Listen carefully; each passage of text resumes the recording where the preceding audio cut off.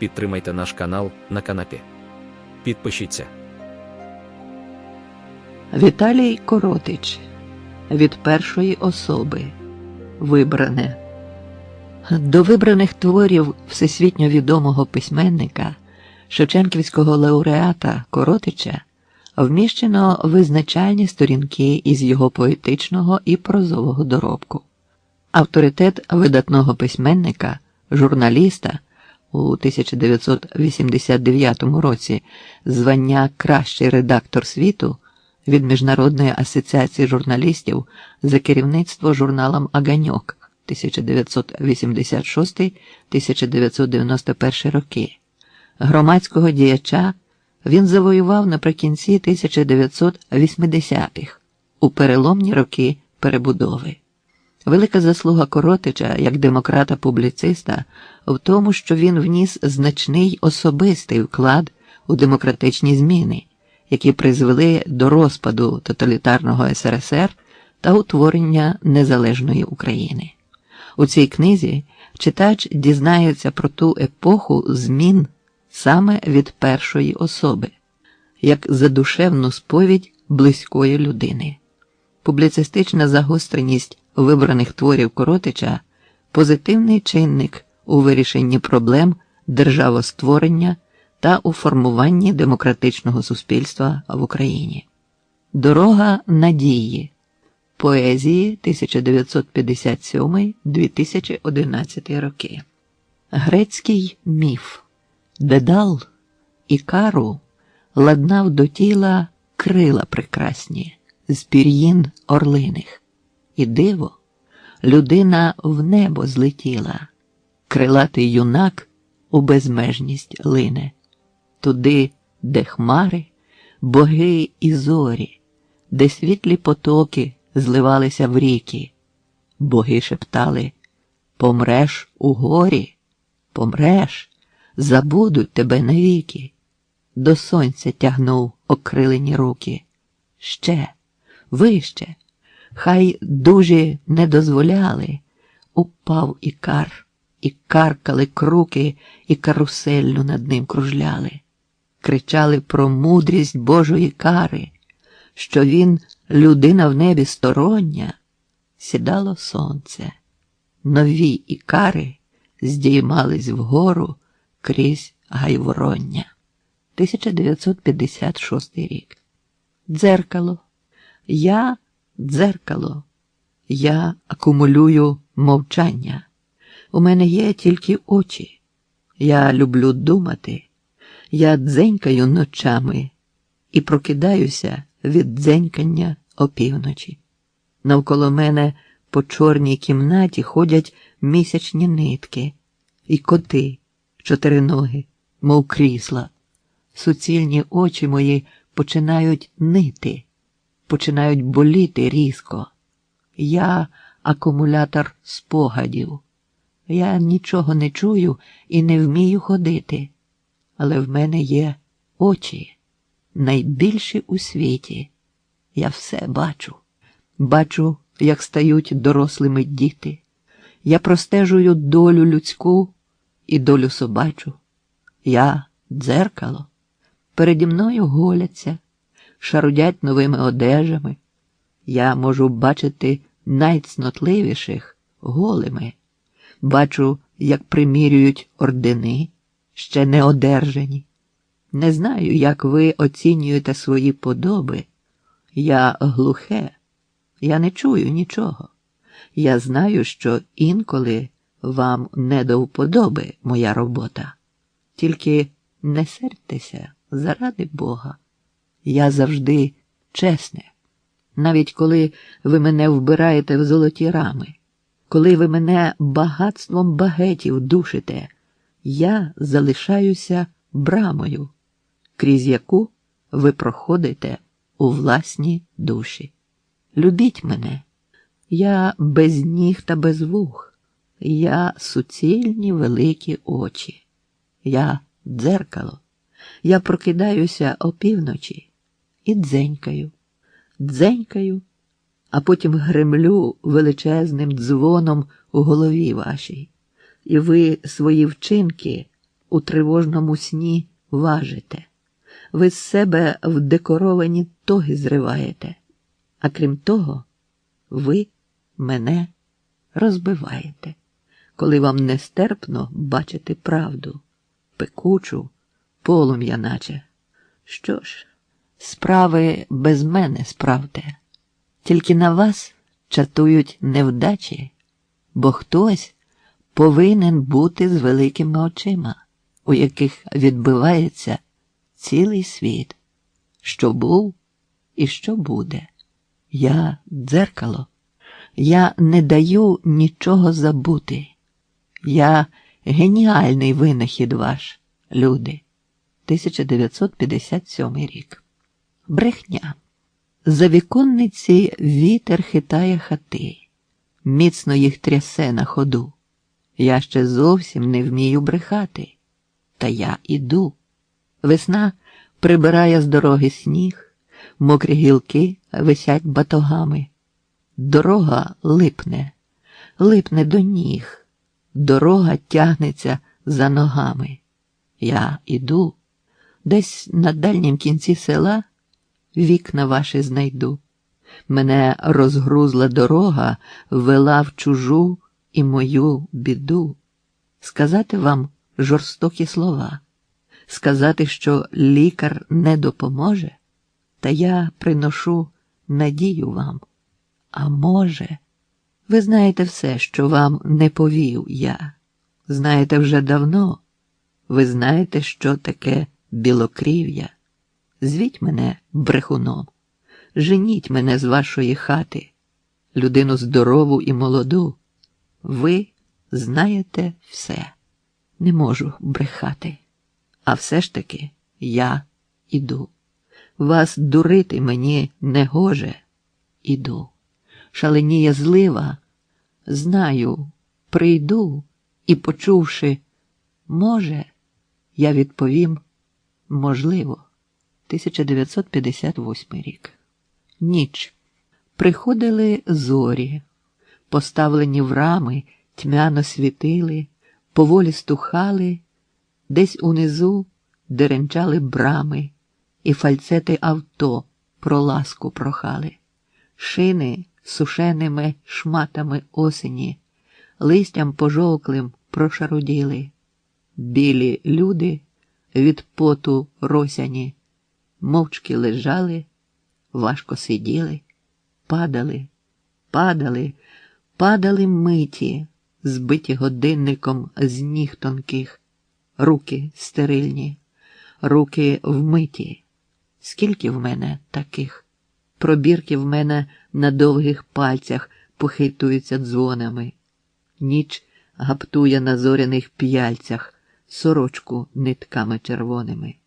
Ти ще не бачила цих долоней, від йоду сухих, жовтих, зоря за вікном. Холоне, холоне, світ жовкне, жовкне. Калейдоскопом перед пінцетами виразки, рани, шрами, швидкі допомоги злими фальцетами скиглять побіля брами. Буде ще ранок, сірий ранок, нежданий, неначе вірші, сині, зелені, оранжеві рани кола в очах вершать. Я віддаю у долоні втомі світлих ножів серпи. Виходжу в ранок, де сірі знайомі кажуть «Спи, спи». 1959 рік. Монолог Джордано Бруно. «Покладіть мій попіл Богові на коліна». Чи він задоволений був з того багаття? Чи він задоволений з ченців моєї країни, що змогли життя моє перекреслити і зібгати? Забаганки мої невеликі і невеселі. Я про все подумав і можливості ваші зважив. Десь на краєчку неба побудуйте мені оселю, щоб я димом грівся з димарів закурених ваших. Не паліть очей моїх, покладіть їх дітям в орбіти, хоч на день, на часинку, хоча б на одну хвилину, бо іще до сьогодні я знав, що треба робити. Хто ж вас вчитиме, люди, коли в небеса відлину? Хто ж вам небо вкладе в телескопів прозорі палі, таємницями вас потішить у небі розлитими?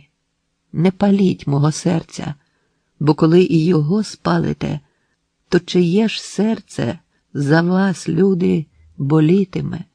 А коли мій попіл закружляє над вами біло, по домівках розходьтеся, діліться грішми і словами. Бо якщо ви дозволили, щоб нині мене вбили, як я можу, люди, сумувати в розлуці з вами? Забувайте про мене, судді з Риму й Іспанії. Не судитиму вас я, і на вас я не гримну люто.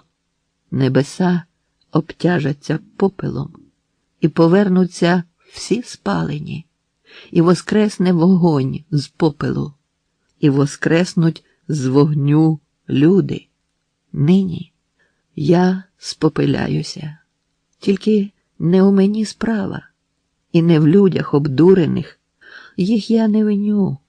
Я зливаюся з полум'ям. Все ж таки, я був правий. Підходьте ближче, погрійтеся біля мого вогню. 1959 рік. Можливості.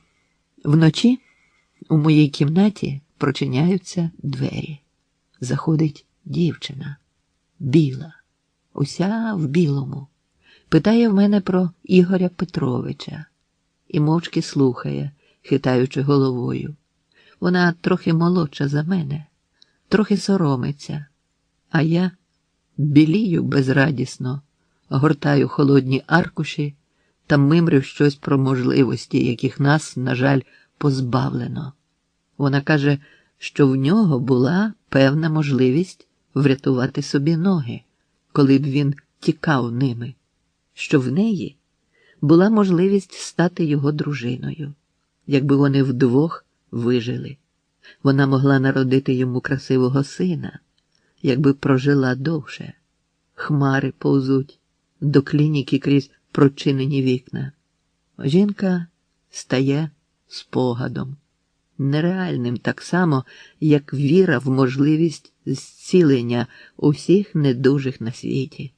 Перегортаю аркуші, перегортаю спомини, перечитую книгу, названу дуже неточно «Історією хвороби». Я знаю, що це серйозніше. Я знаю, що це історія, яку не протокольовано. Але, як всяку історію, її ще не дописано. Доки живуть історики, закуті в марльові кокони. Доки живуть учасники війни, яка ще триває. Думаю про можливості, про відносність можливостей. А ви ніколи не думали, що ми на землі існуємо, що ми по землі ходимо, тому що інші загинули, тому що інших скалічено, хоча в них були можливості ходити, співати, бігати і врешті кохати й плакати.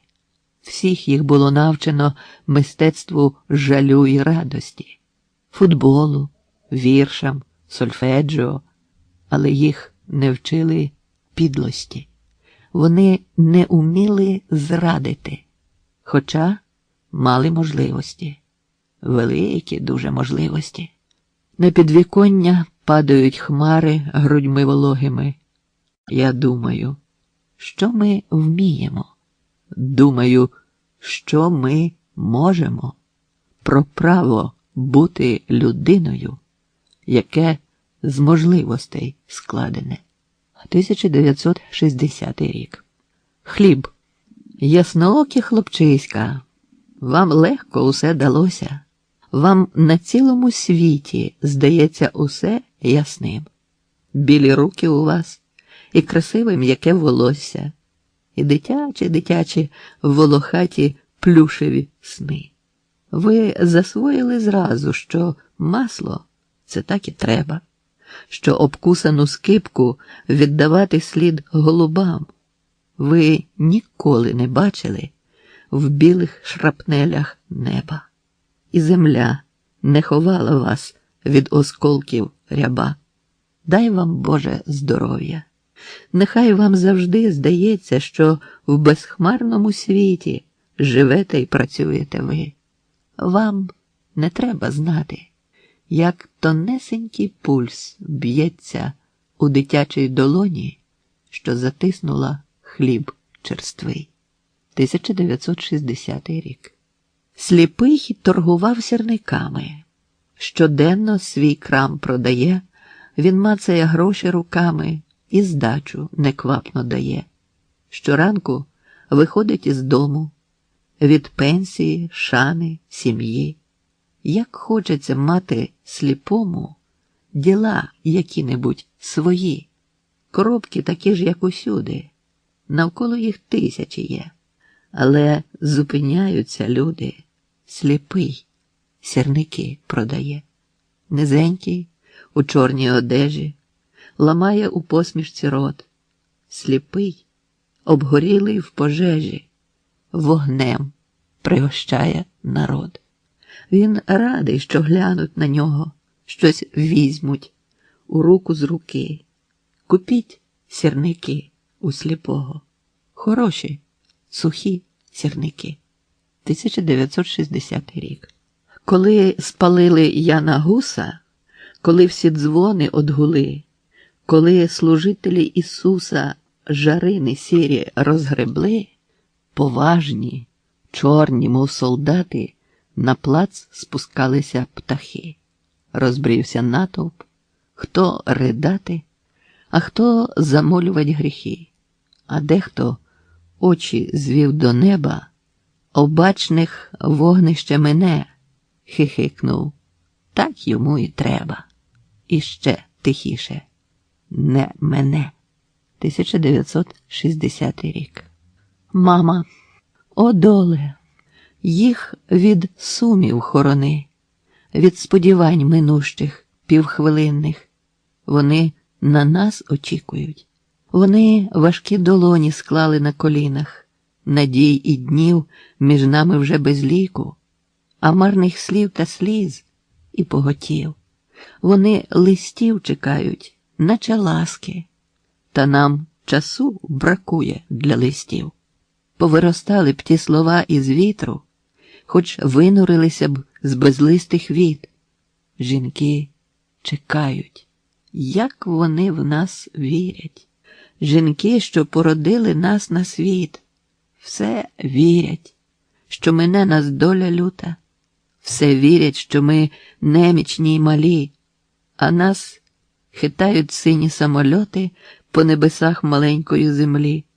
Ми, діти, заклопотані й нечулі, живем, по груди вгрузнувши у час, і нам на плечі падають печалі, яких ніхто не відведе від нас. Ми живемо, мов зерна у засіві. Гремлять над нами війни і громи. Ми вже такі дорослі, що аж сиві, та матері сивіші, аніж ми. О, доле, хорони від суму їх, бо їхні дні навіки з нами скуто, бо їхні лиха рештки наших лих, а радість їхня з нашої покути. Добігти б, долетіти хоч би в сні, хай вистачило б пам'яті і сили, та впасти б на порозі, щоб вони нас підвели і трохи пожаліли, і стали б поруч з нами на межі, де всі стоять задумано і німо. Ми – вічні діти. Доле, збережи нам наших матерів, бо що без них ми? 1960 рік. Бетховен. Музика, сцена, серце холоне. Я наче зараз бачу, нігті, ламаючи об долоні, Люди дорослі плачуть, музиці тій не малят колисати, землю вона трясе, вірші такі б колись написати. І все. 1961 рік. Пам'яті поетів. Якщо поета ставити до стінки, то кулі виб'ють в стінці профіль чітко. Якщо поета вбити біля скелі, насінням кулі у камені впадуть. Якщо поета ставити у полі, на бур'яни, на трав колишніх щітку, то кулі проспівають гімн безсмертя, а люди пісні вмерти не дадуть. Розстрілюйте поетів на світанні, вбивайте їх в потилицю, раптово, аби вони не встигли заспівати, щоб пісні тої вітер не почув. Бо постріли, нехай і найгучніші, вже не заб'ють промовленого слова, і розстріли лунатимуть салютом перу, а не в'язниці і не мечу. Кати, вам неймовірно складно буде, якщо ви не розбризкаєте мозку по сірому гранітові підлоги і вмить його не змиєте з підлог, бо в кожній краплі невмируще слово. Хвилина, і воно злетіти може, і цілий світ вчитається в реєстри всіх ваших зрад, всіх брехень і підлот, і ви тоді ховатимете очі, де острах, наче плівка бурштинова, і ви тоді побачите, як люди, пізнавши правду, суддями стають. Розстрілюйте поетів на світанні, у голову, в потилицю, раптово, у довжелезних ваших коридорах. Інакше бо поети вас заб'ють. Від них залишились відбитки пальців, а не гіпсові маски. На газетних аркушах між рядками вони писали. Краплі їхньої крові на стінах цвіли, як маки. Із тюремних стін вибивали іскри їхніх сердець кресала. Голубими квадратами слалось небо, наче оперативна карта. Жандарми били їх у обличчя, пихаті, мов генерали. А вони відходили, тримаючи на губах солоні крапельки жарту, останнього, найсмішнішого, того, з яким вмирали. І слова лишалися, роками від нас віддалені, піснями весільними, сміхом і гнівом лютим. Зорі сяяли в небі золотими медалями, і гримів розстріл салютом. 1961 рік. Я у морі втоплю всю біду свою, всю біду. Я у морі омию свої очі, руки і душу. Я до тебе крізь море, крізь Чорне море прийду, і мені твоя радість горло рукою здушить. Я поїхав до моря, щоб все сказати йому, в білопінності хвиль відшукати вічності клапті.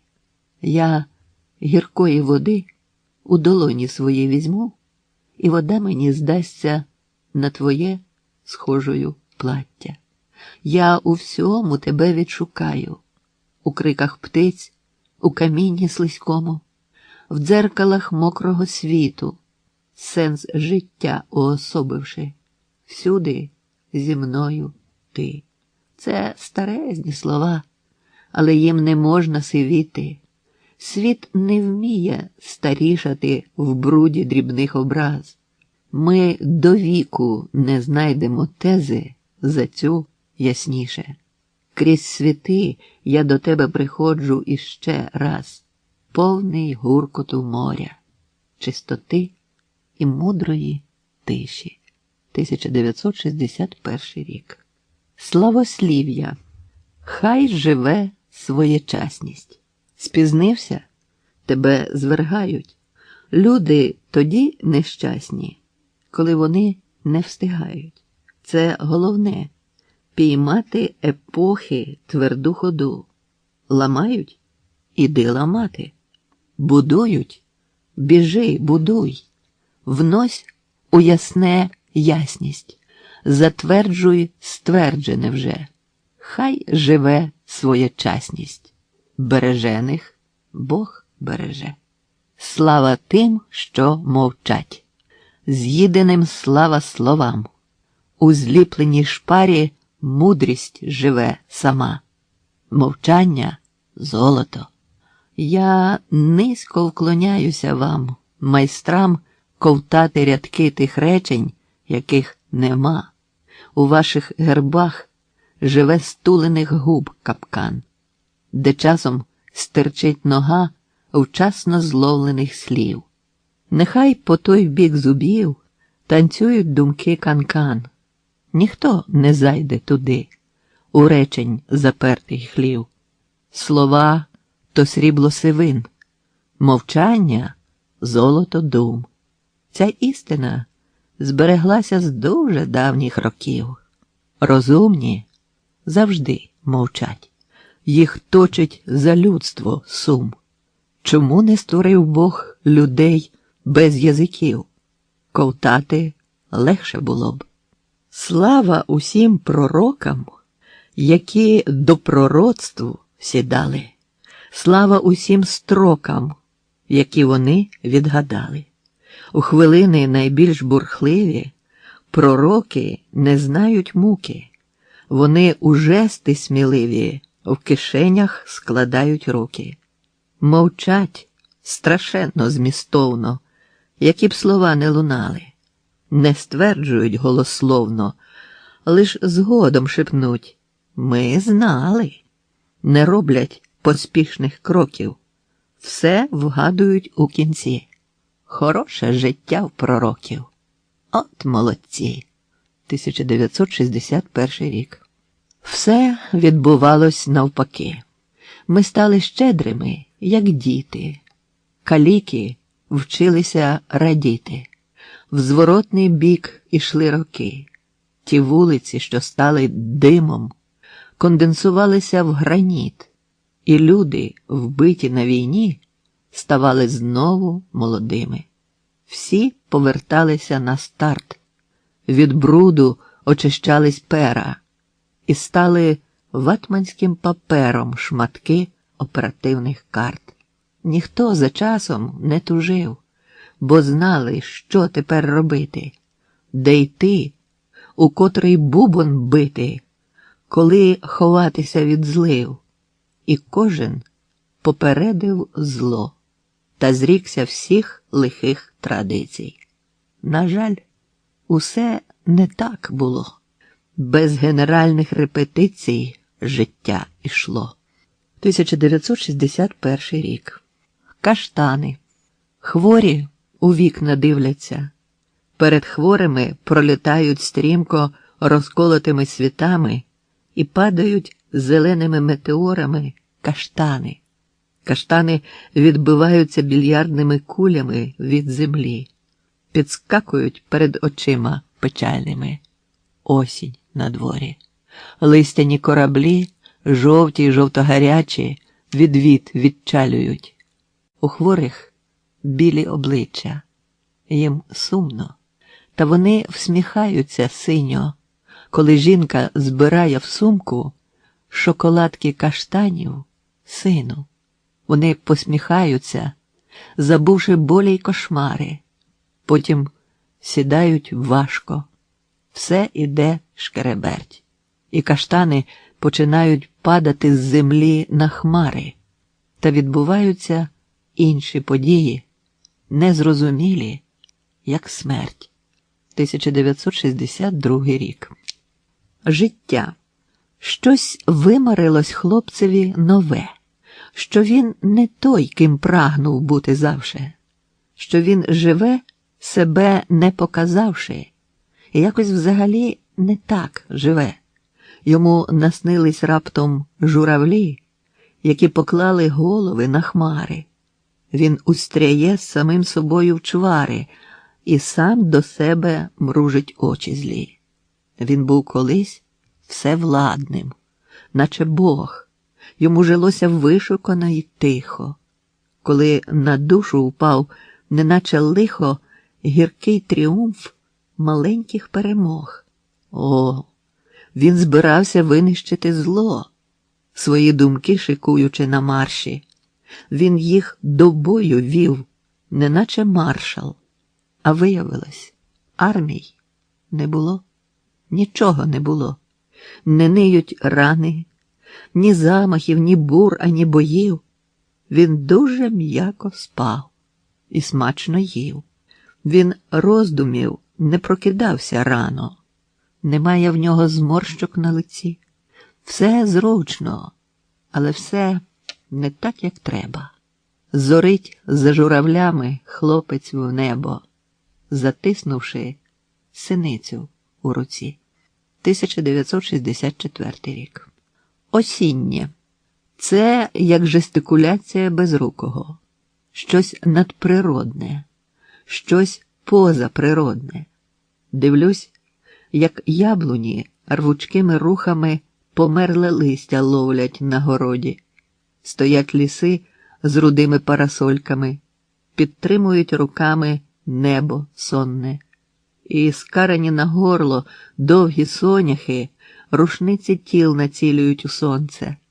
А дівчина з зіницями ожинними крізь цілий світ на мене пильно дивиться. Що є кохання?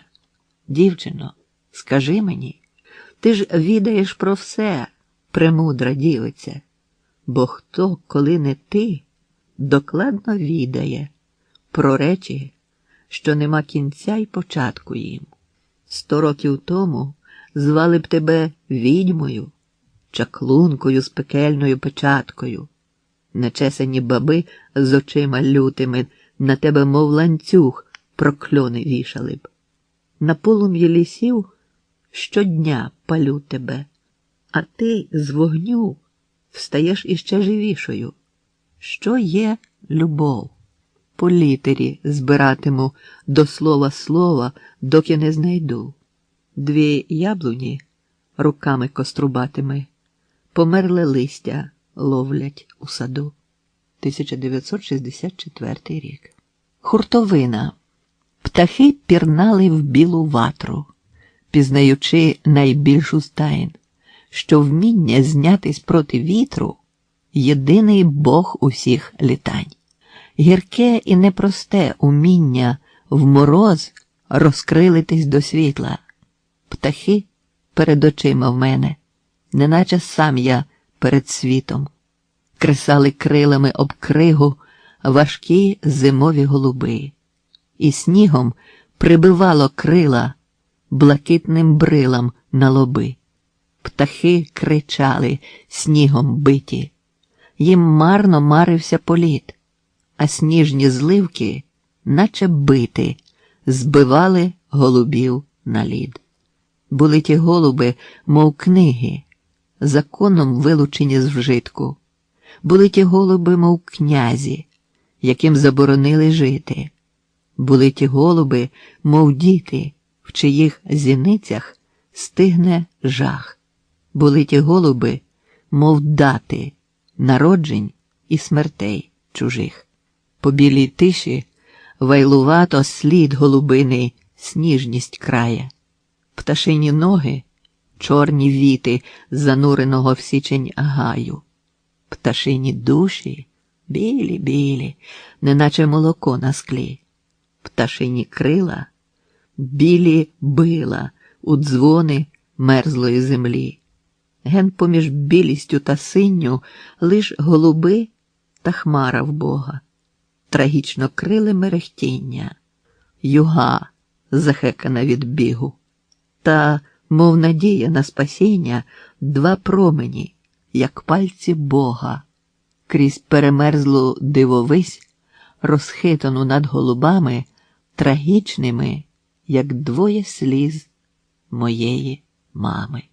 1965 рік. Є люди, наче хмари, Угорі стріляють зорі полум'ям і світлом, а ближче, поміж зорями та світом, є хмара, непроникна для зорі. Є хмара, непроникна для очей.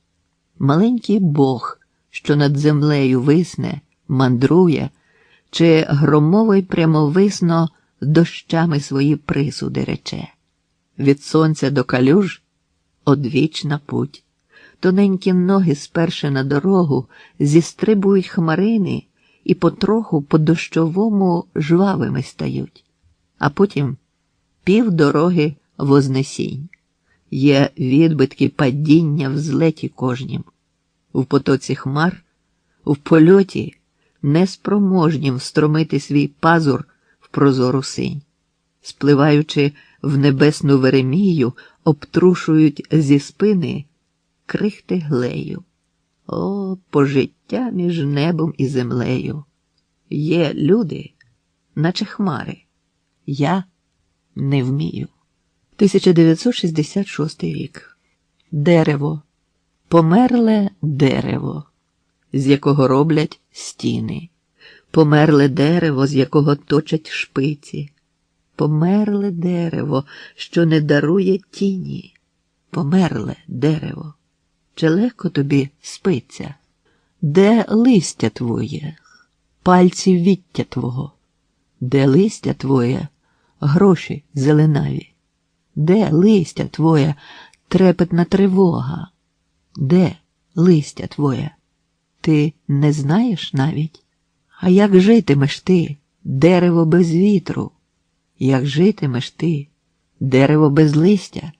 Як житимеш ти, дерево без віття? Як житимеш ти, дерево без лісу? Дерева на цимбалах вітру грають, дерева ронять лист, мов мертві дні. Дерева від самотності вмирають. І в гущині. 1964 рік. Простота. Не все на світі просто, але є якась закономірність саме в тому, що істина раптово постає крізь складності у виклично простому. Не в спрощенні, але у простоті, у мудрій простоті законів світу, в підручниках, де істини прості зістарилися, встигли споловіти. В мільйонах слів заховане зерно дає прекрасні сходи непомітно. Його побачать всі, коли воно зросте і на очах у всіх розквітне. Тремтять пророки всіх країн і звань, майстри ускладнень, задумами куці, коли крізь хащі їхніх міркувань гряде прямолінійність революції. Базіки замовкають між пітьми, жовтіє пліткарів незграбна зграя, коли крізь темних вигадок дими Шевченків геній світло прозирає. Хай квітне простота, її слова складаються в закони невідпорні, конкретні, наче фарби білі й чорні, як цифра 2 помножена на 2. 1962-1966 роки. У мертвім лісі зрубаних віків на сірих пнях рахую чорні кільця, обчислюю років померлих кількість, мов кількість втрачених материків. Згорнулись чорно вигорілі дні, ще ширші від дощів, а вузькі від вітру. Літа минули. Вже ніхто не витре тих кіл, що розійшлись на вічнім пні. Перерізи століть, немов столи, мішені, що віки їх креслять грубо. І кулі в тих мішенях, мертві зуби, що вічності розгризти не змогли. Проміння виплітає жовту кліть, іду по пнях, розжарених, мов тиглі, бо там роки згорнулися і застигли у мертвім лісі зрубаних століть. 1966 рік. Реквієм для листоноші. Коли б поєднали всі поверхи ті воєдино, а східці між ними зростили в небачені сходи, можливо, тоді б зрозуміли, чому ця людина ще й досі вертається з довгого свого походу. Він, зранку почавши, здіймався все вище і вище, а поруч із ним тінь хиталась по витертих стінах. Щоденно він сходив на декілька сходів нових ще, у тому будинку, де люди читають постійно. Коли він упав, була сумка у нього пуста вся.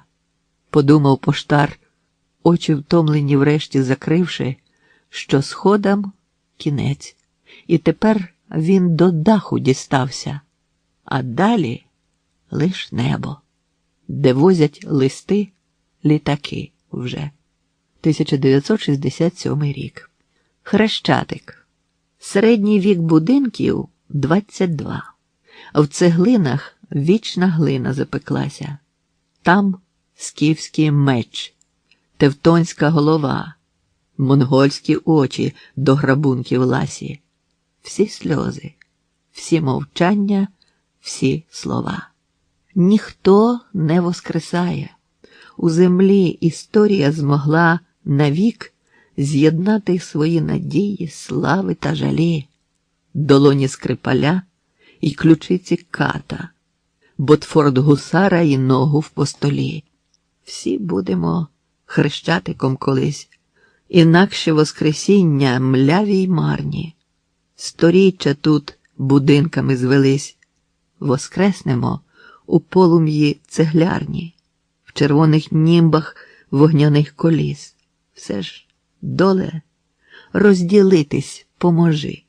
Байдужий час єднає всіх нечемно, але миші, святі й лихі ножі не можуть існувати нероз'ємно у поросі всеїдної іржі. Крізь попели людей і попіл книг процокуються золоті хвилини, і добрі відділяються від злих, коли у тиші кришаться цеглини, бо зло і добро розштовхуються в них. Твоя краса від вічної краси, твоя новітність з прастарого глею, над брудами пречистий ти єси. Цеглинкою зроби мене своєю, прах ворогів окремо заміси. 1968 рік. Дві пісні. Ти прийми, Україно, усі мої дні, бо за кожен я перед тобою в боргу. Я від спраги загину, якщо ти мені не притулиш Дніпра до розтрісканих губ. Нахили своє небо до мене ясне, світло в очі пролий, наче сонце з пітьми. І коли я спіткнуся, підтримай мене, і коли упаду я, мене підніми. Хто про тебе забув, мов осліплений раб, проблукає землею весь вік навмання. Україно, ти, знаю, без мене змогла б. Я ж без тебе не можу прожити і дня. Ти не спи сьогодні, не засни. Тишу я, мов кригу, розтоплю. Хай тебе минуть щасливі сни. Ти не спи, бо я тебе люблю. Крізь 4000 оман, серцем відганяючи біду, я прийду до тебе, мов туман, і тобі на плечі упаду. Хоч твоє побачити б вікно, хоч би до твоїх торкнутись рук. Ми не зустрічалися давно, я уже втомився від розлук. Повернусь до тебе, де б не був, лиш мене поклич з безсоння ти. Ти мені пробач мою любов, і за муку цю мене прости. 1968 рік. Початок. Всі пагони подібні навесні. Вони ростуть однаково зелені. Майбутні бур'яни і майбутні клени зеленотрав'ям встромлюються в дні. Зелені пальці цупко ловлять вітер. Хитаються, підводяться, встають. Зеленими ротами воду п'ють. Зеленими ножами тнуть повітря. А їм ще рости. В тополі на плечах ще небеса остудять білі скроні. Ще ляже осінь кленом на долоні. Ще жолудь опаде на теплий шлях. Спочатку все трава, дуби й осот, усе підряд, пирій, тополя й жито. Це зараз, а зима залишить жити лише єдиний пагін з 500. Зелений спис прогнув подушку глини.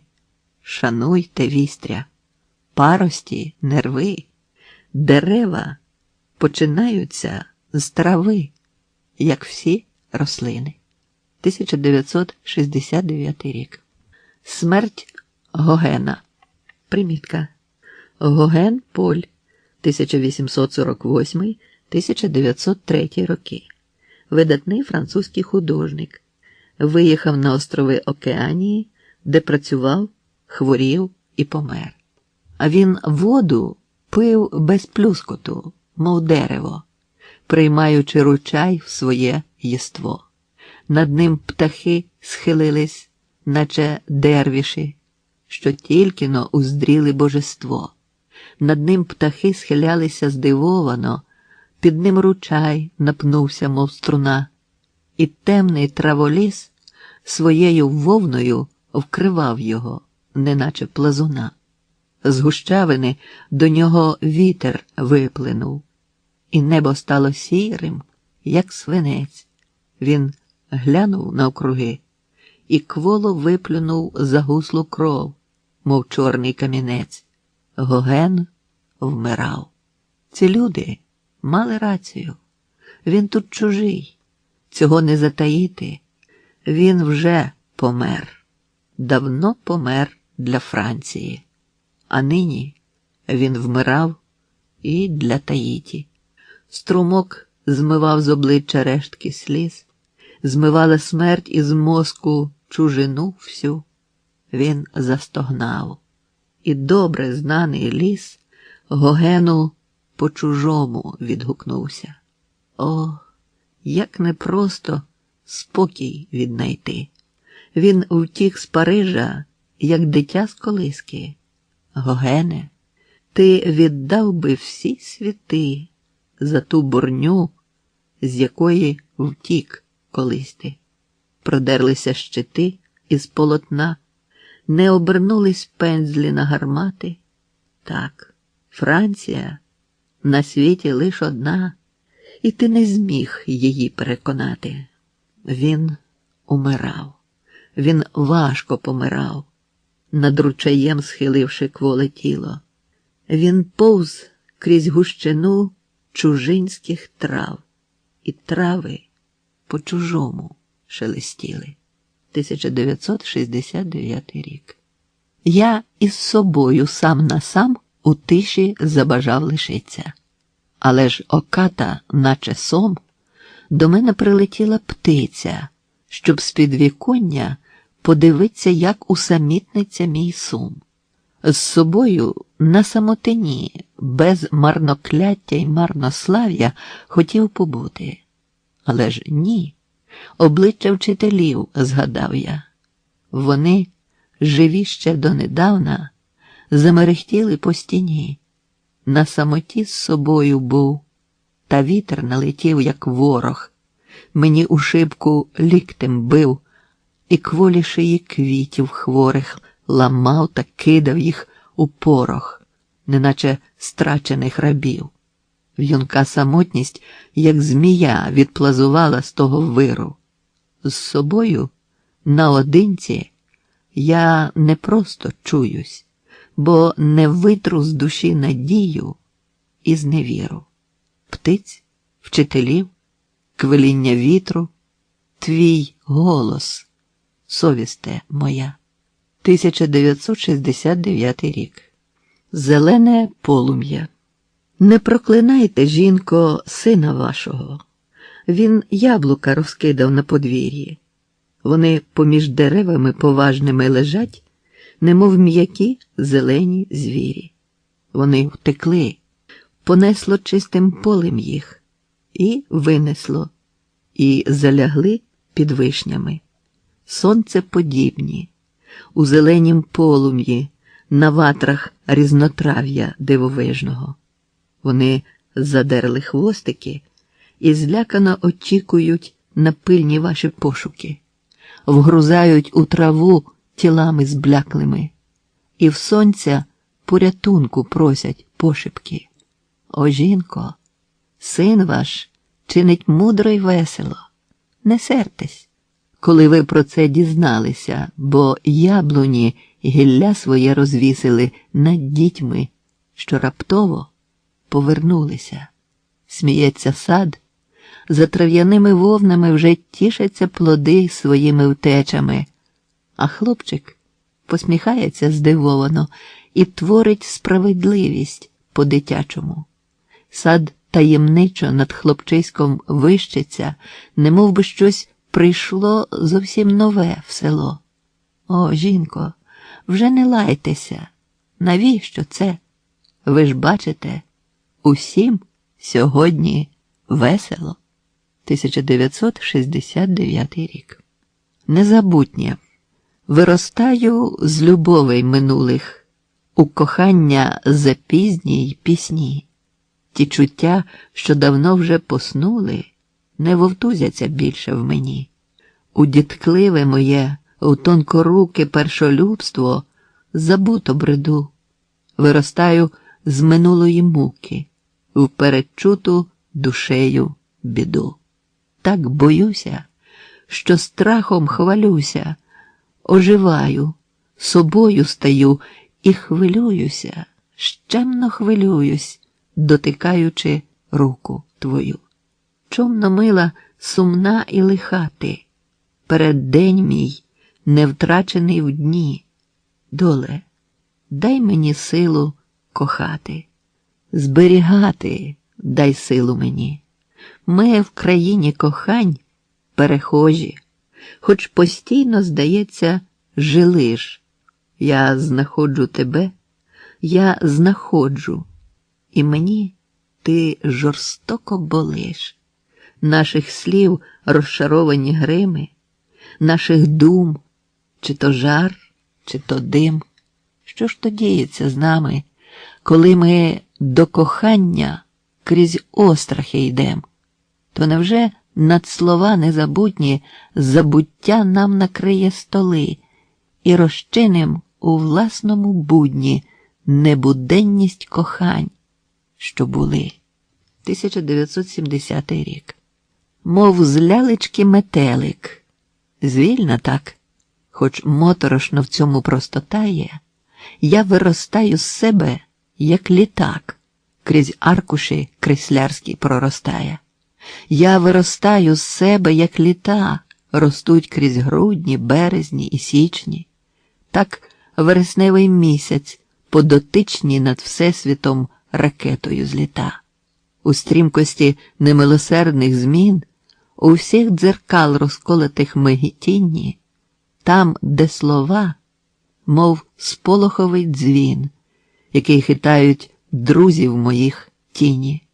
В затіненості пережитих літ підводжуся, в прийдешній день вростаю, у вік новий, немов у перший літ, як з лялечки метелик вилітаю, крізь день минулий, як ріка крізь лід. 1970 рік. Верба тонкою вудочкою віті в плиткому білосніжжі все рибалить. Як вибілилося на білім світі, зима цей світ, як власну хату білить. Боли, мій світе, виіскрений весь, мій світе, мій невияснений подив, і хилить наді мною дивовись бурульку.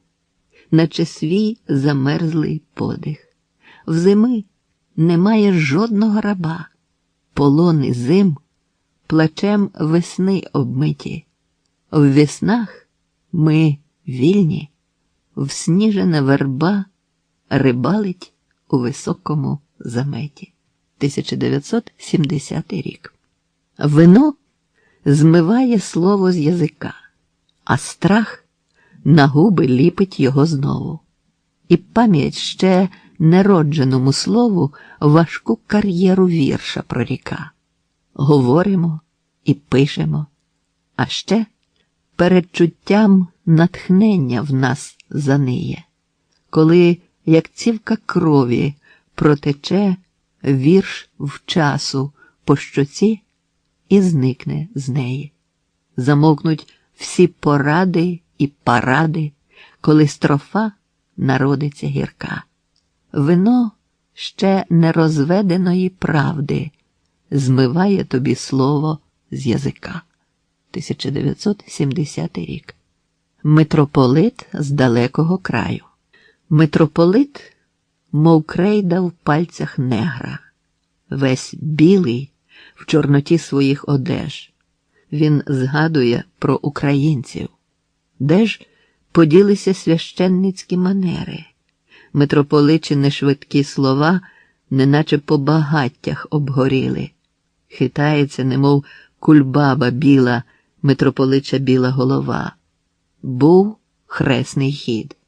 І пісто це минув. А він втомився і не зна ще сам, де випали з його зіниць і щезли прозорі краплі золотого сну. Він дивний чоловік, митрополит. Розказує мені про Аргентину, про те, як молодий пріор Гаттіні розпитував його про владу літ.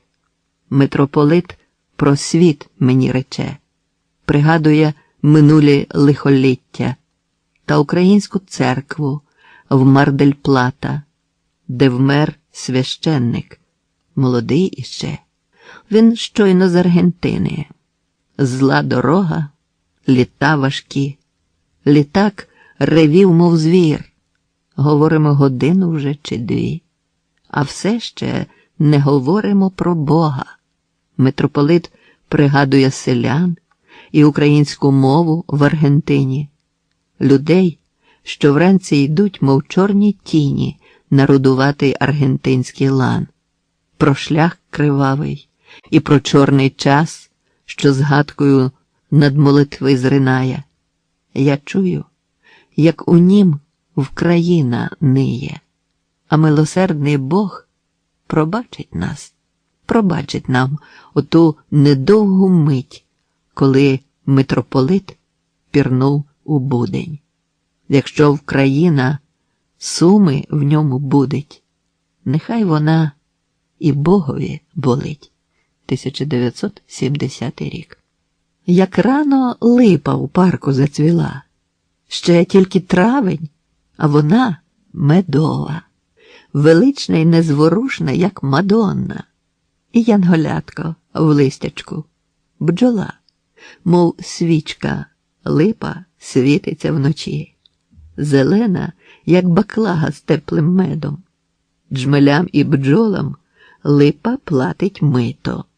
Медовий дух, мов світло, в світ лючи. Знайди її, почуй бджолу між віт, хрипкого сурмача, що там вартує.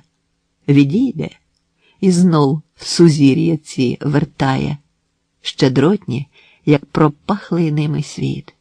Сім'я бджолина сито відгула.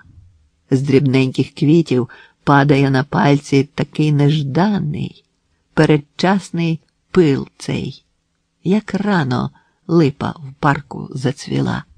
1970 рік. Лист. Не нарікай. Ти все надумав сам. Не скаржся. Ти ж бо міг інакше жити. Все чорно-біле, мов дереворити. Твій переляк і невигойний страм, твоя біда і в ній закутий страх, що будуть при тобі тепер до скону. Ти, мов каріатида без балкону. Нічого не тримаєш на плечах. Що ж, можна і так. До дна самот долинь і спробуй, сам для себе ставши катом, у власній безпросвітності шукати навпомацки тепло чужих долонь, чужих багать жовто-гарячий дим понад тобою килимом пролине, і всесвіт цей не стане на коліна, коли ти колінкуєш перед ним. Сум каяттів – найдешевіший крам. Не нарікай, ти все придумав сам. 1970 рік. Жовта кулька на дереві другий вечір хитається. Діти небо угледіли, може, вперше в житті. Понад сивими сливами золота висота є ця, і зіниці від подиву у дітей золоті. Хмарні айсберги випливли на шляхи свого дрейфу. Палець сонця промацує золоту висоту.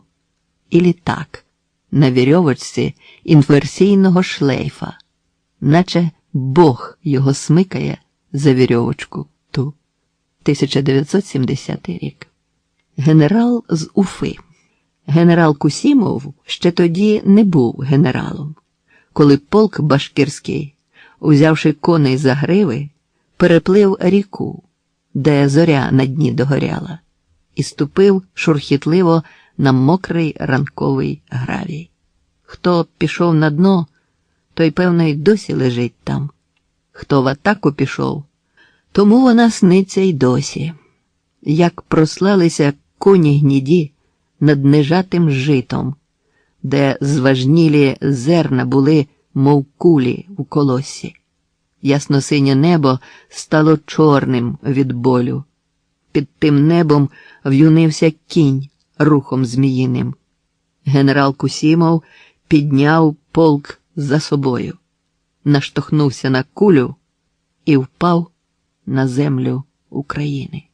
А він тоді, башкир цей, ще не був генералом, ще героєм не був він, а просто ліг непритомний.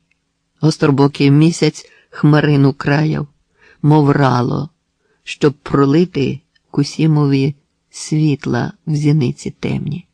Мчали коні баски, Кусімов про смерть думав. Він втомився від болю і вже не хотів жити, коли діти прийшли до нього з чорного диму, із густих, як ніч, українських димів житніх. Ми в Уфі з Кусімовим пили коньяк і горілку. Ми ковтали воду, кумис і міцну каву. А він все розказував, як жита горіли, і як діти тягли його до химерного схову, і як жінка плакала довгими вечорами, як земля чаділа слідами танків покраяна. Генерал Кусімов має глибокі шрами і геройську зірку на кітелі понад шрамами. Він запитував: «Синку, чи не рук твоїх то справа? Чи не ти мене, синку, порятував від брану?» Стали очі в нього червоними, мов заграва, як дивізійний прапор, чи як наскрізна рана. Ми виходили з ним у башкирське смеркання зимне. Чорнобілі кельнери нас проводжали ввічливо. Генерал мені далі розказував про землю, що Вкраїною зветься і кров'ю його увінчана. 1970 рік. Тінь. Наші тіні пахнуть асфальтом.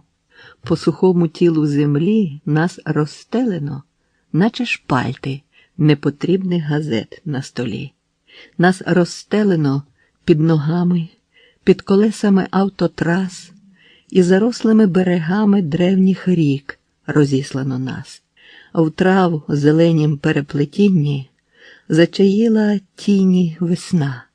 У воді потопають тіні, випадаючи із човна, із життя свого, мов з двобою, вивільняючи довгий вік, тягне довгу тінь за собою, наче пам'ять свою старик.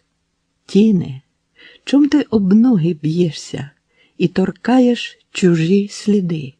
Упадеш колись і зіллєшся, і з'єднаємось назавжди.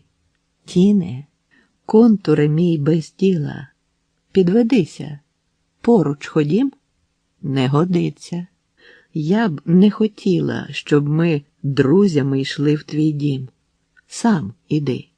Понад примусовість цих подвоєнь, лун, мерехтінь, пам'ятай, що пам'ять і совість за тобою бредуть, мов тінь. Всі тобою прожиті дати, радість вся і увесь твій сум. А ти навіщо? Щоб нагадати, що не сам ти, не сам, не сам. 1970 рік. Серпень. Тупцює сад, мов сонне божество. В танок химерний вітер водить вишні. І голуби, мов ангели його, підводять свої крила дивовижні. О, радісне поганство цих світань, коли відкрити можна цілий світ цей. Прийди у вітер, в центрі саду стань і подивись на свято вишень звідси, коли перетираються шляхи на теплий порох сірими возами і встромлюються зорі в лопухи, і літо викладає свої крами. Я вірю в сад, де вишні, як живі, де яблуні у танці з вітром злито, де промені заплутались в траві, мов пальці сонця в теплім чубі літа. 1970 рік. Дід.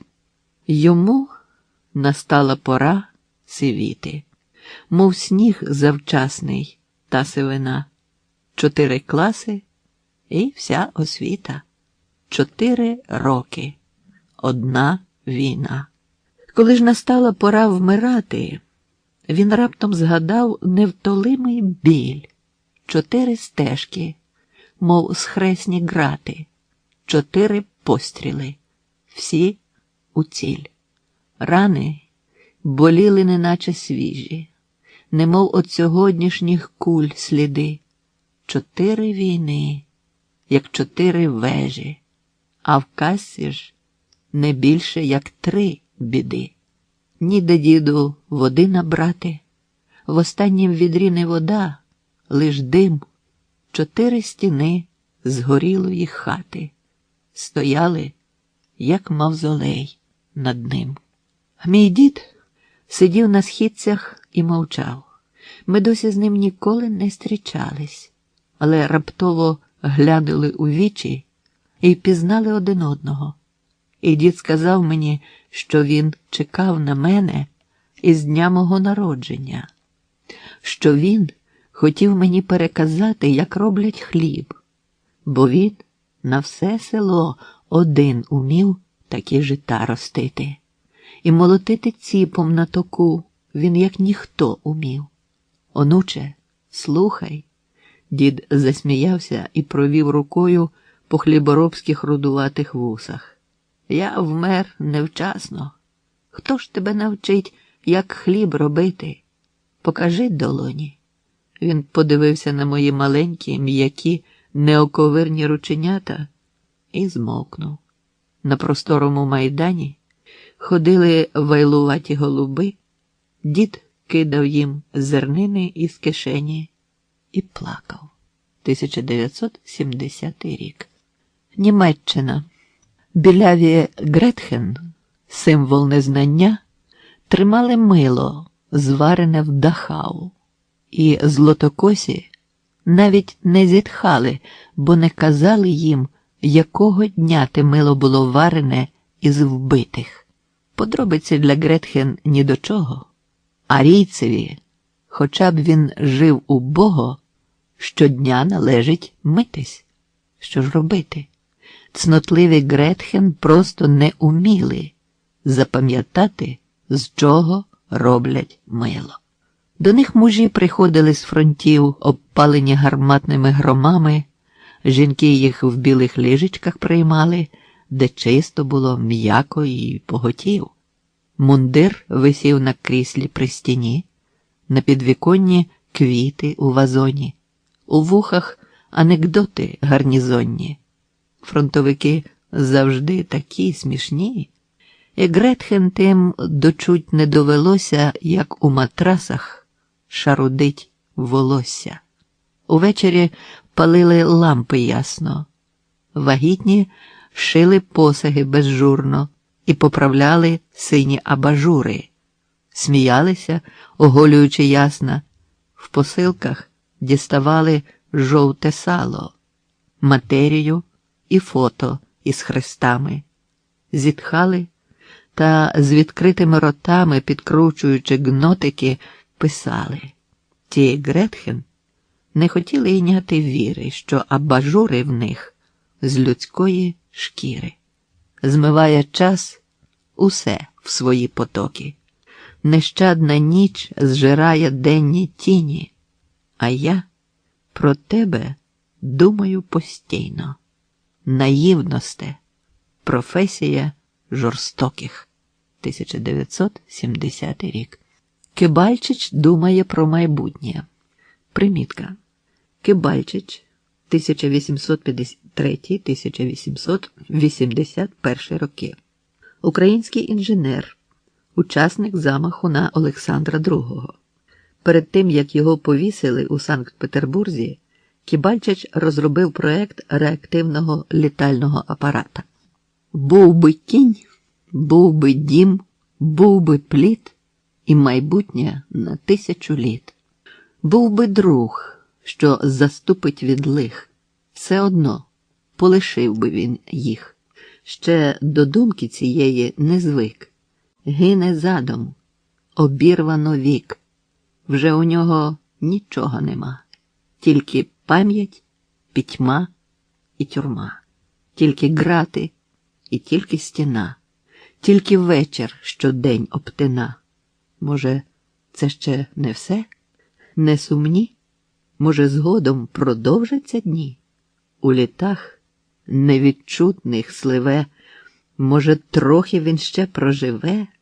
Сріблом власних завчасних сивин дотикався прийдешності він. Чи долонею, чи олівцем, а чи крейдяним кресленням цим. Скажуть, дню, що гряде, послужив.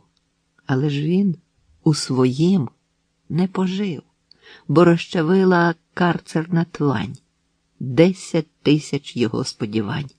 Тяжко вірити в пам'ять століть, коли кат біля горла стоїть. Тяжко вірити в інші світи, коли з цього доводиться йти. У в'язниці дотліли вогні, але білим по чорній стіні, мов Кибальчич уявлений знак, виникає космічний літак. В сторожів затремтіли ключі. Де ув'язнений? Зник уночі. 1970 рік. В небі у пам'яті знову відлуннями бою кулі свистять, як джмелі у ранковому лузі. Ми живемо, переможці, мислителі, друзі. Будьмо ж собою. 300 смертей промаячило над головами. 300 спокус не поклали на очі полуди. Понад усе ми достойно виходили в люди. Будьмо ж собою. Хай нас весняно бентежить і душу турбує поле одвічне, його вчителі розорали. Іменем сущих, іменнями тих, що упали. Будьмо ж собою. Скільки життя того, тільки б не вкрити ганьбою, не роздрібнити і не пробалакати всує. Будьмо ж такими, яких нас народ потребує. Будьмо ж собою. Слава мине, чи укриє важкою габою, легко ітиметься, чи крізь хурделицю люту, зливши єство із єством свого часу і люду, будьмо ж собою. 1970 рік. Карпатський ліс. О, ліси ви мої, ліси ви, вся планета на вашім корінні висить, як гиря, і хмари нечесані, наче перуки сиві, перелітають над вами, з голови на голову горам, а ви посередині, небо над вашим світом, а трава – ваше підніжжя, зеленочубі низи. Хмари дощами вам прошивають віти і розколюють верховіття вам вогненні бичі грози. Небеса на вас одягають вічносині кашкети, брунатними зморшками вдекоровують вас роки, а ви в небо націлені стоїте зелені ракети, де космонавтами білки і жовтодзьобі шпаки. Ви щедрі, мені даруєте дерев квітучі свічі. Кричу, що мені замало.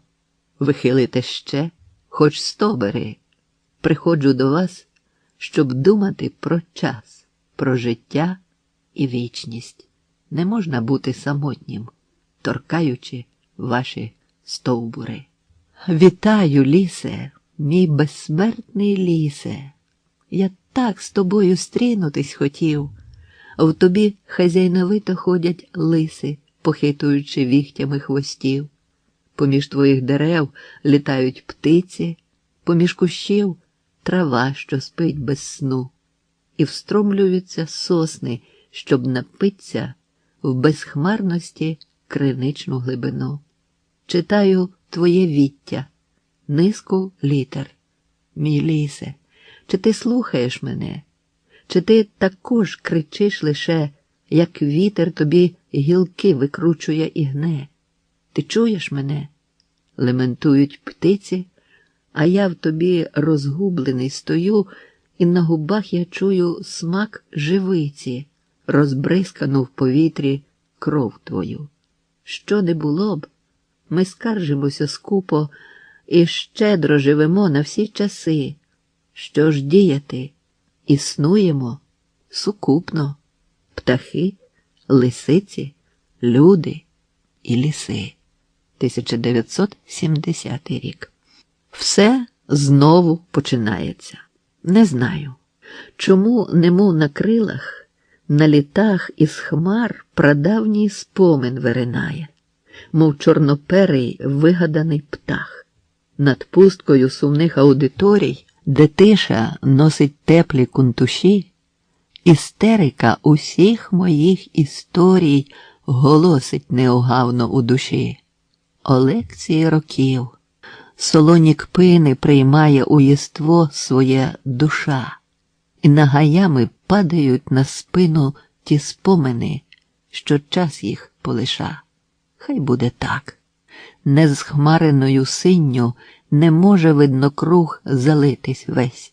Хай витрусять із мене потрясіння лахміття самовпевнених словес.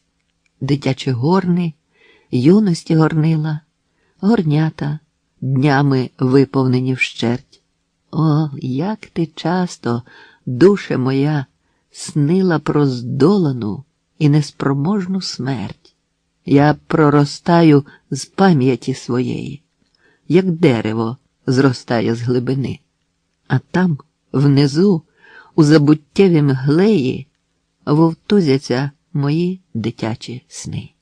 Я все росту, як дерево у полі.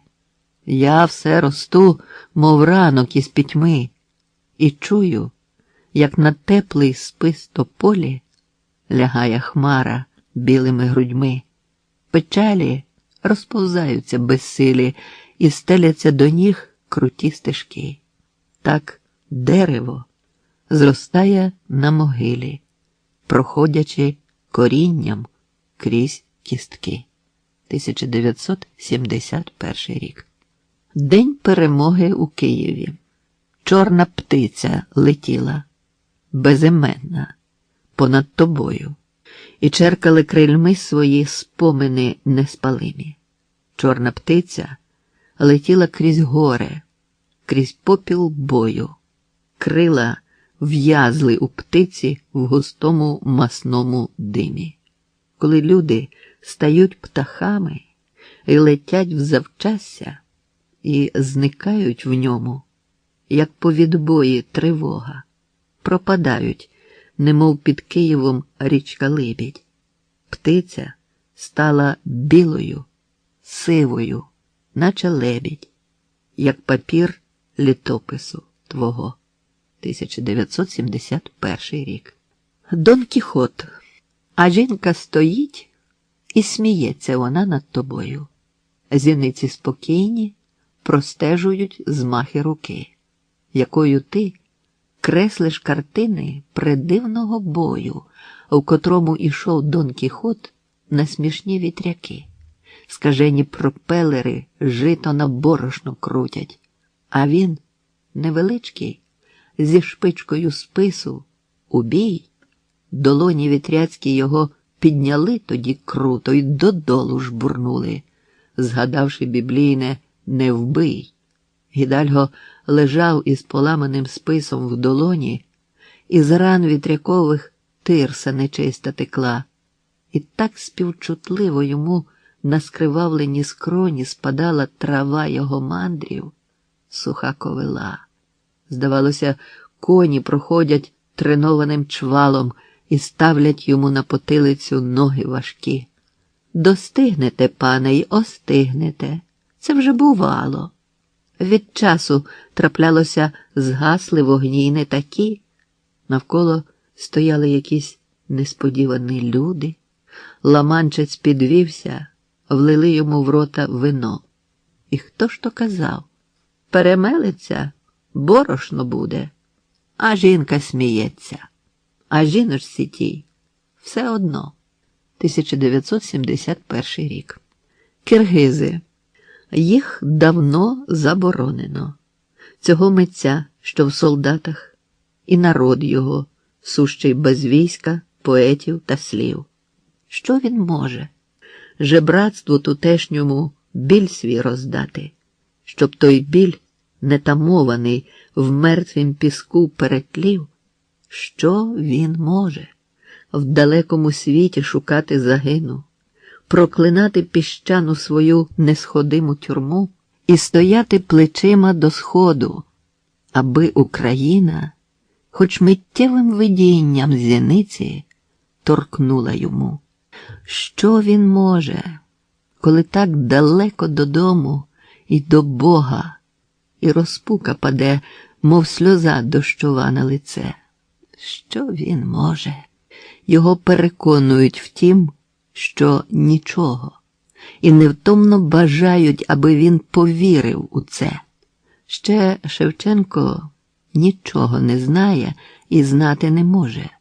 На пекучім пустеллі стоять перед ним байгуші. Ще не знає він слів тих, якими у нашого мужа просять мужності діти, що муку лиш мають в душі. Що він може? Всевладний фельдфебель подивиться ззизо, і в уяві фельдфебельській солодко свиснуть різки. Ще Шевченко запише в журналі це слово «киргизи». Заскрегоче воно, заболить незбагненне й різке, а за словом тим люди і трави, пустелі і гори, і пісні незнайомі, і речень незнаних рої. Ще Шевченко побачить пророслу крізь погляди гордість, і зрадіє він так, наче вдома побачив її. Скільки гордості треба народу, щоб став він собою, скільки душ неіржавих над душами, влитими в лій, скільки сили потрібно йому від безсилля до бою, щоб пройти по історії і зберегтися у ній. Що він може? Усе. від народу ідучи до народу, він, мов зерня зорі, пробиває імперську пітьму. Жовта соняшна куля підводилась ясно зі сходу і, йдучи на Вкраїну, дивилася в очі йому. 1971 рік. Кіно. Люди вмирають знову. У 8, в 10, в 100 на срібнім світнім екрані немає ні краплі крові. Але у просторій залі спробуйте зручно сісти, коли перед очима в минулих бойовищ реві знову танки воскресли. Вулиці всі розпались. Знову сховав у попелі місяць лице бліде. І чоловік, що давно вже на світі один як палець, дивиться на друзів, які вже й не знати де. Весна за вікном, а в залі снаряди падають з виском. З екрану залізо котиться на паркети долівок. Летять бджоли на свічку, що пахне горілим воском, пожежею в мертвім вулику і димом давніх домівок. 1971 рік. Олександр Довженко пише щоденник. Примітка. Довженко, 1894-1956 роки. Український кінорежисер і письменник. Ви розкажіть нам про все, що болить без упину. Коні летять довгим шляхом. Усі на війну. Втоми летять над обличчям. Немає з них сну. Попіл летить над душею. І весь з України. Дні погоріли там. Чорні вони і пропащі. Яблуні димом запліднюють квіти свої. Вишні горять, як вкорінені літери «ї», а язики того полум'я вночі у пащі. Сивий митцю, ви з якого трагічного полку? Темно за вами. Чи довго йдете звідтіль? Ви покладіть, Олександре Петровичу, руки на стіл. Втомлені пальці, немов обгорілі цурпалки. Як воно буде? Коли допалає воно, небо, в якому згоріли і хмари, і птиці? Хтось, може, знає, коли вже нарешті скінчиться ваше чорнюще, не зняте ніколи кіно? Ви запишіть його, знімете згодом. Та де? Небо над вами лягло на прожекторні палі. Ви з України вже стільки ночей відступали, тільки ж вона невідступно за вами іде. Скільки вже втрачено мозків, долоней і ніг, скільки вже друзів на землю лягло, як на мати, на кіностудіях пам'ятей, совістей, марень, стільки знімається фільмів, і ваш серед них. Ви запишіть його. Вже понад звуглену гать стяги світання й надії оновлено мають, бо умирають держави, слова не вмирають, бо кіноплівки палають, думки ж не горять, бо ростемо до прийдешньої радості, злих, всепереможно над всесвітом цим чорно-білим. Ви напишіть про свій біль, ми поділимось болем, а перемога в нас буде мовненька, одненька на всіх. 1971 рік. Село. Пережили 2 світові війни. Та безліч воєн, де крові лилося менше. Пережили часи, коли виздохли навіть миші, бо пропадають з голоду й польові гризуни. Пережили поводі, коли потопали й коні. Пережили танки, що було ними поле зрито. Пережили всі театри, що пробували створити вистави про те село в себе на коні. Не було подвигів, ніяких красот тобі тут. жило село, як годиться, про світ і про себе дбали. Як пожежа займалася, на сполох тоді били. Як вороги приходили, ішли ворогів бити. Не знаю більшої мужності, ніж мужності бути собою. Батьківське село моє вміло в прийдешність іти. Коли з 10 один лише повертався з бою, а з 12 хлопців 2 лиш доживали до 30. До стобіса статистиків, що звелися над нами й торочать, де хвіст у чаплі і чому трава не росте. В нас у селі було 150 в'єтнамів і з 10 освенцимів. Та ніхто не знає про це. Поставте йому пам'ятник, селу батьківському вічному, де поле жовте від колосу, а стіни від куль рябі. Поставте йому пам'ятник, хату, що буде вікнами ловити сонячні промені і затримувати в собі. Нехай там живуть діти, що знають закони праці, знають закони вічності та всі закони краси. Хай буде вічним село те, наче державний прапор. Живи, свята наша земле, і нас у вічність неси. 1971 рік. Олександр Богомолець народжується в Лук'янівській тюрмі. Примітка. Богомолець, 1881-1947 роки. Академік, президент Академії наук України. Досліджував, крім іншого, проблеми людського довголіття. Хтось має думати і про безсмертя теж. Як не було б, як гірко б не боліло, якою смертю б в світі не біліло, хтось має думати і про безсмертя теж. Бо що твоя біда, пекельно всім, а воля твоя виросла з неволі, і пишеш білим ти по чорній долі.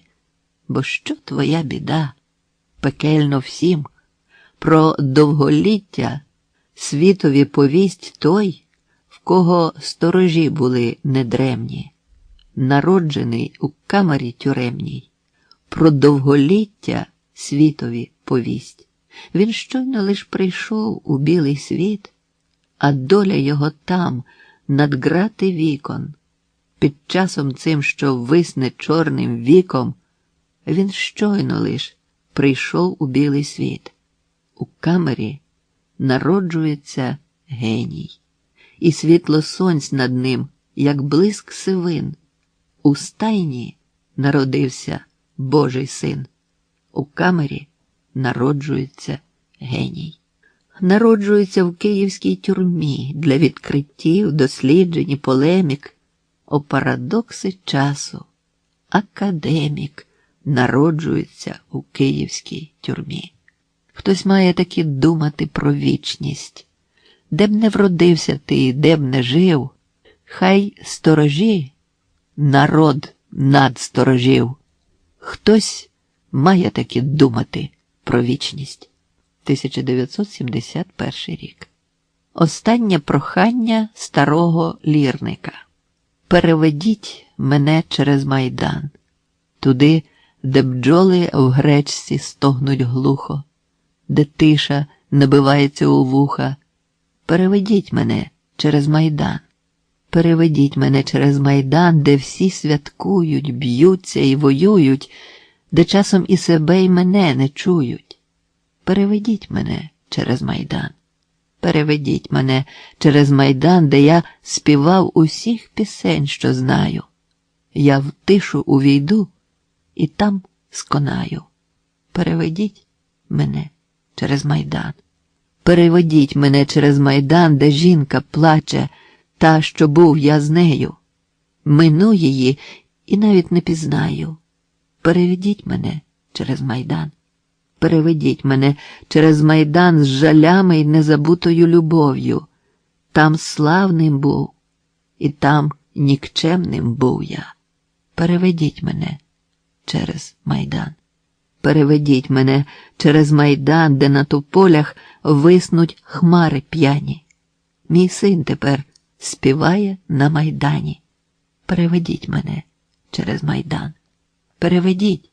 Майдану тлумне тло взяло його у себе і вело ще, коли він впав у центрі тої площі, а поля за Майданом не було. 1971 рік. Рояль. Над скатертин, залитими екранами, у тій залі, де пиячила нудьга, я бачив, у оркестрі ресторанному стояв рояль, мов лев на 3 ногах. Вони бринять, нікого не уславивши, чи шорхотять, немов сади зів'ялі. То дні його та ночі биті клавіші, то чорні й білі клавіші рояля. З роялевого черева розбитого вони ще можуть висотати музику. Як пестили їх, як шалено били їх. Вони знайомі з молотками й музами. Із сотень рук лиш декілька ласкавіших. Недбалі музиканти, а річ звичайна. І відбитками пальців на тих клавішах лишилось примусове деренчання. Музична моя чорно-біла вулице, рояле мій, клавіатура крику. Там дні і ночі видзвоном чергуються, чекаючи на вправного музику. Рояль гуде, всіх гам його не злічено, та клавіші п'яничкам рук не палять. Хай поки на роялі грають ліктями, роялю сняться віртуозні пальці. 1971 рік. Соломія Крушельницька співає в Італії. Примітка. Крушельницька 1872-1952 роки. Українська співачка. Виступала на оперних сценах Європи і Америки. Тут є стільки пісень. Соломея моя, Соломія. Чом так вірять ці люди наспіваним вами словам?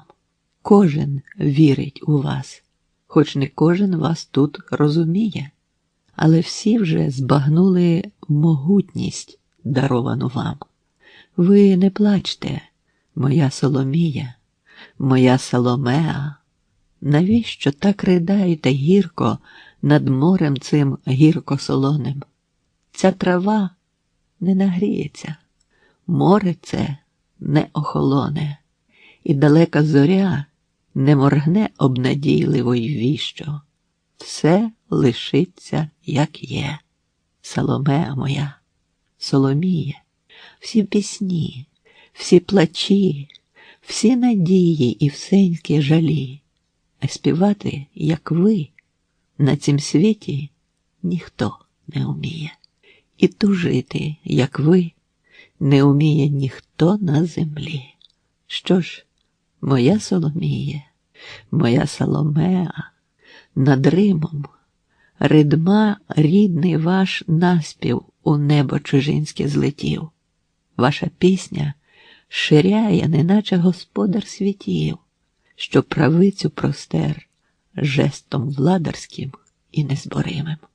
Зброя власна у всіх, Соломеа моя, Соломіє.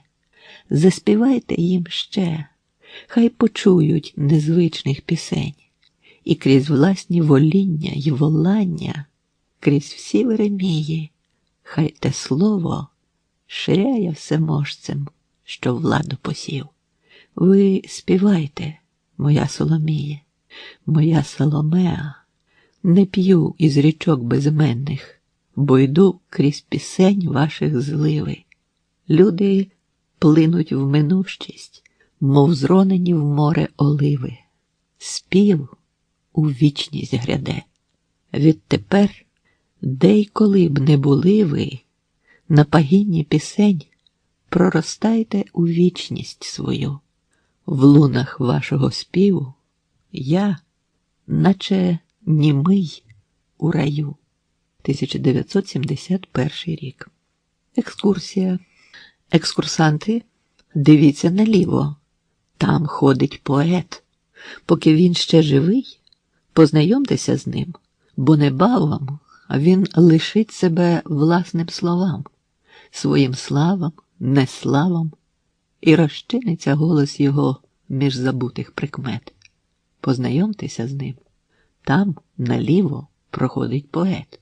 Екскурсанти, дивіться направо, іде робітник. Познайомтеся з ним. Він хрещатик з руїни виводив. В його вухах співають гудки довоєнних заводів. Дим війни із легенів ще досі у нього не зник. Познайомтеся з ним. Там, направо, іде робітник.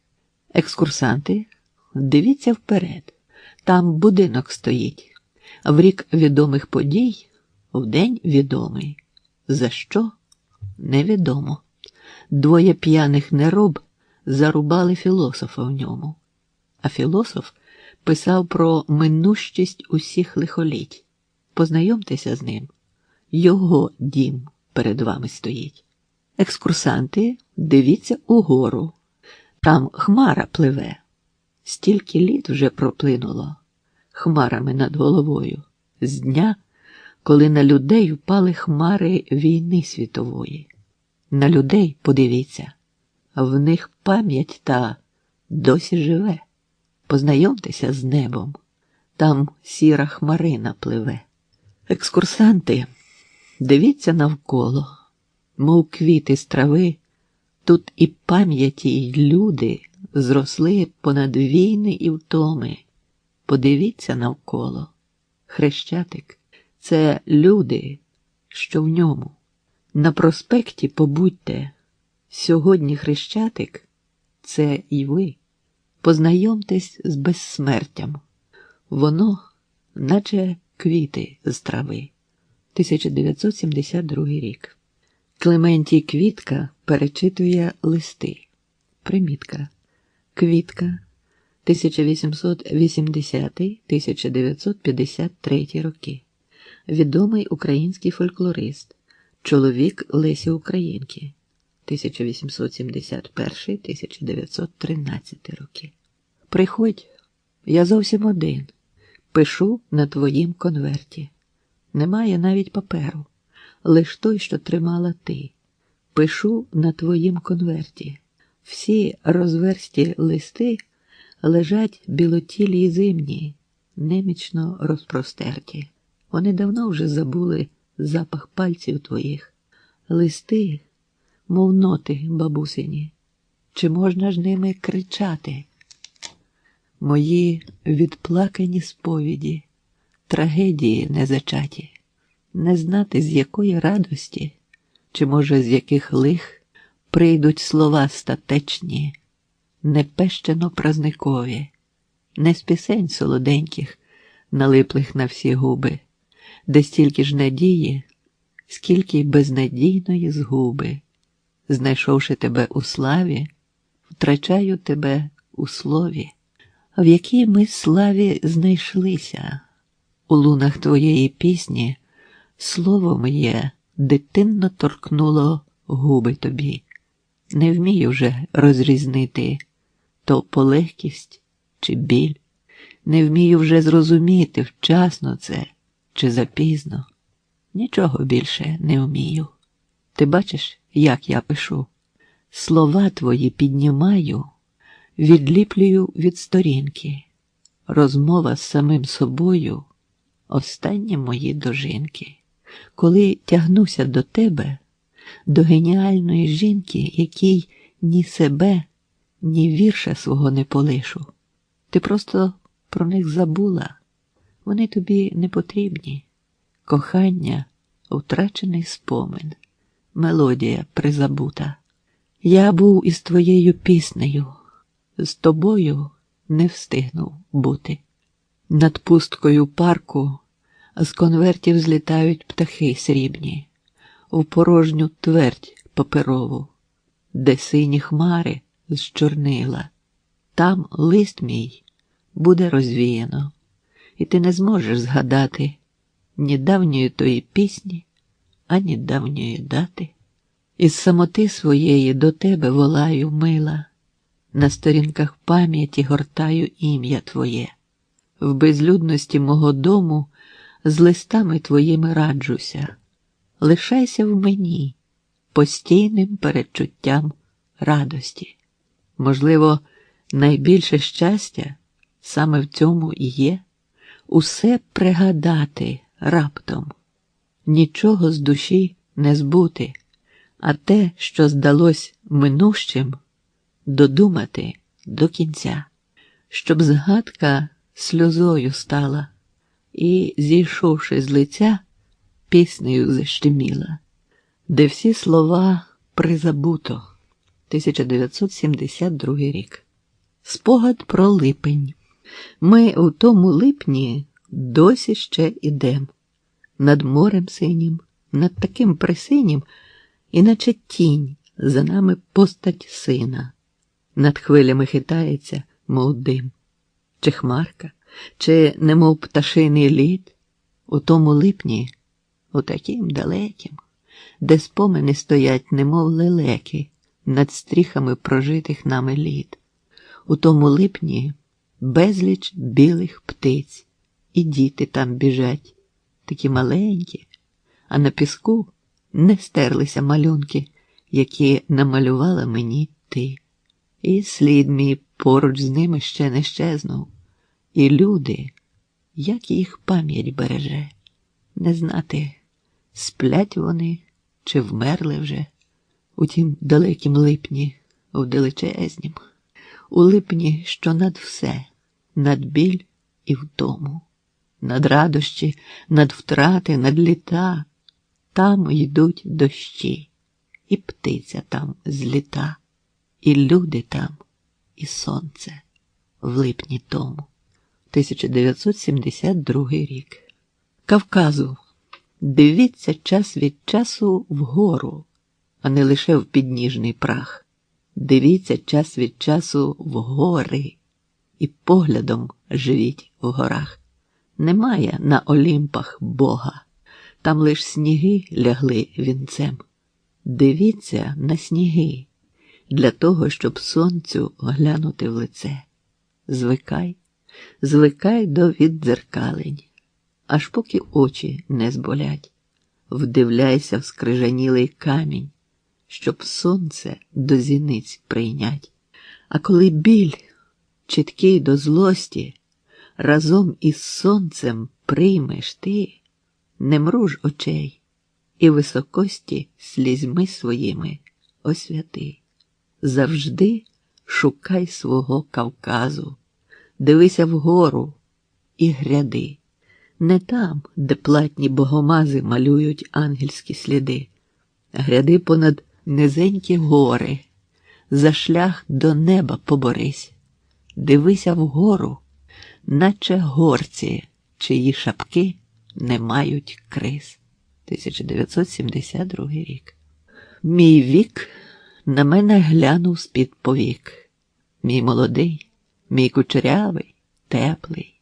Мій вік, в якому тяжко так без тебе. Мій вік, в якому досі я не звик. Вік, що мене колишнього не хоче, бо в ньому суща зміненість моя.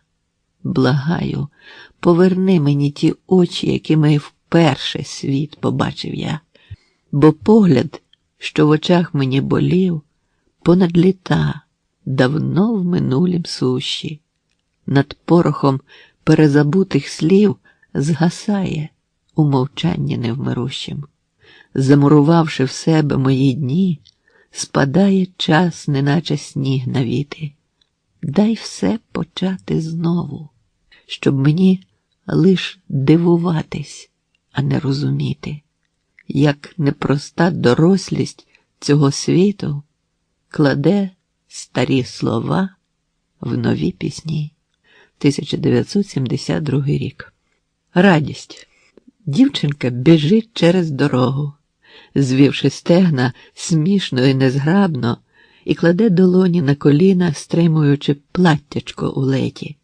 Дівчинка біжить через дорогу, а на тротуарі дзенькіт сміху, мов дрібні монетки. По асфальту котяться смішинки та смішини. На бруківці регіт, дзвінконогий, танцював, підвивши руки білі, і гриміли сині брили сміху, падаючи людям попід ноги. Дівчинка кружляє серед міста.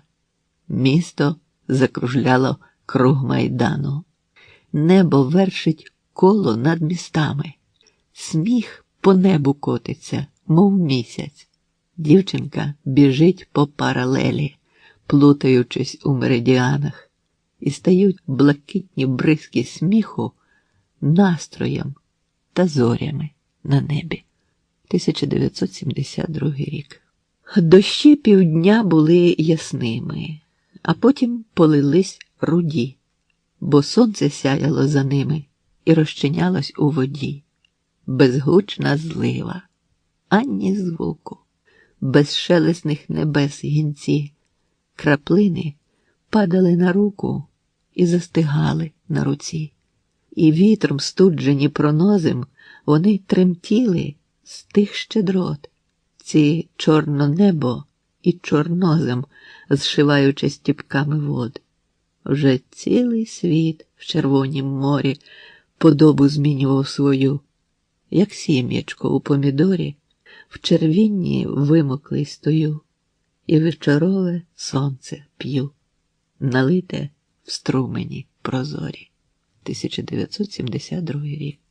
Ностальгія. Борець Іван Піддубний. Примітка. Піддубний, 1871-1949 роки. Український борець, багаторазовий чемпіон світу. Силу і шал свій, і дух свій надіями вигріти, задуми й плани чаїти в собі до пори, не похилитись, підвестись, напружитись, виграти, так, щоб ніхто не дивився на тебе згори, бо неможливо, коли всі шляхи четвертовано, пам'яті, душі, слова перекраяно вкрай. Я з України. А де це? Піддубні ми. Хто вони? Хлопче, кому ти потрібен? Хоч криком волай. Хлопче, кому ти потрібен? Примружено дивляться, а підведеш ти обличчя від поту рябе, зойкнуть, ревнуть від захоплення модники й дівиці, що зневажають тебе і бояться тебе. Зойкнуть, бо страшно, бо вершиш як слід свої справи ти, тільки в зусиллях твоїх рівнобіжна сумна, сумно стоїш, мов історія, навчена бавити, дужий і немічний, втомлений, наче вона. Брехні стоять за твоєю могутньою шиєю, в'ються, ховаються, тішаться, що не роби. А вороги твої вже намастились олією і вислизають веселі з обіймів тобі. Ти молодий ще, нехай вони трохи показяться, м'язи твої, то усе арсенал на війну. Чуєш? Суперники щось ледве чутно проказують, грузнучи грубими спинами в тирсу брудну. Почемпіонствуй, Іване, понад перепонами дух свій зведи, як в захмаренім небі зорю. В світі нечесному вчи їх, понад чемпіонами власними чесністю і силою володарюй. Чесність і сила безсилі? Ти зводиш докупи їх, струшуєш ними, єднаючи з чесністю міць. Я з України, піддубні ми. Ні, вже не купите.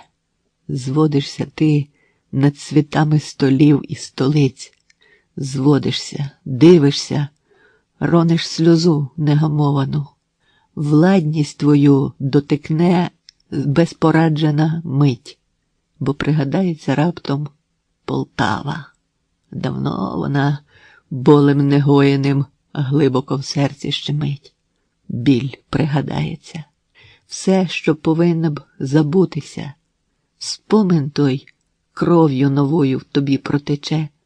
Пісня козацька на денці у пам'яті збудеться. І чемпіонською стрічкою через плече мамин рушник доторкне тебе та обпече. Скульптор Олександр Архипенко. Примітка. Архипенко, 1887-1964 роки. Класик скульптури ХХ століття. Киянин з походження. У його доробку погруддя Шевченка, Франка, Лесі Українки. Грамофонна пластинка як зріз 200-літнього дерева, дуже чорного дерева. Кільця вогнем пропекло. Ви послухайте пісню, і через прочинені двері ви обдаруйте но піснею американське село. Власне, це й не село. Просто так, 8 хат на околиці. Кожен сущий у власній. Будинки, як 8 держав. Приросли вам до пам'яті всі присумні до околиці, як вростає в залізо руда, всемогутня іржа. Як усе позросталося, крига примерзла до берега, і на сірому овиді вмерз в небеса океан, всесвіт в зиму проріс, проростає у пам'ять Америка. День вростає у ніч, а свобода вростає у бран. Десь позаду вони, всі Гааги, Берліни і Венеції, кораблі, океани, столиці й маленькі міста, 300 націй позаду і жодної рідної нації. Сотні зустрічей, жодна до пам'яті не прироста. 10 тисяч людей, чи 500, чи мільйони нелічені. Світові катастрофи ще досі по душах живі. Що і пощо воно? Проминають живі непомічено. Навіть мертві минають, розчинені в жирній траві. Але раптом рука дотикнула Шевченкові вилиці. Все спочатку. Вертаються майже забуті світи. Все, здається, минуло, а в очі йому подивились ви і спочатку. І туга болюче гряде з німоти. Руки болем набрякли, їм жити натруджено й жилаво, як жили вони досі. Кобзарю, поблагослови. Та Шевченко мовчить, бо уста йому ще не зліпили ви. Шелестить грамофонна пластинка і плачете ви. 1973 рік. Коли сніги розтануть і мені привидяться минулорічні трави, усі роки, що нас перетирали, з-під снігу прийдуть, мертві й нестрашні, всі спомини повернуться, і я переберу їх пальцями сухими, химерні схеми та нікчемні схеми, в яких жила ти, совісте моя, крізь всю прибілу сніжну чистоту, що все сховала, вибілила, укрила, немов крізь літакову спину крила. Я над собою знову проросту. Залізні крила наживім мені. О, скільки літ мені подібне сниться. Ти не людина, але ще й не птиця. Ти зернятко у часу на стерні. Вилюднюй. Ти ще раз себе відкрив. Знаходь себе. Захекуйся від бігу. А зможеш, напиши правдиву книгу. Залізні пера видерши із крил. 1973 рік. Лист з мандрів. Хай буде скроні твоїй самотньо. Хай самітниться думам твоїм. Хай буде самотньо руці твоїй вдома. Я не знаю чому, та крізь вихор порожніх словес крізь порожні конверти, які я ножем розтинаю, крізь порожні слова, яких досить читаю і знаю, проростаю тривогою, болем напружуюсь весь, як годинник, в який набиваються мертві роки, і лежать там сухі, на ніщо коліщатами стерті. Я у часі існую. Мене ти рятуєш від смерті, бо уся ти в мені. Десь за гирлом цієї ріки починається море, де гинуть флоти паперові, де зростає із бризок моєї самотності тінь. Ти простуєш до мене, остання із вічних богинь, що не вміють любити, а лише приймають любові, десь далеко-далеко, де сплять неймовірні світи, де прострелене зорями небо хитається чорне, де в будинків поважні й вузькі бетоновані чола. Я сьогодні молився до тебе. Чи слухала ти? Хай буде скроні твоїй самотньо, хай самітниця думам твоїм, хай буде самотньо руці твоїй вдома. 1973 рік. Метеорний дощ. Всі метеори хотіли б сяяти зорями, білими зорями на чорнім нічному тлі. Камень за каменем по небосхилу проорює трасу падіння з небесних сфер до землі. Камінь за каменем. У дощі метеорному, в іскрах небесних, невтілених у вогні, в сплесках, притемнених на чорнім нічному дні. Траси приземлень з небес до піску проорано. Кожна ж піщинка мріяла стати брилою. Пляж біло-жовтий, мільйон подрібнених мрій. Під білосиньою ковдрою теплих морів безмір піску розлито вічністю білою. А вік тут не важить. Час у піску заліг. Хвиля за хвилею тезу ту саму повторює.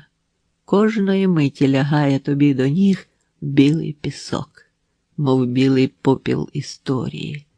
В білих піщинок сивим білені сни. Кожна піщина без імені та без номера. Люди лежать на піску. Говорять вони все про минущий час і постійні наміри. Літо вже пролетіло, як пил злітає з руки, як метеор із неба, сяйне і не знати, де ляже. Падають камені й поринають в піски, а кожен камінь хотів би зрости горою над пляжі. 1973 рік. Максим Рильський на полюванні. Примітка. Рильський 1895-1964 роки. Український поет і перекладач. Один з останніх інтелігентів української літератури. Академік.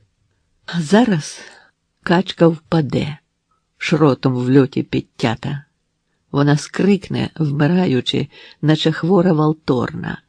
В небі свято качине, в лісі мисливське свято, в повітрі свято світання, на листі пір'їна чорна. Ліс над нею співає, і комиші співають, тільки ж громами пострілів усі вуха зачинено. Одна лиш людина в лісі дослухала, як спливають звуки дивної музики, реквієму качиного. Ранок встає, як ранок, сонце стає яскраве, розтоплює, день вістуючи 100 золотих брил. Нічого завтра не зміниться, хоч нині впало на трави чорне качине пір'я із перебитих крил. Поет слухає музику, в набоях дрібочки тиші. Поет розмовляє з деревом, похиленим на болоті.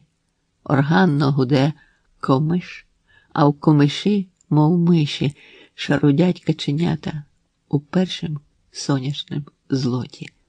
Жовті на золотому, листочки з дерева безсмертя. Вони, як вірші не створені, як нероджені рими.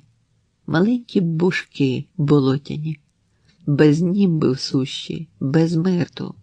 Чорна, мертва пір'їна похитується над ними. Святіться, звірі пташина, поезія понад прозу. Вона в пустелі безлісній птахом веселим свисне. Навчить вона і покаже, як видряпати в морозу квітку з вікна лютневого, коли ви поет, звісно. А він знає, в дерев музична листяна мова. Її люди забули, а птахи розуміють. Качата з гнізда виходять, щоб перекласти слово, щойно вербою зронене. Але вони ще не вміють. Немає вміннів нових у цьому вічному світі. Існує вміння любити, різне в різних людей.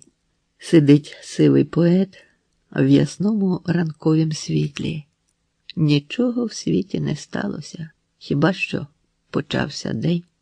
Зерно зросте посіяне, молочене зерно змелеться.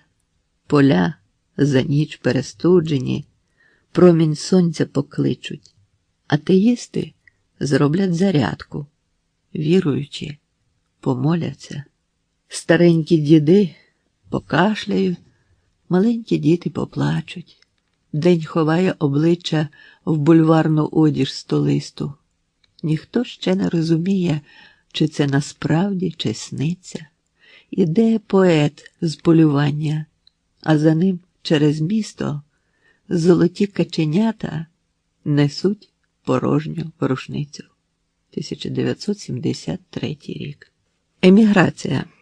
500 сонць, жовтобоких динь, тролейбус віз на плечі. Кричали півні, вітаючи день, коли їх зварять в борщі. На пошті годинник з видзвоном бив, горішки музичних тем. В 6 ранку Хрещатик безлюдним був, як полігон під вогнем. За ніч, перебравши реєстр тривог і втіх, що їх кожен мав, ми сіли на східцях поштамту вдвох, натомлені від розмов. Супутник прощався, сказав: «Лечу в інакші землі та дні, звідтіль не чути мого плачу, коли тоскно мені. І ваших тут не чути звідсіль. Буває ж сумно і вам. Є 300 бар'єрів для душ і тіл, і стільки ж завад словам. Але коли скличе вас суддя на суд, що зветься страшним, хрещатиком пройдете ви, а я стоятиму поза ним. Я поблякну на вашім тлі в химерії цій сумній. Ви лікар? Зробіть аналіз землі, скільки крові у ній. Всі, хто падав тут у бою, дивляться в очі вам. Поет ви, торкніть землю свою і вірте її словам. Я нині прощаюсь, мій маршрут по інших світах побіг. Ви атеїст? Але Бог ваш тут. Я вірую. А де мій Бог? Філософ на сходинку пересів, з-під ніг перших роззяв. Годинник на пошті зацокотів і дзенькнув 8 разів. 1973 рік. Я забув, як ходять босоніж, як лягають в полі горілиць, бо травинки обоюдний ніж не росте крізь камені столиць. Я забув, як пахне свіжий хліб, чорний хліб на білому столі, бо не знати навіть, скільки діб я не бачив печі у селі. Я забув, як птиці на ріллю падають щоранку з висоти. Понад забуттями тінь жалю у душі вдалося зберегти. А вона – мій давній оберіг.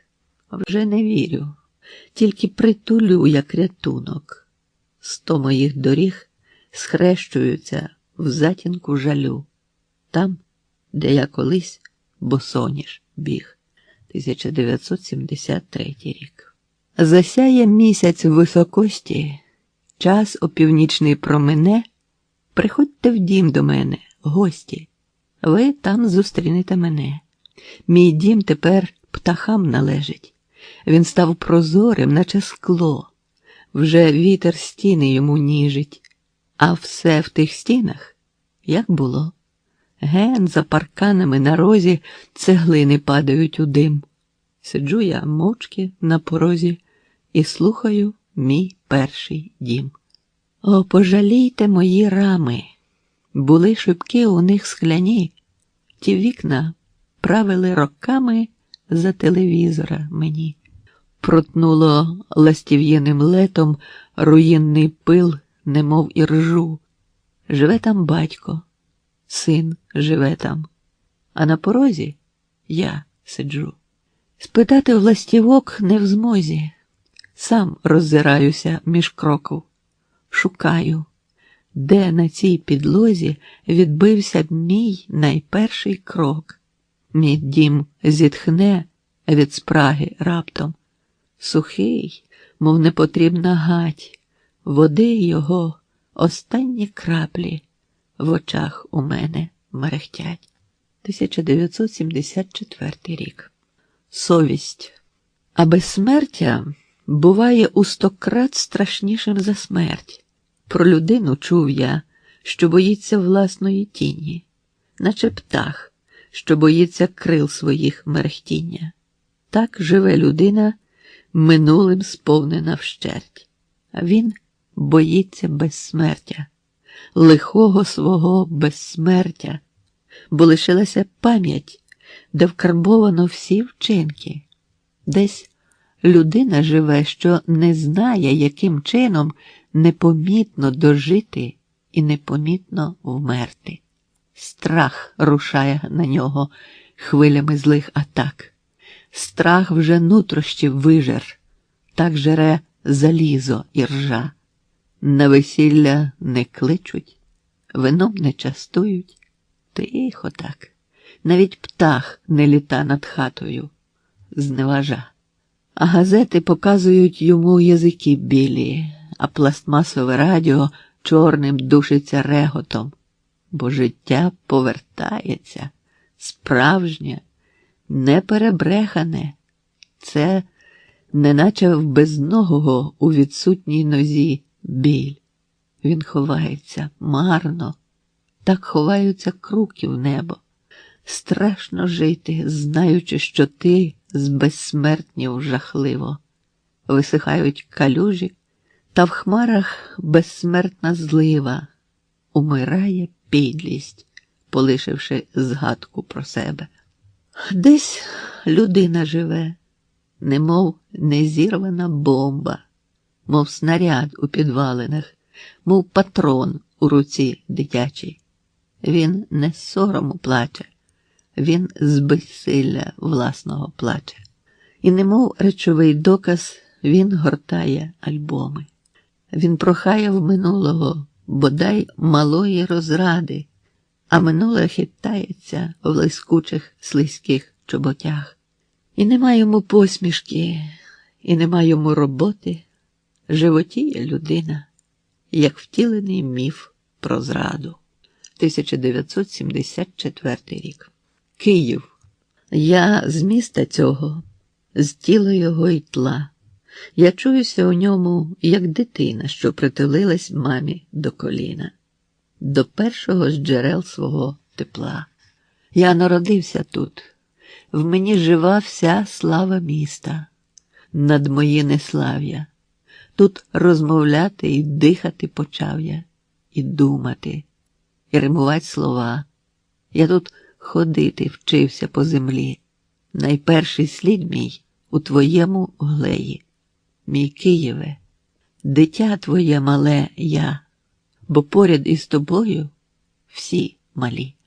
Коли тебе палили на війні, мене пекло вогнями твого болю.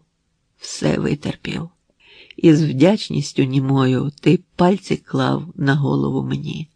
Я зберігаю кожен дотик твій, бо в душах нам належить зберігати свій перший крок, найперше своє свято і першого літопису сувій. Із неба твого сяєво п'ючи, з душі твоєї вічності набравши, я у тобі сьогодні і назавше. Учи мене, мій Києве, учи. 1974 рік. Бабине літо. Сьогодні яблука мої із листям бавляться в літання. Усі мої птахи останні, мов бджоли, туляться в рої. Сьогодні вірші всі мої мені торкалися до лоба. Поліття, золота хвороба в твоїй нуртуюсь течії. Сьогодні голуби мої гули на мокрім підвіконні, і хмари відлітали сонні в сухі бездощові краї. Сьогодні всі слова мої у ці золоті ареопаги приходили німі від спраги. Любове, душу напої. 1974 рік. Спокій. Щоранку жінка у саду сиділа мовчки і читала.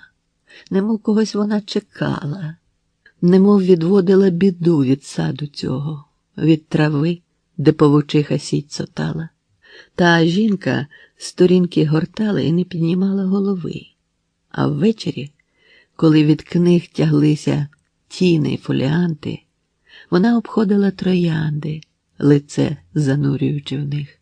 Стояла, думна, мовчазна, книжки до себе пригорнувши, безмовність рухом губ торкнувши.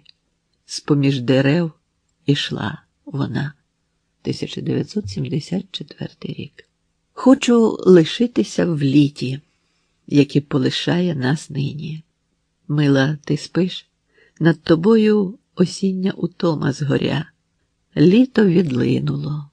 Ми перебудемо в днині, де нагородить нас жовтим жовтнева зоря. Очі оновляться в нас, стануть старшими очі. Вийдемо з ними в дорослість крізь ліс наших лих. Затріпотить і рікою пролитися схоче срібна осіння веселка по косах твоїх. Все ми удвох. Я дивлюся на тебе, кохана, поруч з тобою схилюся і щасливо засну. Осінь на дворі. Назавтра ми будемо зрана старшими вже на це літо і цю сивину. 1974 рік. Коли гойдала земля ця мене на долоні голій, торкали димами душу мертвих міст імена, я запам'ятав люту Риму до слова голод, війна. Коли крізь трави обпалені колосся сходило кволе, коли проростало сонце крізь хмари, мов пломінь з гір, я згадував найточнішу Риму до слова поле, мир. Коли базіки безпам'ятні мені проникливо радять забути про все, що мріялось, надію лінню збороти, я згадую про найпершу Риму до слова радість, робота. Коли пуща неміряна стає небаченим садом, у нас у праці поєднують спільні думання і дія, я згадую досконалу Риму до слова задум, надія. Коли крізь вчорашню ниву, яку ми щойно скосили, видніє понад стернею проріст прийдешніх діб, я згадую точно Риму до слова сила, хліб. 1974 рік. Сонце сяє, мов платівка, та небо сумне й бліде, бо щойно убили ластівку, і вона, мов літак, паде. Що ж, мріє про спокій з воєн, відпивши з їхніх криниць На землю падає воїн, а всі ми з ним до лілиць. Але і в цьому розділиться вселюдська наша сім'я. Хтось зводить чоло і цілиться, а хтось плаче, як я. 1974 рік. Досвід. Коли епоха брамою грима, проходячи у безсмертя своє, ти не клади їй рук між дверима, бо відіб'є.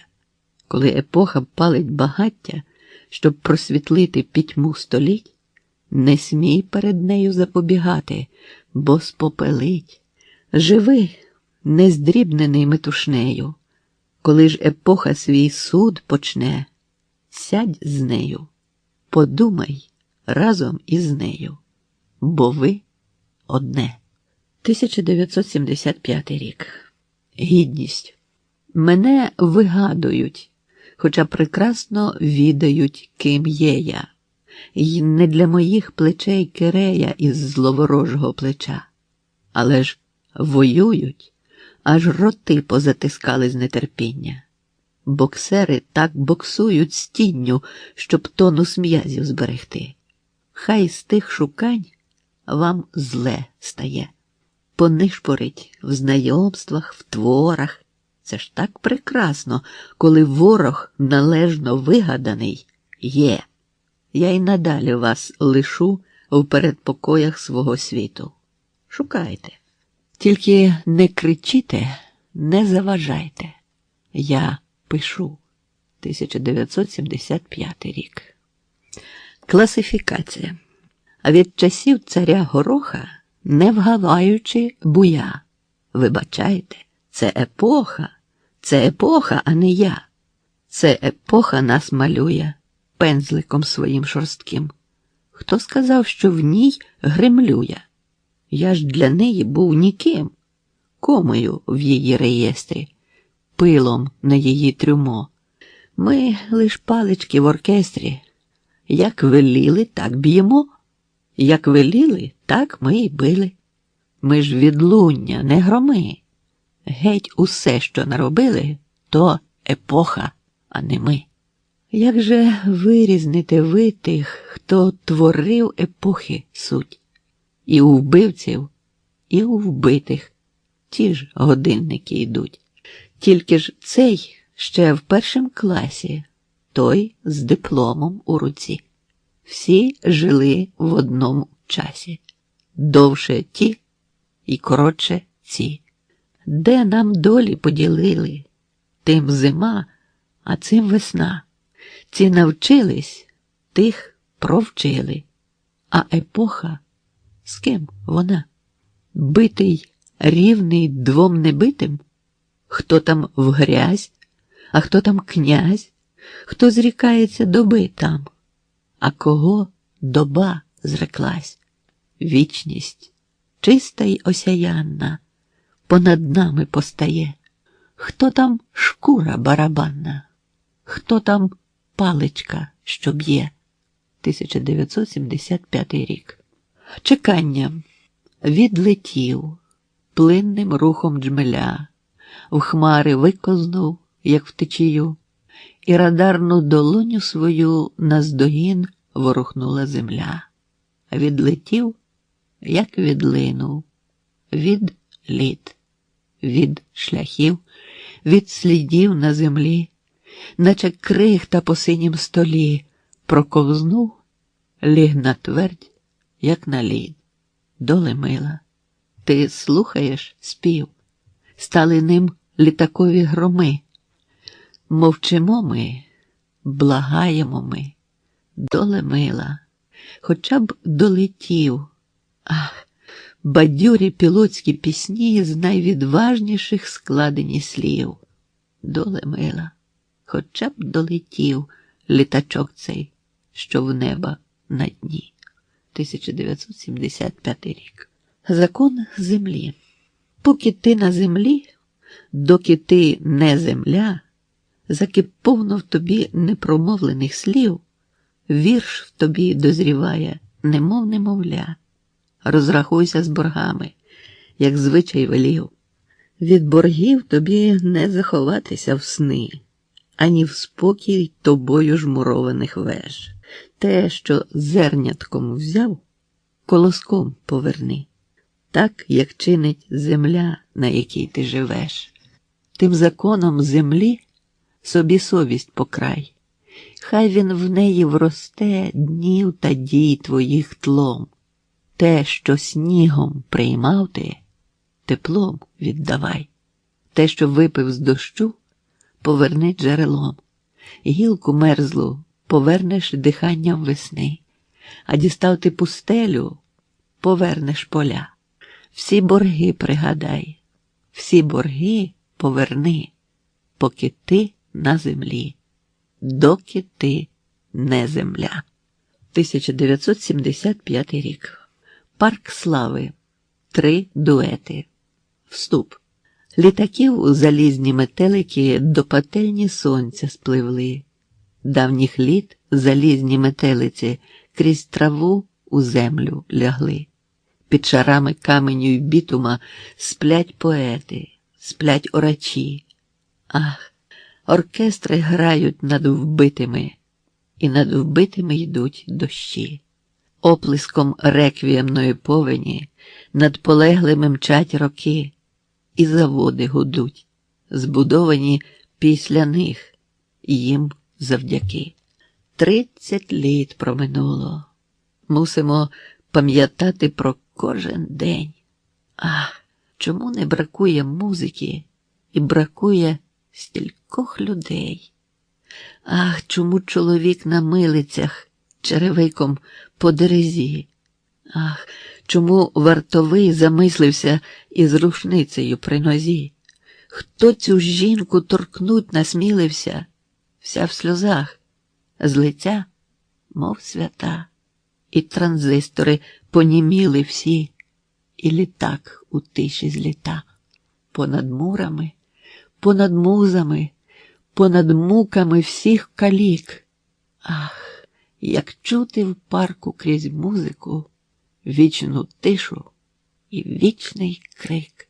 А може, і ліпше забути, сховати за ґратами вій. Можливо, і треба забити цей спогад роз'ятрений свій про поле, де жито не родить, де полум'ям пройнято дні, де танки по пам'яті ходять і мертвих везуть на броні. Я з того десанту, я з тої броні. Вже й не знати, коли в наших пам'ятях перегуркочуть бої. Забудь, коли можеш. Забудь, бо не слід пам'ятати, як жовтим вогнем спопеляло долоні мої. Хай матір моя від могили зведеться з колін. Все тліє, все смертне. Лиш пам'яті наші над тлін. У снах замасковані доти крізь час починають стрілять. Війна не кінчається, доки в тілах наших кулі болять. І доки не можна словами кров змити з солдатських одеж. Допоки в сльозині у мами безсмертний, мов біль, ти живеш. Я знаю, що знову ти прийдеш до мене і ще раз про танки згадаєш, про кулю і поле, і сніги. Нас тисячі в ґрунті. Ніхто з нас зі світу не щезне, бо дні свої вбиті ми вам роздали у борги. Втім, що за борги? Я говорю не тими словами. Ти слухаєш? Маму зустрінь, витри сльози у мами. Ти чуєш, як сніг на торішню траву опадає? Не зимно тобі? Чи тебе досягнули люди?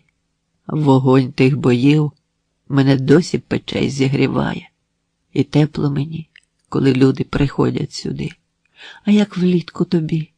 Чи не тяжко з жорстокої спеки, коли ця земля розпікається, наче черінь?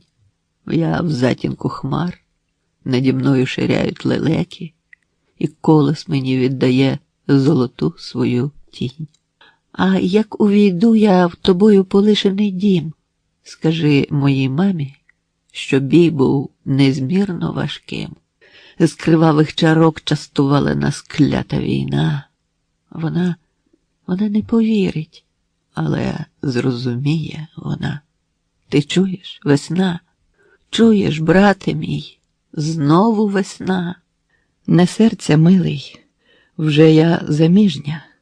Дівочий сміх мій давно відбринів. Я отцвіла, як чернева вишня, лиш пам'ять паростком поміж пнів. Ми так давно не бачились, милий, до тебе, немов до щасливих снів. Прийди, хоч душу мою помилуй, щоб усміх над пам'яттю завиднів. Ох, клята війна так довго тривала, 1418 днів. Кохана, коли я ставав землею, пробіг твій старший син по мені. Я небом і тугою був твоєю. Для нього ж я шляхом був, груддям галею і синьою квіткою в бур'яні. Вже стільки літ проминуло, Люба, вже 30 років по тій війні. А ти, наче пісня, мене тривожиш. Ти в часі все ближчаєш. Зрозумій, я скоро до тебе прийду. Чи зможеш мене пізнати, коханий мій? Я так шукала тебе. Не знати, чому крізь димища злих веремій без тебе вернули наші солдати. Так важко жилося мені самій. 1418 днів протривала клята війна та суцільний біль. Не плач, кохана, бо все так просто. Я ледве ступив під шатру заграв і впав на околиці біля мосту, де ми з тобою ходили. Упав, де нині сини твої йшли з тобою, а я вас травинками дотикав. Я так і не вийшов з першого ж бою. Та поки живеш ти, я не вмирав. Все просто. Вже 30 літ проминуло, і 1000 слів, і 100 000 слав. Милий, я вітер, небо й лелека. Милий, я літо, зима й весна. Милий, чому ж бо ти так далеко? Я поруч, кохана, це час мина. Ти чуєш? Веселі потоки струмують ярами, і діти біжать, пригинаючи юну траву. І небо відкрило для сонця усі свої брами, і ліс убирається в одяж лискучу й нову. Це вічність проходить, це вічність проходить над нами, в усіх воскресіннях планети. І я оживу. Ти чуєш? Пульсують річок перегачені вени. Планетна вода крізь турбіни розбурхано б'є. Ще глибше в землю коріння закопують клени. Копальня під кленами в надрах шляхи свої в'є. Це вічність проходить. Це вічність проходить крізь мене. У шахтах, прокопаних вами, безсмертя моє. Ти чуєш, оркестр над тобою пісні твої грає, і люди приходять до тебе в 100-тисячний раз. Цей світ до твоєї відсутності все не звикає. Тебе, наче душу свою, зберігає наш час. Це вічність проходить, це вічність мене дотикає. Ми вічно із вами, всі ті, хто загинув за вас. 1975 рік. Вічність. Коли не сплять розумні старики, неспокоями тиша набрякає. Ніхто з них до безсоння не звикає, як не звикає човен до ріки, коли не сплять розумні старики. Бо стільки ж спить, розкидавшись навік, заслухані у мудру мову тиші, вдивляється у темну ніч старик, як в те чорнило, що його не спише, а стільки ж спить, розкидавшись навік. спливає часоплин без вороття, в нім стариків безсмертя покосило за тих, що сплять, а ніч немов чорнило, не списане за всі літа життя. То часоплин пливе без вороття. 1975 рік. Коли хліба немає, хтось тобі дасть їсти. Коли сорочки немає, хтось тобі дасть свою. Коли надто самотньо, йди у вулицю міста.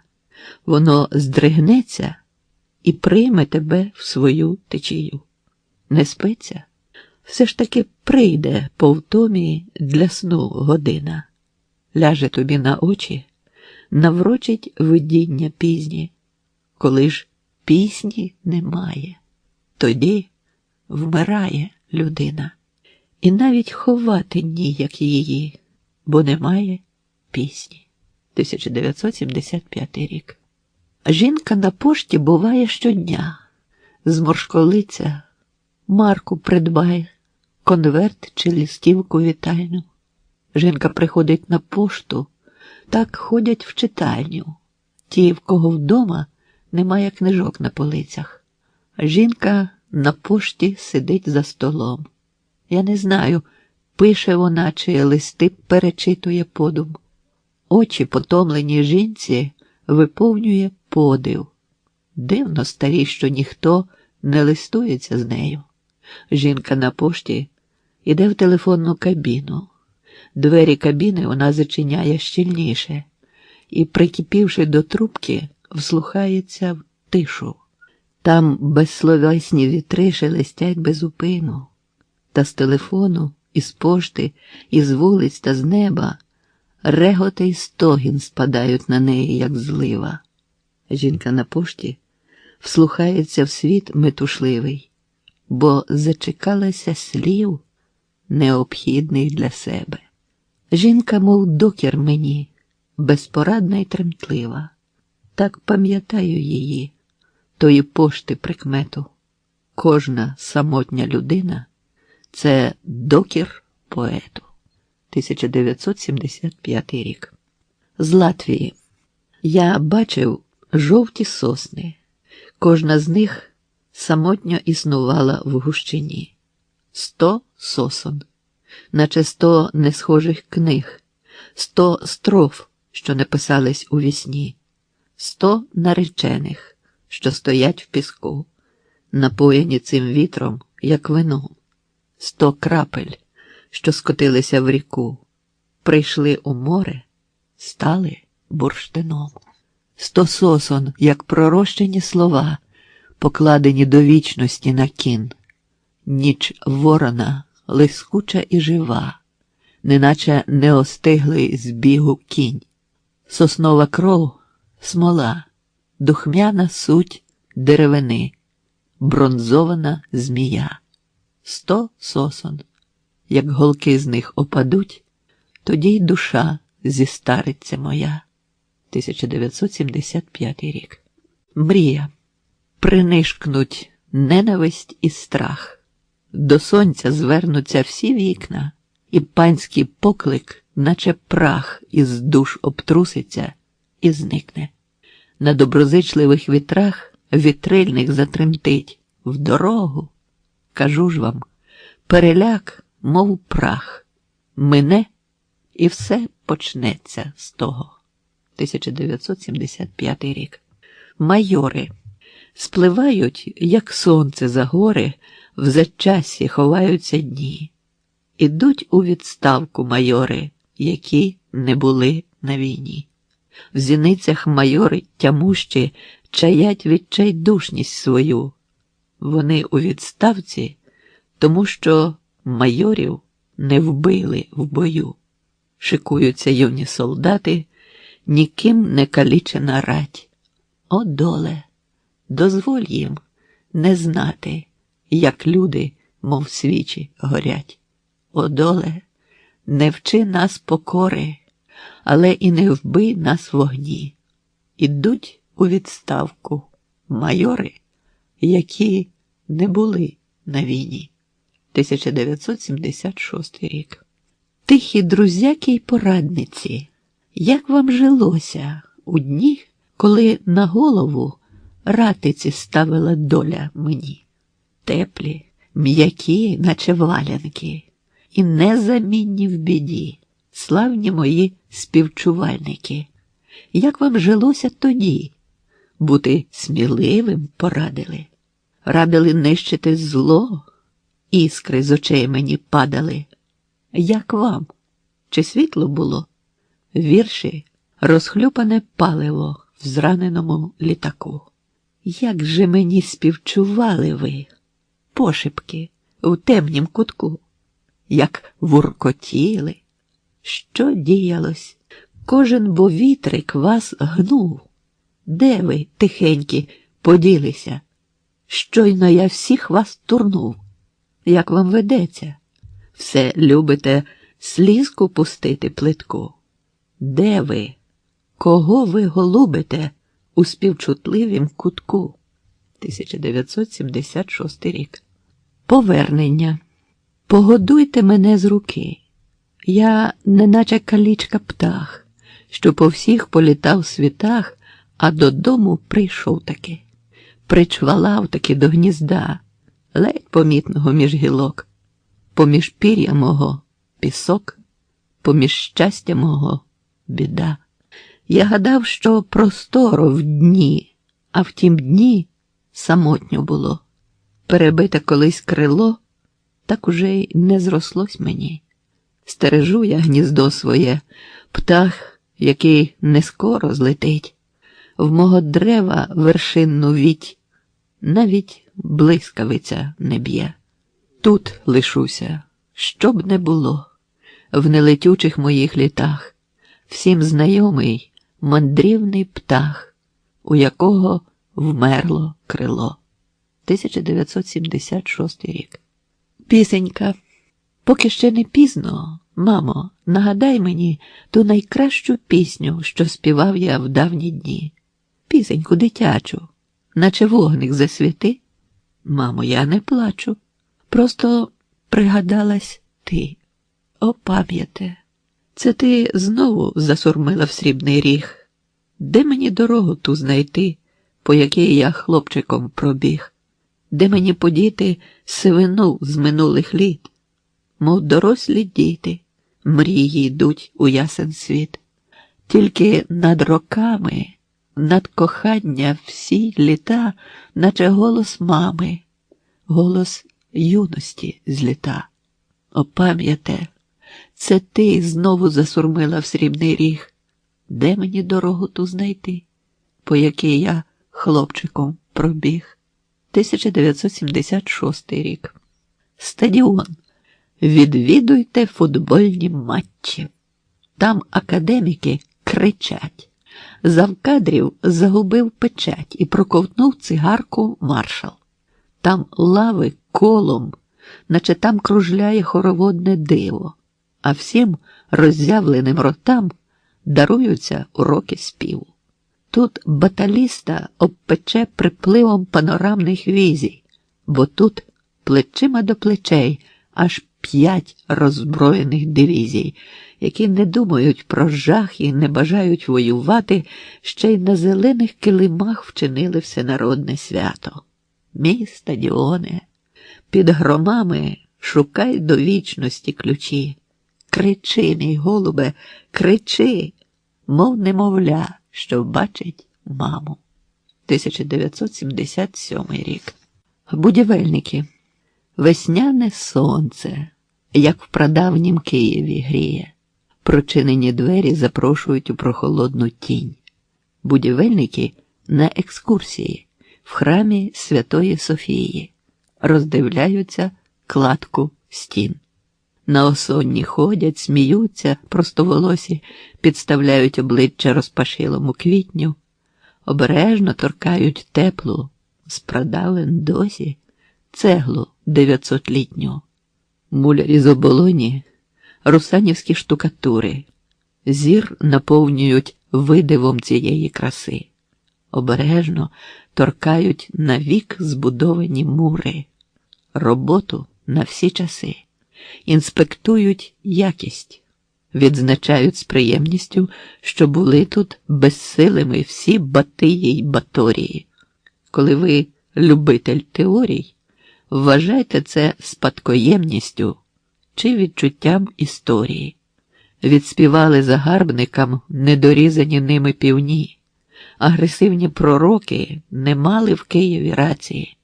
Відбувається спілкування на найвищому рівні, рівні спокою й праці.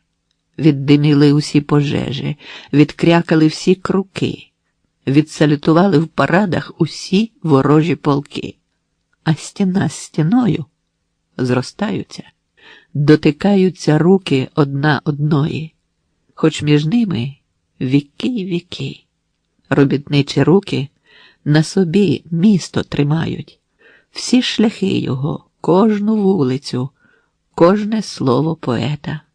А над ними свята Софія, наче ракета.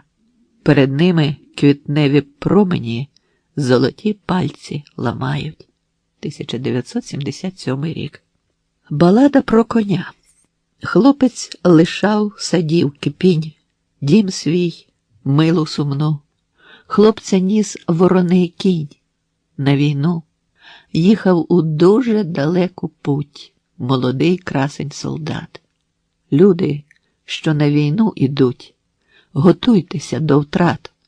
Людина, що зброю в руках несе, жалю по втратах не знай, бо вб'ють у бою, втратиш усе. Така вже вона, війна. Хлопцю в обличчя повіяв дим. Тепло йому було. Хлопцю сказали: згорів твій дім. Він витер чоло. Їхав у здимлену каламуть юний красень солдат. Люди, що на війну ідуть, готуйтеся до втрат. Людина, що зброю в руках несе, жалю по втратах не знай, бо вб'ють у бою, втратиш усе. Така вже вона, війна. Їхав солдат у густих гаях. Задума не йшла з чола, бо хлопцю сказали: мила твоя геть пішла. Вершник затямив подій суть. То був розумний солдат. Люди, що на війну йдуть, готуйтеся до втрат. Людина, що зброю в руках несе, жалю по втратах не знай, бо вб'ють у бою, втратиш усе. Така вже вона, війна.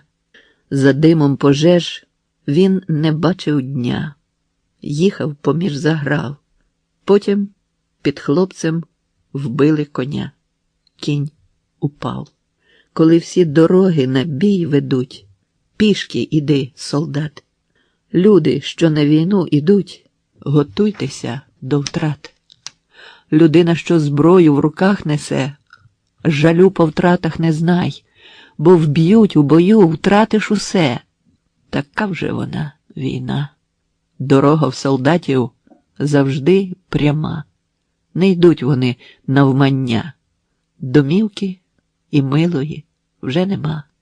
Немає коня. Попереду битви нові грядуть, забуто шляхи назад. Люди, що на війну ідуть, готуйтеся до втрат. Людина, що зброю в руках несе, жалю по втратах не знай, бо вб'ють у бою, втратиш усе. Така вже вона, війна. 1977 рік. Сонце, немов дитя золоте у синій колисці неба.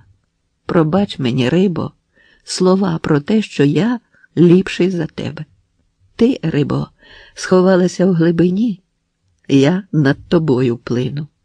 Пробач, рибо, зверхність мені, хоч на малу хвилину. У кожного з нас свої небеса, власні доля і дім. Сонце над нами з неба звиса, а я, мов риба, під ним. Лину крізь тишу, шукаю слів живильних, неначе хліб. Пробач мені, світе, я уявив, що люди ліпші від риб. 1977 рік. надія. Як повільно в нас радість вростає, так вода проростає у лід, так крило проростає у лід, світ, в якого зоря золотає, проростає у соняшний світ. Крізь запони дрібних недовір, мов крізь хмару пломінна дротина, мов крізь муку шалену дитина, мов плавець, що пробився крізь вир, мов проспект, що проліг крізь руїни. О, науко, долання біди! Починаєшся з радості вся ти, коли сили вже ніде узяти, і надія пригасла. Іди, там, за мукою, радісне свято, наче кухоль живої води. 1977 рік. Перший сніг. Обліплено снігами дні, думки загорнено в завії. О, Господи, пробач мені зло, що чиню, не хотячи я. О, Господи, даруй снаги все витерпіти, що зболіло, бо забіліли вже сніги, над всі чорноти забіліли, такі прибілі, ще й сумні, від овиду аж до порога. О, Господи, прийшли мені хоча б одненького святого, в тобою білену тюрму, хай ніженьки він спустить білі. Прийшли, щоб він сказав, чому лягли сніги на білопілі. Сніг вершить свій найперший лід. Навчи крізь чистоту кричати. О, Господи, мені болить прийдешній день мій незачатий. 1977 рік. Іванові Франку.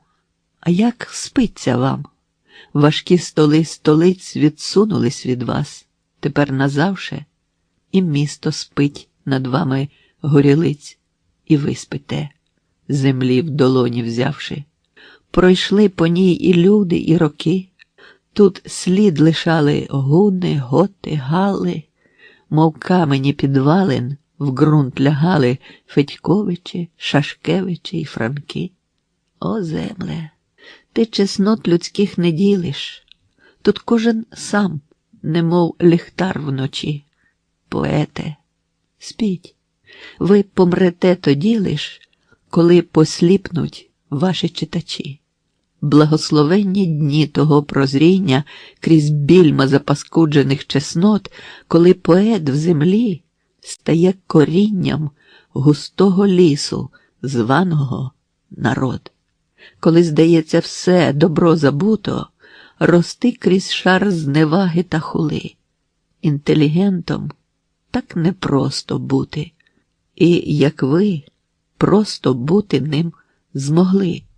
Коли сичали в спину, хто він, де там, і тнули душу сонним шепітком, коли вас називали декадентом, як ви змогли лишитися Франком? Закон Борні. Ви знаєте, коли на ваших терезах себе ми важим, важких столиць муровані столи зсуваються над чорним ложем вашим, і кожен стіл стає столом письмовим, де словом вашим душу пропечу. Благословен народ, що дав вам мову, любов і сміх, і сльози для плачу, і чорноту ріллі, і високу синь, і вміння розплітати чорні грати, і вічне свято світлих воскресінь поетів, що не вміють умирати. Смеркання протинаючи рядками, ви розхитали сполоховий дзвін. Поети лиш тоді стають Франками, коли живуть, як він, лиш так, як він. Народна шана не вельможа милість. Життя стає до вічності містком. Поете, спіть, ви дуже натомились. Це так непросто. Ви ж були Франком. 1966-1977 роки. Вечір. Боже мій, пропливають дельфіни. І за що мені вся ця краса? Чорні, мокрі, лаковані спини, синє море і руді небеса, і дерева осінньої вроди, і листок, що тріпоче без сну, мов остання долоня природи затуляє садів голизну. Так повільно, як втомлене серце, день пульсує, завершивши путь. І за що мені, доленько, все це? Боже мій, знов дельфіни пливуть. 1978 рік. Листопад. Старіючі жінки, яка печаль, мій Боже. Краса спадає з лиць, мов жовте листя звід. Хоч в осені весна згубитися не може, старіючі жінки, немов осінній світ. Коли заниють нам всі падолисти світу, і голизна лісів, і зимний біль води, старіючих жінок, що почали сивіти, в душі своєї сад востаннє приведи. Ти, як вони, в тобі надії нуртування, і 1000 ночей, проведених без сну, і зраджена любов, і всі кокетування зболілися, як у них, у брилу кам'яну. Нікого не жалій, у всіх свої печалі, і власний кошт розплат, і свій клубок доріг, над шляхом тільки пил, бо коні вже промчали, і цокотом копит відлунює той біг. О, скільки відбулось, а скільки обірвалось, кружала всіх столів, мов кола по воді. Це молодість душі, що зрілістю назвалась, старіючі жінки, бажання молоді. 1978 рік. Другові юності. Коли тебе доля, як віск, мне і ліпить, що хоче з тебе, бажаю, щоб ти, згадавши мене, згадав про море і небо, про щастя води, що вросла в небосхил, єднаючи хмари з твердю, про ніч, про шлях, про зоряний пил, про пляшку і реквієм Верді. Ми степом були, камінням були, повітрям сухим і чистим, а радіо грало нам з ковили так сумно і так урочисто. Згадай про той час. Здавалось, навік зміцніли ми тої ночі. А доля тебе чавить, як віск, і ліпить з тебе, що хоче. 1979 рік. В поезії прогресу не існує. Все ті ж слова, все ж той серцевий щем, в поезії всечасність хазяйнує, як вітер в полі, вмитому дощем. Що змінюється? Вічний зміст чи шати? Календарі чи сенс розлитий в дні? В поезії не треба поспішати. Усі пегаси в спільнім табуні. Той садівник, якого сад шанує, зелених груш для друзів не трясе. В поезії прогресу не існує. Поети є, і вічність є. Це все. 1979 рік. Гамбурзькі хіппі. Хіппі лежали на чорному простирадлі, на власних малюнках крейдою, великих, мов безнадія. Хіппі лежали на старезному хіднику, прикривши тілами сліди всіх черевиків, що прочовгали тут у 20-му і попередніх століттях, відбитки всіх чобіт з військових парадів, вибоїни від усіх куль, що подзьобали цю землю. Хіппі лежали на чорному хіднику, чорні й довговолосі, поклавши собі на черева чорні труни транзисторів. Світ ворушився в приймачах, чорних, мов небо над очима в хіппі, мов м'які стріли дощу, що безгучно розхлюпувались об щоки, наче то були не обличчя, а маски з пап'є-маше. Блукав зморений вечір, обтрушував мокрі ноги, нахилявся над хіпі, торкнувши обличчя кожному. Тихо знімав маски, шарами знімав, по черзі в хіппі з мокрих облич. Вечір знімав маски, шукаючи тої, першої, білої, наче крейда, якою брук помальовано. Білої, наче ранок, пролитий на сірі щоки. Повільно йшли перехожі, дощ опадав повільно. Повільно дихали хіпі. Вечір знімав маски, оголюючи обличчя. Аж до того, найпершого, зверненого до матері, аж до губ, на яких набрякли слова надії, до прагуб, лиця, погляду. Вкрила ніч обличчя хіпі. Натягла, так чинять з померлими, до зіниць своє простирадло їм. А на очі хіпі поклала 2 монетки місяця. 1980 рік. Жовтень. Споглядаю, як ліс проростає осінньою синню. Холоднішають висі, де соняшник сонця дозрів. Йде пора, коли птиці і листя, і хмари осінні у вирій відлітають, поклавшись на плечі вітрів. Замовкають дерева, урочисті й простоволосі, окільцьовані плином в тумані розчинених літ. Щось риплять вітряки, зупиняючи крилами осінь. Листя, хмари і птиці лаштуються у переліт. 1980 рік. Раптово я відчув, ця ніч немилосердна і остання. Блакитні одяги світання не для моїх кроїлись пліч. Я налякався. Не тепер. Я не готовий ще до цього. Я плакав і прохав у Бога, щоб нині рано я не вмер, щоб вірші дописав я ті, які вже виболіли. Мамо, я переповнився словами, лиш ти й вони в моїм житті.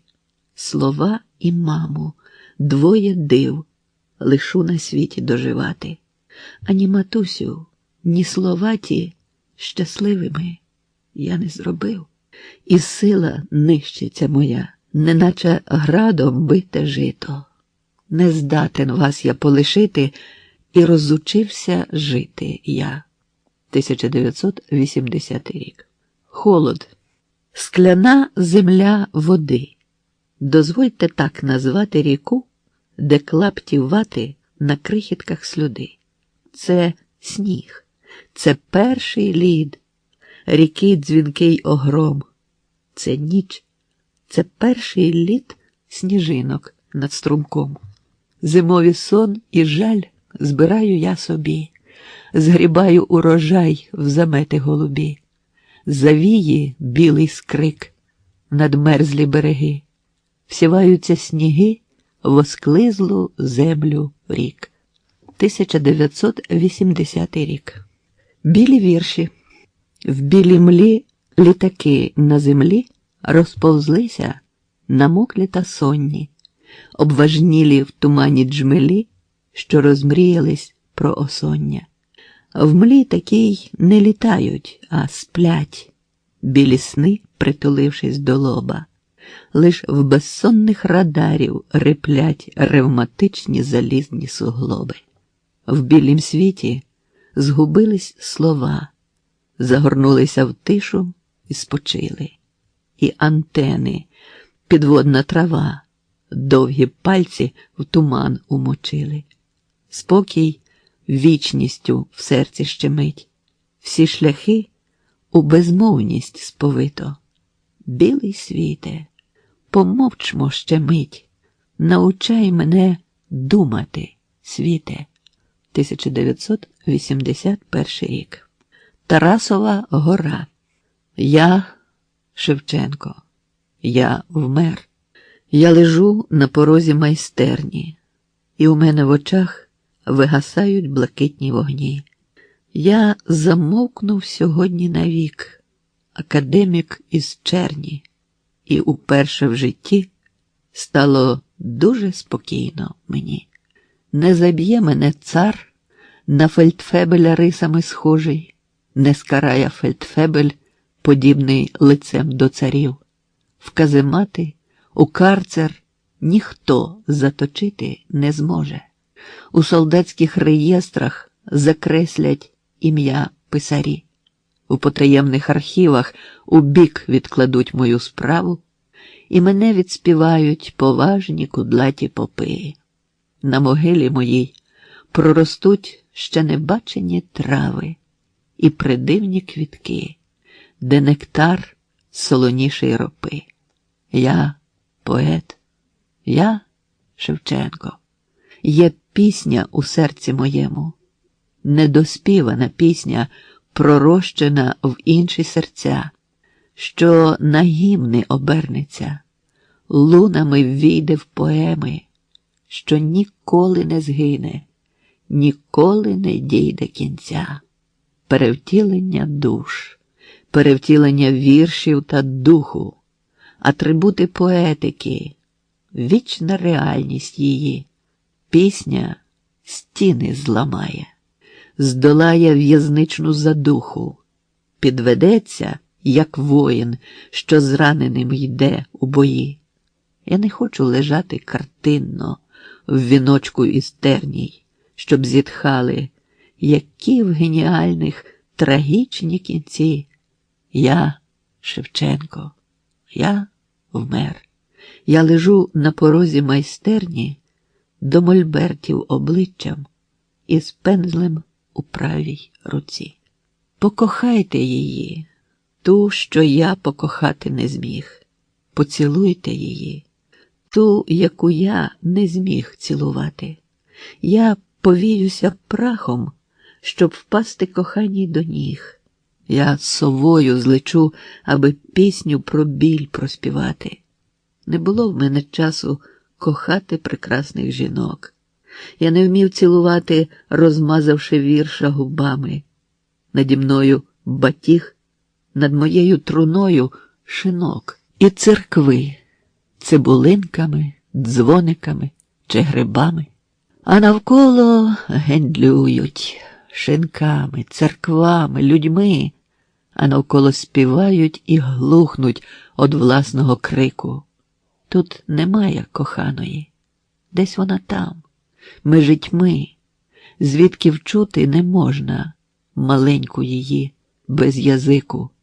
Без язики, кохані, яких я почути не міг, безголосі поети, які не вміють кричати. Біля люльки моєї з народження свище батіг, вздовж дороги моєї стають самодержці начати. Я не маю дружини, у мене немає синів, і неначе знущання той соняшний вилиск в калюжі, а єдині нащадки з причорних всамітнених днів то поеми мої, то слова мої, тужні й недужі. Я поет, я один. Я вступив у смертельні бої, незабаром загину від брехень або від металу. Через довгі літа світ побачать онуки мої, діти віршів моїх та жінки, що мене б покохали. А розкажіть мені, як це відбулося. Я давно заснув у високій Чернечій горі. Вже прорісши крізь землю, страв'яніло моє волосся, а з легенів моїх наддніпрянські віють вітри. А на грудях в мене сотнефунтовий вічний камінь, а на камені тому, наче я, у важкій броні. Я лежу під камінням, похований під роками. Я нічого не знаю. Я вночі, як там у дні. Я на камні й під каменем, у землі й металі важкому. Де мені ви будуєте, в серці чи в бронзі дім? Ви якому вклоняєтесь, чуєте? Ви якому? Що в землі? Чи тому, що в металі стоїть Рудім? Я Шевченко. Ви чуєте? Зляканий птах злітає, і сурмлять вітання з Дніпра важкі кораблі. Крізь роки, проростаючи, я вам кобзар читаю. Я не з бронзи, я з плоті, я вічний шматок землі. 1961-1981 роки. Голоси Грузії. Кінчається дружба на рівні римованих тостів, розверстих обіймів, дзеркально натертих паркетів. Кінчається дружба на рівні метких златоустів і мідних оркестрів. Кінчається дружба на рівні карафок пузатих, лискучих чарок і вигадливих здравиць взаємних. Кінчається дружба на рівні статей у газетах, комусь там приємних. Вона вже кінчається. Хтось не збагнув ні бельмеса, коли не побачив, як сонце в світанкові сірім, ту дружбу, з якої Шевченко писав до Бальмена про славу і сором. З одного металу відлито мечі і медалі, орлів геральдичних і всі пишнозвукі литаври.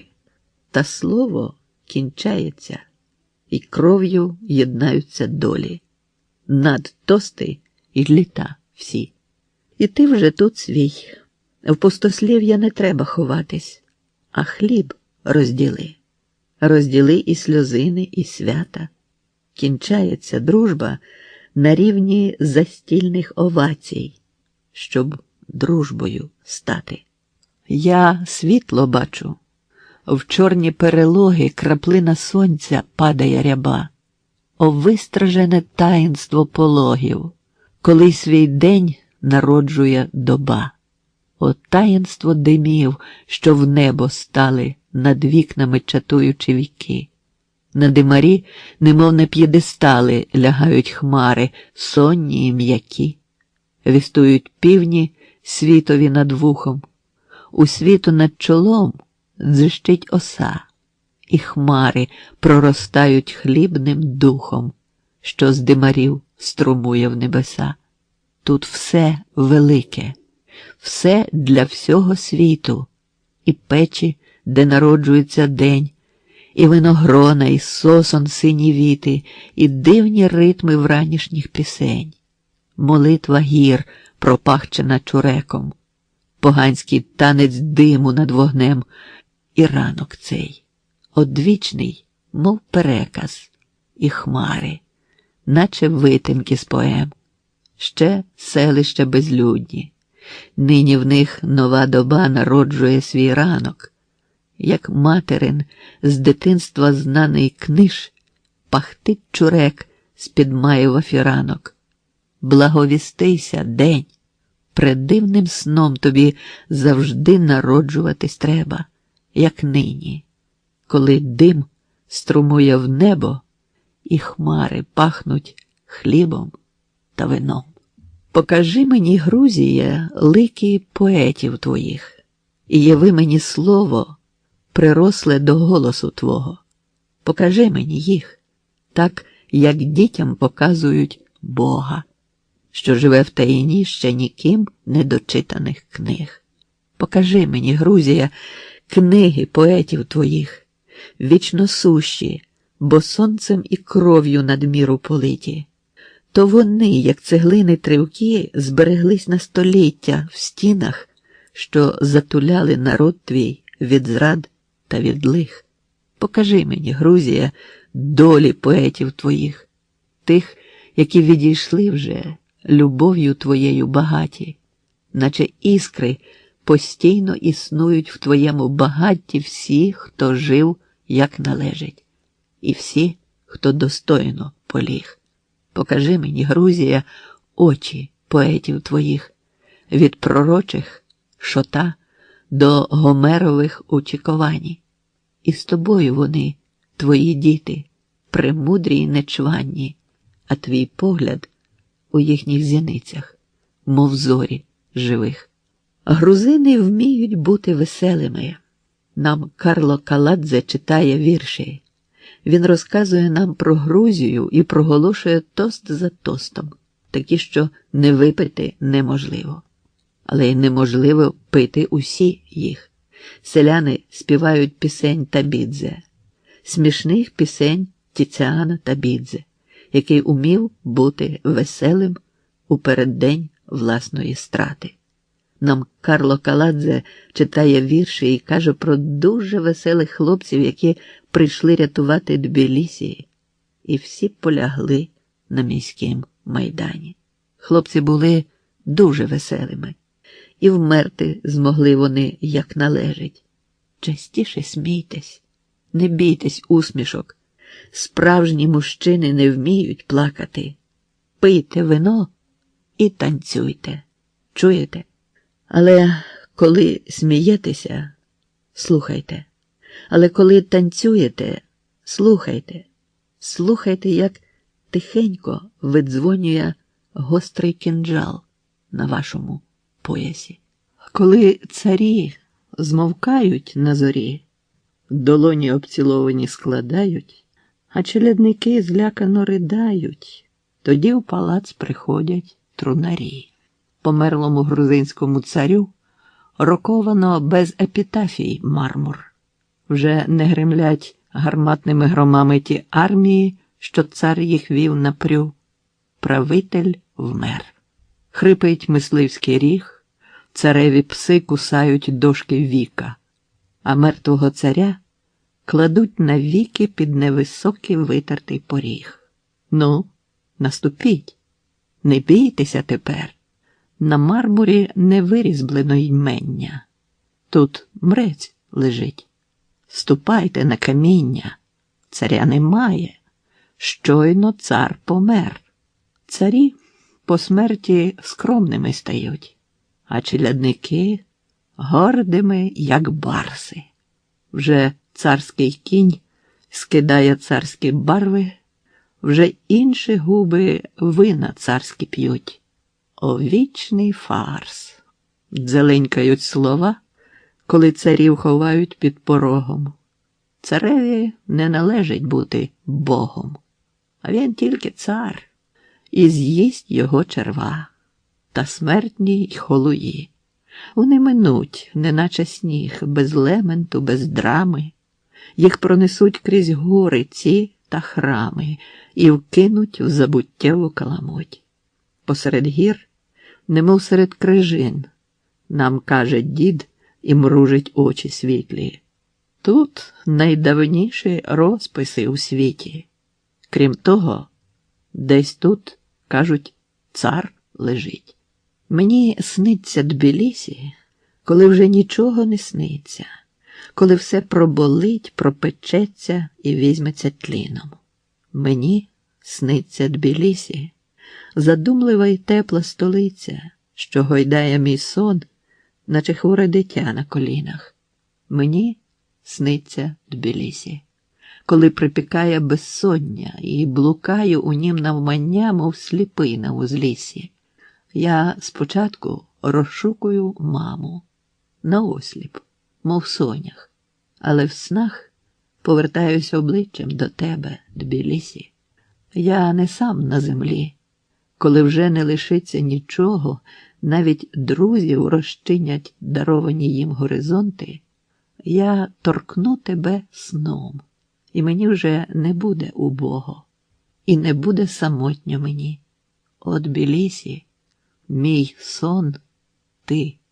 1964-1982 роки. Пляж. Коли білоголовий вал підвівся, я вкинув камінця в кипінь шалену. І я на Чорне море подивився, а море подивилося на мене. Ми з ним були як незнайомі діти, бо гралися імен не називавши. Ми вдвох були. Чому б не порадіти? Хоча б на мить, бо гра – це не назавше. Я вдарив камінцем у пружність валу, а море простягло води. умиться.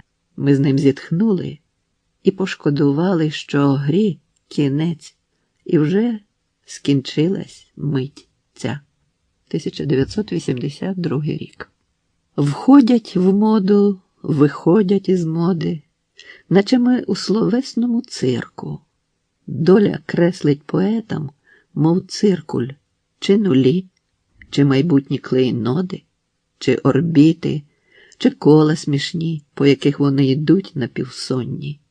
Книги віршів, мов книги фасонів, погортавши в своїм напівсні. Цей вгадав, цей у викроях слів марно лезами ножиць проляскав. Ну, а цей своїм віршикам лацкан трохи вущий, як треба, скроїв. О, поезія з теплих вольєрів, і ще їх ти лиш рук не пила.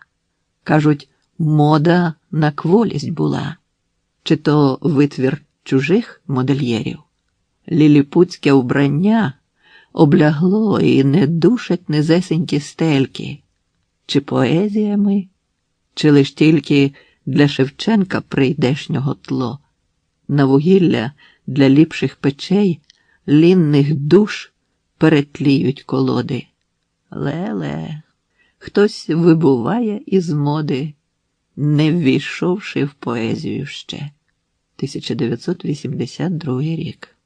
Гоголь повертається з Риму. Вже повертатися пора. Я зрозумів, що час додому. При місяцеві молодому гаїв безлистих млиста гра наврочує душі утому. Вже повертатися пора. Я розумію, де мій дім, бо з ним в розлуці не звикаю до іншого, чужого гаю, де з димарів чужинських дим розмазано по небокраю. Я розумію, де мій дім. Але ж у течі прагнув я, мов пошуків себе самого. Як не було б, а ця дорога, немов неквапна течія, в якій бездомному убого. Але ж у течі прагнув я, перемісилися в душі дикенькі Петербурги всі ці, всі селища, всі столиці, всі тістечка, хліби і книжі, всі мови, славні кволі й ниці, перемісилися в душі. Наснилось, хтось рече мені, нежданий, мов сльоза на святі, знайомий, наче мама в хаті. Я здригнувся у вісні, затямивши усі слова ті. Наснилось, хтось рече мені, шануй свій хист до божевіль. Відхід від думальних стандартів належить до найліпших жартів в твоїй країні без дозвіль. В тіні урочистих штандартів шануй свій хист до божевіль. Не місце мріям голубим, хоч як би у блакить ти вірив. Не голубам, а лютим звірам належить нині отчий дім. В країні голубих мундирів не місце мріям голубим. Мій білий Риме, прощавай. Вже час, до Петербурга треба. Мене зустріне млисте небо, а проводжає млистий гай. Куди втекти? Лиш тільки в себе. Мій білий Риме, прощавай. 1982 рік. Протираю слова, наче скло. Всі слова, мов попалені зорі, що скотились в липневе зело. Щоб словам повернути прозорість, протираю слова, наче скло. Дотикаю губами слова, як лоша дотикає хлібину. У кожній крихті надія жива. Кожне слово моє до загину. Дотикаю губами слова. У тебе світлі слова на устах, дивні, наче паролі до раю, дивовижні, мов соняшний птах. Я губами їх ніжно торкаю, у тебе світлі слова на устах. 1982 рік. Все одно на всіх не вистачає, і нестача ниє нам гірка, хліба, нафти, жител, сонця, чаю, м'яса, масла, спирту й молока. Світ довкруг розбурхано гуркоче криком: «Справедливосте! Гряди! Як нагодувати всіх, хто хоче даху, сонця, хліба і води?» Вже врожай засипали в чували на випадок неродючих літ. Літака з цистерн погодували. Вже ракети ладні знятись в літ. Звичний світ трагедій не вбачає в тім, що сам у себе спокій вкрав. Все одно ж на всіх не вистачає ніжності, довіри, людських прав. 1982 рік. Вже стільки про Дантеса написали: чужинець, вбивця, Пушкіна, як смів. Всі іскри з пістолетного кресала пожежно пламеніють в нуртах слів. Чужинці нас! О, дайте силу й строк, і знайде їх усіх наш мстивий гнів. Тим часом вже Мартинов, землячок, на Лермонтова пістолет навів. 1982 рік. Я ніколи не знаю, до кого він шле молитви, з якого виходить краю на поле моєї битви, які він стежки розвідав, з якої напився бодні. Я ще зроду не відав, кого він зрадить сьогодні. Яка ж вона страхітлива, душі його течія. Вимолюю, наче дива, людського в ньому я. Коли раки засвищуть, скликаючи риб до маршу, коли ти що-небудь віще самому собі намариш, коли сонце несите випалить твій посів, і все ж хліба даси ти тому, хто хліба просив, сядуть тобі на плечі вдячні святкові птиці. Вигадую дивні речі, химерії небилиці, мов би пускаю риб у пересохлий став. Боже, зробив хоч ти б, щоб він людиною став. 1982 рік. Ти пиши, тобі заплатять. Ще й тепер, а не колись. Ну а потім ти заплачеш, і ніхто не витре сліз. Ти пиши, сховавши очі, ти пиши, зігнувши спину. Згодом вбити себе схочеш, і тебе ніхто не спинить. Мов зістрелений літак, будеш, впавши, доживати. Бо платили так багато, а любили мало так. 1982 рік. Муки творчості. Міркуючи про безсмертя, відомий поет А.Б. вийшов з ліфта і неквапно шукав за ключем в кишені. Він подумав, що більше вже не любить себе. І цілий світ зневажає, бо всі тепер надто вчені. В прогрес неохоче вірять і до себе кожен гребе. Відомий поет А.Б. виходив у місто зрана, купив газету в кіоску і дізнався з газети про те, що його книга в основному погана, але в дечому й добра. Можна і про це сказати, бо вірші там не шкідливі, наче вода з крана. Ага, повторив поет, все ж таки не шкідливі. Він почухав потилицю і почитав ще раз. Зблиснуло ще одне речення у критиковій поливі про те, що Б. працьовитий, і вірші його щирі, а герої життєві, бо посмішки в них щасливі. Відомий поет Б. подумав, що так і є. Дещо не дуже вдале, але дещо вдалося. Він нашим натхненним будням всього себе віддає. І як би йому тяжко в цій праці не довелося, він поетичній творчості життя присвятив своє. Кому легко тепер, сказав поет собі сам. Сотні людей не мають достатку, а ще й порядку. Часом батьки не можуть придбати джинси синам. Та й за статтю критикові кинуть якусь десятку. А жити потрібно й критикам. І їм тяжко, як нам. Відомий поет Б. читав газету ще трохи і хитнув головою. До безладності звикли ми. Надто легко сприймаємо свою жорстоку епоху. Між тим виникають складності з голландськими черевиками, а в передгір'ях західних низькі врожаї гороху. Відомий поет А.Б. не був панікером зроду. Подумавши, зрозумів, що докори не зламають творця, що живе проблемами поезії та народу.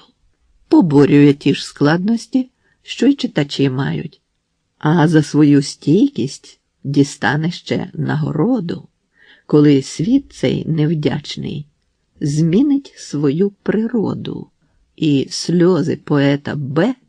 його, мов роса, омиють. 1982 рік. На морському вокзалі літо пропахло лінню. Електричний годинник над входом для всіх один. Кораблі, що мандрують по чужому велінню, не мають власних годин.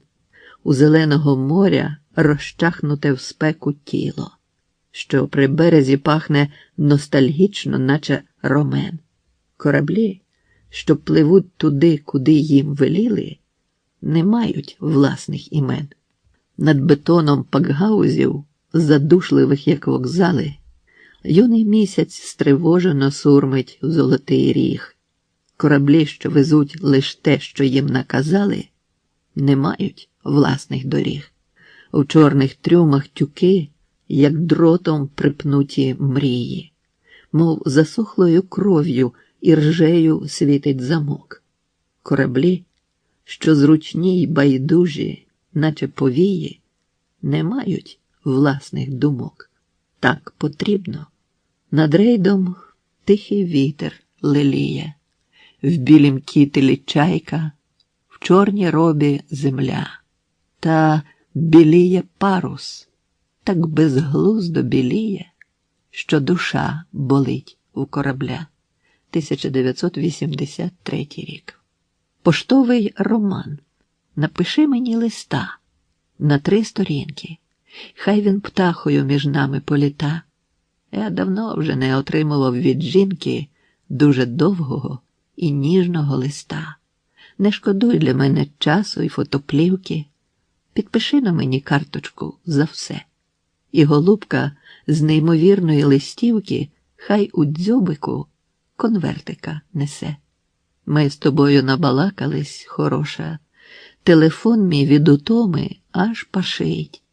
Люди добрі, так сердечно я вас прошу, ви частіше один одному пишіть, бо, мов ноти непроспіваних мелодій, сплять листи по наших пам'ятях сумних. А Кирило ж велемудрий і Мефодій стільки літер нам придумали для них. Ті листи вже знемагають від утоми, наче птах, що через море пролетів. Бо у душах, наче в скринях, несемо ми забагато ненаписаних листів. Кожен лист, як неподолана вершина, місто, здатне до столітніх оборон. Ти не бійся, ти красива.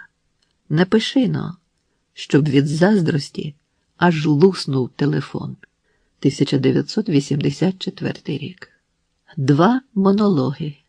Полюбіть нас, доки тут іще ми, поки нас набитий шлях не збито, заки не минули наші щеми. Полюбіте, доки ще живі ми на планеті, дайте крилам вітер розпороти, мов качок збивають в лід поетів чорним шротом. Ген під небесами голубими стелиться стоходжена дорога. Чи потрібні ми вам, бо собі ми ні до чого. Стоїмо у часі й над часами. Пальці нам щодення поламало. Полюбіть нас, бо під небесами так нас мало. Шукаємо душі, спадають хвилини, мов дощик. Ми в'язнемо в часі, неначе в багнищі осіннім. Шукаємо душі. Коли вже не їх, то хоч дещо, як шанс на спасіння. Тікаємо з пустки, бо мука росте із нічого. Вже очі тьмянішають, мов амбразури в піддаші. В найліпших хоч крихти, пів пустки, пів чорта, пів Бога. Шукаємо душі. Яхтсмени шукають між хвилями, льотчики в небі, бабусі убогі на теплих колінах у Бога, а я в собі душу шукаю і плачу над нею. Та що мені з того? Ну що мені з того, коли я розгублено знидів і сумно похитуюсь, голову в руки узявши, коли тії душі живуть в багатьох, наче нігті, підрізані завше, коли півпомерлі живучо бредуть між живими. Одні з них без душ, зате в інших буває по дві їх. Є навстіжні душі, а є і такі невловимі, мов сльози на віях. Є душі стандартні, плескаті, мов скриньки поштові. Бувають важезні, шорсткі, як невитерті жорна. Бувають, як вірші вони, де у кожному слові від болю аж чорно. Бувають солоні, як море, розкроплене в бризі, або братовбивчі, душа, як розлючений Каїн. Бувають красиві, неначе кора на березі, а ми їх шукаємо. А ми їх шукаємо в цім розшарованім світі, від тої розпуки і тої надії недужі в Торонто, у Каневі, Києві чи на Таїті. Шукаємо душі. 1984 рік. Кобзареві уроки. Пропонували дружбу, як милиці. Зіприся, мовляв, і гайда за нами. Йому казали про царські милості, його улещували чинами. Були компліменти, як індульгенції. Були погрози, наче гармати. Його виключали з інтелігенції, немов це може значення мати. А часом, зіщуливши очі заячі, ховали в зіницях погрози лід. До нього прицінювались, гадаючи, скільки за нього платити слід. По чим вона, поетова посмішка? Наказують «смійся», а він кривиться. І виглядають напрочуд пошлими грайливі слова, смальцьовані кривдою. З тих слів, як з лепу, які вже злети, з тих слів, як з льоху, де повно лих. Царі так люблять, коли поети показують зуби зі сміху лиш. Одних повісили, іншим весело. Одному злості, іншому злота. А ти долонями, наче веслами, гребеш з океану тої підлоти. Ступнеш на берег, пальмами всаджений, і там накажуть сміхом грими. Шевченко всміхається, як засуджений, що тільки-но кулю зустрів грудьми. Бо зробиш півкроку, покрають криком, а зробиш крок, розтовчуть в ступі. Рядки, немов загачені ріки, б'ються у греблі болюче й тупо, а понад ними царі ворожать. Ти розгинаєшся над усе це, і судді олівчиками ворушать, нездатні сягнути тобі до серця. Смердить у казенних поминок ладан. Народ безсмертний, як є в нім лють, як є в нім хтось, хоч один, хто ладен негайно вмерти за власний люд. Параграфи дивляться лютим звіром, та гине страх, де віра жива, де понад марних вироків виром стають остаточні, мов день, слова. Не витерти їх і ще не второпати, ще перед ними сторіччям клякнути. Шевченко йде у безсмертя з допиту крізь білі очі катів наляканих. Вже з Шліссельбургу його не видно, а зорі над ним подорожній пил, та яблуні вздовж неораних піль, і на долоні рожева квітка, неначе той цвіт з кров'ю навпіл. 1984 рік. Радіо. Я припнутий до світу латунним повіддям дротів, по яких голоси долинають і ллються депеші, де нуртуються істини, в'ються неправди неспішні, де немає спокою, а сну там нема й поготів. А коли пролітають птахи понад виром словес і дроти набрякають далеко пролитою кров'ю, обростають потоками вітру, мов гілка корою, і ночами вростають в пропечену зорями вись. Я припнутий до світу латунним повіддям дротів. Чую голос твій, мила, у видзвоні ніжнім і чистім. Вже останні новини гудуть між буденністю і щастям, мов кажан, що між мною і місяцем ген пролетів. 1984 рік. Учителеві. Доленько мила, не гни мене й не лови, не вкорочуй мукою існування моє земне. Я на світі житиму, доки будете в мене ви, доки поряд людина, що не зрадить мене. Очі, зимні й слизькі, немов промерзлі стави, м'яли душу і лице мені, поціновуючи, мов крам, але я вижив, бо в мене були ви, і я знав, житиму, щоб віддячити вам. Коли, збитий в нокаут, я зводився із трави, на вашу підтримку зіпершись, мов на плече, я віддав, що виживу, бо в мене були ви. І знав я, що житиму, бо не час піддаватись іще. Над слова шепітливі, наче шурхіт жорстви, чую голос надії, що гріє душу мою. Я щасливо житиму, доки будете в мене ви, доки я перед вами, наче дитя стою. Понад ріками болю сходить сонце ясне, живий, і пульсує в годиннику дарований вами час. Я іще поживу, доки в мене будете ви. Все минає, лишається сподівання на вас. 1984 рік.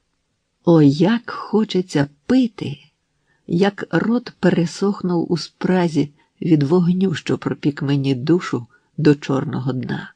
Напоїть мене, чуєте? Тільки у жодному разі не підносьте вино. Я не питиму нині вина. О, як хочеться їсти, як голод катує жорстоко і на серце кладе мені руку всевладну й шорстку. Я втомився від голоду. Тільки мене ви до строку не частуєте солодким. Воно не завжди до смаку. На бучному бенкеті душі моїй молодість сниться. Стіл дитинства мого і найперша з прочитаних книг. Запросила душа моя хліба й води із криниці, бо давно вже душа моя спрагла й голодна без них.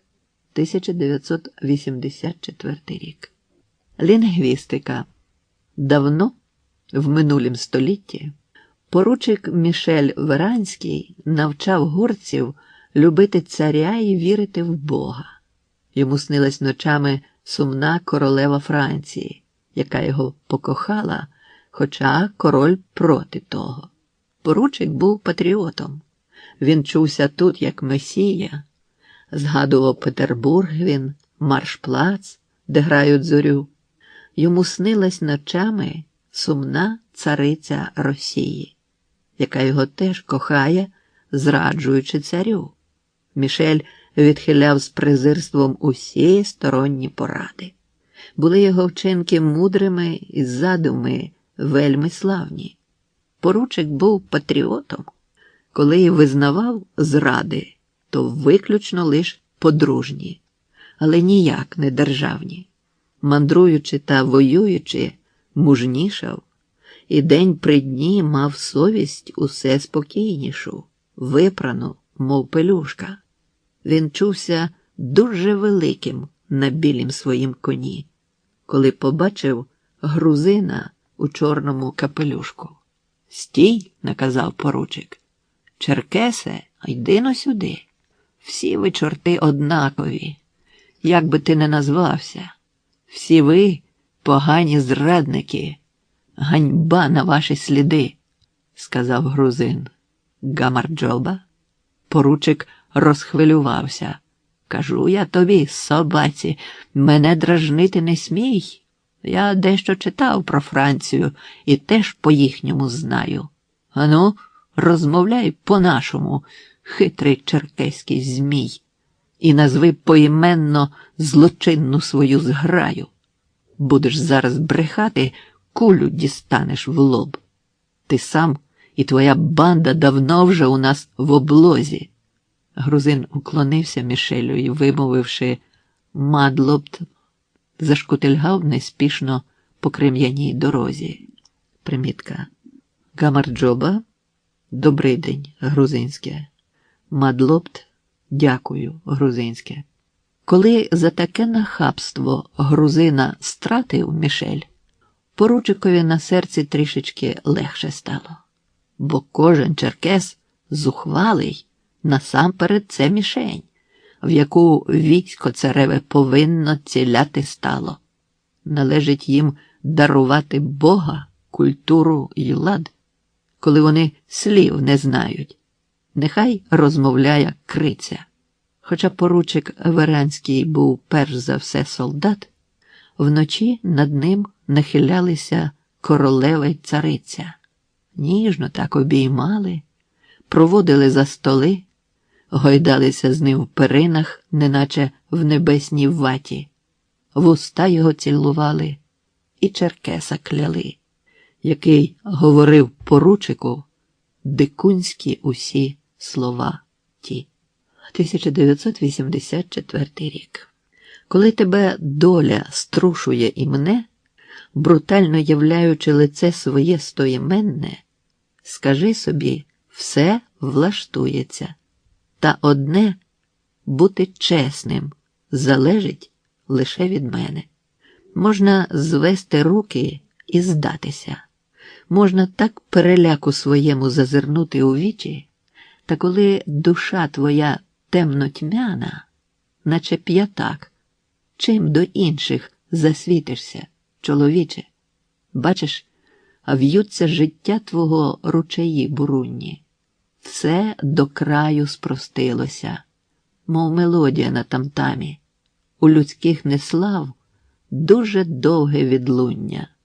Навіть голос помре, а відлуння ходить світами. Коли скрутно, вір таки, що влаштується все. Біль ущухне після виграного двобою. Та якщо замовкнеш, хай відлуння не принесе ні словечка неправди мовленого тобою. Так все просто. Щастя і лихо. Усе мине. Ти живеш у людстві, просто совісті й неба. Не усе залежить від тебе. Але одне – бути чесним – залежить лише від тебе. 1985 рік. Про що мене птахи питали, коли трикутниками зграй вони на південь відлітали, розкреслюючи небокрай? Про що ці лементи і скрики? Про що у пісні тій слова? Про що шепочуть квіти і ріки? Про що кричать дощі й трава? Про що запитують померлі, коли у темному вбранні до них приходжу, і помалу вони звіряються мені? Про що душа моя боліла, яка жага її пекла, коли вона не розуміла, бо зрозуміти не змогла. 1985 рік. Не соромся уроди своєї. Ти прекрасна, як вітер, як ніч, мов дзеркала прозорих криниць, мов земля, не діткнута змією, як душа, що не падала ниць, мов світіння далеких зірниць. Не соромся уроди своєї. І нехай тобі заздрять усі. Ти веселки дуга над ріллею, ти узлісся в травневій красі, крихта сонця в ранковій росі, ти лоша, що не знає прошлеї, сизий птах в бригантини на реї, ти цвітіння в травневому глеї, а не стебло трави на косі. Не соромся уроди своєї. 1985 рік. Сувора пора, коли замовкнуть втомлені громи, а всі дощі відлинуть і відплачуть, я поцілую сніг, бо все це значить, що знову дочекались ми зими. Прибіло й чисто настає пора, коли нам студить чола зимний вітер. Пора спочинку для бруньок і квітів. Пора холодних думань для пера. Це просто інший ритм, коли метал вмерзає нам у зашкарублі пальці. Неспокій це, шорсткий зимовий пал це, тверезий і немилосердний пал. Немає вже спекот, якими ти розслаблено себе щороку тішив. Минули плани, всі, якими ти жив, допоки сонце ще могло пекти. Вже не пече, гряде суворий час. Тепер у світі все таке прозоре, як перша крига чи ранкове море. Зимове сонце наскрізь бачить нас. Суворий час, такий потрібний він. І знов душа собою володіє, коли в сріблястім розблиску сивин гряде пора тверезості і надії. 1986 рік. Стобарвно, стозначно, стозвуко, мов присуд, що не промине, як втома, як спомин, як мука, слова обіймають мене. Проходять, як піт по обличчю, як зблиск в непрозорій пітьмі. Я віршів давно вже не кличу, та вірші приходять самі. Не хочуть мене полишати, як марево в літнім степу, немов нетерплячі пташата, що дзьобами б'ють в шкарлупу. Я зовсім нічого не знаю, чому в мої будні та сни з якогось незнаного краю всевладно приходять вони. Коли ж недолугі поети потоптують душу живу, коли неспроможність до злету безкрилить людей і пташву, коли переламано крила в метелика, чайки й орла, і тихо вмирають вітрила на яхті, що не відпливла, як вибух, розлам, потрясіння, в безкрилій добі лихоліть приходять рядки, як спасіння чи віра в майбутній політ.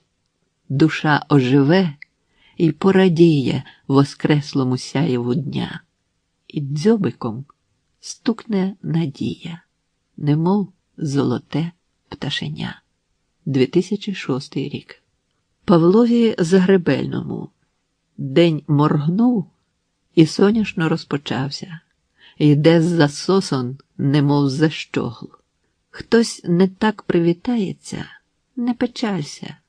Заздрі, значить, було за що. Плітку пустять. Приготувати можуть перець в очі чи в спину ніж. Все одно не вцілять, схибують, змажуть. Зрадять? Зраджували й раніше. Хтось живе, як уміє, а хтось чесно, хтось за межами норм і мір. Але доля усіх розрахує вчасно, не посмертно, а вже тепер. Всі дістануть своє, що кому належить. Хтось троянду, а хтось будяк. Хтось дістане ордена, хтось нежить. Хтось нічого, бо жив ніяк. Хтось дістане іграшки для малечі. Хтось десяток загальних слів. А для тебе не буде жодної речі. Доля скаже: живи, як жив. Хай лишаться ті самі недруги й друзі, книги, діти, дружина й дім. В цім натхненні, в цій заздрості, в цій напрузі, в самоспаленні вічнім цім, щоб життя протривало і не змінилось, щоб його не торкала мла. Доля лоб торкнула тобі, вклонилась і шанобливо відійшла. 2006 рік. Живемо, роззираючись у власних просторі й часі, хоч не маємо гадки, що таке простір і час. Може бути, сьогодні у Херсоні чи в Гондурасі народився хлопчик, що врятує усіх нас. Дискутуємо, хто ми, дійові особи чи свідки. Озираємо пильно перехрестя своїх доріг і невтомно чекаємо, щоб посланець, хто зна звідки, всім потішив душі і зразу всім допоміг. У театрі щоденному ми і Гамлети, ми і блазні, драматурги, художники і вибагливі глядачі. Ми один перед одним голісінькі, наче в лазні, та погано бачимо один одного уночі. У Небесному Царстві місцина таємна така є, де зіпнулись гори навшпиньки, всі без шапок. Там, за дальньою хмарою, завжди наказів чекає і притримує коней господинь резервний полк. Там пречисто і тихо, там немає сторонніх, там окремий простір і там особливий час. Звідти може прийти полководець чи просто конюх.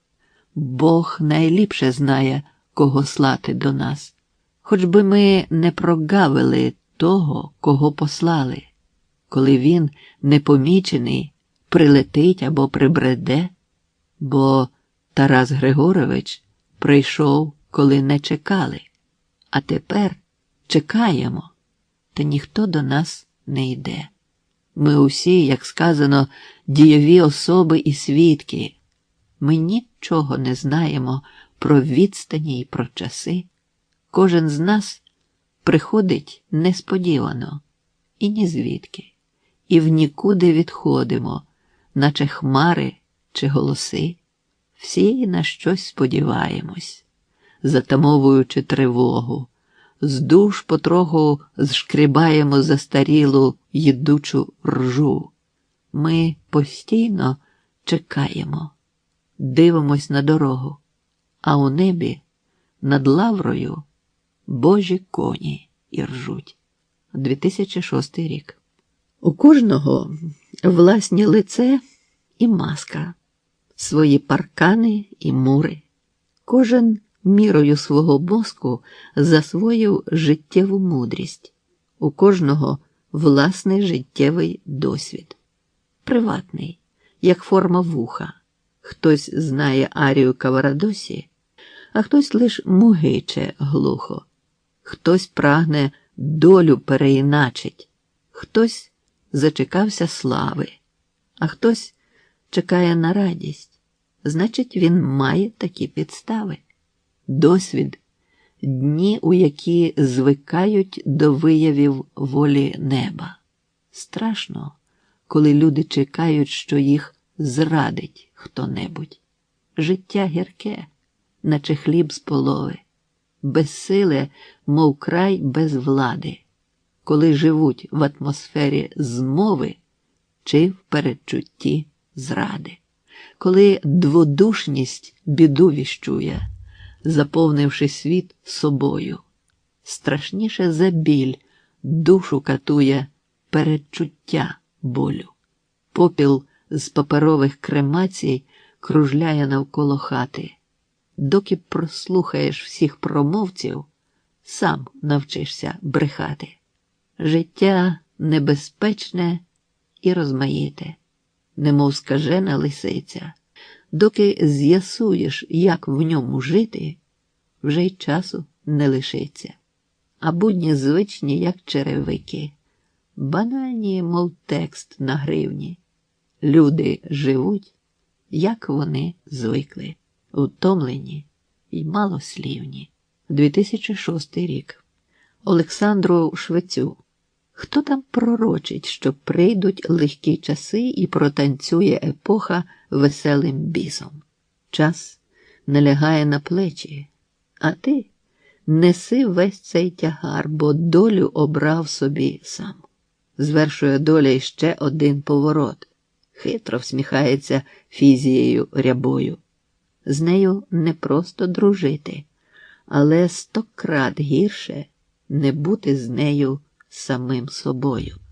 І незважаючи на розверсті роти, що недолугість власну криком маскують, бути спокійним розумником маєш ти там, де повагу до мудрих не практикують.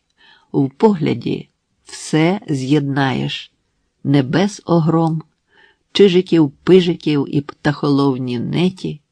Кажуть, якщо володієш своїм пером, значить і крила розгорнеш у вільнім леті. Та не існує гарантій. Епоха та ж, радощі ті ж, хвилювання і перестороги. Взявши на плечі такий непростий вантаж, будеш тягти його, доки тримають ноги. Через розливий рік, через твань калюж, через німоти, крізь багатоголосся треба іти і не спинятися. Іти чимдуж, крила притиснувши, щоб зручніше ішлося. 2006 рік. Бундючний, немов король з милвидла, темний, мов зір крота, він пише товстезні книжки для бидла, а сам таких не чита. Народ, сприйнявши як ройовище, що прагне його порад, він гордий тим, що з народу вийшов, але не хоче назад. У книгах його, ніде правди діти, геройствують трударі. Він любить народ свій. Так люблять діти горобчиків у дворі. З ним поруч діяв впливовий пан, набряклий від власних пих. Щовечора шле на телеекран видовище для тупих. Вірить задумливий телепан, що всі хохли і не хохли будуть вухами теліпать, але з'їдять, що дали. Він чується зернятком на стерні, пророслим в дурну пітьму. Нехай вважає, що ми дурні. Коли так, легше йому. Я ще з дитячих книжок моїх засвоїв чіткий урок, що дурник Іван переміг усіх в кожній із казочок. Йде горе-мудрець у казенний ліс, немов жертовна вівця, і дурням з дурниками до сліз буває жаль мудреця. 2006 рік. Колись прокидався вдосвіта, веселий і небагатий. Перший висновок з досвіду. Не треба ні з ким змагатись, втискати в суворі дати ряди легковажних справ. А треба вчасно роздати усе, що ти назбирав. Хоча, щиро б сказати, є щось подібне до кривди, коли жебраки пузаті ділять твоє кревне, по клаптю тягнуть, мов миші, кожен собі в кубло. Кажуть, що і раніше все це їхнім було. Нехай наїдяться досита на цім фестивалі парій. А ти прокидайся вдосвіта і каву собі запарюй, бо є життя не лукаве, осторонь цього цирку, де є з ким випити каву і є з ким випити чарку. І нічия могутність заздрістю не лоскоче. Не треба ні з ким змагатись, бо того душа не хоче. Мій особистий досвід вибагливий і розкішний. Розплющую очі вдосвіта і розмовляю з кішкою, яка уже хазяйнує. Вона по-дружньому щиро на стіл мені пропонує мишу, зловлену вчора. Сонце пришле проміння, додасть кольорів дню. Є речі вічні і незмінні, пророслі крізь метушню. 2006 рік. Я віршів не писав 100 літ, 120 літ не грав у карти і вже давно почав звикати до часу, що сповільнив літ. Днів скаламучена ріка до мене притекла прозоро, і як усі короткозорі, я прозираю світ зблизька. Собі до погляду тулю все, що любив і що люблю я. А світ повторно пропонує себе в розломах кришталю. Слова правічні, як трава. Мого життя і судді, й свідки до мене сходяться нізвідки, мов козирі із рукава. Я скам'янів у задзеркаллі, де все роз'яснилось мені. Химерний, мов прем'єр-міністр, що їсть сардельку на вокзалі. Ну що ж, крізь суетні суєти, крізь Бостон, Жмеринку і Париж, нарешті ти продерся і зриш себе таким смішним, як є ти. Твій досвід – білий сніг на скроні. Його вже не розтопиш ти.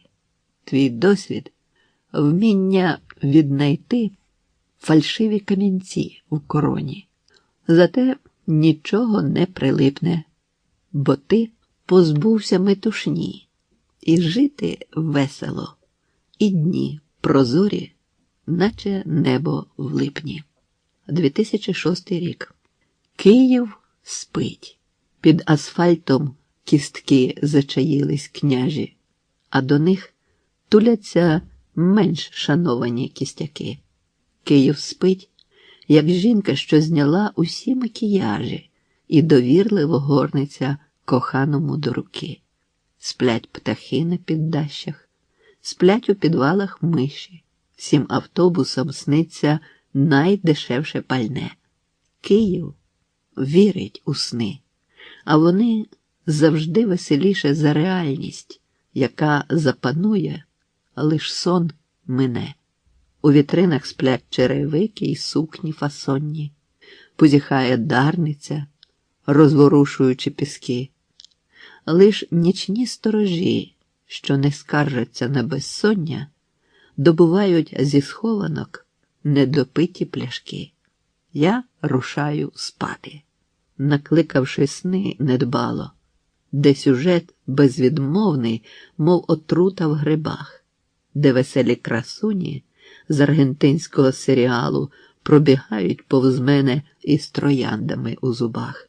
Пробіжать, минуть і розчиняться в сонній тиші. А на ранок радіо, зубна щітка й кефір. Пів життя у снах, привабливих, як афіші. Пів життя у буднях, гидких, мов риб'ячий жир. Хтось бідує, хтось заздрить, хтось поводиться, як вельможа. Та одного світанку, розбивши сонний полон, засурмив би архангел, прем'єр, піонер чи, може, негодований зранку зоопарковий сірий слон. Ми б із вами прокинулись під шатром ранкового неба, у ріці з порожніх словес і значущих слів. Нам не треба курантів, нам будильника дуже треба, аби він щоранку, наче рок-ансамбль, гуркотів. Коли місто поснідає, вмиється, вийде з дому і відчує надію в щойно початім дні, я побачу Київ, знаний і невідомий, і побачу вас я, і буде гарно мені. 2006 рік. Яке це щастя! Зайвого позбутись, людей, речей, паперів, марних слів, пляшок, яким судилося розбитись, і того болю, що переболів. Серед чужих присяг і слізних зречень так радісно відчути від літа категоричність директивних речень, чужих словес і задумів сльота. Там, де тупцює натовп, мов стонога, зминаючи у темінь світлі дні, ти мусиш віднайти себе самого на злому фестивалі метушні. Поміж чужих життів, сховавши власне, не втративши душі і голови, пильнуй, якщо по спині доля лясне, не зразу вір, що друзі з нею ви.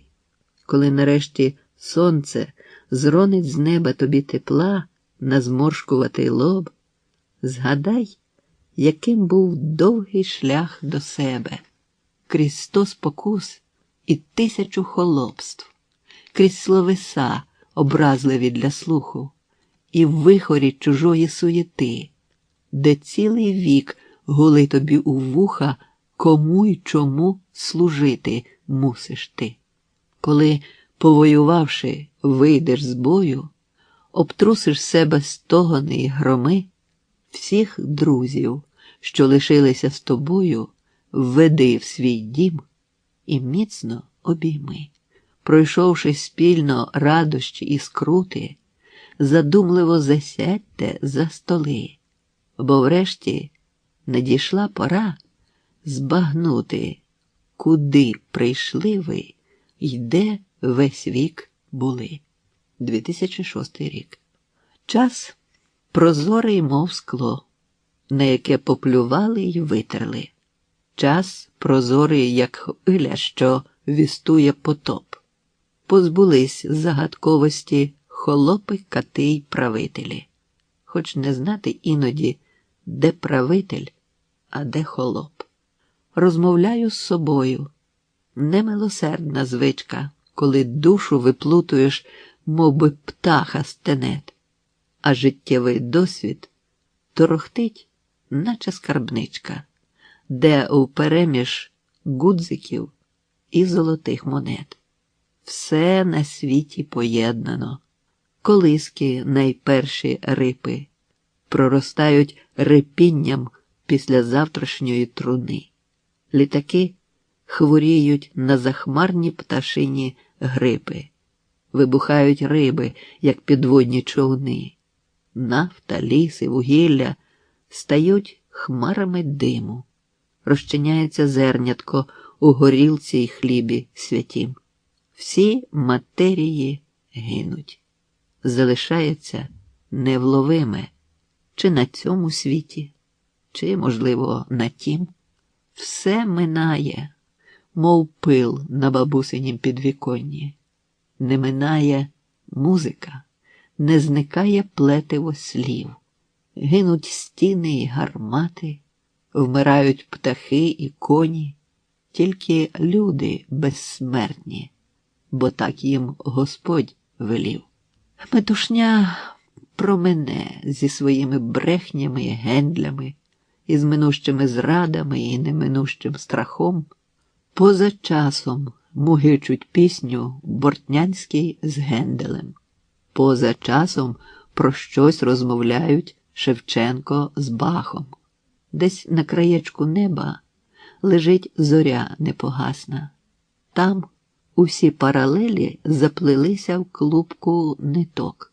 Я занурююсь в тишу, вона біла й прекрасна, як ніким не покреслений чистий білий листок. Ще ніхто не вмирав. Кожен з нас приходить до тями, лиш над ним захитається неосяжний небесний дзвін, а Господь на небі ледь ворушить губами і слова повторює, які знає лиш він. 2006 рік. Сувора пора. Дмитру Гордону. Повростали у пам'ять справи родинні, озиваються в спогадах віддаленою луною. Я хотів зберегти життя дорогій людині і повторював їй: розмовляй зі мною. Всі слова були як лебедине ячання над дочасно промерзлою стороною. Знав я, смерть народжується з мовчання. Гірко плакав я: розмовляй зі мною. Коли тиша гусне, початком кінця здається, коли страх вже зіщулився в параною, коли серце під пальцями ледве б'ється, я щосили молю: розмовляй зі мною, не мовчи, коли рука твоя кам'яніє, коли погляд холоне і морок стає стіною, шепочи, кричи, щоб я не втратив надії. Я повторював: розмовляй зі мною. Я повинен знати, ти іще на цім світі, і життя бренить неперерваною струною. До останнього стогону, до останньої миті дуже прошу я: розмовляй зі мною. А коли оживеш, я знаю, що оживеш ти, як ріка оживає, розкута з криги весною. Всі слова забуду з словникової решти. Збережу лише: розмовляй зі мною. До життя повертаються перемерзлі віти, пролітають птахи обнадійливою маною. Щиросердо й гаряче прошу в білого світу: доки я ще живий, розмовляй зі мною. Відсуваючи вбік власні настрої із настроями, ввічливо зосереджений, просто ніжність сама, я розмовляв з брехунами, геніями і героями. Ціле життя розмовляв підряд з усіма. Знаю слова, що падають, наче цегла на голову. Криком тривоги краючи розхристані ночі й дні, чув прохолоді вирази, що, мов поминальне коливо, усі належно зготовані та неїстівні й сумні. Обходжу знайомі засідки, розбурхані веремії, хоча все одно підстрелять, на ходу чи льоту, вимрією співрозмовника, який мене зрозуміє, щоб життя не занурилось в німотність і самоту. Слова потроху зростаються і рушають в дорогу. Безмовно у них вдивляються жебраки й королі. Кожен чекає власного прекрасного діалогу. заради якого варто жити на цій землі. Квітень-травень 2006 року. Дитинство моє ніяк не засне, а всі ми довічні діти. Я знаю, хто плавати вчив мене, знаю, хто вчив ходити. В потоках радощів чи болінь, між слави і лихослав'я, кожне з уміннів чи півумінь у дарунок прийняв я. Науки, сповиті в пелюшки слів, не вивітряться ніколи, тільки любові ніхто не вчив. Немає такої школи. Нас кидало, мов плоти по ріці, з течіями в бурінні. Ми йшли до любові, як йдуть сліпці крізь стіни у лабіринті. Уважно дивився трагічний час в свої криваві дзеркала і заздрив, бо в ньому любили нас, а ми любили й кохали. Ми знали, що серед своїх легенд, які вона ж і голубить, держава усіх нас, як імпотент, ревнує, зате не любить. Але щоб вижити і жити, ми кохалися й твердо знали, що залишаємося людьми, доки любов із нами, доки житейському кораблю любов у вітрила віє. Я сущий на світі, бо вас люблю і житиму, доки ви є. Травень 2006 року. Різдвяна молитва. Господи, Ти бачиш нас із високості, розрізняєш добрих і недобрих людей. Порятуй Україну з океану злості, де вона захлинається з дня у день. Всі ми віримо, Господи, що Тобі болить Україна. Під свою опіку щедро її візьми.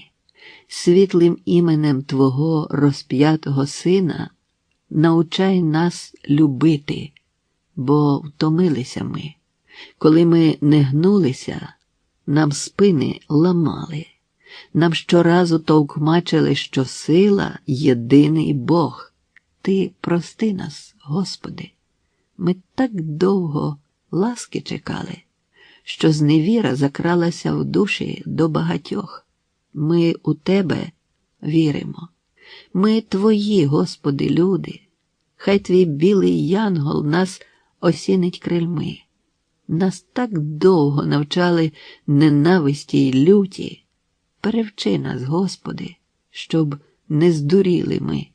Ти віддав свого Сина, щоб здолати зло ненажерне. Поверни ж нам здатність перемагати злість.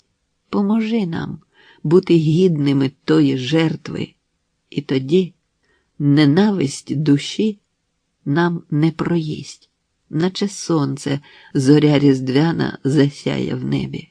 Мов надія визріла в глибині поколінь. Ми повіримо, Господи, у любов і злагоду, ніби ми навік обтрусилися з ненависті. Амінь. 27 грудня 2011 року. Трава біля порога. Від першої особи. А де вона, та особа? Перша ява моя, найперше обличчя, але марно шукати лице на фотокартках. Знімків дуже мало. Була війна, і фотографи полишили свої павільйони, а довоєнні фото згоріли разом з альбомами. Найперші образи моєї особи, перше обличчя десь там, у воєнному попелі, у війні, що давно скінчилася і не закінчується ніколи, в пам'яті. А пам'ять дуже непроста річ. Наскільки історична пам'ять сягає вглиб. Мої діти знають, що ординці 700 років тому зруйнували Київ, спалили житла, Десятинну церкву, і що уярмлення те було тяжким і тривалим. Я кажу їм, що то була орда, а не народ. оповідаю про хана, якого розчулили золоті київські дзвіниці. І діти мої переживають за той 13-го сторіччя Київ, що став попелом.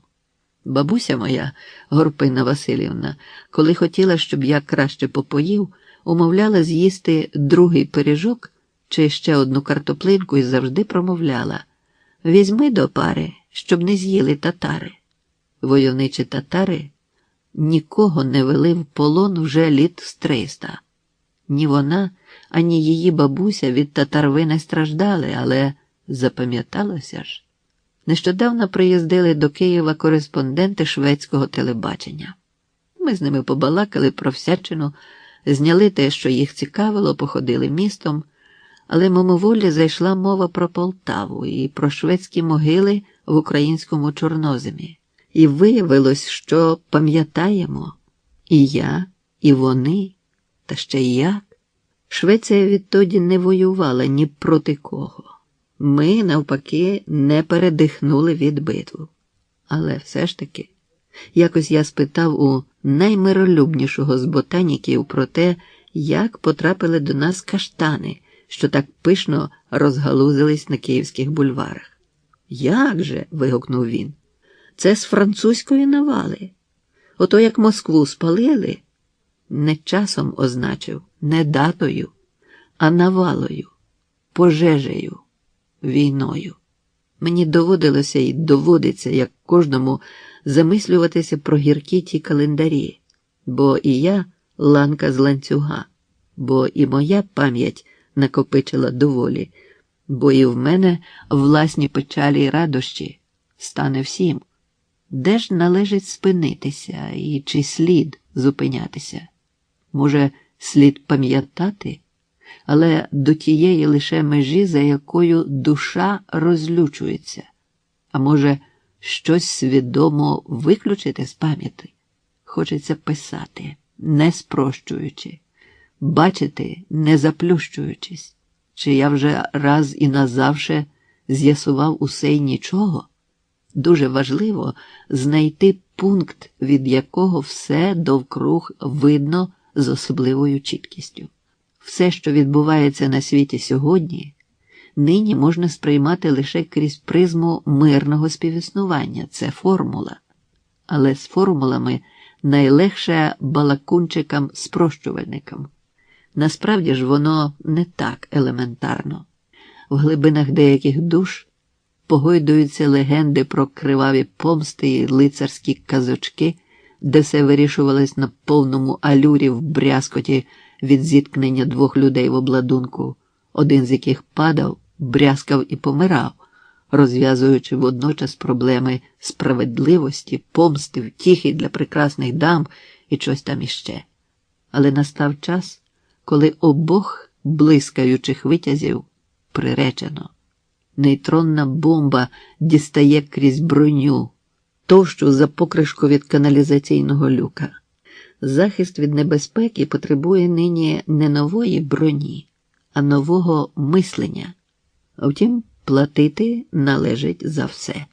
Сиджу перед чистісіньким аркушем паперу і не відаю, скільки дерев зрубали, щоб виготовити папір цей. Скільки трісок та гілок шурхотить під пером у мене. Відчуваю, як старшаю, і мені прагнеться розмовляти з вами від першої особи про те, що й собі оповідаю не щодня. Торкнув в цих нотатках деякі події свого життя в найновіші часи, а там, куди рушимо, торкнувшись до них. Юрген Малий, керівник делегації молодих німців із західно-німецького міста Бремена, виступав, стоячи напроти мене за столом, у Києві в Республіканському комітеті захисту миру. Мені несподівано випало приймати делегацію, і я не зразу настроївся на запитання юних та бородатих, не дуже коротко підстрижених молодиків та їхніх коротко підстрижених супутниць зі згаданої делегації. Ми розмовляли довго і дуже відверто, натомилися, але німцям, здається, сподобалось. І тепер вони покахикували, радячись, що сказати б господарям наостанок.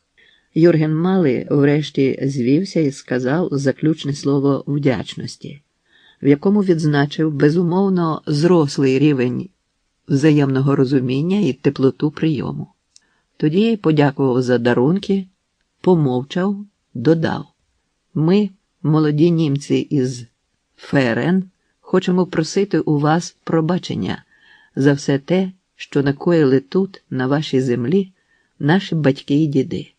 Знаю, що це не ті слова, вони неадекватні стражданням, пережитим вами від моїх співвітчизників кілька поколінь тому. Через це я хочу присягнутися, що німці мого покоління, кажу це від імені нашої делегації та від мільйонів співвітчизників, більше ніколи не повернуть зброю проти вас, вашого народу, вашої країни». От що цікавого. Француз, чи, припустимо, бельгієць, бажаючи сказати мені приємність, ні за що не почав би із запевнень у своєму небажанні убивати мене. А тут приїхала собі людина з міста Бремена, тільки й знаю, що були там веселі музики з казки братів Грім. Вперше у Києві, а туди ж війна і мир. Бути чи не бути. Від власного імені, від імені співгромадян. Його супутники зааплодували. Не заплескали в долоні, як це ми робимо, а почали стукотіти по столу туго затиснутими кулаками. Це в них така мода нині. Напевне, мода, бо я вже бачив такий спосіб виявлення захоплення. Було це навесні в Нюрнбергу. Як летить час. За минулі півроку я двічі побував у ФРН, прийняв кілька німецьких делегацій у Києві. Ніколи з часів минулої війни я не бачив стількох німців за такий короткий час. Дивна річ. Намір написати про це не те щоб книжку, а щось на кшталт спогадів, де часи єдналися б, як фотознімки в родинному альбомі, з'явився тоді, коли я слухав молодого німця, що присягався поводитись не так, як поводилися його батьки. Перед зустріччю в Комітеті захисту миру делегації показували фільм про Київський Бабин Яр, працюючи над яким я мало не збожеволів від горя. А вони просто переглянули з інтересом. Кажуть, що антифашистська тема в мистецтві повинна бути виразною і потужною, що родичі їхні, розпластані за кулеметами в кадрах з Бабиного Яру, мов би й інші німці, а не діди їхні, батьки і дядьки, мов би оті всі іншого розливу, інакшого кореня, з іншої планети, не з того сім'ячка. Розмірковувати про складності великих процесів, один з яких називається взаєморозумінням, а другий співіснуванням, можна й слід безконечно. Незадовго до від'їзду в Нюрнберг я перечитав подорожні німецькі нотатки Ванди Василевської, написані понад 30 років тому. І мене обпекло тодішнім болем Ванди Львівни, яка відверто, як уміла вона писати, занотувала, що її зовсім не засмучують берлінські руїни, а розглядаючи своїх ровесників-німців, вона насамперед вгадує, що вони робили під час війни. Там таки Василевська розповідає, як американці зігнали якось чимало довколишніх німців до одного зі щойно звільнених концтаборів, примусили оглянути. Ну що ж, за 30 минулих літ вони багато про що дізналися, багато до чого звикли і стали іншими. Хоч як би ми пам'ятали про минулі трагедії, над нами закружляла перспектива нової, багато що змінивши. Коли я думаю про те, що було 40 років тому, одночасно уявляю, що може трапитись, коли війна спалахне сьогодні. Здається, Чехов сказав, що коли кішці, в якої болять зуби, наступити на хвіст, то їй полегшає. А мені, на відміну від кішки, боляче й старим і новим болем. Хіба що кожного разу я переконую себе, що час минає і слід розважити спокійно, перебрати усе пам'яттю, наче долонею провести по шрамах, а вже тоді це в мені ворушиться історична пам'ять, вкладаючись у рамки виваженої і сприйнятої душею логіки. Третьої світової війни не повинно бути ніколи. І не буде. Все, що є у мене в серці, у пам'яті, в душі, звернене до миролюбства. Методи, якими з'ясовував сусідські взаємини давньокиївський князь Олег, за пушкінською версією «Отмстить неразумним хазарам, обречь їх мечам і пожарам», лишились у минулому, на рівні з бронзовими вістрями стріл. Наша країна першою почала пояснювати людству, що вже час ставати іншими, жити інакше. Після революції був декрет про мир. Було чимало наших закликів до роззброєння і миру, але нас тоді не слухали. Нас хотіли викорінити, випалити усіх до пня. День перемоги був іще днем застороги для всіх, хто збирається доводити свою правоту силою. Ми довели, що можемо подолати кого завгодно, але ціна воєнних перемог неймовірна.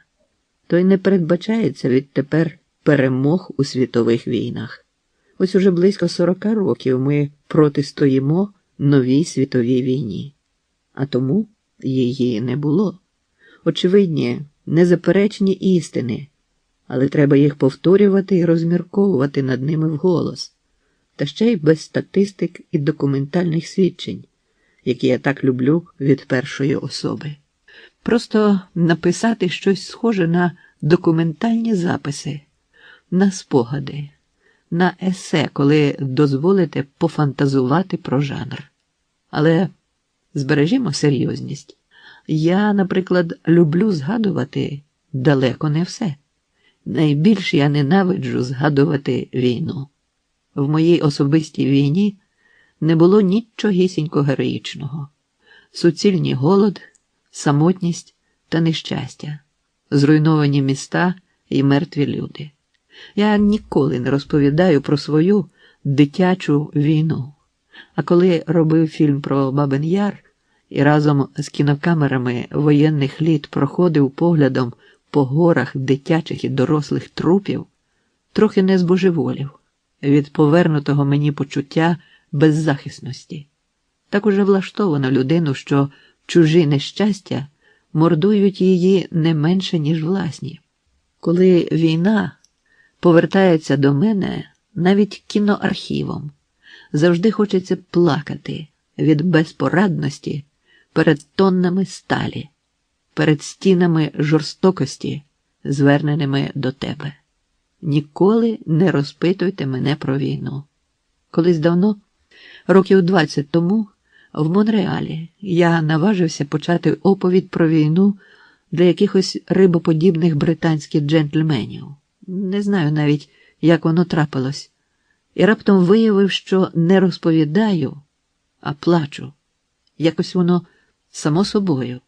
Час минав, і минулого року в Москві хтось додумався спитати мене про раннє дитинство. Анкету проводили якусь чи що. Я почав відповідати і раптом відчув, що плачу. Ніколи не розпитуйте мене про війну. Хай вона буде проклята.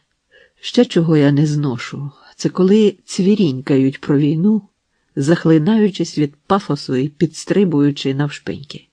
У поганих письменників це взагалі виглядає блюзнірством. Але і в добрих трапляється. Один знайомий поет написав у газетній статті, що його надзвичайно розчулив німецький хор, який виконував пісню на слова Василя Лебедєва-Кумача «Священна війна». У мене й досі мороз поза спиною, коли чую круті маршові ритми священної війни. Згадую солдатські теплушки, з яких мені часом хтось безіменний давав шматок хліба чи кульочок з цукром, та плакат художника Іраклія Тоїдзе «Мати вітчизна кличе». Є ще одна складність, про яку хочеться сказати вже на початку нотаток. Але вона умовна внаслідок жанру цього твору. Річ у тім, що я не буду докладно оповідати про зустрічі з комуністами Федеративної Республіки Німеччина. І не тому лише, що комуністи Німеччини довоєнної, сьогоднішні комуністи, найчастіше люди, перед якими зніму шапку негайно, яким присвячую найзахопленіші слова. Тут ще й інша умовність. Я ж обіцяв писати від першої особи. Про все, без прогалин і замовчування. А комуністи, з якими довелося зустрічатись, люди тверді, випробувані в немилосердних горнах чи самовіддані молоді борці, не завжди прагнули, щоб їхня відвертість дослівно вростала в те, що я писатиму. Їм непросто, неодноразово оббріхуваним у себе вдома, вірним великому гаслу «Пролетарі всіх країн єднайтесь», яке навіки сформулювали народжені у Німеччині ж Карл Маркс і Фрідріх Енгельс. Я постійно відчував, що комуністи поруч. В Гамбурзі вони навіть надали мені охорону, 2 високих мускулястих робітників. У нас нині такі часи, що всяке трапляється. Але радянських людей образити не дамо. Завжди я пам'ятав і пам'ятаю про них, але писатиму про ту Німеччину, з якої в поїздках контактував повсякчас. Та й роздумую нині зовсім не про західнонімецьких комуністів. Тим більше, що друзі і вороги у мене з ними ті самі. Коли в жовтні відбувалися наймасовіші демонстрації миролюбних сил в німецькій історії, голова німецької комуністичної партії Герберт Міс засвідчив: ми, комуністи ФРН, розраховуючи на розум більшості нашого народу і вірячи в нього, прагнутимемо до того, щоб панівні та керівні коло нашої країни теж не втратили розуму. Ми зробимо все, щоб з німецької землі ніколи більше не починалась війна. Краще не скажеш. Але я пишу від першої особи і хочеться уникнути посилань на друковані джерела. Це усна мова. І все, що тут наводиться, з пам'яті, з роздуму, з совісті. Я вас попереджав. Написане шикується з особистих, суто емоційних вражень, з пережитого і передуманого. Ніякі проценти і нічиї слова, зафіксовані на папері раніше від твоїх власних, не допомагають у з'ясуванні істини, такою мірою особистої, як життя чи смерть. А я ж увесь час ходжу уздовж граней не лише чужих, а й власних, своїх, смерті та життя. Тому грані такі гострі, і так болить кожен дотик. Але й не торкатися не можна. Міркуючи про німців з ФРН, зразу ж з'ясовую, що з багатьма з них не домовлюсь ніколи. Ну про що мені домовлятися з баварськими ультра, налитими мюнхенським пивом і мюнхенськими спогадами? Не домовлюсь я із молодими телепнями, які верещать «Хайль Гітлер», розмахують велосипедними ланцюгами і надзвичайно подобаються самі собі.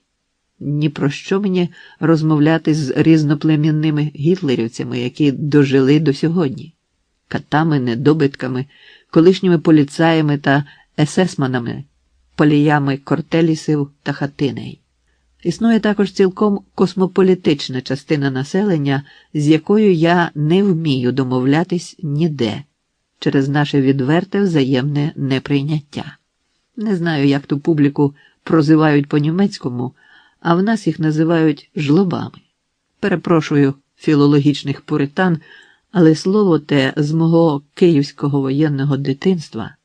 Вимовляючи його, маю на увазі червонощоких молодиків, які за дзвінкий гріш здатні на будь-яку підлість та уклін в будь-який бік. Удаючи таких собі охоронців порядку за стабільної влади, вони з-за міжвладдя першими кидаються грабувати склади та кіоски.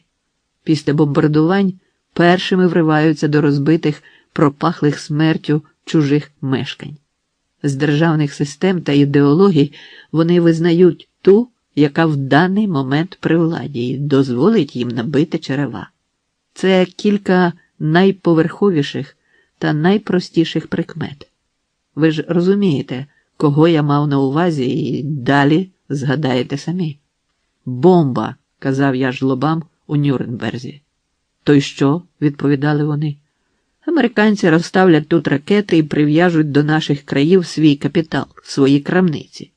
А війни не буде, що ви, що ви?» Коли після перемоги американці почали ремілітаризувати Західну Німеччину, то підпору вони знаходили не лише в недобитих націй. Ті ж міщухи, жлоби, блощиці, які фактично привели до влади Гітлера, готові були слугувати як не новій ідеї, то новій силі. Вони назагал визнають силу кулаків охочіше, аніж силу мозкових звивин. У мене у вухах живі навіть інтонації чужої мови. Кислуватий запах пивця Левенброй від співрозмовника і щічки яблучка, лискуче на легенькім морозці. Коли Гітлера призводили до влади півстоліття тому, хто поїв жлобів пивом тоді? Одне слово, з багатьма в Західній Німеччині я не домовлюсь ніколи.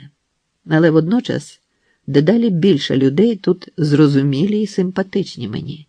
Ми з ними знаємо, що на світі належить жити, засвоюючи уроки, нічого не забуваючи, по-новому осмислюючи багато що в особистих наших та державних історіях.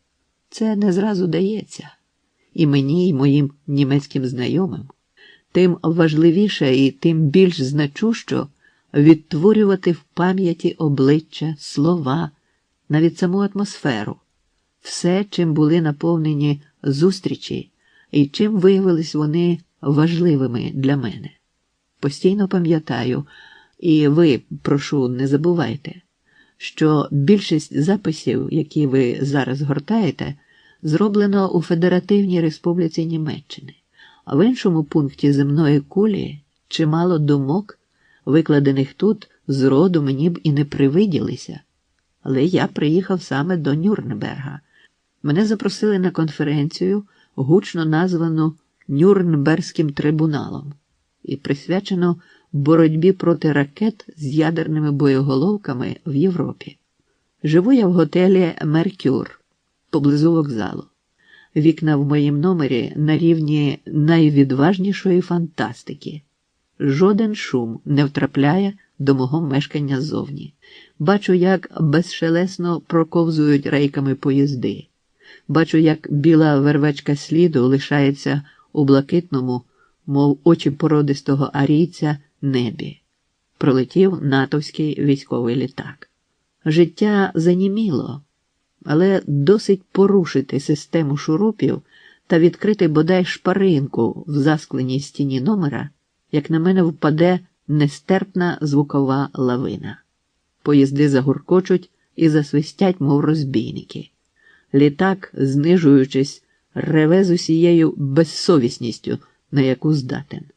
Люди, які щойно безшелесно ворушили устами, починають перегукуватись на весь голос. Отак, напевно, і з літературою. Живеш із завішеними шумонепроникними вікнами і раптом розумієш, що тиші немає, що цілий світ з ревом нуртується на твоєму письмовому столі, перекидаючи папірці. Якщо говорити про перервану глухоту впритул, то відразу ж знаходжу в себе у нотатнику запис про те, як на першому ж засіданні, на початку Нюрнберзької дискусії, раптом загриміла 9-та симфонія Бетховена, хор «Обіймітися мільйони» з неї. Я не часто користуюсь диктофоном. У мене власні системи запису, як правило, різнобарвними ручками, щоб рядки не плуталися. Червоний рядок про 9-ту симфонію пішов упоперек сторінки. Нотував я під столом, потай. Атмосфера благоговіння не дозволяла записувати відкрито. Бетховен лунав у залі конференції, де всюди були плакати з протестами проти ядерних боєголовок, де сиділи відставні генерали НАТО і жертви атомної бомби, запрошені з Хіросіми.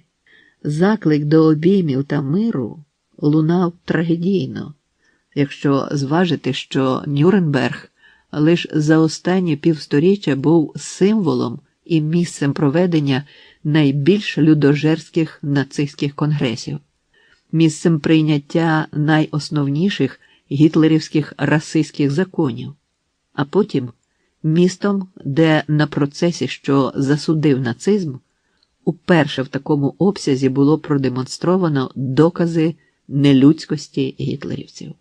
Межі нелюдськості розверзлись. Вигадки Босха і Данте про пекельні муки здавались інтелігентською манірністю на тлі реальності. Оголювалися сфери, де хвацька фельдфебельська фантазія у 100 крат перевершує уяву всіх класиків відродження разом узятих. Сказав разом узятих і подумав, що в Нюрнберзькій фортеці, шедеврі середньовічної архітектури, вже за мого життя розкошували гестапівці, і в гранітних казематах гноїли тисячі комуністів Німеччини. Це було тут, у Нюрнберзі. За літа гітлеризму в катівнях полягло кількасот тисяч німецьких комуністів. Безпартійних та представників інших партій чи інших груп населення не згадую, щоб не подовжувати реєстр до неосяжності. Все це з'єдналось в оцім чудовім Нюрнберзі, місті Ганса Сакса і Альбрехта Дюрера, де всі екскурсоводи також показують будинок, що належав гомосексуалістові Рему, творцеві штурмових загонів.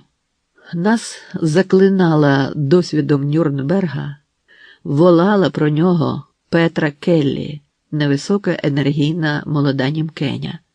40 ще не виповнилось.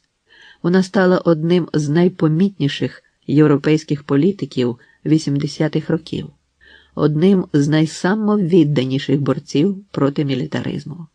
Очоливши разом з колишнім бундесверівським генералом Бастіаном так звану партію зелених, що об'єднала у своїх лавах чимало громадян ФРН, відкинутих істеблішментом, Петра Келлі постійно в запальних, хоч іноді й хаотичних, битвах з багатьох приводів, від прав жінок до питань охорони довколишнього середовища в разі ядерної війни. Популярна вона надзвичайно. Постійно довкруг Келлі юрмляться скаржники, і для кожного з них вона знаходить слово. Кожному прагне допомогти. І, судячи з усього, багатьом допомагає. Ілюструючи написане, можу засвідчити, що якось ми з Петрою Келлі спинили таксі просто на вулиці. Вона назвала адресу, і таксист, увімкнувши лічильника, безмовно повіз нас, як йому веліли. Коли приїхали, водій увімкнув світло в салоні, озирнувся і раптом упізнав Келлі. Він зразу ж відмовився взяти платню за проїзд. Що ви, – сказав водій. Ви ж стільки добра людям робите. Келлі дуже пишалася цим випадком і кілька разів нагадала мені про нього. От бачите, вчинок не спровокований, щирий. Можливо, він і до вас стосувався, і ви ж потяглися за гаманцем. Але вона знала, що таксист зреагував саме на неї. В Нюрнберзі багато хто вчиться цінувати доброчинство. Складно це. Вміння творити добро, уміння осмислювати, оцінювати, поділяти добро і зло, вчинені іншими. Як же важливо постійно пам'ятати про кінцевий смисл власних і чужих вчинків. Не виправдовуватися, а керуватись тим сенсом. Хто я нині в цьому прагненні? Письменник? Журналіст? Просто замислена людина, що ходить чужим містом? Не знаю. Та коли навіть узяти згадані заняття як головні складові, якими визначено мою роль у тому, що тут пишу, вони, складові ці, мають бути рівноправними. Це насамперед. Мене завжди дивувало, що в більшості письменників, навіть найбільш неосвічених, якийсь незбагненний комплекс вищості перед журналістами. В більшості журналістів, навіть найздібніших, якийсь комплекс неповноцінності перед письменниками. Вбийте мене, нічого тут не збагну. Можливо, тут щось від інстинктивного, шанобливого ставлення до вічності. Вважається, що письменник перебуває в ліпшому контакті з вічністю, ніж журналіст. Світ розколовся, і тріщина пройшла поетовим серцем. Це Генріх Гейне написав німецькою мовою. Але затямивши і вивчивши цей рядок у перекладі, я ніколи не вважав його за такий, що стосується виключно чи навіть переважно до пишучої братії, а тим більше тільки до літераторів. Просто людина, здатна відчувати гостріше від інших. Просто людина, здатна відчувати. Просто людина. А фактор часу в цьому разі відносний. Тріщини, якими розколото серця Шевченка, Льва Толстого, Корольова чи Маяковського, навік позначені на стіні світобудови. А час – це ж німець, герой Гете, вигукнув «О мить, прекрасна ти!»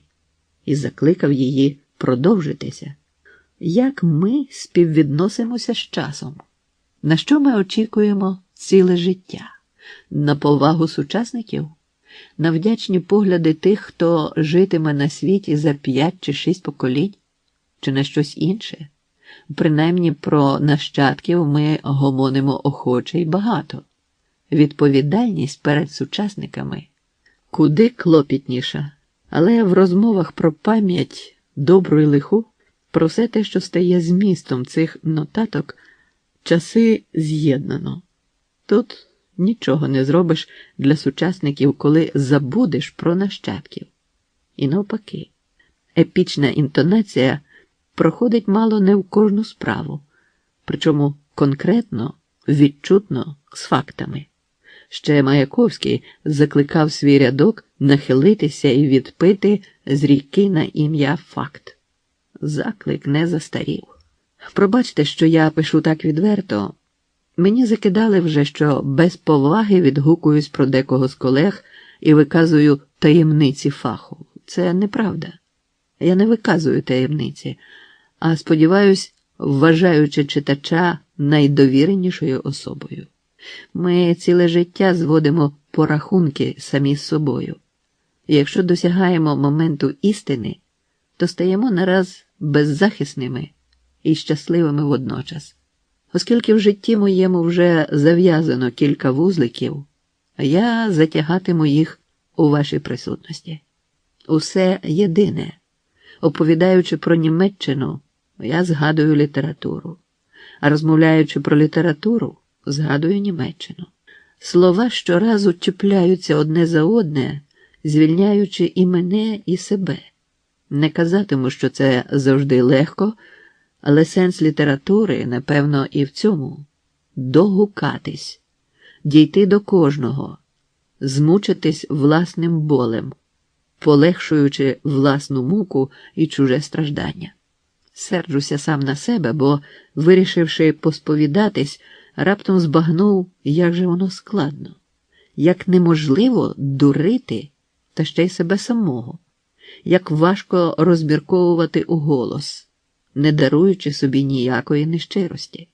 Так віруюча людина страждає, але каже правду на сповіді, бо на душі легше від того, що поділене страждання народжує щирість. Щоб стати поетом, належить у душі лишатися хлопчиком, дитинчам, щирим по дурості, істотою без шкіри. Причому, чим людина щиріша, тим вона міцніше тримається на ногах, тим істинніше причетна до життя. Талановита людина добра, вона непримиренна до чужого свинства, але добра безконечно, до наївності, до зловживання її добрістю. Ті, хто дивиться, де б хапнути і жадібно мацає довкруг себе, звичайно злі та невпевнені і поспішають нахапати негайно, нині ж, доки ще є час. Воно й добре, що в такої публіки є відчуття, що час їхній от-от вичерпається. Гаразд, я ж не про це. Мені цікаво відзначити, що всі підлі справи робляться, звичайно, в поспіху та істериці. Талант систематичний, добротворчість не схована. Коли порівняти, як ведеться боротьба за мир, хоча б західнонімецькі півмільйонні демонстрації проти рейганівських ракет, то контраст із злодійськими втягненнями тих ракет до Європи надто демонстративний. Про це й мова. Про те, що у великому і малому вияви правди та неправди, справедливості й олжі досить красномовні. Хіба що добро і мудрість іноді, хоч як це дивно, бувають беззахиснішими за зло. Пам'ятаєте, як Архімед попросив солдата-загарбника, щоб той не наступав на його креслення? Архімед, певно, і не роздивився, як слід, чиї то сандалії тупцюють біля його кіл, розкреслених по землі. Але солдати не люблять, коли беззбройні люди роблять їм зауваження. Озброєний чоловік з відчуттям власної правоти зарубав Архімеда і пішов далі тією ж соняшною вулицею Сіракуз. Ви про це знаєте. І трагедія, введена у реєстри легенд, вийшла далеко за межі долі одного єдиного вченого. Якось у Сіракузах я намагався з'ясувати, а де все ж таки жив Архімед. Всюди, відповідали мені. В Угорщині ніхто не знає, де могила Шандора Петефі. Про те, скільки грецьких міст сперечалися, котре з них батьківщина Гомера, ви пам'ятаєте з дитинства. Це я до того, що 5 землі у велетнів найчастіше не вимірюються у квадратних метрах. Вона метафорична, але вона неодмінно має бути. І всі повинні знати про те, де саме вона міститься у пам'яті народу, в душі народу, в історії. Між іншим, якщо повернутись до німецької історії, то доброю ознакою назвав би я те, що, як гітлерівці не прагнули, вони не змогли виштовхнути з народної душі ні Гейне, ані братів Манн, ні Фейхтвангера, ні Брехта, ні Бехера, ні Ремарка, а виштовхнули ж з духовної території Німеччини, а палили ж книжки цих письменників на майданах.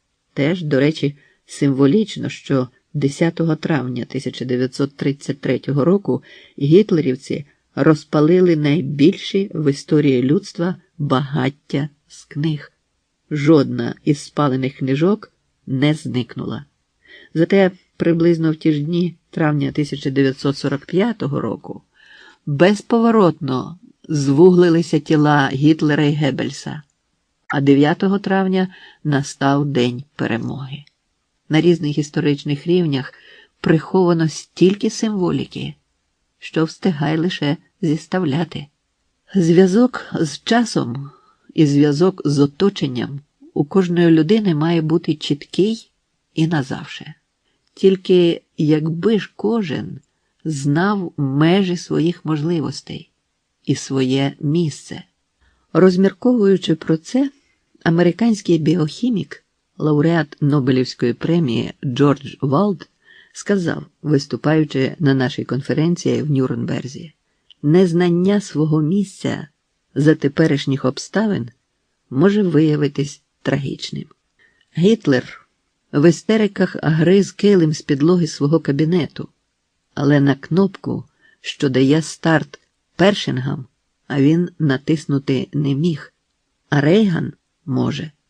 Людина буває могутньою невідповідно до своїх особистих розумових і навіть біологічних можливостей.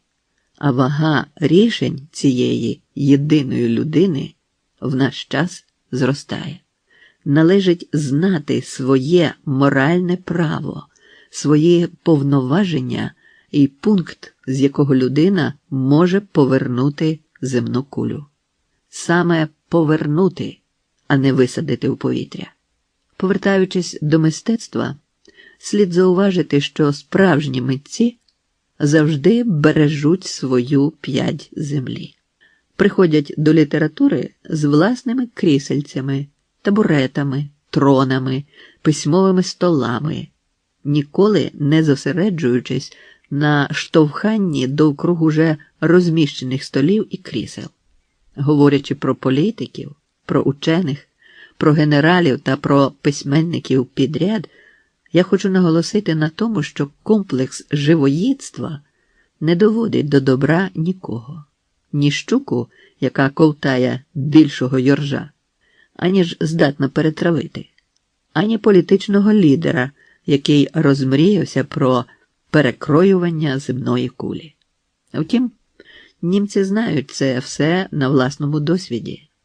В них було доволі великого і малого, як проте у більшості народів на світі.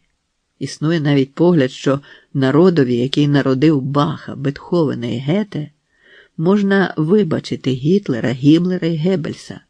А чи можна?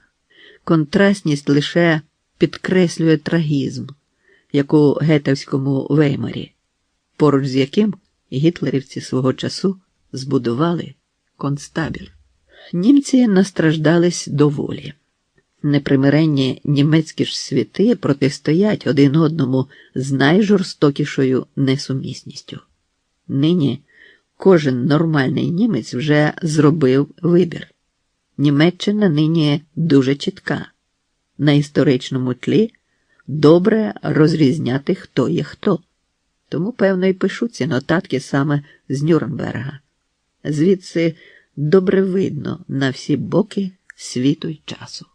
Є світ поділений, розораний, змучений, підбадьорений. Він нас добре знає. Є такий світ, де не сховатися, і є ми в ньому. При визначенні систем взаємин між людиною і світом належить бути терплячим і принциповим водночас. Дві якості ці ніяк не виключають одна одну. Тим часом сам я прощаю повільніше, ніж пояснюю іншим високу науку прощень. Один з учасників конференції в Нюрнберзі категорично твердив, що ми повинні відмежуватися від багатьох ярликів та уявлень. Людину цю свого часу було ув'язнено до одного з гітлерівських концтаборів. І чоловік навіки прокляв систему маркування живих людей, по-есесівському нелюдську й продуману до подробиць. В'язнів означувано згідно з тим, за що їх арештували, і як збирались охороняти. Згодом у Гамбурзі один старий подарував мені нашивку, яку в Маутхаузені носили комуністи. По суті, знак смертника. Червоний трикутник на білому тлі. Назавжди збережу її. Так само, як з дитинства бережу на обличчі біль від удару колючим нарукавним есесівським шевроном. Не люблю, коли все спрощується. Не поспішаймо. Стільки ще належить продумати, стільки поділити, а стільки зв'язати. Так усе життя існує в єдинім клубку – пам'ять, праця, література. Ви відчуваєте? Петра Келлі сказала, що не відчуває. В ній явно ворушились якісь давні образи, і злостилася вона на цілий світ, говорячи про всесвітню атмосферу несправедливості, про всесвітню історію, в якій гинемо, де розпадаються зв'язки між часами, а це досить небезпечно.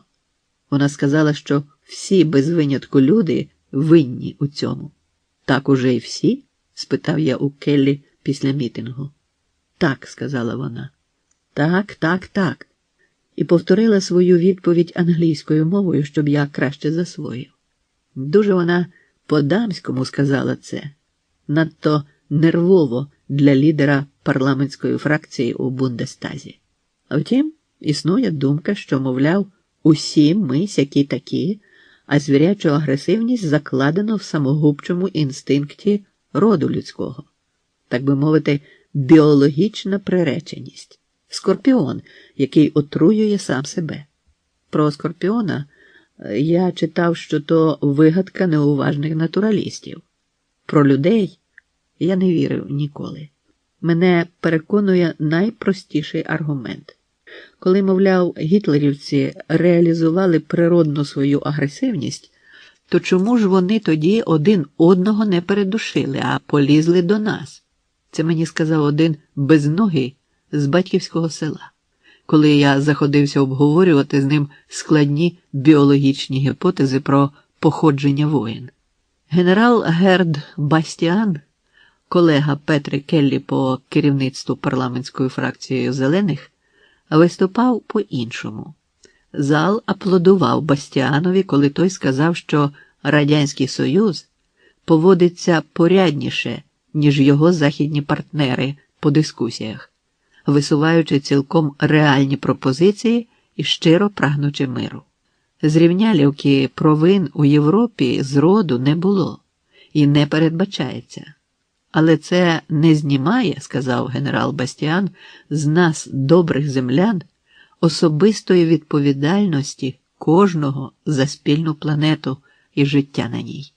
Загальники, але куди від них підеш? Та й навіщо іти від них? Генерал Бастіан – людина мужня.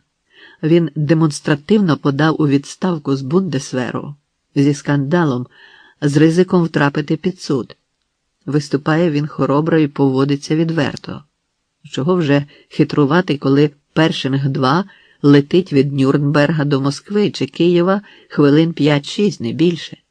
І стільки ж летітиме ракета у відповідь. Люди рухаються повільніше, але зустрічі, розмови з людьми – найголовніша частина пам'яті. Минулого літа приїздив до мене на своєму мікроавтобусику Гюнтер Рат. Мене в Києві не було, і Гюнтер, як сказала мені мама, дуже засмутився. Він попередив мене про приїзд, не уточнюючи дати, ще в Нюрнберзі, де ми стрілись на початку сірої середньоєвропейської весни, коли здається, що найземніше і найнепривітніше в році позаду, а пташки, прилітаючи, несуть на крилятах безліч радощів, призначених тобі особисто. Про можливий візит Гюнтер казав мені біля колишньої Нюрнберзької штаб-квартири СС, де сьогодні міститься управління окупаційних американських військ. Учасники Нюрнберзького трибуналу конференції на чолі з нобелівськими лауреатами і відставними генералами НАТО рушили до колишніх казарм, щоб висловити їхнім теперішнім господарям своє незадоволення з приводу розміщення американських ракет у ФРН. Штаб-квартиру СС зводили капітально. Сірий граніт, класичні колони при вході, великі світлі вікна, що дивляться на просторий майдан і шосе перед будівлею. Не знаю, як було воно в гітлерівські часи, але нині площу запрудили різнобарні автомобільчики японських та європейських фірм з американськими номерами. Між автомобільчиків походжали 3 чорношкірих солдати у ясно-зеленому та один білий у маскувальному літньому комбінезоні з чорно-зеленими розводами. Чи то вони охороняли автомобілі, чи то вишукували, щоб з них відкрутити. Принаймні солдати явно не мали відношення до розгону антивоєнних походів, бо навіть не глянули в бік колони, яка з галасом, вигукуючи різні образливі для Америки гасла, підійшли до американського будинку з сірим фасадом з рейнського граніту. Зі щелин у граніті, які ж бо вузькі двері були в СС, чи вони не збирались арештовувати товстунів, вибігли люди в ясно-зеленому і раз, два, три вишикувались перед фасадом. Все це було дуже цікаво, і я підійшов би до американських солдатів ще ближче, якби не боявся, що радянського письменника, зловленого біля американського штабу, оголосять головним агентом Кремля та організатором всіх антивоєнних акцій у Європі. Я вирішив до штабу не наближатися, хоч цікаво було б порівняти інтер'єри його з тими, що запам'яталися з екранізації творів Юліана Семенова. «Почекаємо тут», – сказав я Гюнтерові Рату і сперся на лаковане крило маленької японської Хонди, припаркованої біля шосе. «Згода», – мовив Гюнтер, і сперся на дверцята свого мікроавтобуса «Фольксваген», що стояв поруч. Мій співрозмовник належав до числа активістів, які допомагали проводити в Нюрнберзі трибунал-конференцію, і возив мене і ще одну людину на власному мікроавтобусі. До початку нинішньої демонстрації Гюнтер встиг уже покатати мене і ще кількох цікавих по місцях, пов'язаних з розгулом нацизму, і, відверто кажучи, хотілося передихнути після побаченого. Щойно ми були на Партайгеленде, стадіоні, де Гітлер проводив мітинги для сотні тисяч людей, і навіть для більших натовпів. Фюрер хотів зробити Нюрнберг центром Європи. Місто і справді розташоване дуже зручно. Фюрер вважав, що місту, на яке він збирався покласти таку місію, не годиться існувати без найбільших у світі приміщень для зборів та мітингів. А він майже встиг збудувати тут колізей, більший від римського, але такий порожній та безглуздий нині, і звів Партайгеленде, стадіон не стадіон, плац не плац. Невисокі, розкреслені широким колом трибуни на кілька десятків тисяч місць, поле, де шикувалися десятки тисяч слухачів-глядачів, лишились такими ж, якими були 40 років тому. Поле таке гігантське, що вигороджений дротом сегмент його, де американські солдати грають у свій улюблений бейсбол, становить малу частину цієї мітингової території. Таку приблизно як штрафний майданчик на звичайному футбольному стадіоні. Гітлер з'являвся з дальніх від трибуни воріт і йшов крізь натовп, що верещав від захоплення до трибуни. Трибуну піднято до неба, високо, ближче до резиденції захмарного арійського бога, відкрито простором Великої Німеччини, яку збиралися простерти на тисячі кілометрів довкруг. Я наважився і пішов від головного входу через мерзле вранішнє березневе поле, де під льотком зеленіла травиця. Наблизився до трибуни, глянув на неї, і в моїх вухах вибухнуло ревище, затамоване у повітрі стадіону плацу. Я багато слухав фонограм гітлерівських мітингів, і мене завжди вражала організованість, зграйність вереску людей, які загубили себе і свою вітчизну в цьому отарному ревищі. Закінчиться війна, і однією з головних тем німецької публіцистики буде обговорення проклятої теми. Як же воно сталося? Чому це ми збараніли? Під уявний, але фізично відчутний вереск я зійшов східцями до гітлерової трибуни. Згадав видатного американського актора Спенсера Тресі, що виконував головну роль у фільмі «Нюрнберзький процес» і чудово зіграв зустріч з чужою пам'яттю на траві цього ж Партайгеленде. Гітлерова трибуна видалась мені невеличкою. Напевно, небіжчик не любив, коли поруч з ним на вершину сходив хтось іще. За ораторським місцем іржавили двері невідомо куди з іржавим замком на кільцях. Все було залізне і бетонне, старе, довоєнне, в тріщинах та іржі. На підлозі трибуни і на дверях синьою крейдою було накреслено свастики і написано акуратним почерком гімназиста-відмінника зі старанно вималюваними заголовними готичними літерами: «Адольф живий! Слава фюрерові!». Не збираюсь перебільшувати, але весь мій життєвий досвід свідчить, що чи не в кожну ситуацію здатен устряти ідіот. Ось він і тут виник. Але в таких випадках Мене незмінно цікавить, чому той чоловік за Гітлера, а не проти нього. Ні, не забуваємо, це ж Баварія. Тут нацизм являє людству свої кігті й хвіст. І тут таки засудили нацизм. Повісили головних воєнних злочинців у цьому місті. Пам'ятаєте знамените фото американського сержанта з намиленим зашморгом у руках? Думаючи про все це, я потер черевиком синю свастику на підлозі, і вона стерлася. Почовгав підошвою, очищаючи її від синьої крейди. По діагоналі неосяжного поля Партай-Геленде, і тут я пошкодував, що в мене немає кінокамери чи хоча б фотоапарата з телеоб'єктивом, ішов одноногий чоловік на двох старомодних дерев'яних милицях з трикутними підпорами під пахви. Для одноногого таке поле безконечне. Я дивився на ритмічні рухи милиць і думав, що можна було б змонтувати чудове кіно з старих хронік, з цього проходу людини на милицях березневим Нюрнберзьким полем, з нових і давніх мелодій, нашарованих на ці хроніки і на ритмічне це дипцювання.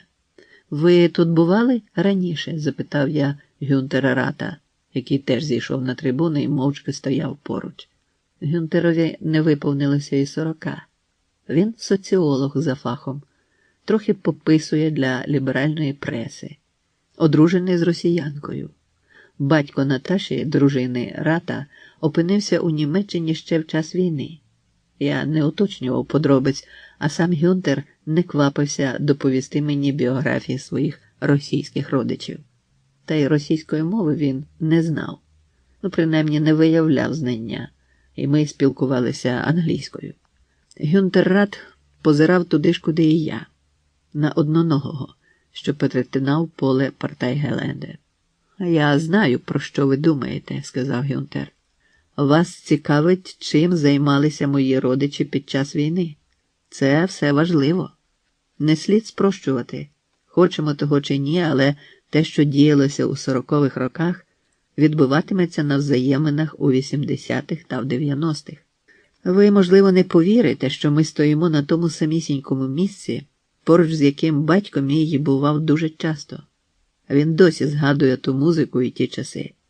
Річ у тому, що батько мій, нині йому 67 років, на пенсії, заснував у Нюрнберзі невеликий, але відомий оркестр.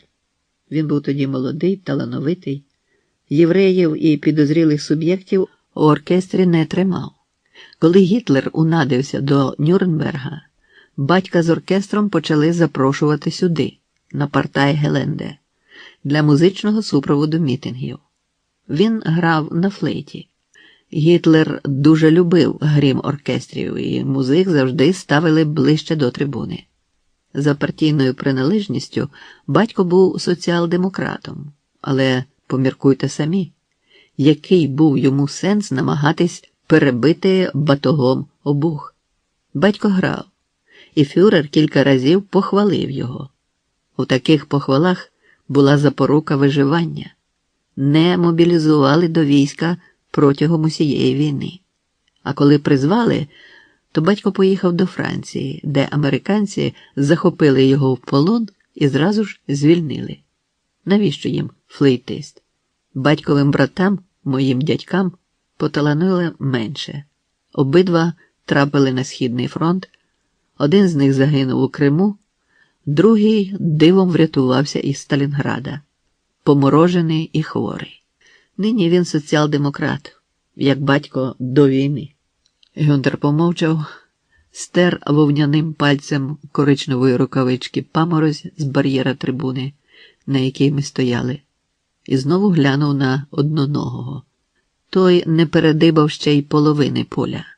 Знову стер паморозь, глянув на брудну рукавичку і продовжував, дивлячись не на мене, а на занімілий повітряний простір Партай-Геленде.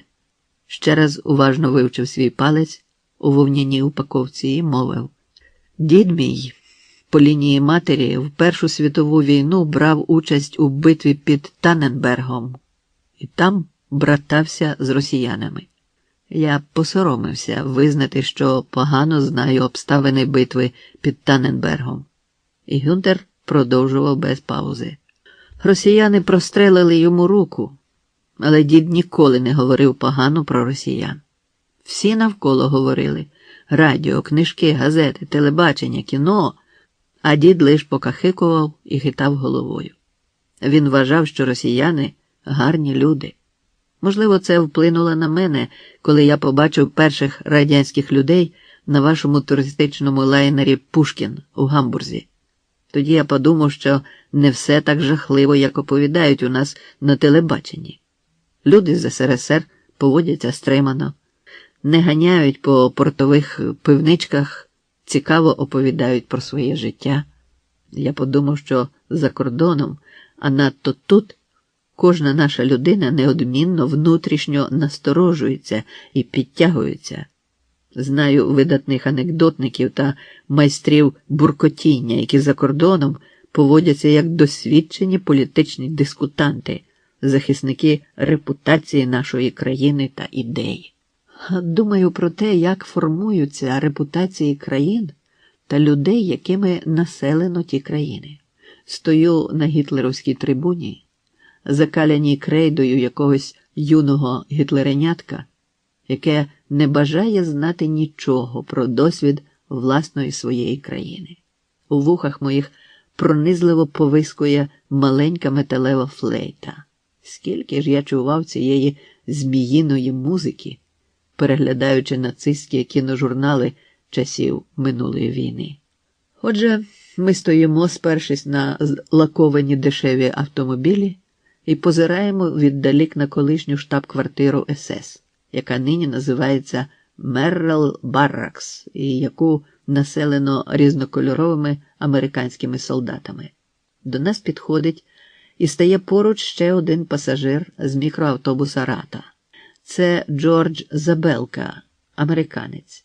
Він широко всміхається і каже, що для нього пристойніше спостерігати облогу казарм здалеку. Все ж таки Забелка – відставний полковник армії США.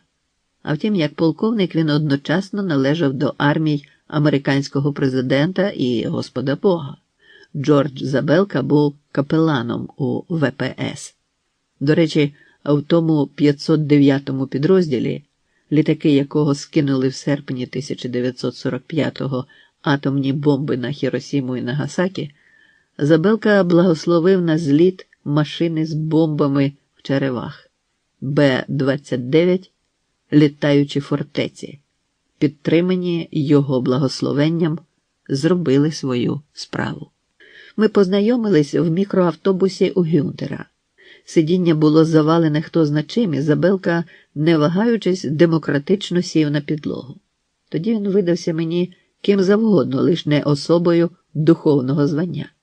Колишньому капеланові личили джинси і нейлонова курточка до пояса. Англійською мовою такі курточки звуться «Bomber's Jacket» – курточка бомбардира. Проте сіра від сивини борідка і окуляри надавали Забелці солідності.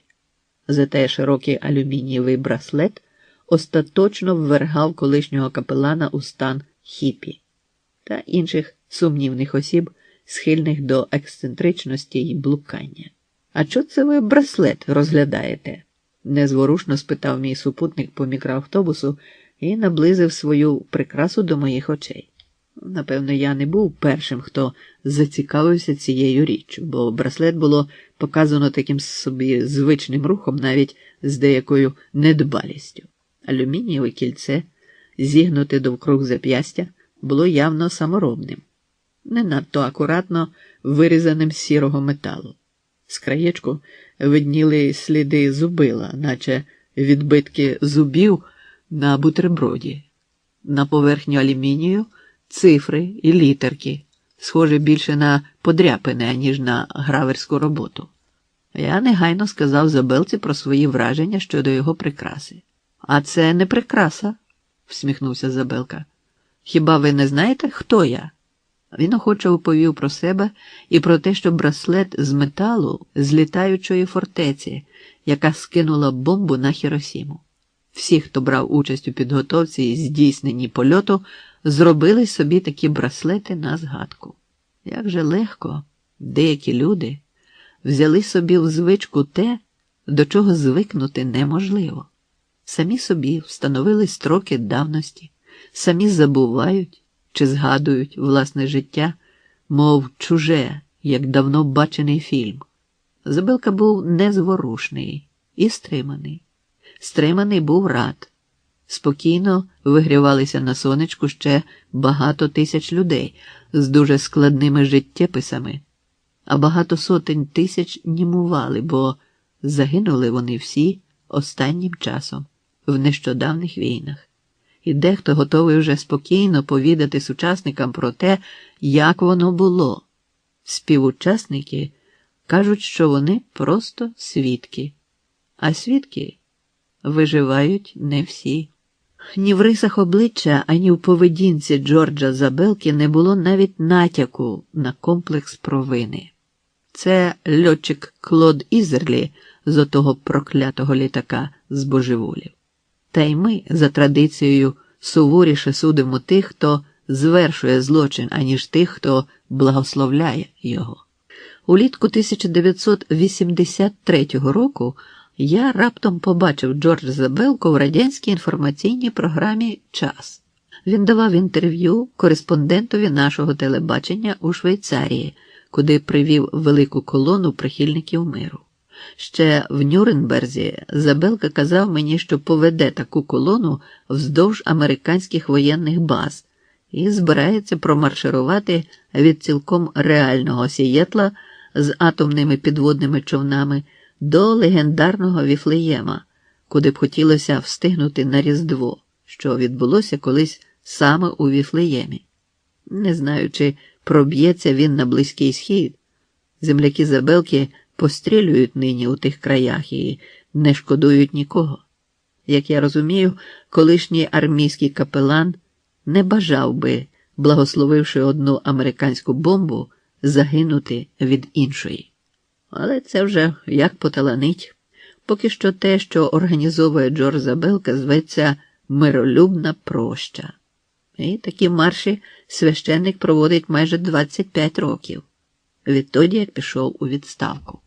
«А що було найстрашнішим у знищенні Хіросімі?» – перепитав він мене. «Попіл. Не через те, що радіоактивний, а через те, з чого він. Найпершим згоріло те, що було найтісніше пов'язане з людською здатністю до творчості і мислення. Картини і книжки гинули навіть швидше за людей. Ви можете уявити собі те місто після вибуху? Жодної газети, жодного фортепіано і попечені струни замість сямисенів та гітар. Один спалах і все. Час зупинився в тому спалаху, і все, що звично видавалося позачасовим, понадчасовим, спопелилося. Те, про що розповів Забелка, видалось мені промовистим і страшним. Але справа не лише в ядерному вибуху. Вибухи з ненависті, вибухи агресивності здавна спопеляли скарби людських цивілізацій. Попіл Олександрійської бібліотеки, легендарна книгозбірня Ярослава Мудрого чи Івана Грозного, на дні яких океанів з ненависті лежать вони.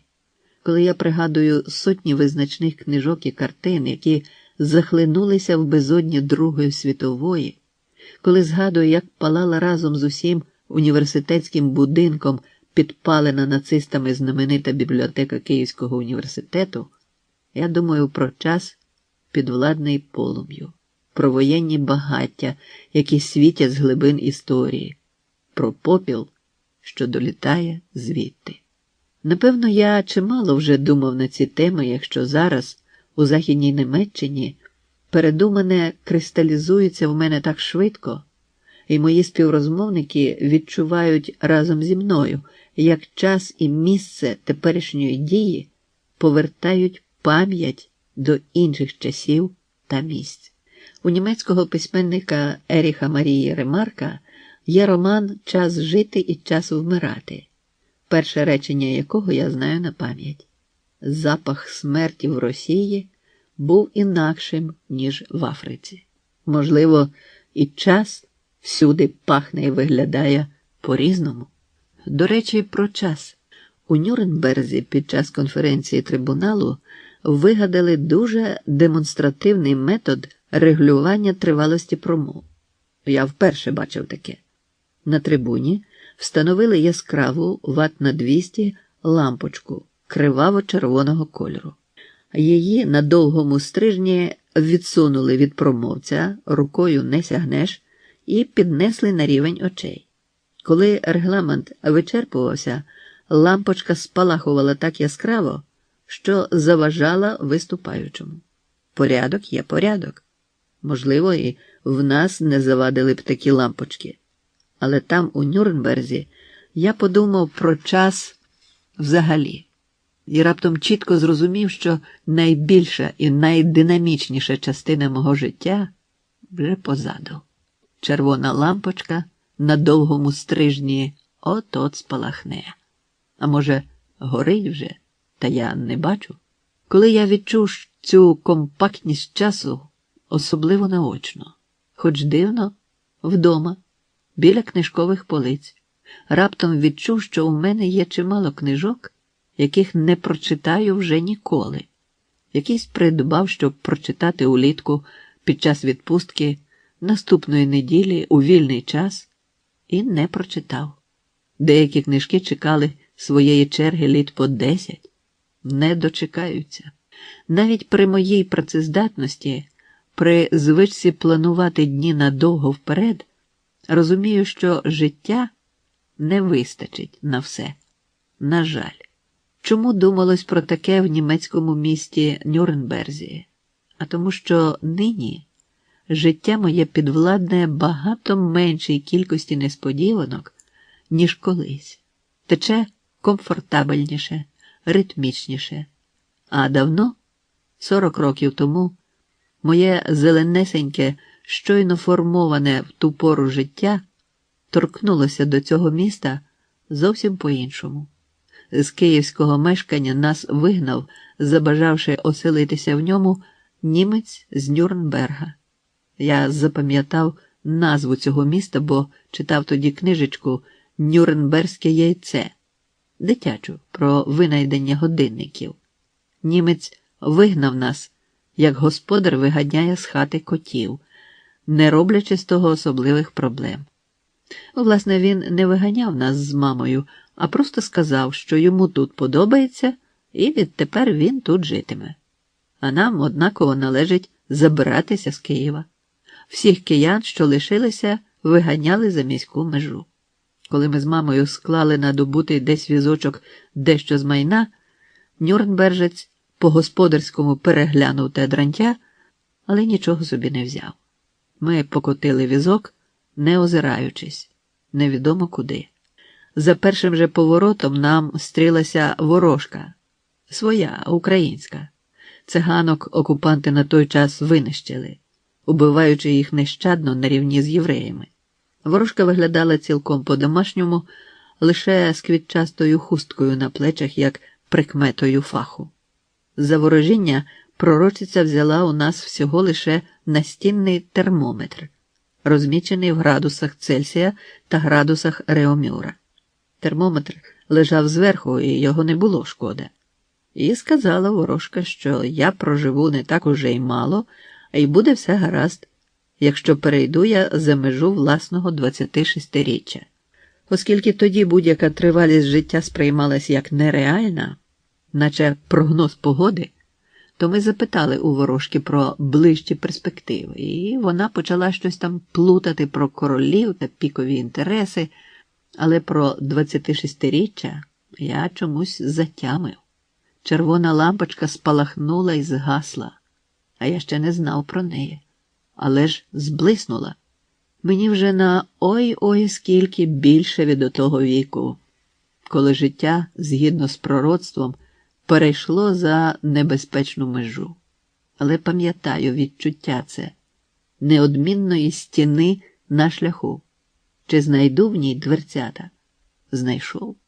Лампочка з Нюрнберзької трибуни звертала мене пам'яттю не просто до війни, скоріше до того, що війна запам'ятовується як бар'єр, страшна поділяюча перепона в людських днях.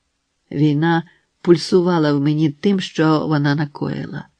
Моїм і не моїм болем, втраченою в дитинстві домівкою, оповідями Юрка Яновського, мого товариша по лікарській діяльності, київського професора-кардіолога, якого окупанти ще хлопчиком вивезли на примусові роботи до Нюрнберга.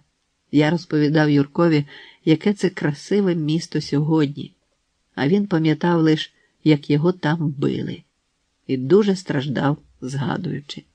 Війна була 1000 літ тому. Всі зруйновані будинки в Нюрнберзі відбудовано точнісінько такими, якими були вони до війни. Навіть цеглу замовляли таку самісіньку. Наче викинули старий зошит з 2 і взяли такий самий, новий, чистісінький. Можна знову почати з першої сторінки. А втім, чому це я? Підбіг раптом у коридорі Нюрнберзької конференції до мене якийсь дідок у коричневому твідовому піджаку. Мені сказали, що ви з України. Я обожнюю Україну. Наш танковий батальйон стояв під Шепетівкою. Яка там природа! Обличчя його просто промінилося радістю і бажанням порозмовляти зі мною. Я навіть не відразу збагнув, що то був за танковий батальйон, захлинаючись у словесах твідового дідка. А коли згадав, минуло 1-1.5 секунди, почав думати, куди подітися від цього придурка. З'явилося почуття, що можу штовхнути його, навіть ударити, сказати засвоєні з дитинства німецькі речення «Хенде хох» і «Гітлер капут», чи зробити іще щось, чого за кордоном робити не слід, тим більше тут. Слова «історія з географією», які ми вживаємо переважно в гумористичному контексті, якщо замислитися, можуть мати і серйозний смисл. Кілька років тому в Римі я купив у букініста старовинну карту. Не знаю, можливо, букініст намалював її сам, а потім зістарив якимись хімікатами, але карта виглядала цілком як давня і коштувала відносно дешево. Це була чарівна і наївна Європа з наядами та дельфінами, намальованими в безмежності морських просторів, а з лісами на тих місцях, де їх нині давно вирубали, і з кордонами, прокресленими найнесподіванішим чином. На карті Київ позначено в сусідстві з Вишгородом, який тоді означувався рівноправно з найпомітнішими європейськими містами. Є на карті Нюрнберг, є Гамбург, є Берлін і ще чимало міст, що зберегли донині свої імена і розташування. Лиш кордони на карті не сьогодення. У плутанині пунктирів та ліній лежать незнайомі мені контури країн тих часів. Міста залишаються, змінюються держави. Ковдру світової карти перешивали вже не раз, і предки наші вкривалися зовсім не тим розкроєм її, що ми. Виступаючи в Нюрнберзі, про це сказав американець Даніел Елсберг, про історичну реальність і про тих, хто не готовий до неї. Пам'ятаєте, той Елсберг, який працював на вершині американського міністерства оборони, мав доступ до генералів та державних таємниць, але раптом довідався, що його країна планує атомне бомбардування В'єтнаму і опублікував документи, що стосуються до ескалації брудної війни. Елсберга судили, але він сяк так викрутився, вносячи грошові застави і наймаючи адвокатів. Приїхав до Нюрнберга. Елсберг сказав про те, що нова зброя – об'єктивна реальність, і зброя ця виходить за межі однієї країни чи навіть суперечки між 2 країнами. Війна затягує до своїх орбіт невинних, кожна середня боєголовка несе у собі Освенцим чи кілька бабиних ярів. Мільйонів зо два мертвих. «Всі ми, німці, нині, – сказав Есберг з трибуни, – бо так само, як німці 50 років тому, бачимо небезпеку. Багато хто з нас розуміє її, але ще не всі присвятили своє життя боротьбі проти радіоактивної смерті. У Європі нині все виглядає так, що ми стаємо подібними до передвоєнних німців. Цього ще бракувало. Гортаю історичний атлас, торкаю шворочки державних меж, що в'юняться по товстому папері. Німеччина пульсує на моїх картах особливо. Усе поруч з моїм домом. То до нього, то від нього. Колись багато що в тих пульсаціях вирішувалося на полі битв. Відтепер і назавше поле битви не може бути місцем вирішення проблем міждержавних взаємин. Необхідно це збагнути і затямити. О, старі карти! Я назбирав їх чимало. Мов би гравюри чи фотографії тієї самої вулиці, зроблені з інтервалами в кілька десятиріч. Та сама територія. А на ній завжди все по-іншому. Будинки, люди, дерева. Що ж ми забудемо, а що занотуємо в книгах пам'яті найбільшими літерами? А може, слід зосередитись на вічній задумі про речі неминущі? Замислитись, як мислять про історію, ще не знаючи її в подробицях, але відчуваючи як одне ціле. Можливо, і справді в уроках минулого приховано чимало відповідей на сьогоденні питання. Коли я виступав у Нюрнберзі, то розповів історію про Бабин Яр. Точніше про те, що взнав, роблячи кіно про Проклятущий Яр. Тоді, у 1943-му, коли гітлерівці вже спресували в глибокому Київському Яру 1200 ними ж гітлерівцями вбитих людей, вони розуміли, що тіла ті не можна покинути просто так, бо навіть мертві воюватимуть проти них, оповідаючи світові про те, що нацизм здатен зробити з людини. З тієї, яку вбили, і з тієї, яка вбиває. Гестапо привозило до Бабиного Яру радянських військовополонених по 350-400 осіб одразу і примушувало їх розкопувати й палити злежані трупи.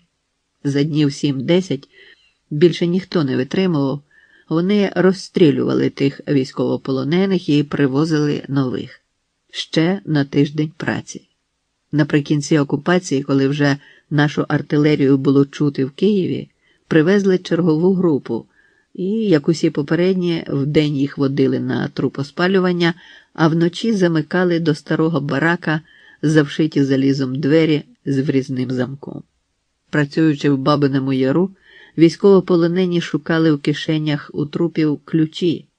Ніхто з розстрілюваних до останньої миті не вірив у власну загибель. І чимало киян забирали з собою ключі від жител. Так з ключами й гинули. Вночі військовополонені приміряли знайдені ключі до замка у дверях і намагалися відімкнути їх. За день до того, як мали знищити їх самих, полонені знайшли ключ і відімкнули двері. І втекли. Понад 300 людей сипонули з бараків, менше як 20 вирвалися за огорожу. Охоронці кришили всіх на місці з автоматів. 6 ми знайшли і зняли у фільмі. Виступаючи в Нюрнберзі, я переконано сказав, що чимало ключів для порятунку живих лежать по кишенях у мертвих. Здається, присутнім це сподобалось. Німці зааплодували, застукотіли кулаками по столах. Між кулаками траплялися великі, мов пивні кухлі. Я вже не знав, чи радіти мені з того стукоту. Життя ущільнюється. Можливо, це і є досвід, чи відчуття сучасності, чи відчуття чужої країни, в якій роблю свої записи. чи вік. Ніщо на світі не існує відрубно, від'єднано від того, що прожилося і пізналося раніше. Все це і життя, і література про нього, бо, як воно не було б, кожен письменник оповідав і оповідає насамперед про те, що трапилося з ним і з близькими йому людьми. Знамените флоберівське «Мадам Боварі – це я» можна розуміти і в найпрямішому смислі.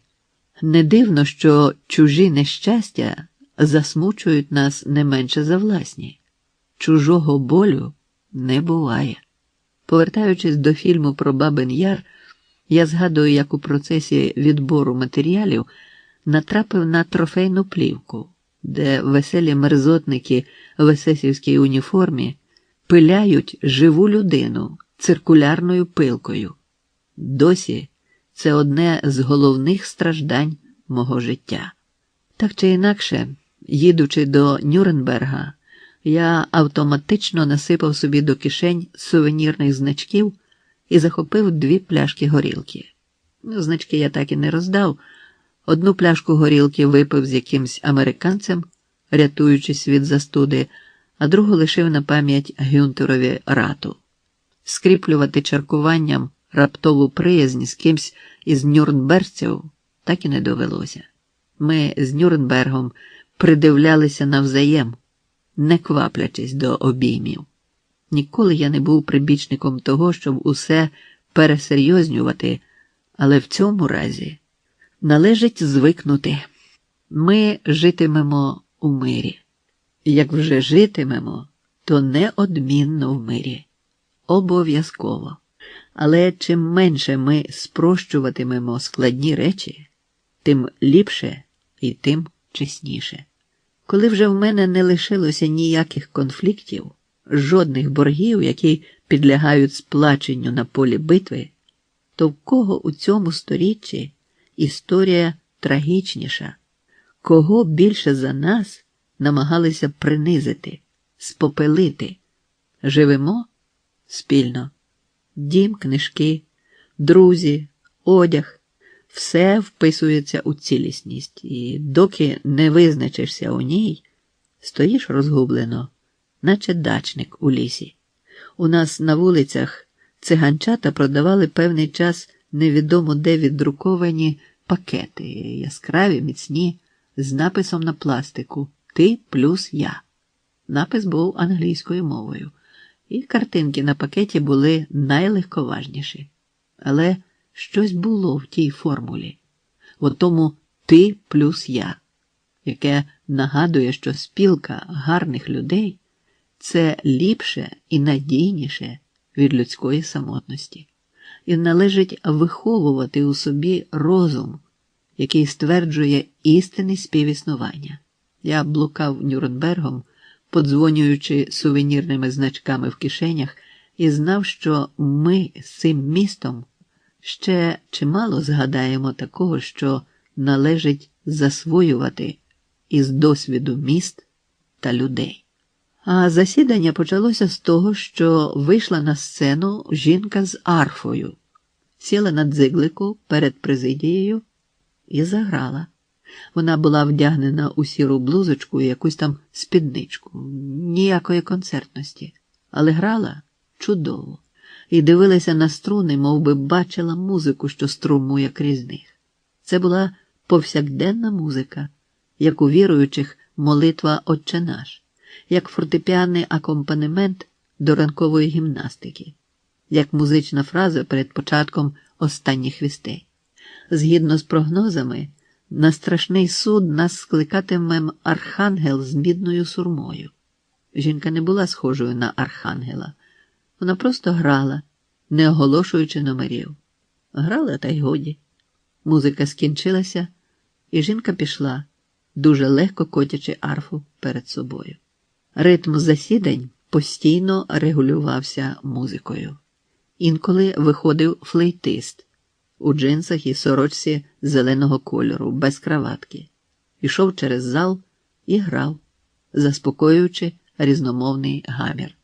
Нюрнберг жив у кількох ритмах, які перетиналися, взаємно посилюючись, полюсували, виповнюючись змістом.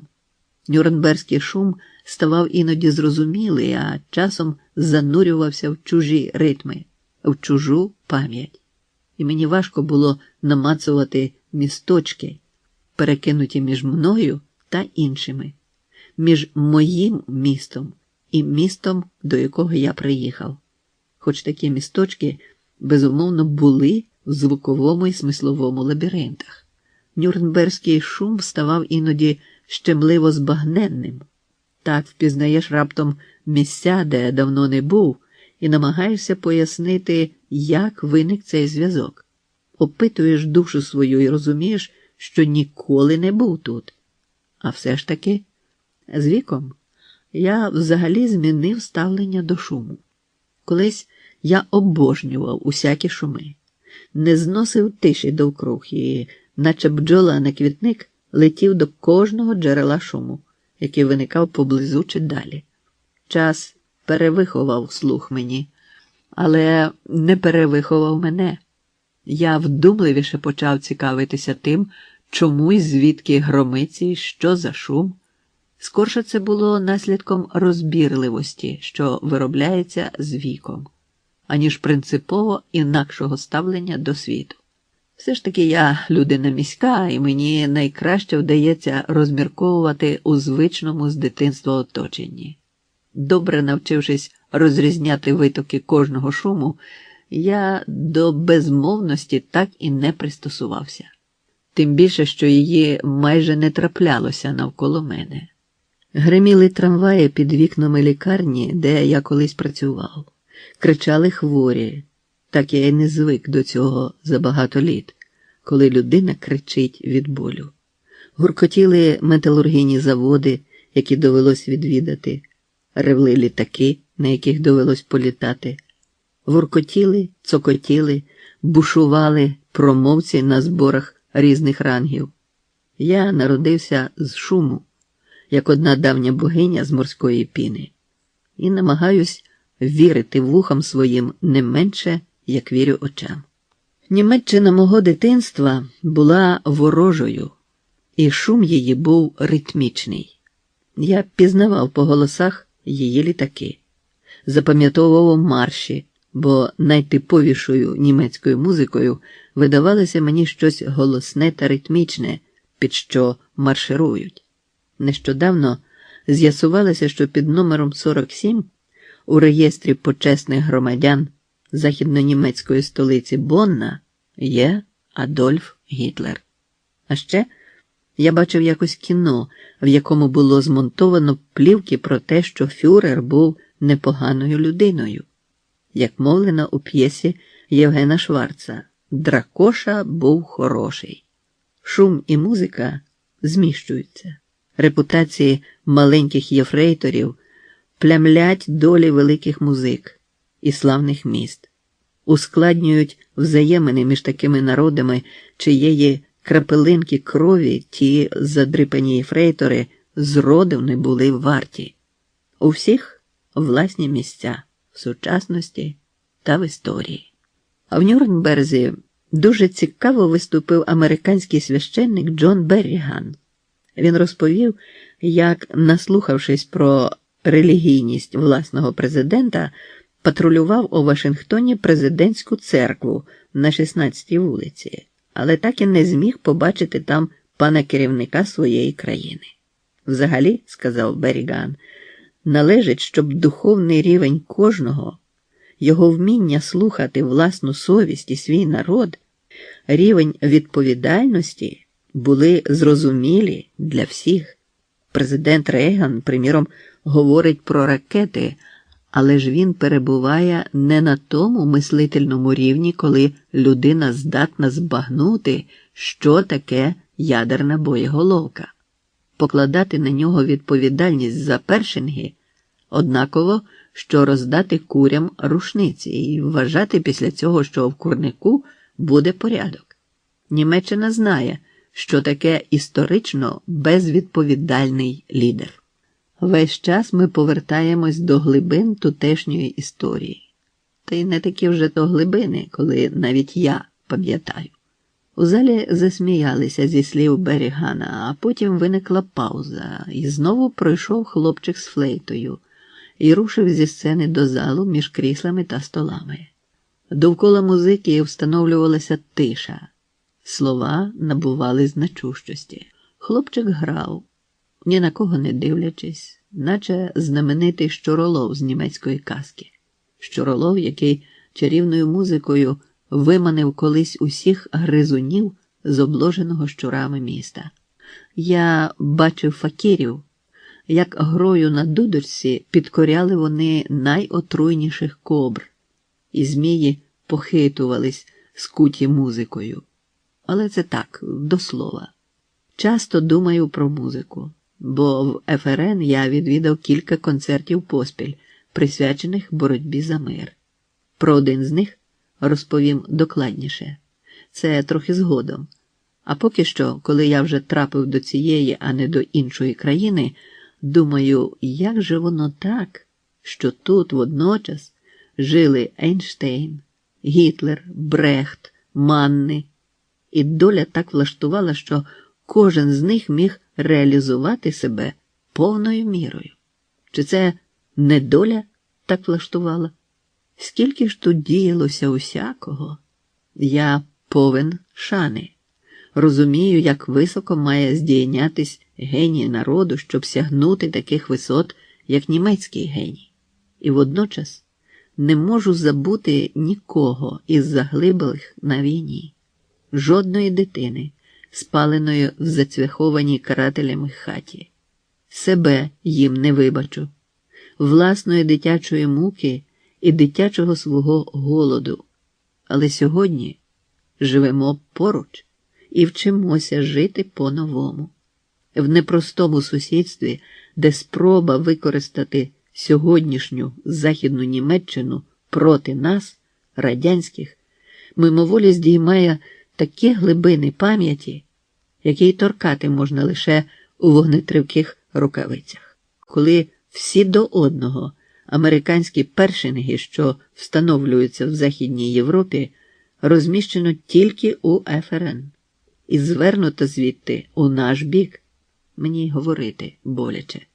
Коли слова застряють у горлі, згадую музику.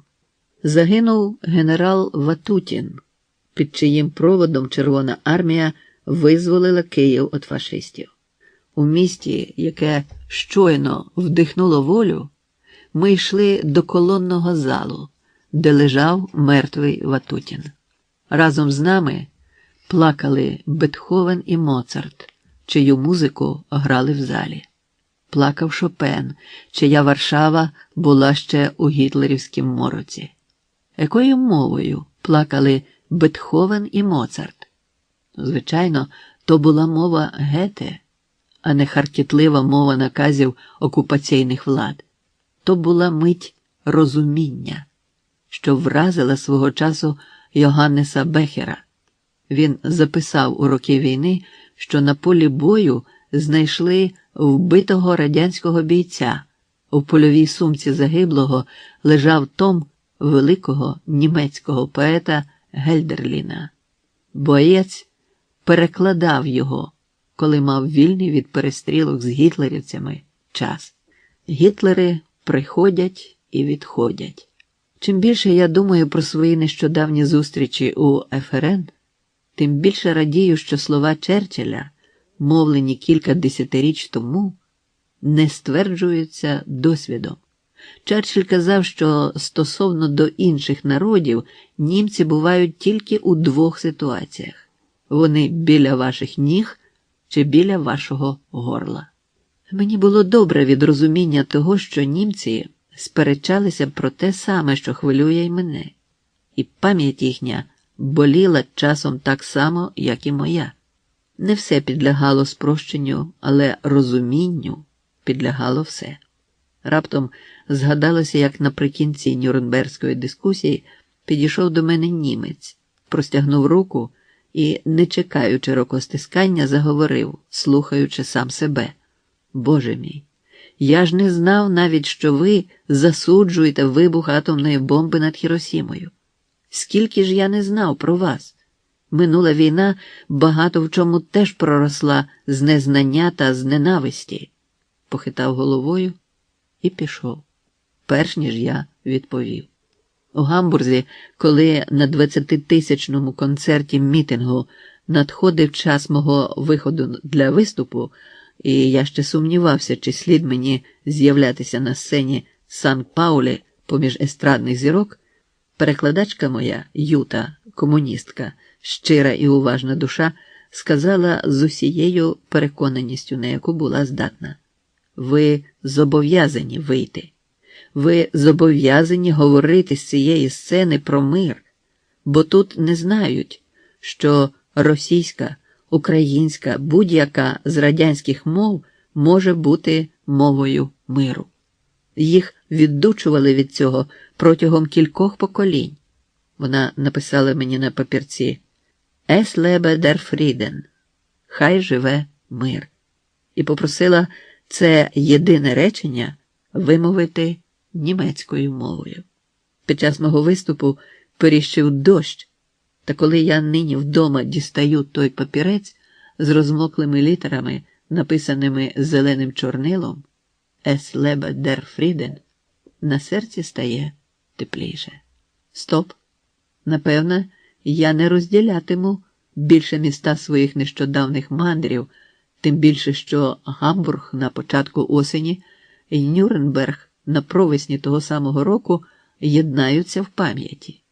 Оповідаючи про один, я постійно повертаюся до другого, тим більше, що згаданий уже гамбурзький осінній концерт, навіть кілька концертів на 60 тисяч глядачів і 200 учасників з 40 країн, був причетний до тих самих роздумів і турбот, якими запам'яталась мені дискусія в Нюрнберзі. Спершу я збирався оповісти про самий гамбурзький концерт окремо, для якогось театрального видання, а потім подумав, що можна і так, але неодмінно треба ввести свою оповідь у загальне коло роздумів. А концерт – це привід, не в концерті суть. Асоціація «Артисти за ядерне роззброєння» вже проводила фестивалі, подібні до гамбурзького. Нещодавно відбувалися вони в Дортмунді і Бохумі. Був концерт у Відні. Плануються такі концерти у США, у Фінляндії, ще десь. Концерт був дійством насамперед політичним. З першого ж погляду запам'ятались мені солдати Бундесверу з нашивками різних родів військ, які сиділи на гамбурзькому концерті в окремому ряду, знаючи, що це поважний службовий злочин, участь у миролюбному мітингу. І все ж таки вони безперервно піднімали плакат із закликами до миру. Запевняли кожного, що накладуть головою, а не допустять, щоб з німецької землі почалася ще одна війна. Напевно, слід підкреслити, що асоціація «Артисти за ядерне роззброєння» єднає не самих лише акторів. Наш словник іншомовних слів тлумачить артист як особу, що досягла високої майстерності у певній галузі. Принаймні, одним з перших учасників зустрічі «Артисти за ядерне роззброєння», з яким я розбалакався в Гамбурзі, був невисокий бородань Жорж Бодеро, дуже відомий канадський художник з Монреаля.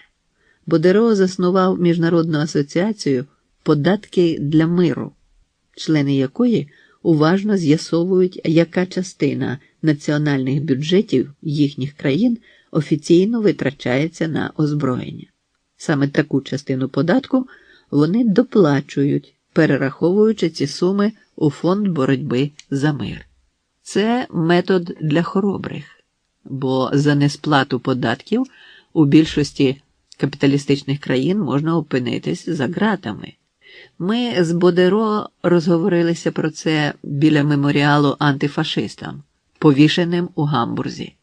Посадили по кущу троянд, і канадський художник сказав мені, що лише за те, аби люди краще знали про воєнну загрозу, він готовий платити навіть життям. І тут все було цілісним.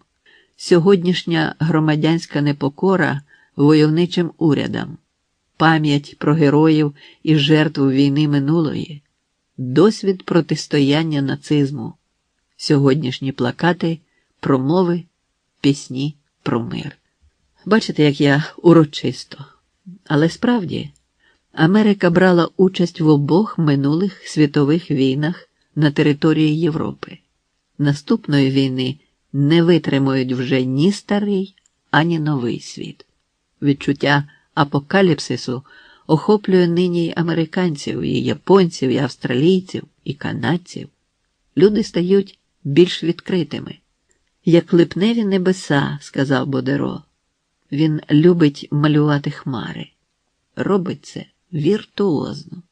І біло-голубі його аркуші гідні найвищих виставок.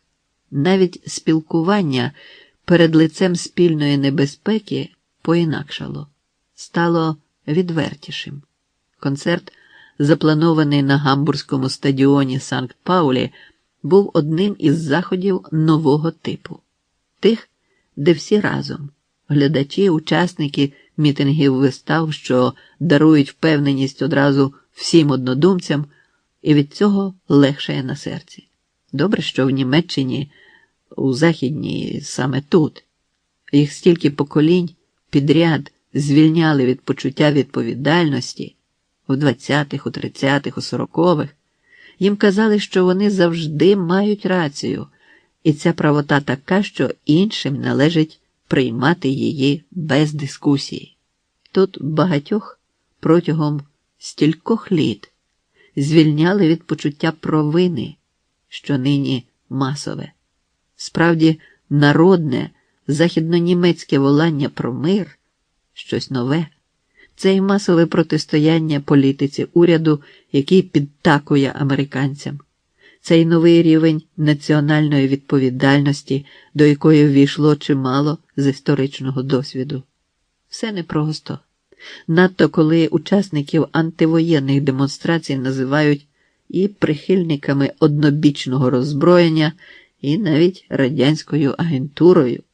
Та ще по-всякому, залежно від того, хто прозиває. Навіть є вже такі патріотики, які починають нагадувати, що недавно німці домарширували он куди, а нині, та ще й разом із Сполученими Штатами. Ну що ж, тим цікавіше чекати концерту. Тим більше в Гамбурзі, старому пролетарському центрі, де не раз виступав Ернст Тельман, і де на антиракетні демонстрації збирається по кількасот тисяч учасників на раз. Концерту бажали, і лиш сіре і низьке небо над Гамбургом протікало дощем, холодним та непривітним. Та й афіш було небагато. Я помітив лише кілька на дверях університету, на книгарні. А втім, була закономірність і в цьому. Навіть афіші стали свідченням загального ставлення до проблеми. Коли я йшов територією Гамбурзького університету, то поруч з афішами побачив великі плакати, які сповіщали, що університет навіки оголошено територією вільною від ядерної зброї. Так вирішили збори викладачів і студентів. Все це символічно. Усі розуміють, що коли ядерна бомба вибухне, приміром, у Гамбурзькому порту, то від Гамбурзького університету не зостанеться навіть початкової школи. Але ж Гамбург передчував виступи борців за мир, а не лише концерт модних виконавців. Гості міста існували в затінку ідей, в ім'я якої з'їхалися. І тон мій нині поважний ще й тому, що пишу про чужу цілеспрямованість до мети, яка не чужа нікому. Наші господарі робили все капітально. У праці гамбуржців, зайнятих організацією зустрічі «Артисти за ядерне роззброєння», було чимало впевненості і навіть знання того, що все буде як слід. А як це, як слід? Комусь тут ввижається Німеччина у її непомірних бандитських кордонах 30-х і навіть 40-х років. Хтось хотів би примусити нас у Радянському Союзі жити по-іншому. хтось хоче висадити у повітря власний парламент. Хіба всіх збагнеш? Але над усіма похитується бомба. Над усіма зразу, перестерігаючи перед тим, чого робити не слід.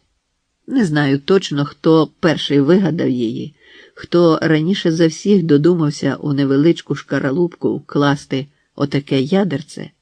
Колись в Ульмі, у цій західній частині Німеччини, народився Альберт Ейнштейн, причетний до того, що американці першими, так би мовити, поклали атомну бомбу людства на тарілку. Колись в Ульмі, у цій західній частині Німеччини, народився Альберт Ейнштейн, причетний до того, що американці першими, так би мовити, поклали атомну бомбу людству на тарілку. Та не було б Ейнштейна, бомбу однаково спорудили б. Її винаходили знову і знову, досі винаходять, втоми не відаючи. Ми запам'ятали великі імена перших – Фермі, Жоліо-Кюрі, Курчатова, Бора, Оппенгеймера, жахаючись, що подібна зброя існує. Але бомби нищать, спопиляють, нічого не створюючи. Ланцюгову реакцію можна перевідкрити і перевирахувати. Але якби 5000 років тому в Нюрнберзі не народився Альбрехт Дюрер, то він не народився б більше ніде. І людство, напевно, не було б таким видющим, як нині. Дюрер спопелиться найпершим. Аркуші його гравюр легкозаймисті. Треба зберегти Дюрера, і Рєпіна, і Феофана Грека з Рубльовим, і квіти, які наша сусідка малювала на стіні хати, теж потрібно зберегти. Так чи інакше, ми повинні регулювати сьогодні свої взаємини розумом, а не з ненавистю, обуренням, а не агресивністю, спільнотою, а не розбратом. Ми повинні сприймати один одного виключно через потребу в мирному співіснуванні. Народився колись в Нюрнберзі Альбрехт Дюрер і вигравірував страшний суд. А крім того, було намальовано ще чимало картин, збудовано будинки і споруджено канали, які слід зберегти. Суд над нацистськими воєнними злочинцями в Нюрнберзі був би, на мою думку, ще й особистою радістю для Дюрера. Часи поєднуються і в цьому. Боротьба за мир – ще й потреба ліпше порозумітися крізь потребу співіснування. А те, чим є антивоєнна діяльність для нас, радянських, гранично зрозуміло. Наша держава починалася з рішення дати людям хліб, землю, мир.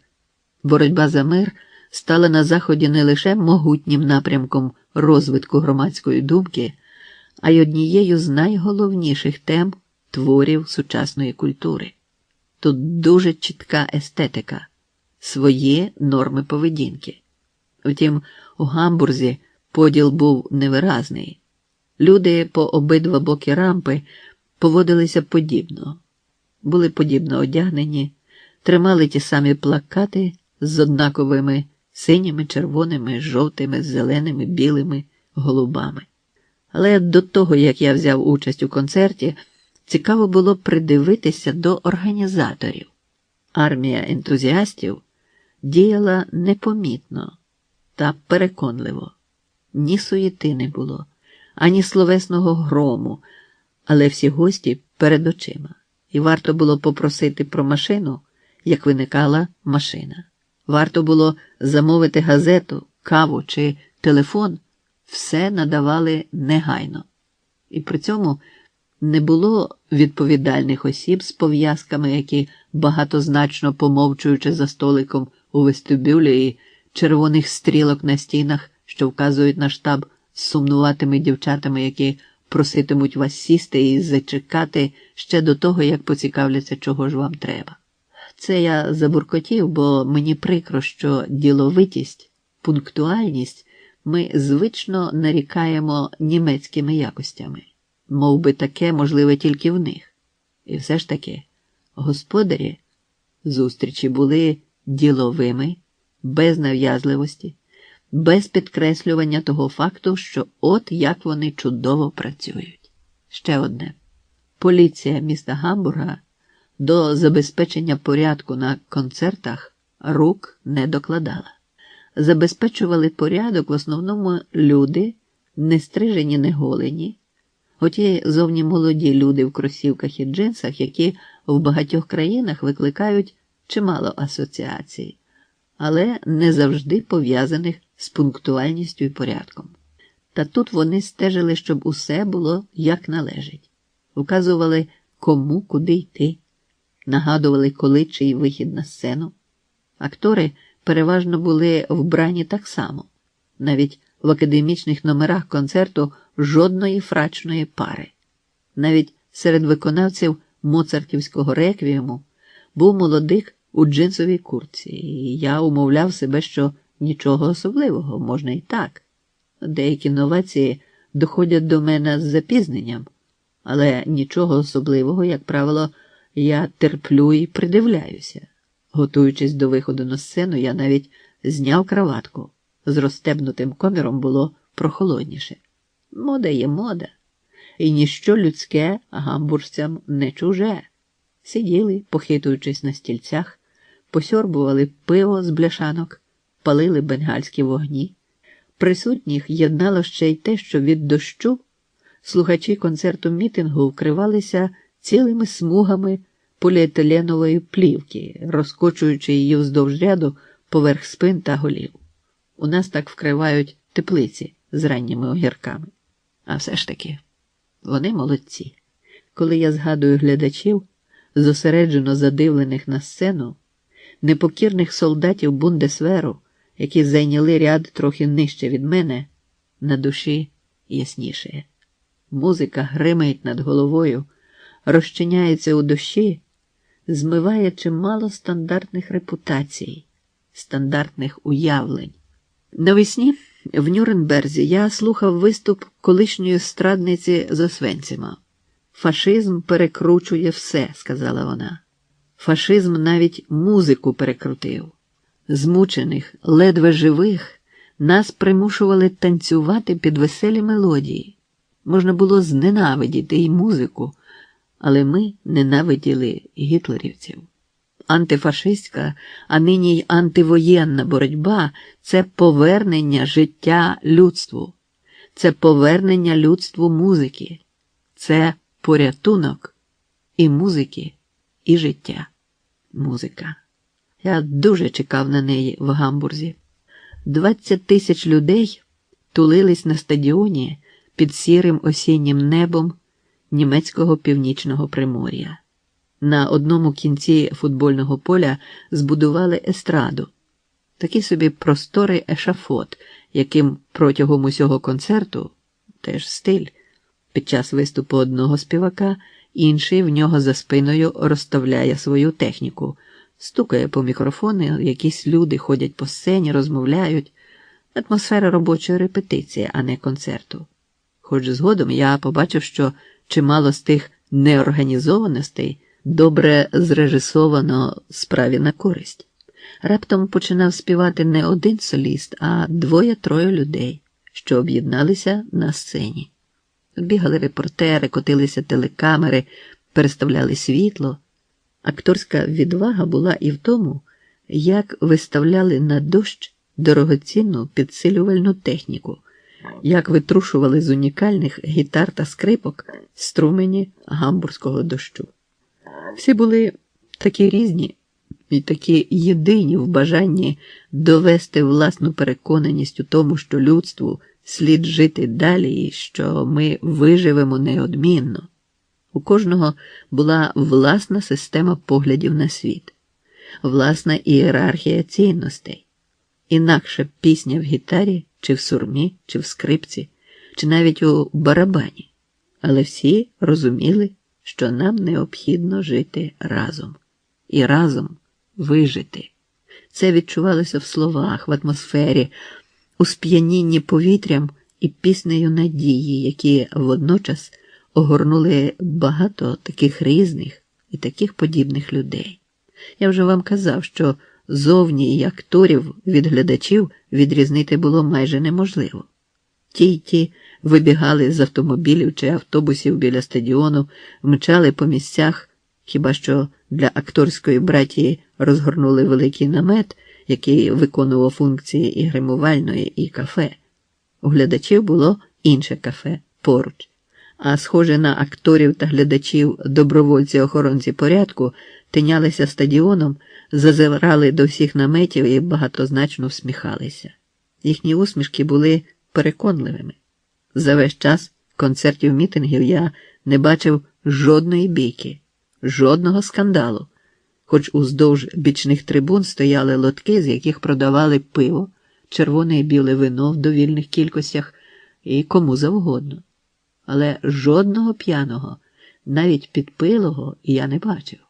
Треба запам'ятати. Повертаюсь до найнесподіваніших тем.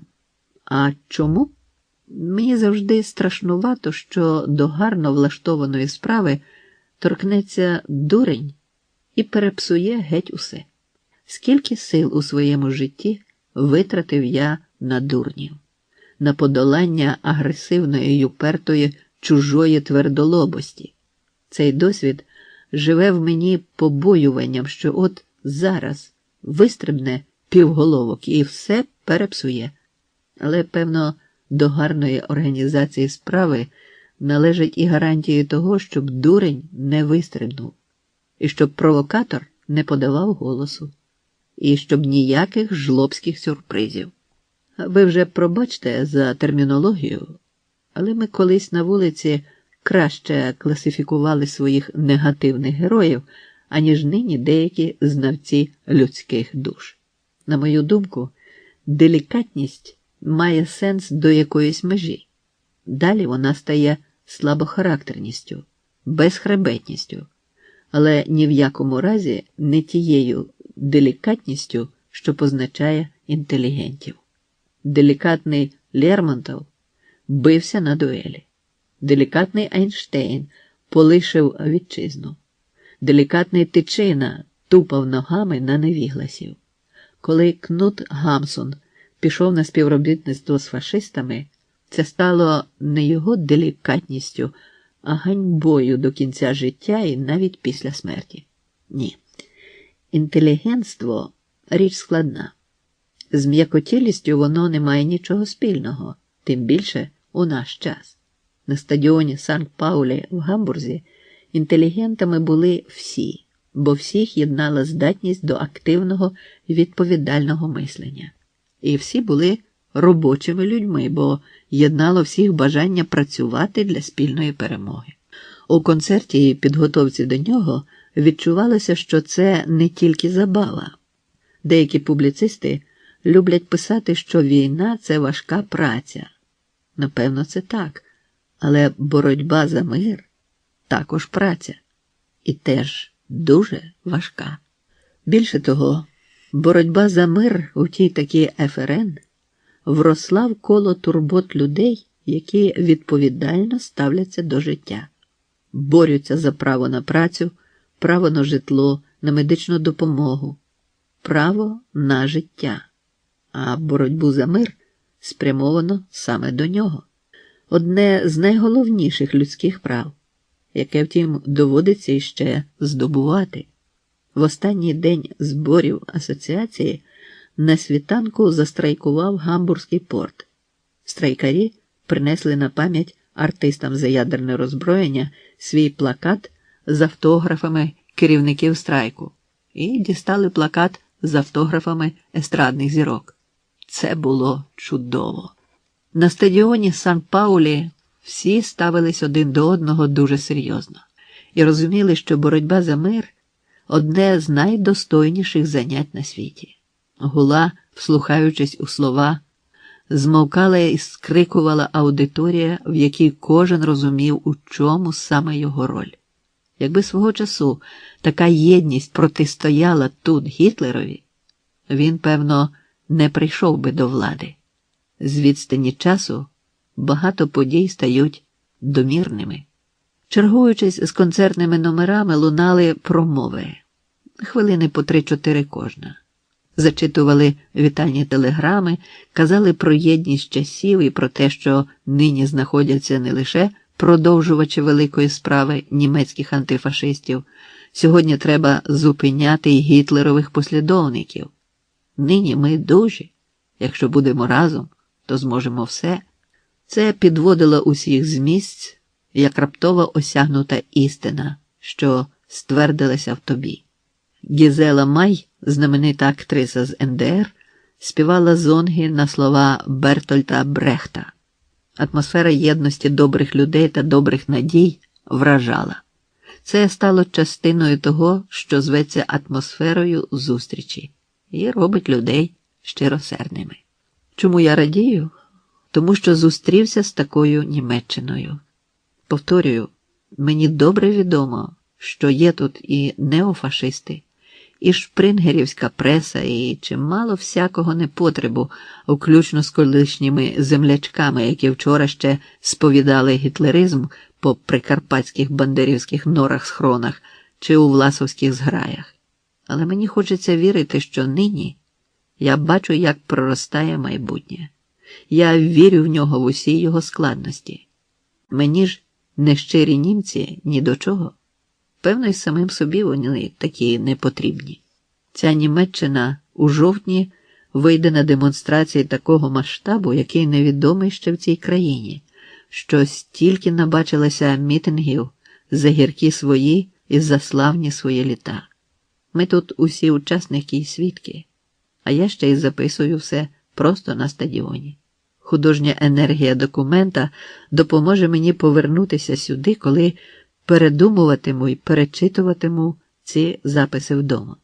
Отже, довкруг мене 20 тисяч голосистих глядачів. Вони переважно юні і не здатні всидіти на місцях. Зусебіч спалахують бенгальські вогні і якісь там дощостійкі свічки. Я знову подумав, згідно з усіма статистиками, на 20 тисяч людей має бути бодай один дурень. Ось цей дурень зараз і кине свій іскристий бенгальський вогонь у туго спресований натовп. Та ні, певно, тутешні дурні виявляють свої емоції якось інакше. Гаразд, не повертатимуся більше до цього, лиш підкреслю важливість теми. На світі не лишилося подробиць, дрібниць, неістотних обставин. Дурень став небезпечним глобально. І не лише тим, що здатен кинути бенгальський вогонь у натовп. Дурень здатен і пустити ракету. Американський професор-невролог Роберт Лівінгстон доводив мені навесні в Нюрнберзі, що американський дурень небезпечніший за інших через свій егоцентризм. Коли в Європі люди звикли жити, відчуваючи плечима один одного, розуміючи свій взаємозв'язок, то в Америці їх з дитинства навчають штовхатися, розчищати місце для себе і не помічати нікого навколо. Якщо дурень, вихований в Америці, служить на підводному човні, озброєному балістичними ракетами Трайдент чи ще чимсь подібним, то в ньому цілком може заграти бажання розчистити, коли не плечима, то боєголовками, територію для себе. Ні. Дурень – явище соціальне. Від нього можна і слід чекати неприємностей, малих та великих. За великим, так би мовити, рахунком, людина, що робить сьогодні ставку на війну, тим більше на війну між великими державами, нерозумна. Гадаю, що багато хто вже збагнув цю істину.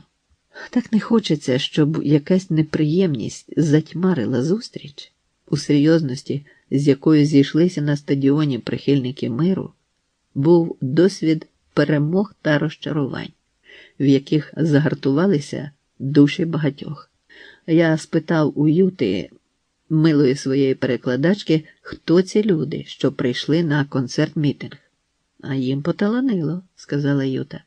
Квитки коштують до 20 марок кожен, але прибуток іде у фонд миру, і квитки були розпродані вмить, як облігації безпрограшної позики.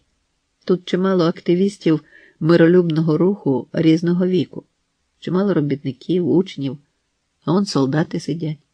Ми все це запишемо на відеострічку і добиватимемося, щоб концерт показали всій ФРН. Це видатна подія. Такою вона лишиться і запам'ятається попри всю зовнішню буденність. Ми не дозволимо, щоб тут трапилося щось небажане. Нічого небажаного не трапилось. Атмосфера дивовижної щирості, чистоти, єдності панувала на стадіоні. Людям не було чого приховувати. Навпаки, було про що сказати уголос. Коли перший з виконавців, поляк Чеслав Нємен, вдарив по клавішах своєї електромузики, про щось голосно скрикнув, глядачі незадоволено загули, бо Нємену підспівував явно відсутній на сцені ансамбль. А зразу ж усі збагнули, що пісня йде під фонограму, і в залі загули, вимагаючи чесного співу. На такому концерті належало сповідатися у довільній формі. Хто не зрозумів цього, прирік себе на провал і провалювався. На початку концерту виступила дуже популярна шведська актриса Бібі Андерсон. Вона швидко заговорила, заспівала, і згодом цей прийом повторили, в тому числі, здається, й Белафонте. Увімкнула метроном між собою та мікрофоном і примусила всіх слухати себе на тлі 6-хвилинного «пік-пік-пік». «Ракети з тих, що Рейган встановлює тут, – сказала Андерсон, – летітимуть до Радянського Союзу близько 6 хвилин. Це останні 6 хвилин для всієї трави, усіх птахів, всіх пісень, і ми не повинні дозволити, щоб над людством вибухали ядерні боєголовки». Лунали пік-пік-пік метронома, а шведська актриса, загинаючи пальці, перелічувала, скільки тисяч доларів витрачається на озброєння щосекунди, скільки людей гине у вже початих імперіалістами війнах, яка велика вбивча сила атомних підводних човнів з ракетами, що плавають поруч у Північному морі. Все ж таки цікава ця річ – час. Пам'ять, де конденсуються уроки часу, працює нещадно. Колись я написав повість «Така лиха пам'ять». Повість була про те, що для деяких людей гарна пам'ять – це коли легко все забуваєш, легко вивільняєшся від докорів совісті, а лиха, немилосердна пам'ять – це коли нічого не забувається. Така от лиха пам'ять у мене. У німців має бути одна з найжорстокіших пам'ятей на білому світі. Інакше вони не виживуть, та й іншим складно житиметься поруч з ними. Не кажу про всіх німців, лиш про тих, що запам'ятались мені з воєнного дитинства, і тих, яких набачився у ФРН. З іншими я ніколи не контактував так впритул і так довго. Як попереджав, я не ставлю цю тему на науковий, так би мовити, рівень. Не роблю узагальнень, які випливають з глибинного вивчення історії, економіки, топоніміки та інших наук про велику і непросту долю народів з давніх до новітніх часів. Це дуже особисті нотатки. Я вже не раз попереджав, якщо письменники почнуть писати об'єктивні довідники, то постраждають і художня, і наукова літератури. Тому пишу ці нотатки від першої особи про те, як в епоху співіснування пам'ять поєднується з дійсністю, утворюючи сполуки, що не завжди осмислені нами. Час, серйозність людської спільності на Гамбурзькому стадіоні була у тому, що ніхто не прийшов лише розважатися. Коли згодом я запитав Вандерсон, що саме вона, відома актриса, яка зіграла в кіно десятки ролей, з-поміж них і в радянсько-шведському фільмі «Людина з того боку», думає про популярність артиста в наш час, Бібі почала перелічувати майбутні мітинги і концерти ідею інтернаціонального фільму про мир. Вона казала про справи, про свій приїзд до Москви невдовзі, для справи ж, для зустрічей з радянськими прихильниками миру, і зрозуміло було, що немає для неї нічого важливішого. Ар'я Сайонмаа, фінська співачка, яка бере найактивнішу участь у боротьбі за мир, співала про чилійця Віктора Хару, а потім пісню Віктора Хари. Коли Ар'я заспівала пісню Теодоракіса, зал підтримав її, і співачці лишилося тільки диригувати. Вона чесно казала, що вважає Мікіса Теодоракіса за свого вчителя і співає пісні його постійно. Слова запліталися в кількох мовних стихіях – англійський, німецький, російський, французький, грецький, іспанський. Аудиторія часто розуміла і підспівувала, як могла. Коли назавтра американка Джоан Баєс заспіває англійською мовою, слухачі підхоплять. Коли в перший вечір москвичка Жанна Бичевська почала російською мовою американську «Де зникають квіти», слухачі заспівали ту ж пісню в оригінальній версії. Я міг лише пошкодувати, що так і не дізнався, чи знає аудиторія хороші радянські пісні. А втім, Баєз і Бичевську пропонували наприкінці, на закуску, так би мовити, і зал ставився до них з особливою ніжністю. А між іншим, останнім виступалося важче, ніж першим. Дощ посилився, задувало у глиб сцени. Бичевська виливала воду з гітари і мало не плакала, протираючи деку махровим рушником. Але зал світився бенгальськими вогнями і реагував на все, як єдина людина. Під струменями дощу безстрашно співала грекиня Марія Фарандурі, танцював, не боячись послизнутися на мокрих дошках сцени, латиноамериканський ансамбль. Індіанин з косою, старанно виплетеною з сивіючого чуба, співав рок і пританцьовував, трусячи замшевою курткою, з якої вода стікала не краплями вже, а струменем.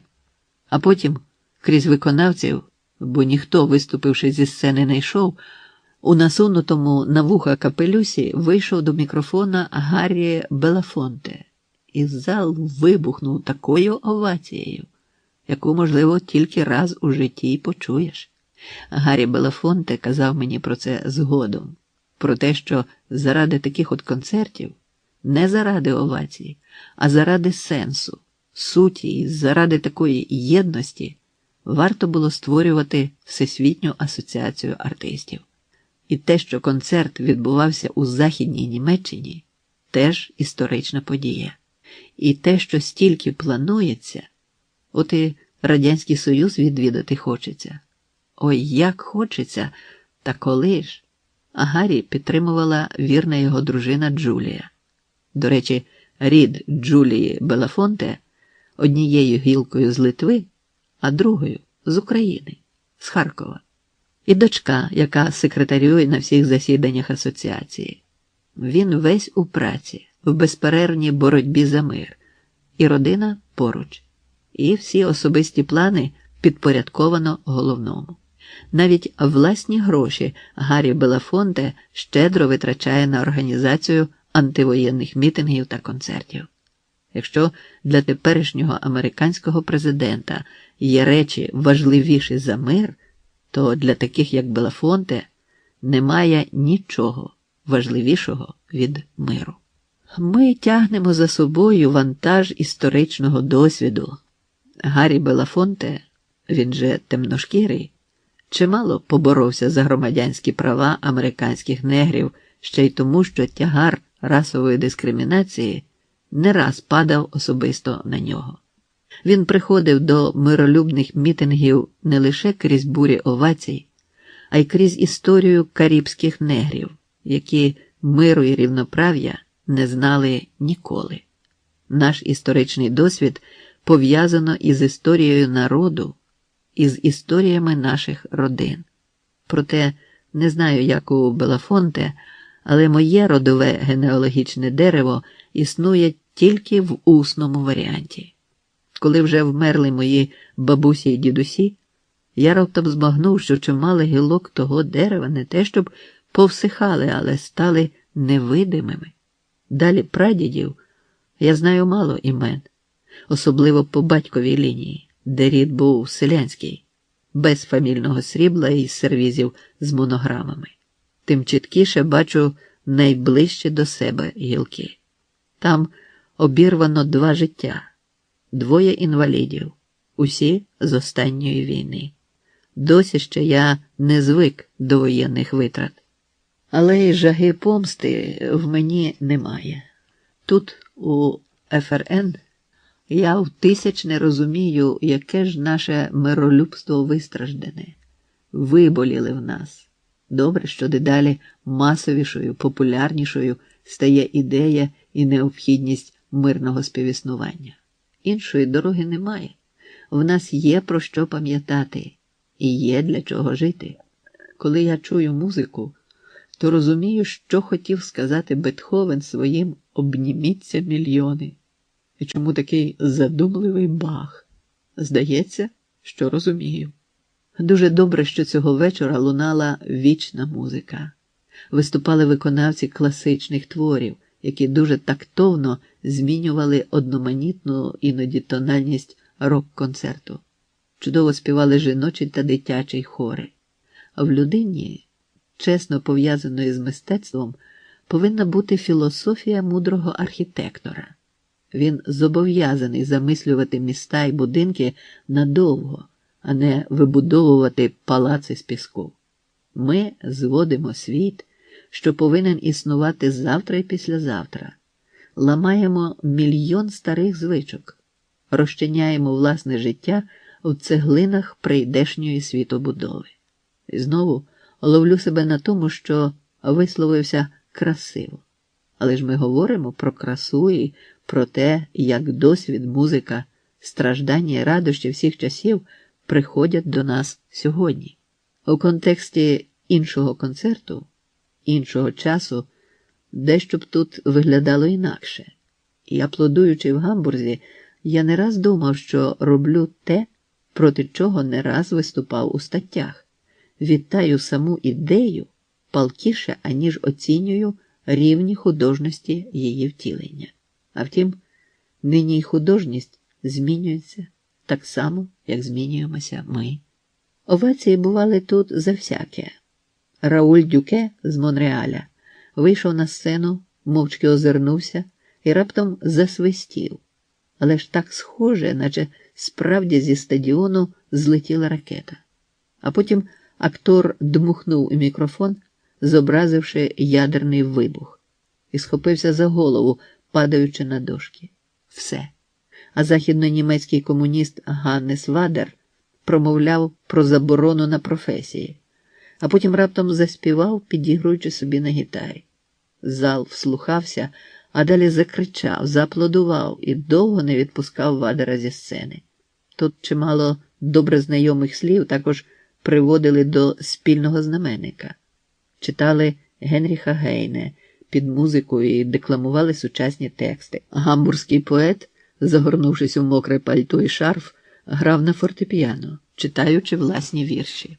Це був мітинг, це був концерт, це була демонстрація, це був театр, тому що безперервне дійство на сцені почалося о 4:00 пополудні, а тривало до 2:00 ночі, було добре зрежисовано і йшло без непотрібних пауз.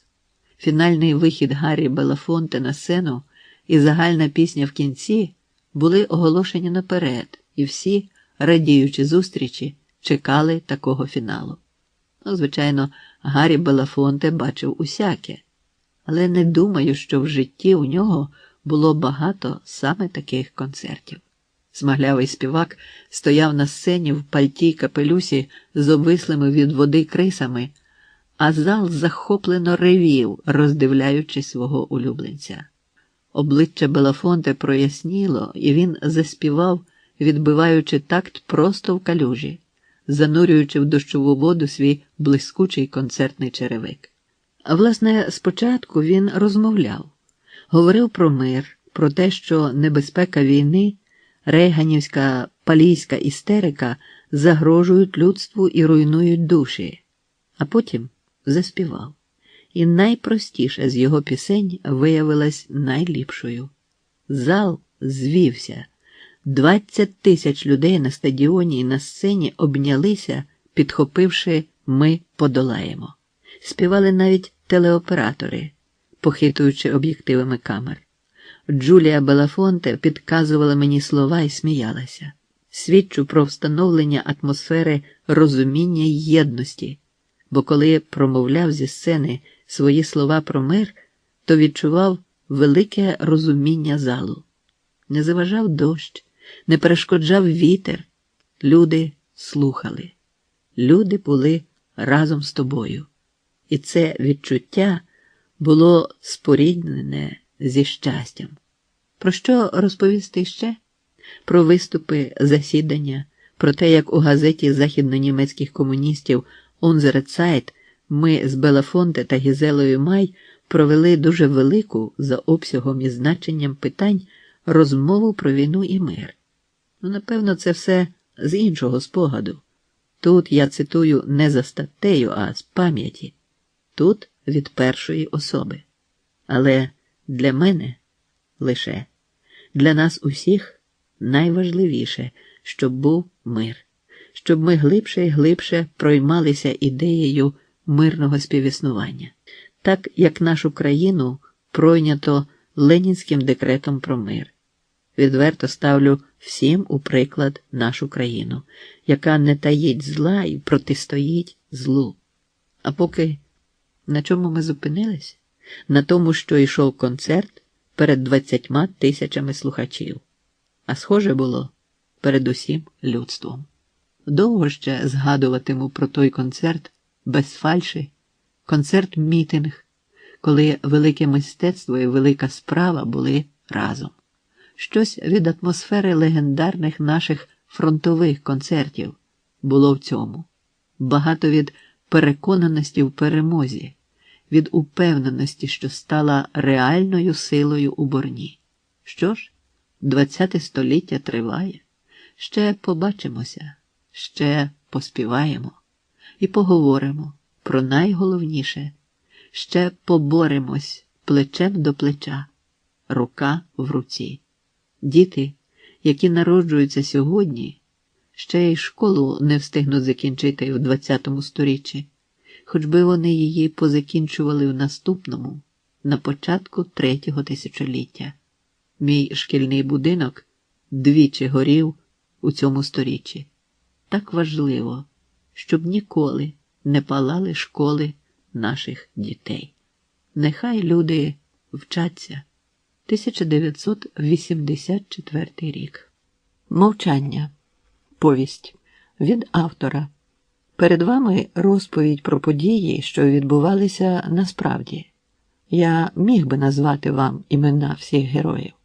Місто і річку, над якою все відбувалося, я теж міг би назвати.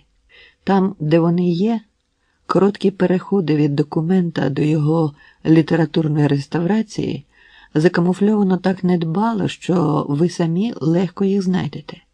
І все ж таки я змінив імена, хоч, повторюю, дуже мало що вигадував у цій повісті. Історія така вигадниця, що з її цілком реальними витворами не можна конкурувати жодному творцеві сюжетів. Ви познайомитеся з Грицаями, Теофілом та Юрієм. Це реальні люди. Так само познайомитеся ви й з Василенком, був і такий. Просто прізвища в цих людей були іншими. Врешті річ не в подробицях чужих біографій. У зіткненні героїв з антигероями стає прозорішою течія часу, з якої вони пили і в якій зникають.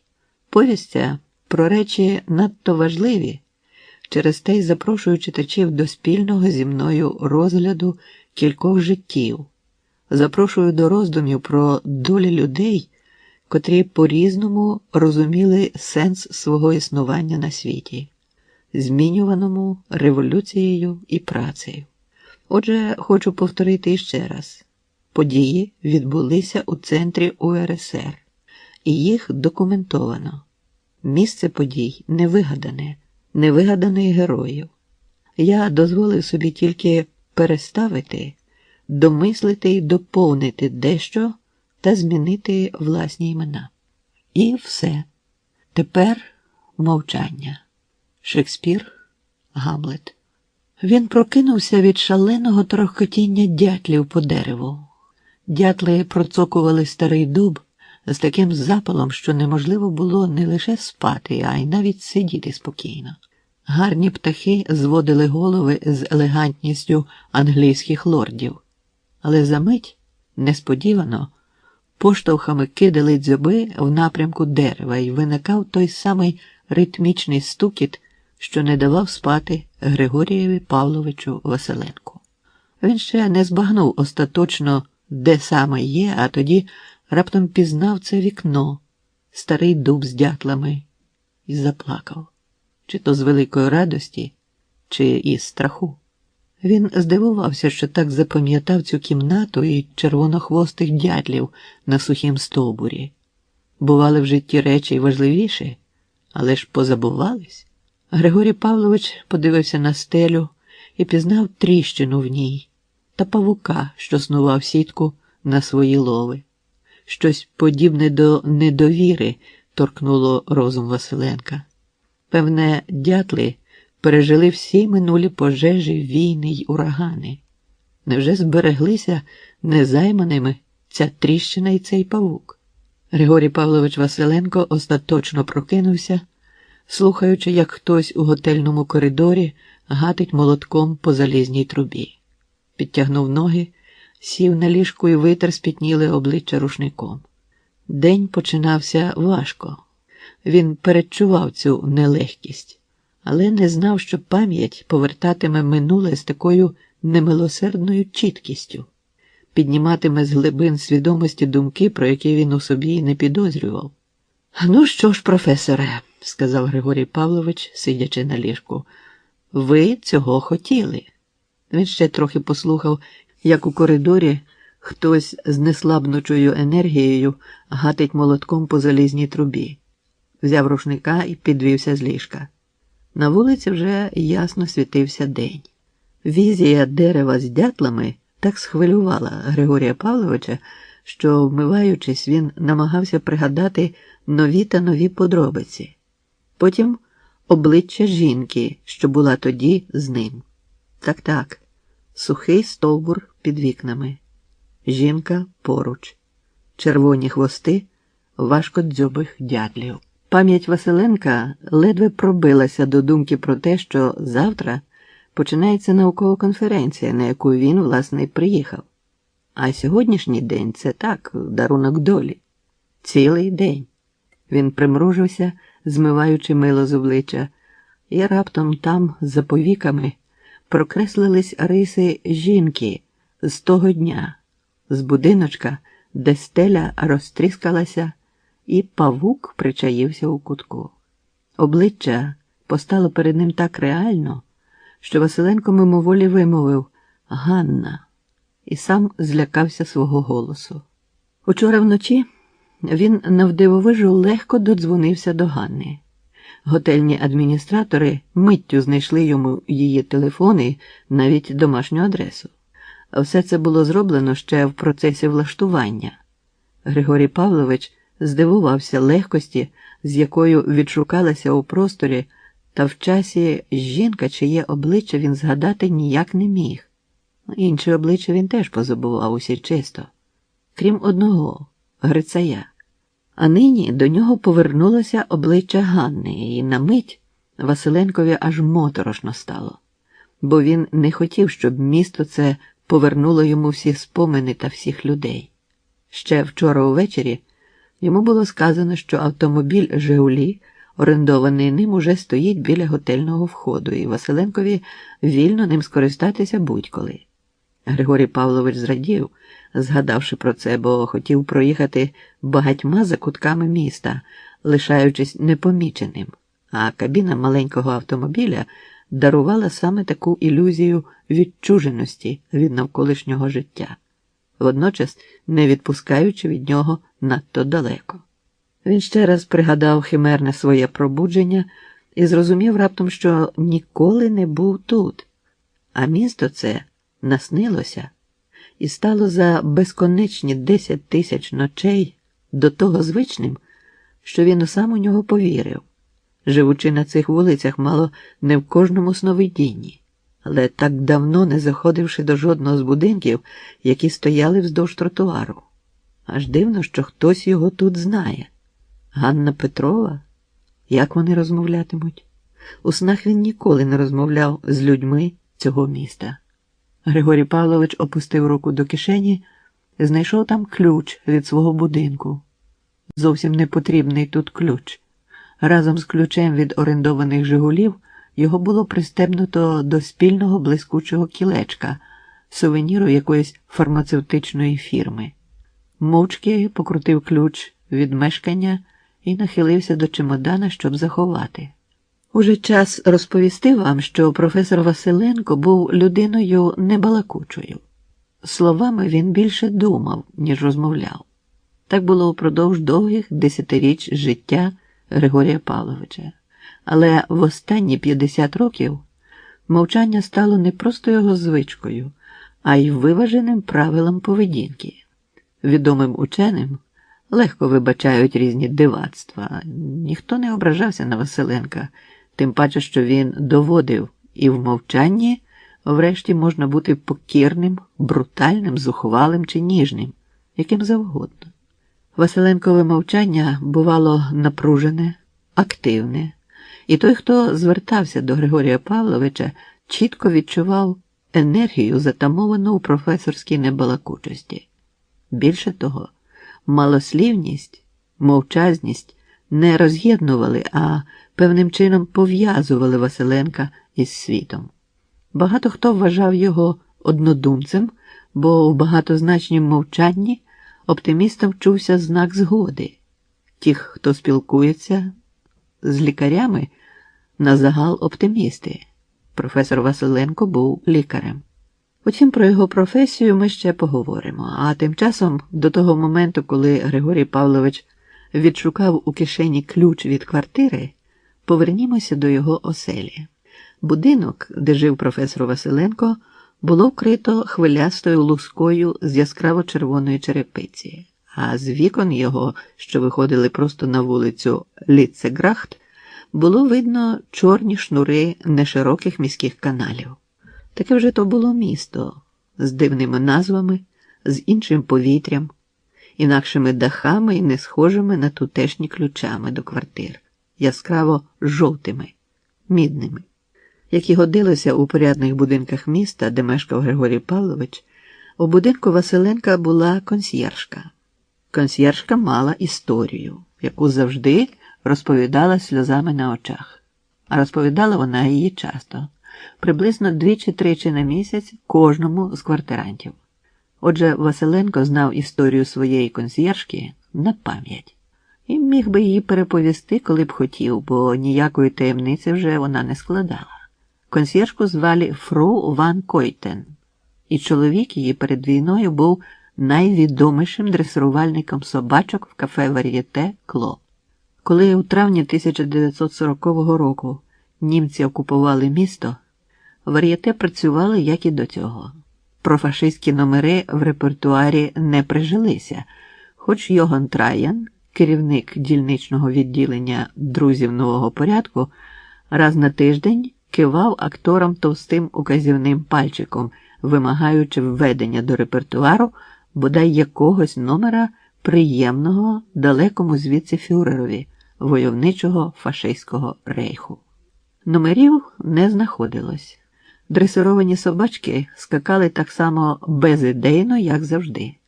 Аж до квітня 1942-го, до дня народження отого самого фюрера з вусиками, іменем якого до міста прийшли чужинці. Ван Койтен показував своїх білих песиків, які вміли стрибати і ходити на передніх лапках. У середині номера до зали ввійшло кілька вищих чинів СС. Вони сіли за столики біля естради. Зляканий дресирувальник майже машинально звів правицю у нацистському привітанні. бо вперше бачив так близько генерала СС. Але ще тримаючи напружену руку в повітрі, він зрозумів, що зробив щось не так. Обличчя давно знайомих завсідників Кло витяглися від здивування, а дружина Ван Койтена, в цьому місці розповіді консьєржка завжди голосно схлипувала, закам'яніла в дверях з широко розтуленим ротом. І Ван Койтен надумав тепер зробити приємність здивованим завсідникам та дружині. «Отак високо, – сказав він, – моя болонка Мімі підстрибувала на вчорашній репетиції. З тюрми дресирувальник не вийшов». Консьєржка сповідала однакову з Василенком віру в мовчання саме з того часу. «Ну, і чого він досягнув?» – втисячне запитувала фру Ван Койтен сама себе. Песики розбіглися, я не мала чого їсти, вар'єте зачинили. Та я ж тоді навіть питань нікому не задавала. Коли вже чогось не знаю, то не знаю. А коли знаю щось, то сиджу тихенько, мов мишеня. Теорія мовчання випрацьовувалася професором Василенком на прикладах багато глибших і всеосяжніших, але наведений теж їй не суперечив. Втім, Григорій Павлович, як учений з багаторічним досвідом, знав, що коли теорія гарна, то їй ніщо не суперечить, принаймні в очах автора теорії. Григорій Павлович замикав свій готельний номер, коли крізь тишу, яку він постійно за собою носив, цілий океан тиші, раптом почувся дивний і водночас такий знайомий звук. Він зрозумів, що це іще один химерний поворот його пам'яті.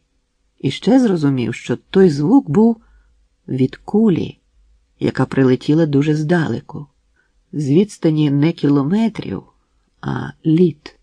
Куля прилетіла до міста, що 10 тисяч разів снилося докторові Василенку. А тепер прослалося перед ним усе ще нереальне, розпливчасте в часі, а правильніше, поєднавши в собі зовсім різні часи. Отже, куля тьохнула, і звук цей був як голос годинника, який збирається продзвонити найправильніший час. Але годинник не вдарив. Просто малослівний професор повернувся власним слідом у минулий час, давно минулий для мешканців цього міста, але не для Василенка. У понеділок, 15 грудня 1919 року, місто було безлюдним. І в лікарні теж не було нікого, крім нечисленних хворих. Оскільки Василенко повернувся саме в ті часи, день цей пригадався йому від моменту, коли, дзенькнувши, куля розбила шибку в палаті, і холодне повітря увірвалося поміж білі халати, білі простирадла і білі обличчя хворих та лікарів білим струменем, у якому кволо затріпотіла благенька фіранка з марлі. Колір капітуляції домінував тоді особливо виразно. Але професор Теофіл Вікторович Грицай, завідуючий кафедрою, почувався переможцем і господарем, незважаючи ні на що. Таким уже він був чоловіком, старий професор Грицай. У Грицая, який не брав участі в жодній війні, було вміння, що, на Василенкову думку, вирізняло справжніх воєнних лікарів на полі бою. Що не робилося б довкола, старий насамперед думав про хворих, поранених, недужих, коротше кажучи, про всіх, кому він тієї миті міг бути корисним. І його ані трішечки не обходило, що водночас відбувається землетрус, стріляють з кулемета і літак може кинути бомбу, яка впаде на дах факультетської медичної клініки університету, де шановний Теофіл Вікторович Грицай робить обхід в час, коли в місті невідомо яка влада. Отже, куля розбила шибку у палаті. Ввічливо відсунувши юного Василенка вбік, сивоголовий професор узяв з рук у нього дошку призначень і затулив нею вибиту шибку. Фіранка зразу ж опала. Василенко того дня не хотів іти на службу і прийшов до клініки цілком випадково. Бактеріологічні посіви, які він мав перевірити по термостатах, усе одно розросталися всупереч суворим науковим законам, бо вже третій день електрик не виходив до праці. Медичні сестри чергували, як їм заманеться, а з лікарів клініки хіба що 3-4 відвідували свої палати. Втім, і хворих було не дуже багато. Григорій Павлович Василенко був тоді зовсім ще молодий лікар і здивовано позирав на дошку призначень.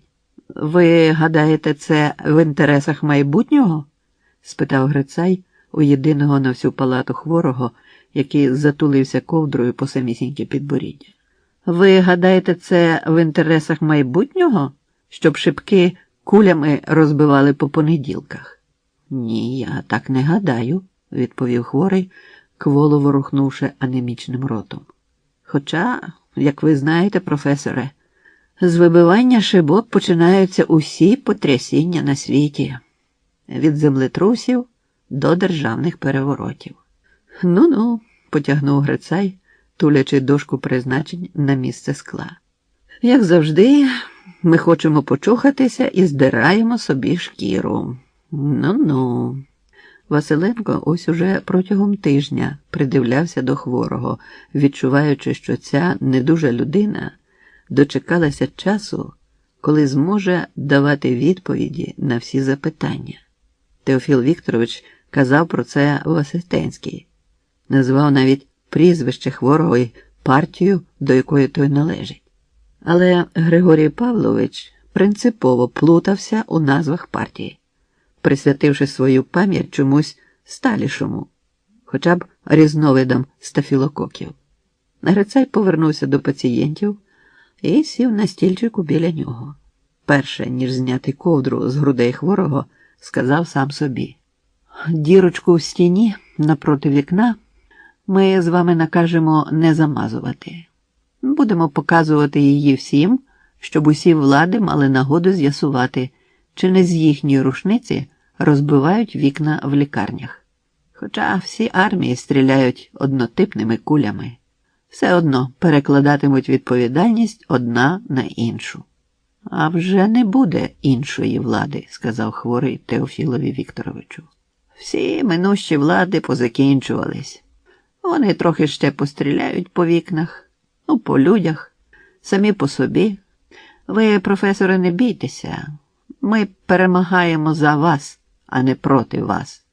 «Чудово, молодий чоловіче», – Грицай розкрив живіт свого пацієнта і з надзвичайною обережністю пробіг пальцями вздовж червоної смужки, незарубцьованої ще рани. «Чудово! Як ви гадаєте?» Грицай глянув через плече, шукаючи поглядом Василенка. «За отої самої остаточної влади можна буде тримати хірургічних хворих з вогнепальними ранами не в терапевтичних відділеннях? В нас же невеликі запити. Ми людей лікуємо».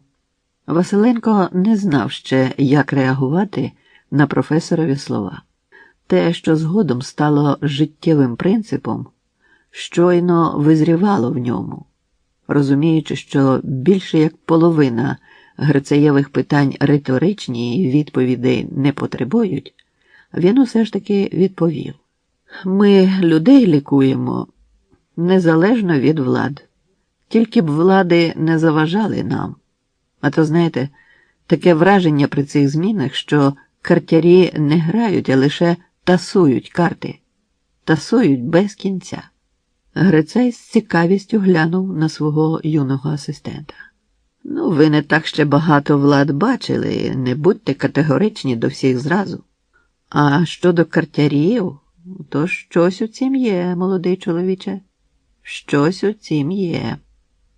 Тасують, кажете, карти, а не грають. Тільки, знаєте, в картярській колоді король навіки король, а шістка назавжди шістка. Ось наш хворий. Яка він карта, по-вашому? 3, 7, туз, дама. Хворий кволо посміхнувся. Ну, тільки не дама. І незабаром усе буде в порядку, з королями, лікарнями та всім іншим. А я ще вам знадоблюся, як сказала мишка Левові в одній казці. Я ж усе розумію, любий Теофіле Вікторовичу. А отак кажете. Значить, усе розумієте? Ну-ну, промимрив Грицай, тиснучи пальцями на живіт співрозмовника. А як вам, Григорію Павловичу, подобається ця мишка? Того дня Василенко знову з граничною ясністю відчув, наскільки професор Грицай живе на світі впевненіше та спокійніше за нього. І ця послідовна професорова незалежність від метушні була такою незрозумілою, що звідтоді аж до сьогодні Григорій Павлович носив у собі загадку Грицая, не вміючи її розв'язати. Часом він наважувався подумки ставити себе на місце Теофіла Вікторовича, не вміючи вирахувати шляхів, якими рухалися думки того чоловіка. Це непокоїло Василенка і заохочувало його до маломовності. Коли поміркувати, було чимало незрозумілого в усьому. Професор, на чийому дипломі вибито державного орла з 2 головами, рятує життя противникові царя і генерала Денікіна, на чиїх погонах той самісінький державний орел. І це робиться у місті, окупованому денікінцями. Навіщо такий ризик? Звідки така певність себе? Звідки така зухвалість? Чим покривається такий ризик? А згодом, коли, пишучи цю повість, я переглядав документи, пов'язані з життям та діяльністю людини, яку ми назвали тут Грицаєм, мене розчулювала і вражала особиста невлаштованість професора Грицая. Він не вмів регулювати родинний бюджет, і грошей ніколи не вистачало. Він не вмів знаходити для родини гарні і недорогі квартири. Він не вмів притишувати дріб'язкові сварки, які так часто починала його дружина. Коротше кажучи, обивательською життєвою майстерністю Грицай ані трохи не володів. Але тут вражало саме почуття впевненості, розсіюване ним навколо. На співробітників він діяв як генератор сили і стабільності. Саме почуття стабільності, спокою і міці, якими він просто таки наснажував стількох людей довкола, надавали незаперечності професоровим словам. Упевнені спроби професора Грицая класифікувати цей світ за власними нормами викликали в молодого Григорія Павловича не те щоб спротив, але бажання потаємно збагнути професора, зрозуміти, ким є учитель – диваком чи майстром розрахунків, що бачить багато далі за свого юного асистента. Такі речі потрібно знати вже на початку співпраці, з ким би там не було. Василенко не знав і сердився на себе, обурений власною розгубленістю. У цьому місці розповіді мені належить вам пояснити, що до категорії розгубленостей у Григорія Павловича потрапляли душевні стани, які не були чітко визначені раз і назавжди, і несли у собі по кілька варіантів розв'язання, кожен з яких кінець кінцем міг бути правильним. Закоханість, приміром, теж потрапляла до категорії розгубленостей. Приязнь також.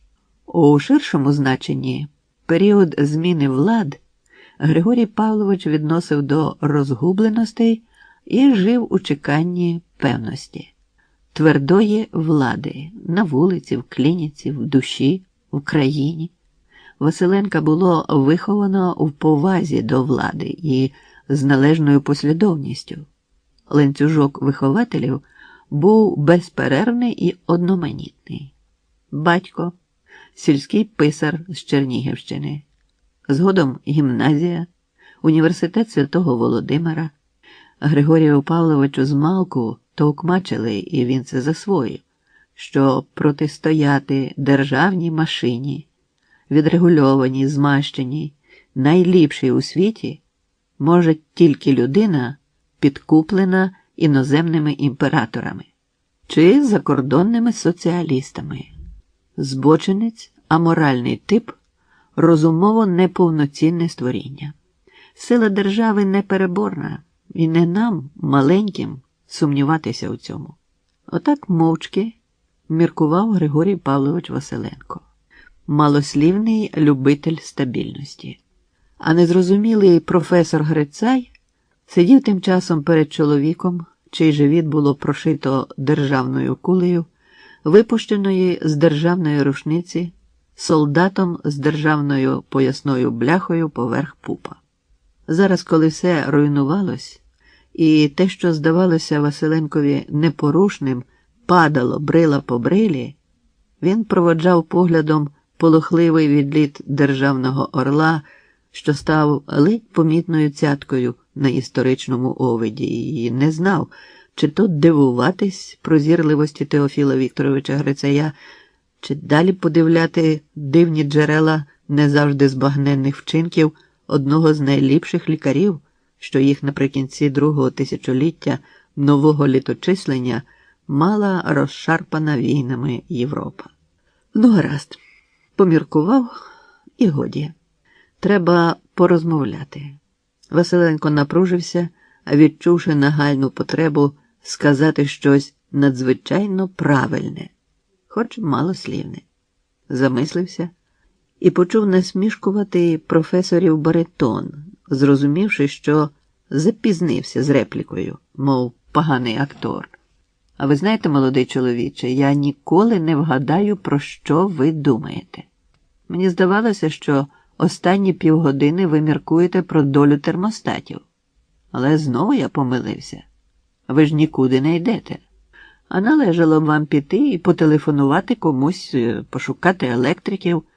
Мені здається, що поки наші електрики зайняті світовими проблемами, до праці не ходять, у термостатах у нас з вами повиростають не стафілококи, а кокосові пальми.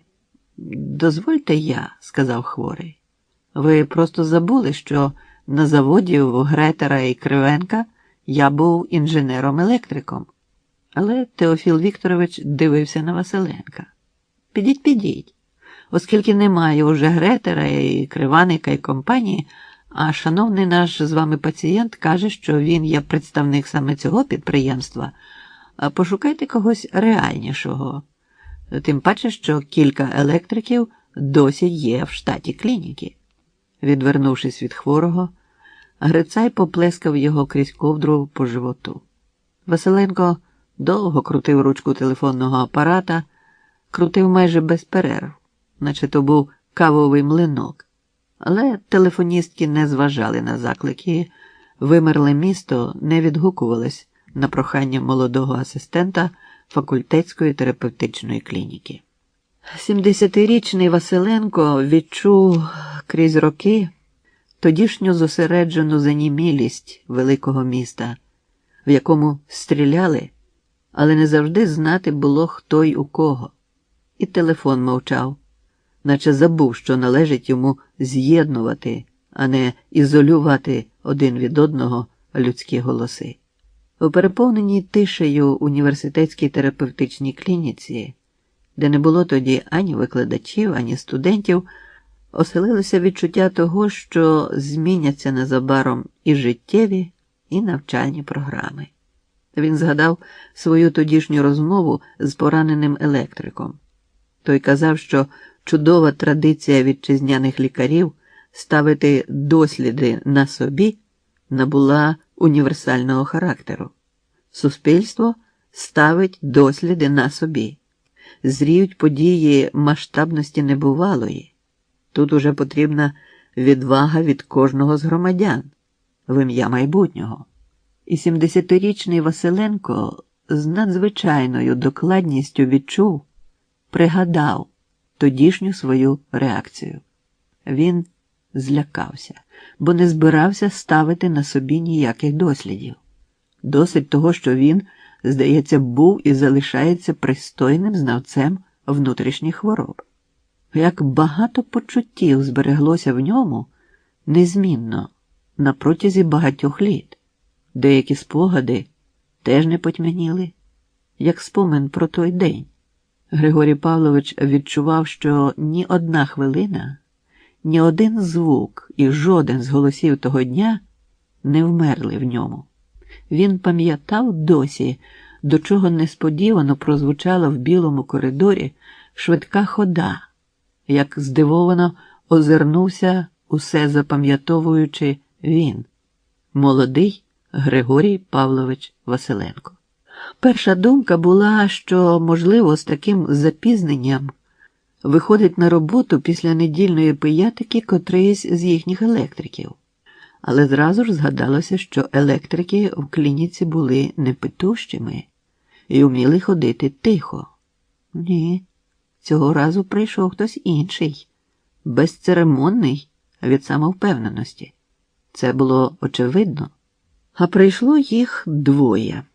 У білість лікарняного коридора увійшли сірі й брудні в поплямлених шинелях, але тупали в ногу, і ритм рухів прибульців відлунював у раз назавжди усталеному ритмі життя лікарні.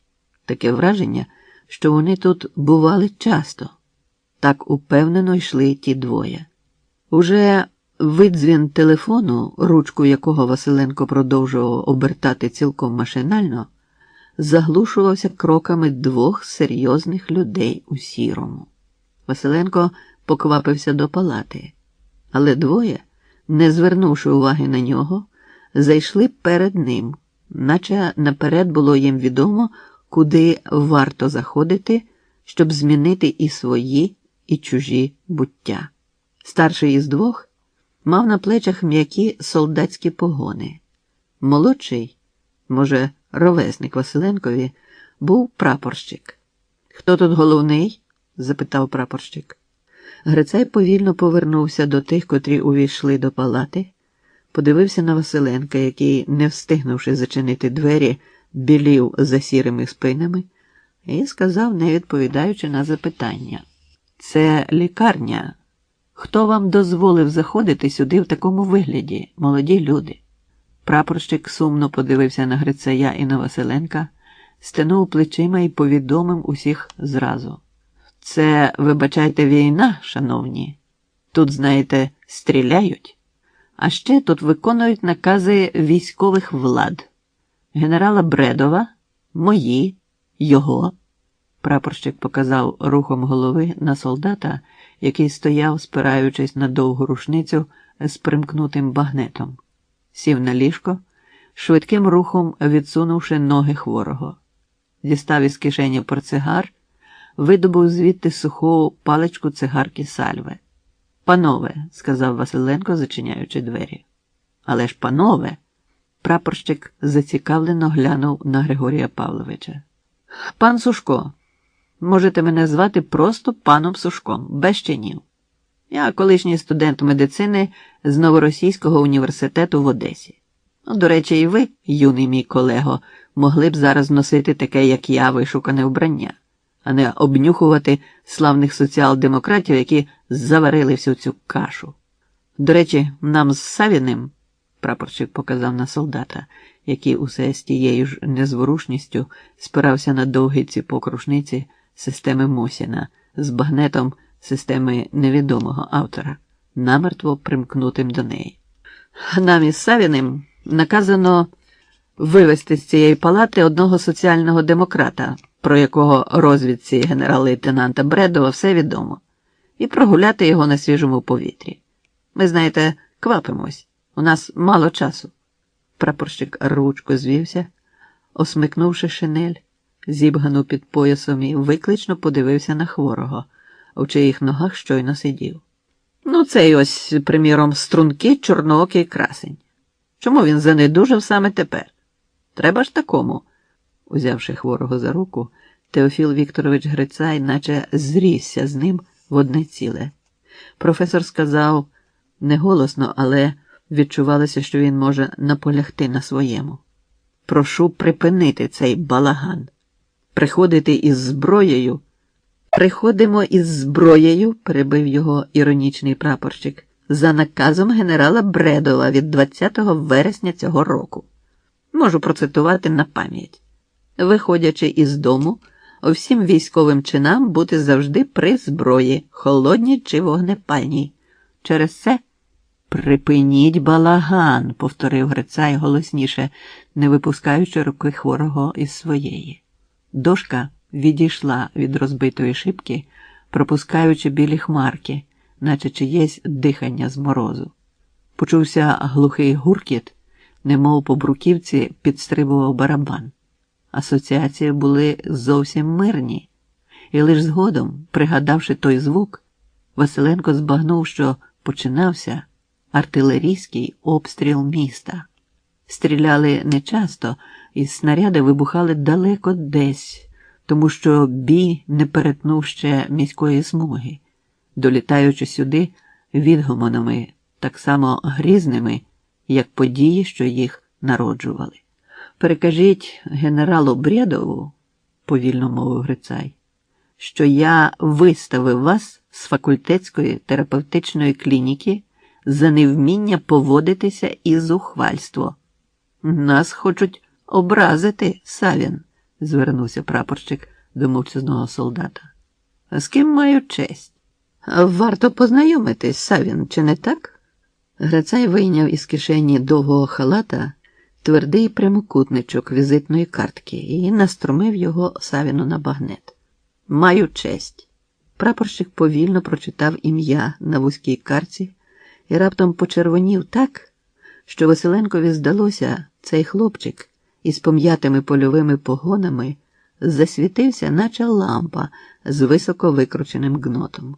Крізь шкарлатний колір, яким залило прапорщикові щоки, ще відчутніше проглянула його непевність і його юність, раптово підпалені в маленькій палаті великої клініки університету. Безмовний солдат із візитною карткою на багнеті, який переступав з ноги на ногу, залишаючи на підлозі поруч з Василенком брудні сліди, раптом відкашлявся і закинув рушницю на плечі. «Собаче життя», – сказав солдат, збираючись вийти з палати. «Ви, професора, на мого прапорщика подивіться. Трусить його вже 3-ю добу. Що з нього за вояка? Студент. З Очакова родом. Мобілізований, як і я. Тільки він з університету, а я з Рибалок. Просолений і води не боюсь. А його пропасниця тіпає 3-ю добу». Прапорщик Сушко похитувався поруч із професором Грицаєм, а тоді підняв до обличчя ліву руку, наче хотів умитися, і розчепіреними пальцями скуйовдив собі чуб. «Ви подібні до хворого, прапорщику», – сказав Грицай, – «чи до людини, котра робить не те, що хоче. Я можу залишити вас у лікарні. Згодом обстежу. Гаразд? Моя свічка з 2 кінців горить, професоре». Сушко розстебнув пояс з пістолетною кобурою і скинув його на ліжко. «Пробачте, коли можете. Колись, йдучи до полону, віддавали шпаги». Грицай кінчиком стетоскопа скинув пояс із зброєю на підлогу. Показав на вікно. «Прибийте замість скла дошку. Це буде початком покути. Сподіваюсь, що це не ви поцілили у вікно, молодий чоловіче. Цитований вами наказ генерала Бредова не забороняв, здається, і стріляти». Теофіл Вікторович відвернувся від Сушка, і Василенко побачив, як професор розслаблено відпустив ліву долоню хворого, що лежав закам'янілий, з правицею під подушкою. Невидюще сіре обличчя, зрошене рясним потом. «Ви хочете, щоб я виколипав кулю із стіни?» – спитав прапорщик Сушко, який, власне, вже не був прапорщиком, бо сидів на ліжку в самому спідньому, а шинель його, гімнастерка і кашкет з голубиним яєчком кокарди купою лежали в центрі палати. «Я хочу, щоб ви вийняли кулю і поклали її назад до дула, з якого вона вилетіла. і утопили рушницю в найближчій убиральні, сказав професор Грицай, виходячи з палати. А якщо то його куля? Сушко показав очима на спітнілого пацієнта, який усе ще тримав під подушкою праву руку. Він же й зараз нагана в долоні тримає, щоб від мене відбитися. Грицай зацікавлено нахилився і пошукав під подушкою в електрика. Після короткої боротьби випростався з наганом.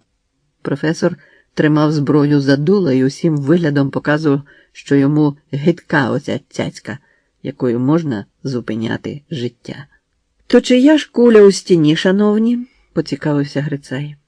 «Поки ви, пане Сушко, замінюватимете шибку в палаті, я попрошу обох вас помислити над тим, наскільки легше вбити людину, аніж вилікувати її. Ви хоч стріляти вмієте, шановний інженере-електрику?» Професор усміхнувся обеззброєному ним пацієнтові. Хворий мовчки простягнув руку, вийняв наган з-між пальців Теофіла Вікторовича. Швидко ворухнув дулом, натиснув на спуск, і куля уп'ялася майже вслід попередньої, з вулиці.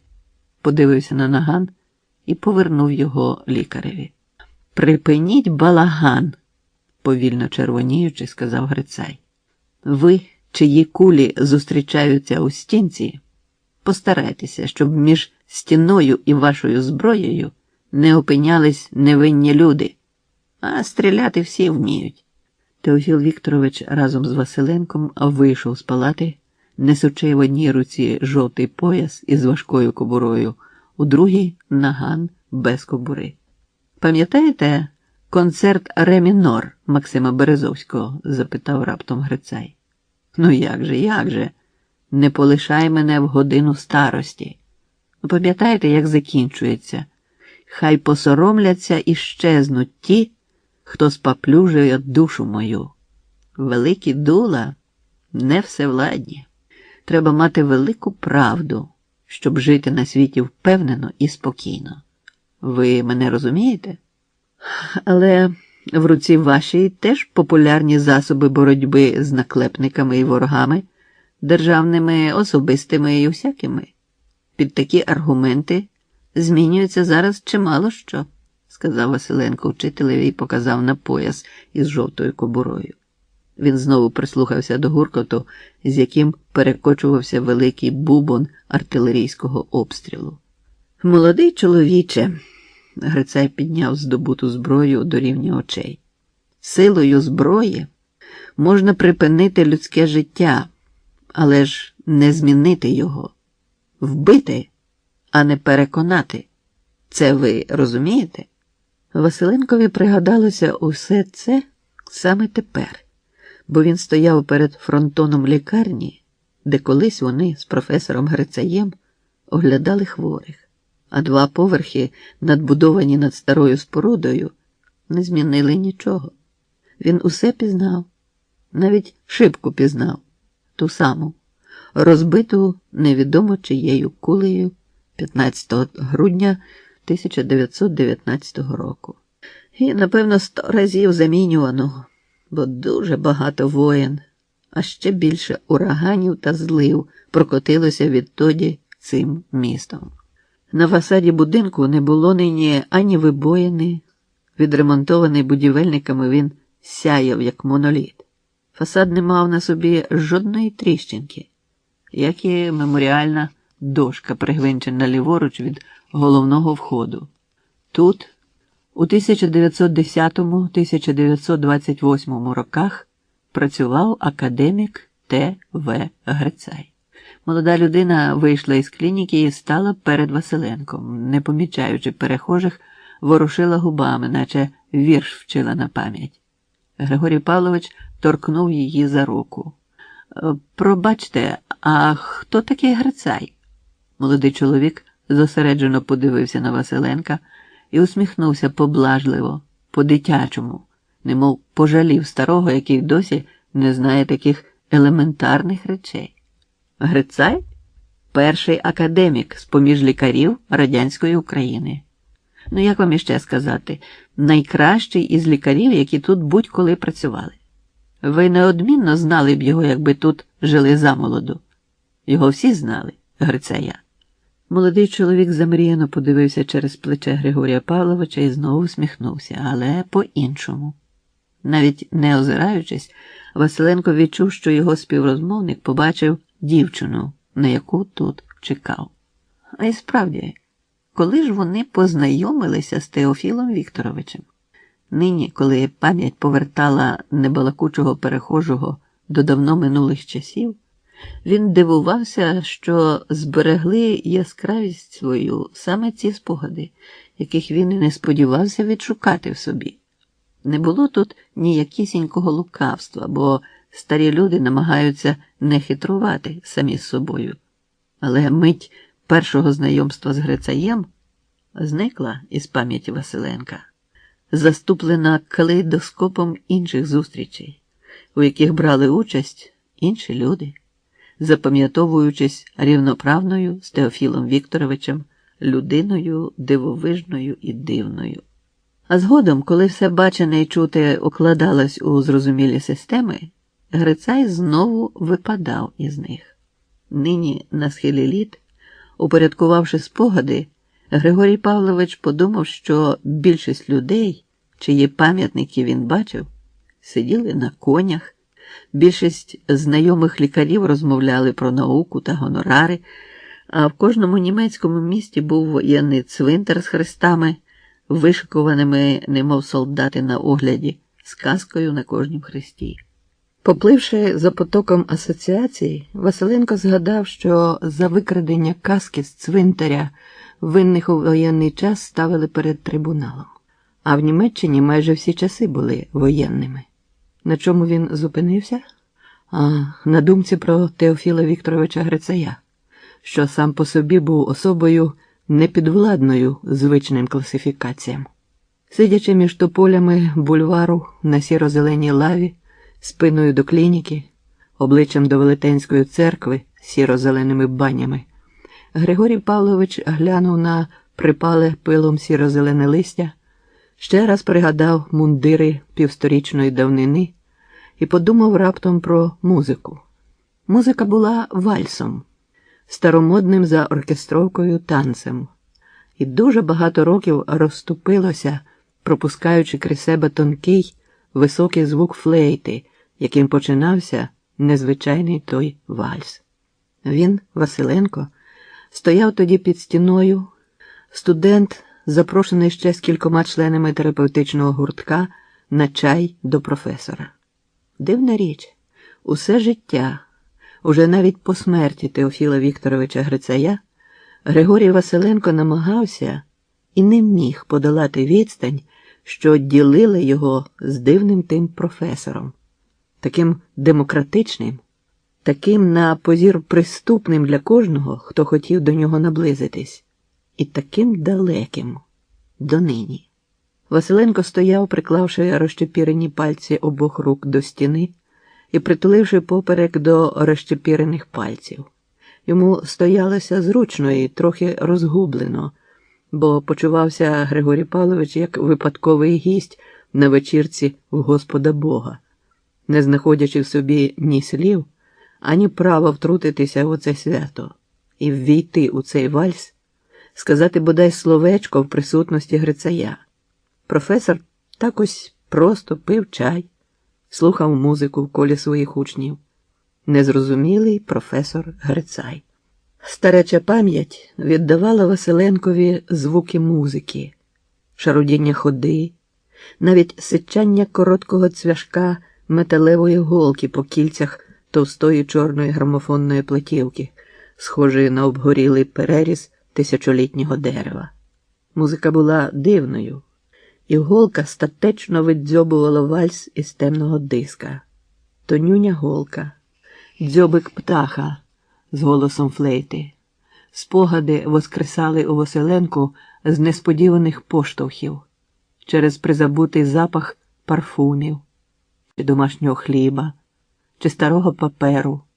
Василенко не міг сказати, чого йому згадалися раптом слова, сказані Теофілом Вікторовичем саме того вечора. Ой, яка ж непрактична справа! танці, вальс, кружляння по дубових паркетинах. Ви теж так гадаєте? А я так не думаю. Мій розум полюбляє часом категорії непрактичні.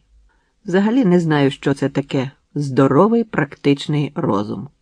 Наскільки розумію, здоровий розум ніколи не вірив, що Всесвіт безмежний. Земля – куля, а людина може літати.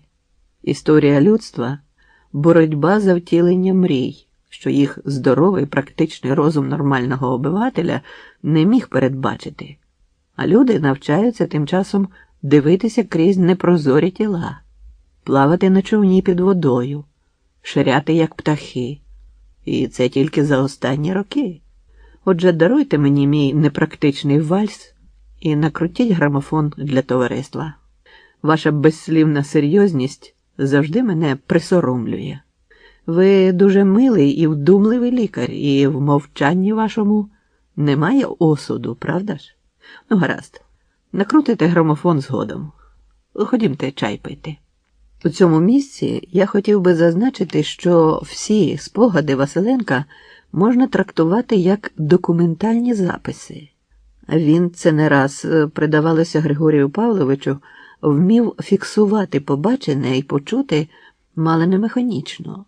Занотовував звуки, образи і мимовільно відкладав їх у бездонності пам'яті, не знаючи, коли вони до нього повернуться. Часом він і сам не був радий такій лихій своїй пам'яті, але ж не мав іншої, а тому здивовано повертався власним слідом, щоразу не знаючи, як далеко заведе його ця дуже правильна і немилосердна дорога. І знову обличчя Ганни Петрової виникло перед ним. Так, це було тоді ж. На вечірці у професора Грицая він і познайомився з Ганною Андріївною Петровою. Вона підійшла до нього, притиснутого до грубки, зніяковілого, і повела, взявши за руку, між тими, хто стояв біля невисокого чайного столика з самоваром, між тими, хто танцював. Підвела Василенка до професора, уклонилась, попросила представити їй майбутнього колегу, старшокурсника, який, очевидно, гине від власної малослівності. «А він мізантроп, Теофіле Вікторовичу», – сказала Петрова і сама переклала. «Він людиноненависник, я відчуваю». «О, неправда», – посміхнувся Грицай. «Неправда це, Григорію Павловичу. Стоячи поруч з такою чарівною дівчиною, не можна зневажати людство, правда ж? До речі, а ви, Ганно Андріївно, вважаєте, що це так легко і просто – любити людей?» Теофіл Вікторович озирнувся і ворухнув пальцями на лівій руці. Вальс, під яким ми зараз танцюємо, написав Егерс, Гуннар Егерс з Риги. Гарний музикант. Там на диску є напис, зроблений ним. Артрит в Егерса почався з лівої руки. Суглоби стали великими, як горіхи, як малі помаранчі, як рожеві яблука, а потім повсихали і стали сірими. Він зненавидів мене, тодішнього свого лікаря, зненавидів музику, бо не міг навіть думати про фортепіано, зненавидів людство, бо ніхто не міг допомогти йому. Згодом з'ясувалося, що суглоби вразив не ревматизм, а туберкульоз, і я дістав для Егерса всі ліки, відомі в природі. Гуннар слухняно приймав усі мої мікстури і пігулки, аж поки руки в композитора не почали рухатися і потяглись до рояля. А потім він закохався і почав пропускати дні лікування. Він полюбив одну людину, а через неї повернув собі любов до всього світу. І я загубився в оновленому його світі, де царювала кохана Егерса на ім'я Лайма. Вальс мені подарований писався для неї. Гуннар Егерс знову грав на фортепіано. Він і сам не помітив, як полюбив світ, тому що знайшлися у світі люди, здатні робити йому добро. Ви не уявляєте, як це важливо мати дужі руки. Дайте мені долоні ваші. Грицай узяв Ганну Петрову і Григорія Василенка за пальці і сховав дві молоді долоні учнів між двома своїми, теплими, непропорційно великими. «Милі мої діти», – сказав Теофіл Вікторович, – «хай пальці ваші ніколи не заболять, і хай стане вам сил для любові, бо не знаю, чим ще можна перетворити цей світ». Василенкові тоді здалося, що Грицай плутає його з кимсь, бо не може знаменитий професор розмовляти з ним, як з давнім знайомим. «У мене є вальс з автографом, і я бережу його. Мусульмани бережуть родинні кинджали, де на лезах викарбовано войовничі гасла. Ще років 150 тому в Італії випускали столові ножі, на яких писали слова подяки за хліб щоденний. А в мене є вальс з написом про значення гнучких пальців у грі на фортепіано. А ще в мене є ви. І ви накрутите грамофон, Григорію Павловичу. Широко всміхнувся Грицай, закружляв з Ганною Андріївною по кімнаті, в центрі якої Василенко повільно крутив ручку зеленого грамофона. Василенко відпочивав на Липневому бульварі біля перебудованої університетської клініки, серед перехожих, більшість з яких ніколи не бачили грамофона з пружиною, телефону з ручкою і не чули пострілів з бойової зброї, дуло якої спрямовано на людину. Він згадував музику і не міг собі відповісти, скільки літ минуло відтоді. Час був прозорий, як добре відмита шибка. А він, Григорій Павлович Василенко, здався собі комахою у велетенському світі. Комахою, що б'ється об скло, не розуміючи, ця прозора перепона така ж непроникна, як бетонний мур. У вівторок, 16 грудня 1919 року, було дуже холодно. Григорій Павлович Василенко запам'ятав це напевно. Наближалось католицьке Різдво. Полячка Ванда Варпаховська, в якій він орендував кімнату, повісила на морозі за вікном жовто-гарячу брилу шинки, хоча й побоювалась нещадного православного воїнства генерала Денікіна. Але вибору у Ванди Львівни не було. Миші, яких у неї в кімнатах було без ліку, потрубили б різдвяний делікатес не гірше за голодних солдатів. Так що шинку довелося повісити за вікном. Згодом бідолашна Ванда Львівна шкодувала, що не віддала того м'ясива мишам, бо денікінці, крім шинки, винесли з хати і скриню. Але 16 грудня 1919 року домінувало почуття свята, без поганих передчуттів. Від розжареної грубки в холостяцькій кімнатці Василенка було тепло надміру, і не хотілося йому думати ні про мороз, ні про шинку, ні про Різдво, ані про клініку, куди за годину потрібно буде рушити крізь ціле місто, яким розкочують і розкочують громохкі барабани і бубони артилерійського обстрілу. У далекому гуркаті Василенко вирізнив несподівано близькі дзижчання і дзенькіт, що виникли в нього над письмовим столом, і пошукав очима джерело несподіваного звуку. Велика муха, що прокинулася невчасно, збожеволівши від тепла, билася у вікно, де всі шпарини було заліплено смужками газетного паперу, і у перехрестях слів, надрукованих на тому папері представниками влад, що так енергійно змінювали в місті одна одну, не було жодного отвору для несезонної мухи. Слухаючи такі незвичні передсвяткові шуми, Григорій Павлович збирався до клініки. Сьогодні мало б приходити майже всі, бо щовівторка професор Грицай сам оглядав хворих. Утім, професорський обхід правив Григорієві Павловичу за достатнє пояснення для квартирної господарки, бо Ванда Львівна Варпаховська дбала про пожильця і, як всяка екзальтована католичка, заохочувала ризик молодого лікаря лише тоді, коли це було гарно і по-християнському.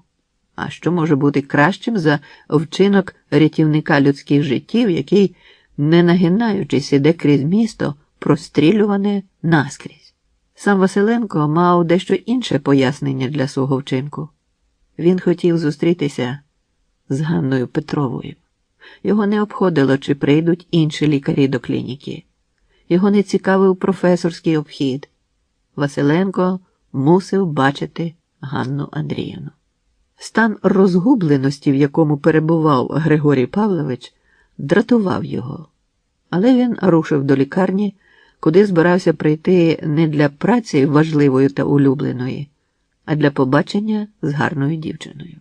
Як ви вже знаєте, 16 грудня 1919 року вдарив несподівано великий мороз, і Григорій Павлович, виходячи, трохи побалакав з Вандою Львівною про дрова та про погоду, чаруючи панну Варпаховську своєю мужністю.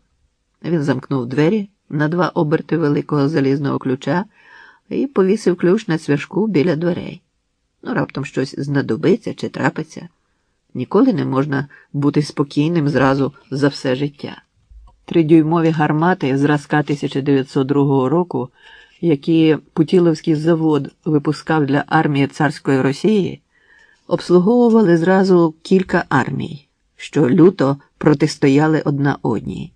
І, не шкодуючи снарядів, прикрашали біле грудневе небо білими букетиками смертоносних шрапнелей. Один з букетиків спалахнув над головою у Василенка, коли той заходив до клініки. Григорій Павлович швидко замкнув за собою двері і подумав раптом, що безглуздям було б загинути саме зараз. Взагалі, безглуздям було б загинути на вулиці від випадкової кулі. Перший, кого зустрів Василенко у коридорі 2-го поверху, був учорашній прапорщик. У сірому халаті санітара, в капцях з чужої ноги, насунутих на товсті сірі шкарпетки домашнього плетива, Сушко був напрочуд природним у білому лікарняному інтер'єрі. «Ви послухайте», – всміхнувся він Василенкові, не вітаючись. «Люди, що не вчилися воювати, чешуть професійних військових у хвіст і в гриву. Революція б'є Академію Генерального штабу. Чуєте, як за ріки гатять? Густо. Професор Грицай каже, що велика правда потужніша за великі дула. А ви з'ясували вже, чия правда більша?» – спитав Григорій Павлович, дещо зверхньо і замовк, зустрівши винуватий погляд вчорашнього прапорщика. «Пробачте», – сказав Сушко. «Я вчора поводився як свиня. Пробачте, у мене була гарячка. Я вперше у житті одягнув військову форму, але ні в кого ще не відібрав життя. Перед тим я носив форму студента-медика і нікому ще життя не повернув. Теофіл Вікторович учора мені дозволив попрацювати тут санітаром. Пробачте». Василенко слухав неуважно, бо спершу вгадував, де може бути Петрова, а потім його стурбував якийсь гамір унизу. Коли Сушко вибачився втретє, Григорій Павлович збагнув, що внизу важко стукають у вхідні двері, які він щойно замкнув.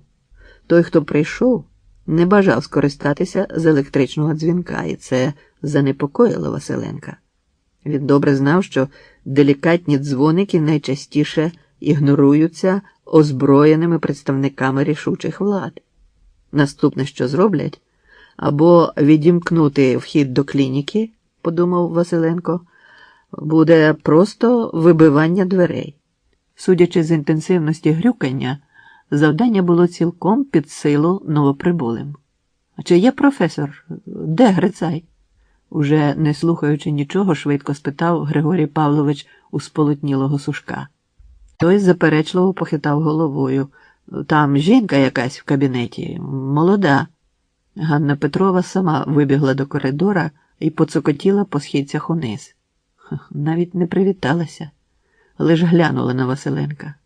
Теофіл Вікторович переказував, що там, у шафці, з сильно діючими, лежить щось для вас.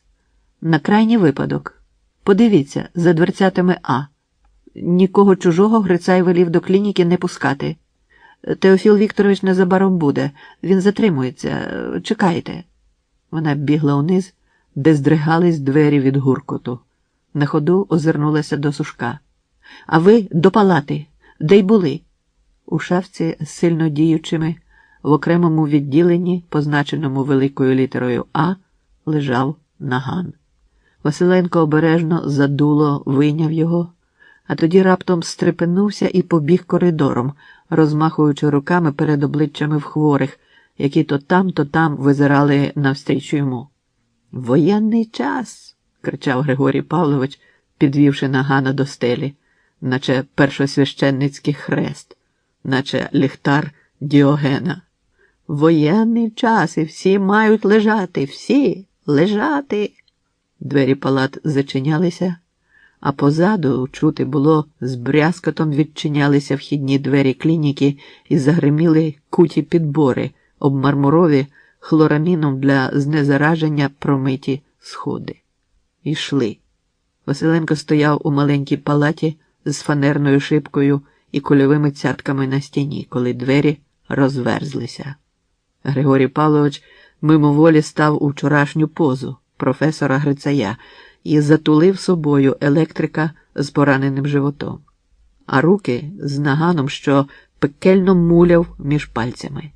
Василенко тримав за спиною, кожним нервом відчуваючи наближення смерті, як і прапорщик Сушко її відчував, безсило скоцюрблений у сірому санітарному халаті на другому ліжку, як і електрик чув подих її. Увійшли троє, страшні в своїй заклопотаності. Офіцери з портупеями навхрест, в одного синювато-чорний револьвер у руці. Між офіцерами біліла розгублено злякана Ганна Петрова, беззахисна в цій безмовності, перед очима смерті, що впритул наблизилася до кожного. «Ви ідіот, Сушко!» – сказав офіцер із револьвером. «Ви двічі ідіот, бо через вас буде покарано і тих, у кого ви переховуєтесь. Ви тричі ідіот, бо дезертирство ваше коштуватиме надто дорого багатьом людям, які вам вірили». Василенко відчув, як наган вислизає з-між пальців у нього, а зразу після того впав на підлогу, бо пролунали постріли.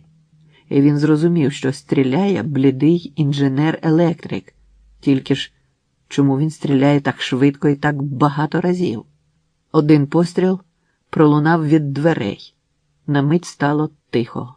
А тоді криком роздерло німотність малесенької палати, і Григорій Павлович утиснув обличчя між пальці, подумав про маму, якої майже не пам'ятав, про яку ніколи не згадував, і знепритомнів.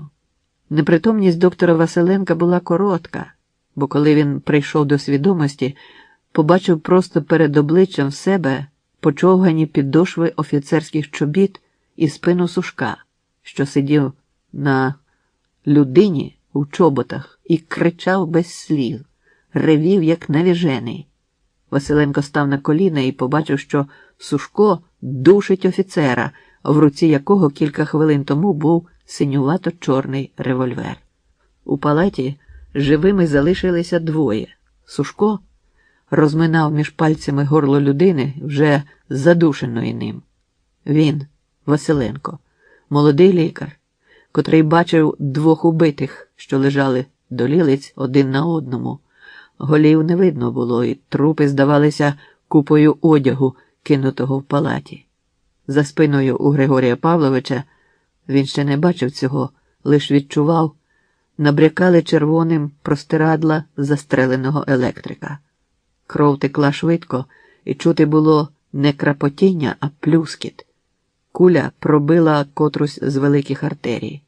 Кричав перед обличчям у Василенка прапорщик Сушко в сірих шкарпетках, б'ючи Денікінця потилицею об підлогу, а той, неживий, поволі кам'янів під ним. Василенко озирнувся, і страшно стало йому, бо зустрівся поглядом з скляними очима електрика, яких той ніколи вже не заплющить. Коли електрика приймали до цієї палати на розпорядження професора Грицая, пацієнт швидко глянув на доктора Василенка і спитав, якій владі співчуває молодий лікар. Григорій Павлович стенув плечима. Ніякий. Електрик ще раз уважно подивився в очі Василенкові і змовчав. За день чи два, коли вони лишилися у палаті самі, хворий узяв Григорія Павловича за руку і тихо вимовив те, що, певно, не раз казав уже. Мені дуже хочеться, щоб ви пишались коли-небудь, що лікували більшовика і, продовжуючи моє життя, торкалися великої справи. А найбільше щастя ваше у тому, що професор Грицай біля вас. Ось у кого школа найвищої чесності та найвищої відданості справі. От людина. Ви ще молоді. Хай буде з кров'ю у вас це бажання жити й умерти для інших. До смерті пам'ятайте. Хтось постукав у двері. Електрик увірвав речення, до якого більше не повертався. Смерть, чию присутність Григорій Павлович відчував протягом усього сьогоднішнього дня, пролопотіла крильми, просвистіла крізь палату, і, як завжди це буває з нею, перевтілилася у тишу, в безмовність людей, що не здатні дихати і розмовляти, у кров, у прострелені двері, а потім у радість від того, що була, то не його, не Василенкова смерть, а чиясь інша. Значить, він лишається жити, і все гаразд. Ганни Андріївни не було в палаті. Отже, гаразд із нею. Василенкові захотілося спати. Він відчував, що мусить заплющити очі і заснути негайно. Голова легко запаморочилась, вимагаючи сну. Він ходив і довго ще ходитиме цим містом, яке потроху відновлювалося у пам'яті, але ще не пізнавало його. Він хотів роздивитися місто і переглянути свої спогади про нього, але, згадуючи про інших, щоразу роздивлявся сам себе, і Григорієві Павловичу було беззахисно наодинці з собою. Найголовніше для нього сьогоднішня зустріч мала відбутися пізніше, а тепер ще був час, і можна було знову повернутися в той ранок, коли Теофіл Вікторович запізнився до клініки, бо на світанку його викликали поранені червоноармійці з полку Соловйова. Полк переходив через ріку по крижаних брилах від села з Осокорами, пам'ятного Григорієві Павловичу. Роздягаючи шинелі, втомлені бійці квапились піднятися схилами, де їх вороги не чекали, а професор Грицай оглядав поранених червоноармійців, розгорнувши перев'язочний пункт під промерзлими Осокорами, можливо, якраз на дачі у Василенка. Поранені чекали черги під яблунями, де менше як за півроку до цього веселі люди грали в серцо і похитували зважнілі гілки з солодкими антонівками, яким судилося умерти під обстрілом невдовзі після врожаю. І старий дуб згорів, неохоче, оточений пташиним лементом. Згорів. Дивна річ. Григорієві Павловичу легше згадувався Грицай, ніж будь-хто інший. Легше навіть, ніж сам він, Василенко, згадувався собі. Незрозумілий і незабутній Теофіл Вікторович. Грицай існував у минулому однозначно, і ситуацію, в якій він потрапляв, не вимагали виправдань чи додаткових тлумачень. Більше того, там, де нитка пам'яті переривалась, Василенко міг, коли б мав бажання, легко її зростити, бо вчинки Теофіла Вікторовича можна було вгадувати безпомилково, при всій побутовій їхній нелогічності. Григорій Павлович Василенко ще раз подумав про будиночок під Осокорами, сам собі сказав, що треба туди з'їздити, і заплющив очі, бажаючи пригадати хатку на березі. Він сьогодні вже пригадував її. Правильніше, хатка йому наснилася. З тріщиною на стелі, з павуком, з дятлами на пересохлому стовбурі давно померлого дуба. Хатка та боліла йому, як болить старим давнє кохання, до якого не судилося повернутись, як болять минулі роки, які не можна прожити знову. Так болить лиха пам'ять, немилосердними спогадами, прирослими до душі.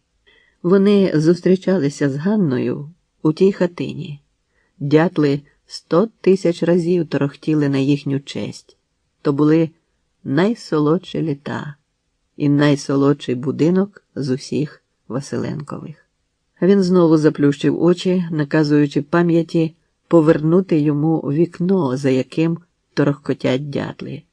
Але натомість побачив Грицая так чітко, що аж здивувався своїй зоровій пам'яті, гарній до немилосердності. Власне, будиночок під Осокорами не був пишною дачею. Просто Василенко успадкував від одної з своїх тіток хатку на березі, 10 яблунь навколо хатки, старий дуб з дятлами і криницю, неглибоку, з дивовижно чистою студеною водою.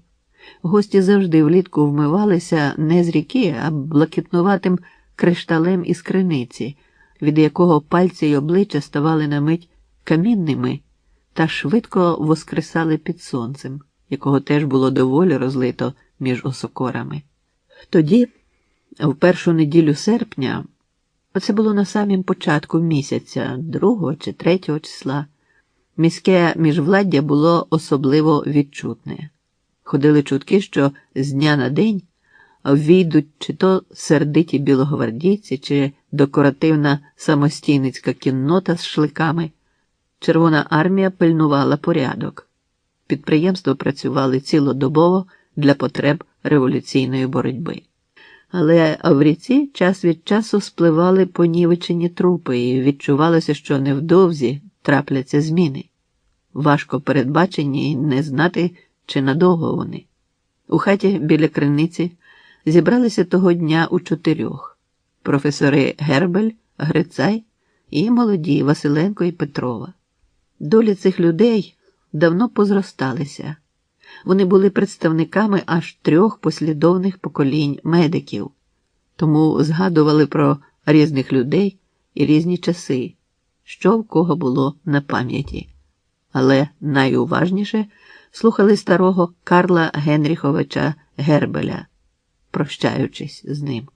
Наступного дня Карл Генріхович виїздив до Швейцарії, до Лозанни, де на нього чекали дружина з дочкою, котрі ще раніше перебралися туди. Прощання було сумним, бо Грицай починав працювати саме у Карла Генріховича, і саме від Гербеля прийняв кафедру і клініку, які зараз очолив. Саме в Гербеля він писав дисертацію, і саме через те, що у Карла Генріховича була репутація ліберала, довго не міг дисертацію захистити. Варто було зробити єдине – зняти ім'я Гербеля з титульної сторінки, і усе негайно б змінилося. Вчена рада одноголосно привітала б не тільки нового доктора наук, а однодумця, незухвалого колегу, якому можна довірити керівництво кафедрою, клінікою, університетом, чим завгодно, не боячись його самостійності, навіть не сподіваючись на неї. На початку я вже вам казав, що розповідь ця в основному тримається на суворих та звірених документах. Переглядаючи ті документи сьогодні, а вони збереглися по державних та приватних архівах, важко позбутися думки, що 2 старих професорів, ми їх тут називаємо Гербелем і Грицаєм, думали і розмірковували про те, як рятували репутації своїх метушливих колег, нездатні до компромісів з нечесністю. Вони навіть у паперах, чужих, мертвих, байдужих паперах, не залишили жодного словечка з тих, що стають неславою для мертвих. Жодного «що зволите», «як накажете», «виконую без роздумів». У великому та в малому ці люди вміли бути послідовними, як годиться. Дисертацію, про яку було згадано, Грицай захистив на 3 роки пізніше, ні півслова, не змінивши ані в основних положеннях, ні на титульному аркуші. Гербель перший запропонував кандидатуру Теофіла Вікторовича на кафедру, якою досі керував сам. Ці великі, зворушливо щирі у вчинках чоловіки дивилися один на одного перед розлукою остаточною, досмертною, гірко відривались один від одного. І Василенко з Ганною Андріївною могли тільки вгадувати біль Гербеля і Грицая. Невимовний і невигойний. Ви постійно на якихось зібраннях, по нових госпіталях, порадах і комітетах, які вам так милі. Ви даєте собі раду у всьому цьому, Теофіле, сказав Гербель і постукав ложечкою по столу. Людство шанує вас, Теофіле, щоб з ним не діялось. Я не вмію. Я утомився і мені порожньо тут.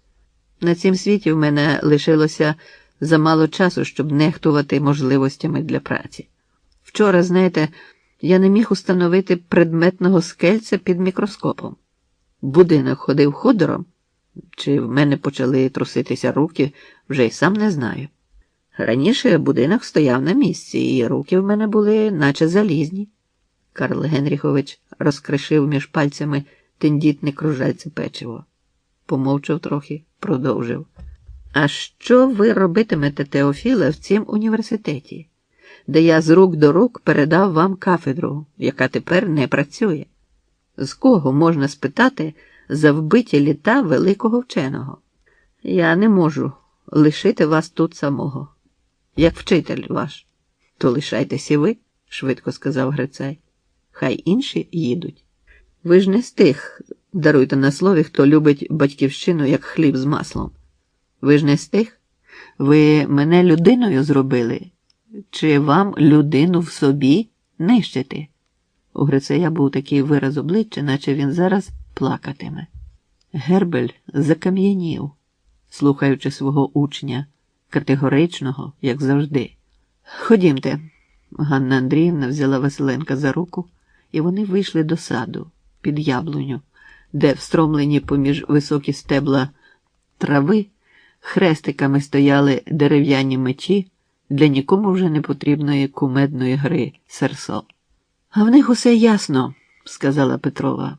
Це вони зібралися і приїхали до вас у гості, щоб попрощатися знову. Вони 100 разів ще прощатимуться. Знаєш, як вони люблять один одного. Я довше їх знаю. Колись розповім тобі багато, бо хочу, щоб і ти зрозумів. Ганна Андріївна помовчала, роздивляючись криву яблуню, рясно укриту плодами. Швидко глянула на супутника. А знаєш, чому я пішла на медичний факультет? Чому я особливо прив'язана до Теофіла Вікторовича? Тому що він причетний до мого народження. Ми звемо його вдома хрещений. Це в тому розумінні, що родичаються під час свята народження нової людини. З'являється ще рідня з близьких друзів. Але навіщо я про це? Мені так хочеться розповідати тобі про найважливіше, що діялося зі мною і з людьми мені дорогими. Не серця. Ти ж не сердишся на мене? Ти поважний такий, малослівний лікар. Мене мама щебетухою зве, а ти – її ідеал. Василенко з Петровою ступали між високих стебел трави, і світ того ранку був незаймано чистий, наче не відбувалась одна з найскладніших трагедій суспільного очищення за всю історію світу. Наче в хатинці поруч не йшлося про особисту трагедію одного з найкращих терапевтів Європи. Наче Ганна Петрова не оповідала Василенкові про трагедію, пережиту в її родині. А власне, про маму і хочу я розповісти. В неї був лівобічний коксит, туберкульозний. Ти чудово уявляєш собі, що це таке. Навіть зараз небагато надій. На початку ж 90-х років не було майже ніяких. Мама моя зовсім ще дівчинка, щойно з гімназії, лежала вся загіпсована і не була, власне, ще ніякою мамою, бо важко було навіть припустити, що знімуть з неї гіпс. Мама встане і народить колись дитину. Мене. Ганна висмикнула з трави дерев'яний меч і змахнула ним. Дідусь мій, мамин тато, закінчував одну гімназію з Теофілом Вікторовичем. Вони обидва з Полтави, з милих, гарних гоголівських місць. Грицай якраз приїхав з Німеччини, з Лейпцига, де вивчав туберкульоз у Вірхова і Коха. Туберкулін, винайдений Кохом, подіяв тоді на цілий світ як потрясіння. Усі вірили, хотіли вірити, що хворобу подолано назавжди. Які могли бути сумніви, коли сам великий Вірхов і сам геніальний Кох рекламували туберкулін як панацею. Грицай, про це він розповідав на лекціях, ми з тобою чули, побачив інше. Туберкулін виліковував чи вбивав. Людина одужувала чи спалахувала і спопилялася, мов сірник. Коли Теофіл Вікторович виступав на раді медичного факультету і доповідав про свої сумніви, всі обурились. Як же? Провінційний приват-доцент проти відкривача палички Коха. Грицай зберігав 3 слоїки туберкуліну, привезені з Лейпцига, не збираючись їх вживати. Нові учні співали гімни для Коха з Вірховим. А він, Грицай, опинився у таборі маловірів. Та мій дідусь упав навколішки перед Теофілом Вікторовичем. Він склав розписку, що в смерті своєї доньки нікого не звинувачує. Він нагадував про спільну гімназію і плакав ридма. Грицай подумав, написав щось, заліпив до конверта, який велів розпечатати лише у випадку маминої загибелі. Обміняв той конверт на дідів з запискою, що дід нікого не звинувачує, що він сам винен у маминій смерті. Почалось лікування. На щастя, туберкулін допоміг мамі. Був саме той випадок. Невдовзі зняли гіпс, потім мама поїхала до Євпаторії, ще згодом вийшла заміж і народила мене. Ось і вся історія. Якось на новий 1901 рік ламалися століття. Дідусь розірвав конверт, залишений Грицаєм на початку курації. У конверті була записка: «Я сам винен у своїй смерті. Лікар, який свідомо вбиває людину, не вартий того, щоб жити». Отак я стала медиком. Ось чому професор Грицай мій хрещений. Ви знаєте, що гонорарів за візити він не бере, але сам ладен платити ціну, якою... Василенкові здалося, що голос Ганни перервався від болю. Він обійняв дівчину, і та пригорнулась йому до грудей, беззахисна, мов пташеня. Раптом відштовхнулася від Григорія і подивилася на нього уважно. Запитую в Теофіла Вікторовича про його життя, а він посміхається. Я, Іванко, дурник. Усе те роблю, до чого в інших руки не доходять. Про себе він розповідати не вміє. А хто скаже про нього? Раптом вони почули, як розмовляє Теофіл Вікторович Грицай. Повернулись обличчями до голосу, відчувши присутність учителя. Професори вийшли до саду. «Не жалійте мене», – сказав Гербелю Теофіл Вікторович. «Жаліють голодних та безпритульних». Вони розмовляли сердито, як ніколи. Прощання було далеко не миролюбне, і не можна було відчути з голосу, яким відповідав старий професор. Слова Гербеля були злішими, як звичайно. «Удома? А кому я тут потрібен? У мене вже не лишилося часу перечікувати державні реконструкції. А держави, що падають, не дбають про науковців.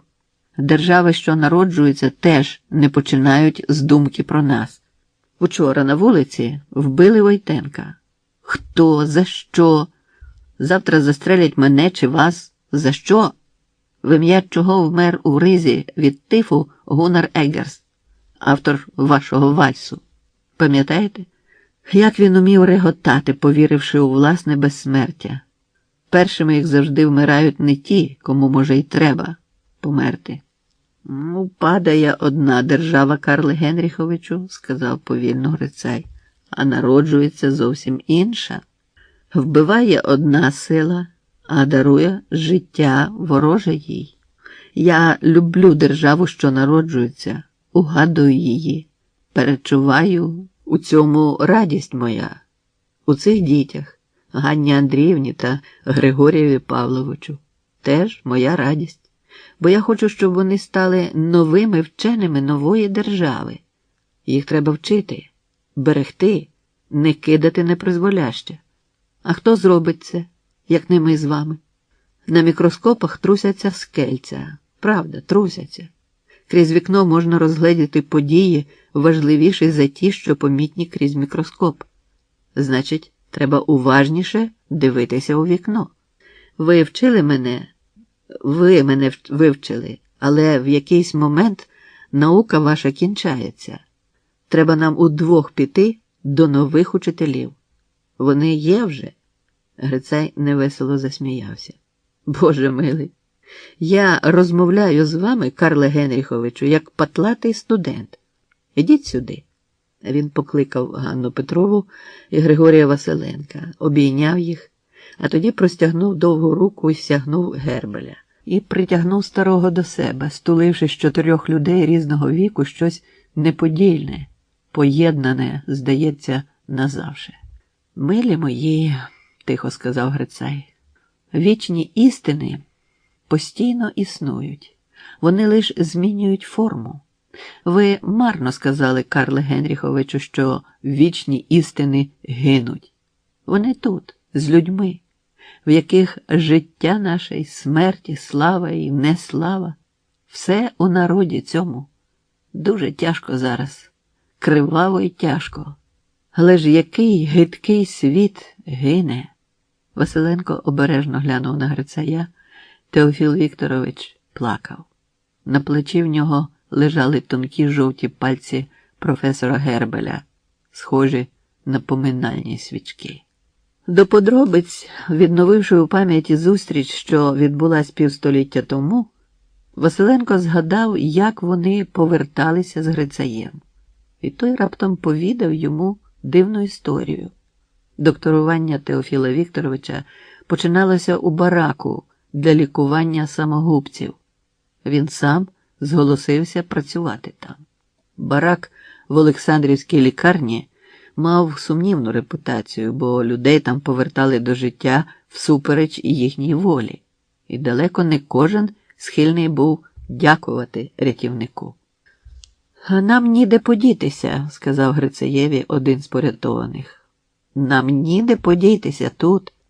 Колись по селах вовків значили калатальцями. Ловили вовка і на шию йому міцно прив'язували коров'ячу тронку. Мічений вовк так і здихав з голоду. Всі ми – вовки з калатальцями. І ви теж, докторе, бо всі наші нещастя на вашій душі тепер калататимуть.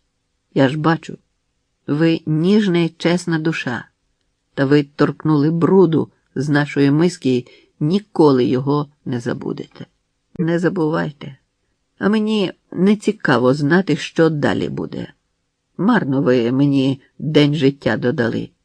За тиждень цей чоловік знову повісився.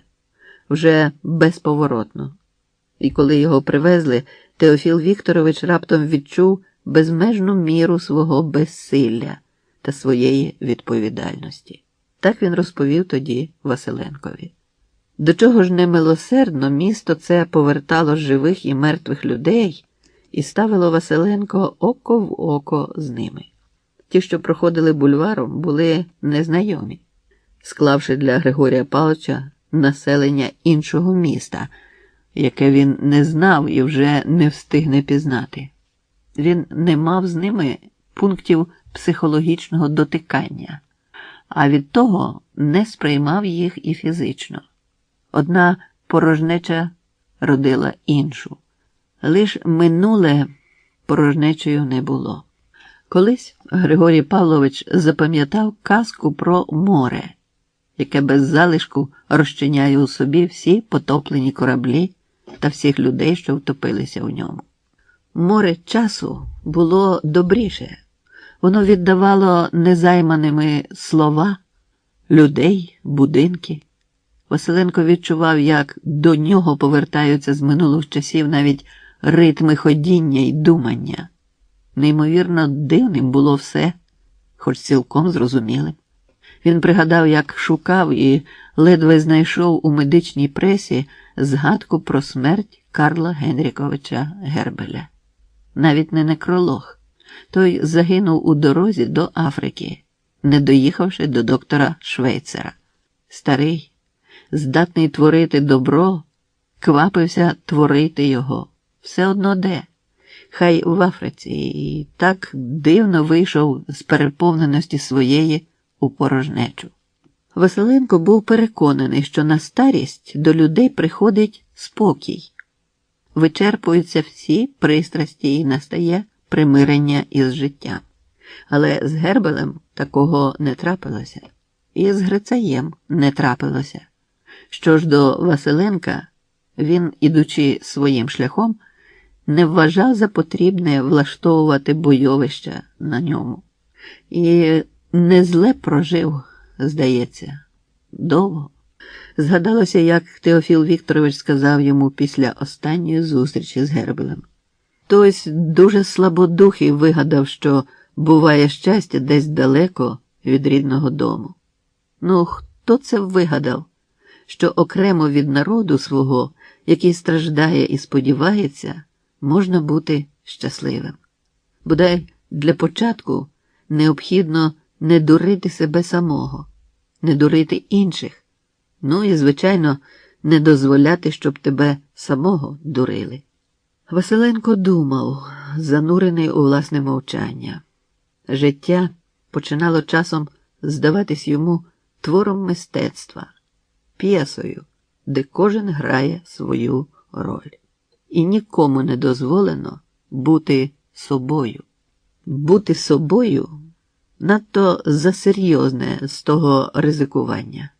Грицай був собою. А хіба виграв? Гербель був собою. Програв. Василенко вважав, що він був собою настільки, наскільки це бувало безпечно. Такий варіант здавався йому досконалішим. Сіро-зелена стіна, тополь, шелестіла, мов театральна завіса. У приміщенні колишнього Солоцовського театру, куди Василенко з Теофілом Вікторовичем прийшли на початок зимового сезону 1923 року, завіси взагалі не було. Не було й декорацій у традиційному розумінні, бо колеса і химерні конструкції, що обмежували і прикрашали сцену, існували самі по собі, не ілюструючи виставу, а діючи в ній за складними режисерськими партитурами. П'єса «Джиммі Хіггінс» була в цьому театрі найвизначнішою після «Газу» попередньої вистави, гаряче сприйнятої і відзначеною глядачами та критикою. Хіггінса поставили недавно, але вже 15 разів підряд він ішов з аншлагами, і нікому це не здавалось незвичним. Люди, що сюди приходили, спостерігали перші сценічні дійства в житті своєму. І їх не дивувала відсутність гаптованої завіси чи загадкові для Василенка колеса на погано виметеній сцені. Теофіл Вікторович дивився на ту сцену, виразно дивуючись, шукаючи, з ким би обговорити побачене. Василенко не квапився прокоментувати Грицаєві муки американського пролетаря, понівеченого світом зубчатих капіталістичних коліс. Хай професор розв'язує усі загадки самотужки. Потрапивши до театру просто з чергового обходу, на якому Грицай вимагав неодмінної присутності всіх асистентів та ординаторів клініки, Василенко продовжував думати, які ліки він призначить завтра хворому з 14-ї палати, що протягом тижня не виходить з астматичного приступу і гуде на всі свої напружені роздуті легені, як великий симфонічний оркестр. Далі Василенко подумав, що ліків для астматика в аптеці може й не знайтися. А коли він скаже про це Теофілові Вікторовичу, той похитає головою і велітиме неодмінно знайти їх. Купити, украсти, що завгодно, аби хворому полегшало. Ви не дивитеся на сцену, голосно прошепотів Грицай. Стежте за тією, коли вже ми з вами в театрі. Але Григорій Павлович певно знав, що не лише на сцені відбуваються цікаві події. Цікаво було і у залі. Публіка в сорочках без краваток, дехто навіть у плащах, у довгих старих шинелях, вірила п'єсі, пильно стежачи за її розвитком. Василенко вдивлявся в обличчя і котрий раз думав, що немає тут нікого знайомого, бо за останні 4-5 років у місті та в міських жителях взагалі відбулися несподівані зміни. Іншими стали театрали, театр, хворі, аптеки, вирази облич у перехожих. Ні, він таки щось прогавив. Треба частіше приходити до театру. Грицай сердито підштовхнув Григорія Павловича, і Василенко нарешті подивився на сцену. Там обертались колеса, не врочачи бідному Хіггінсу нічого приємного. «З вами неможливо ходити до театру», – буркотів Теофіл Вікторович в антракті. «Холостякам, як ми з вами, необхідно знаходити заспокоєння у мистецтві. А ви поводитесь просто таки обурливо, наче студент, що вперше потрапив до анатомки. Крутитеся, злякано мовчите. Ну, я, знаєте, такий собі консерватор», – скрушно уклонився Григорій Павлович Грицаєві. «Мені бракує часу, щоб закінчити дисертацію. Куди вже там розуміти театр з колесами на сцені? Я тут, знаєте, дилетант». Це ви даремно», – Грицай покрутив Григорієві Павловичу гудзик на піджаку і відпустив. «Даремно ви так. І це не балаган, тут цікаво. Тут, знаєте, наш з вами народ і нове його мистецтво, і народ, і мистецтво. І народ, і мистецтво вад не позбавлені, але намагаємося все ж зрозуміти. Ніхто ж з нас ні на мить не вважає себе ліпшим за власний люд і не судитиме з опалу його дії. А театр – це завжди цікаво. Я такого, знаєте, ще не бачив. Навіщо ви так от зразу і про народ, Теофіле Вікторовичу? Ми ж йому служимо. Ви ліпше, я гірше. І на зборах лікарів міста, де стільки було сказано про любов до народу. Годі, годі, підморгнув Грицай. Не треба про це так довго. Просто любімо й далі народ свій, як можемо. Творімо добро для нього. Лишаємося з ним. А декламувати про це з такою патетикою, як на лікарських зборах? Ну, я ж нічого там не казав. Досить було бачити, як ви там слухали. Вам хотілося голосно що-небудь сказати, бо ви думали, що так треба, і це одна з форм любові до народу. А нам з вами треба людей лікувати. Ось що, і розуміти людей. Неодмінно розуміти. Вони наблизились до буфету, біля стойки якого глядачі, пригнічені безрадісним закордонним буттям, стояли у веселій черзі по вітчизняні бутерброди з ковбасою та по чай. Василенко торкнув Теофіла Вікторовича за лікоть. Можливо, у цьому щось є.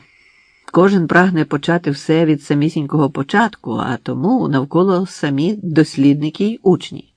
Майже немає ще визнаних авторитетів. Усе спочатку. Аж дивно, аж тривожно.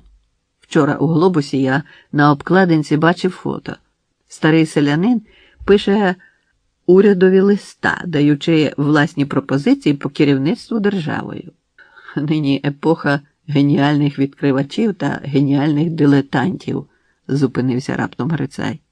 Геніальних! Тих, хто збудує країну, подібної якій не було. Театр, якого не знає світ. Винайдуть несподівані ліки.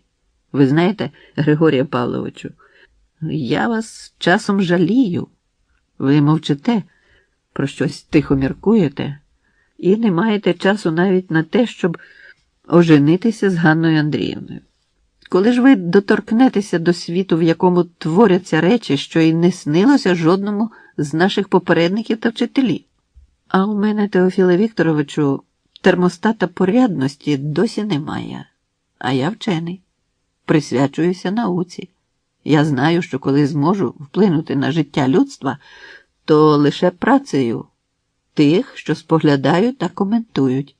Вистачає без мене, ви ж самі так сказали. Мені просто потрібен закуток на білому світі, де можна працювати на повну силу.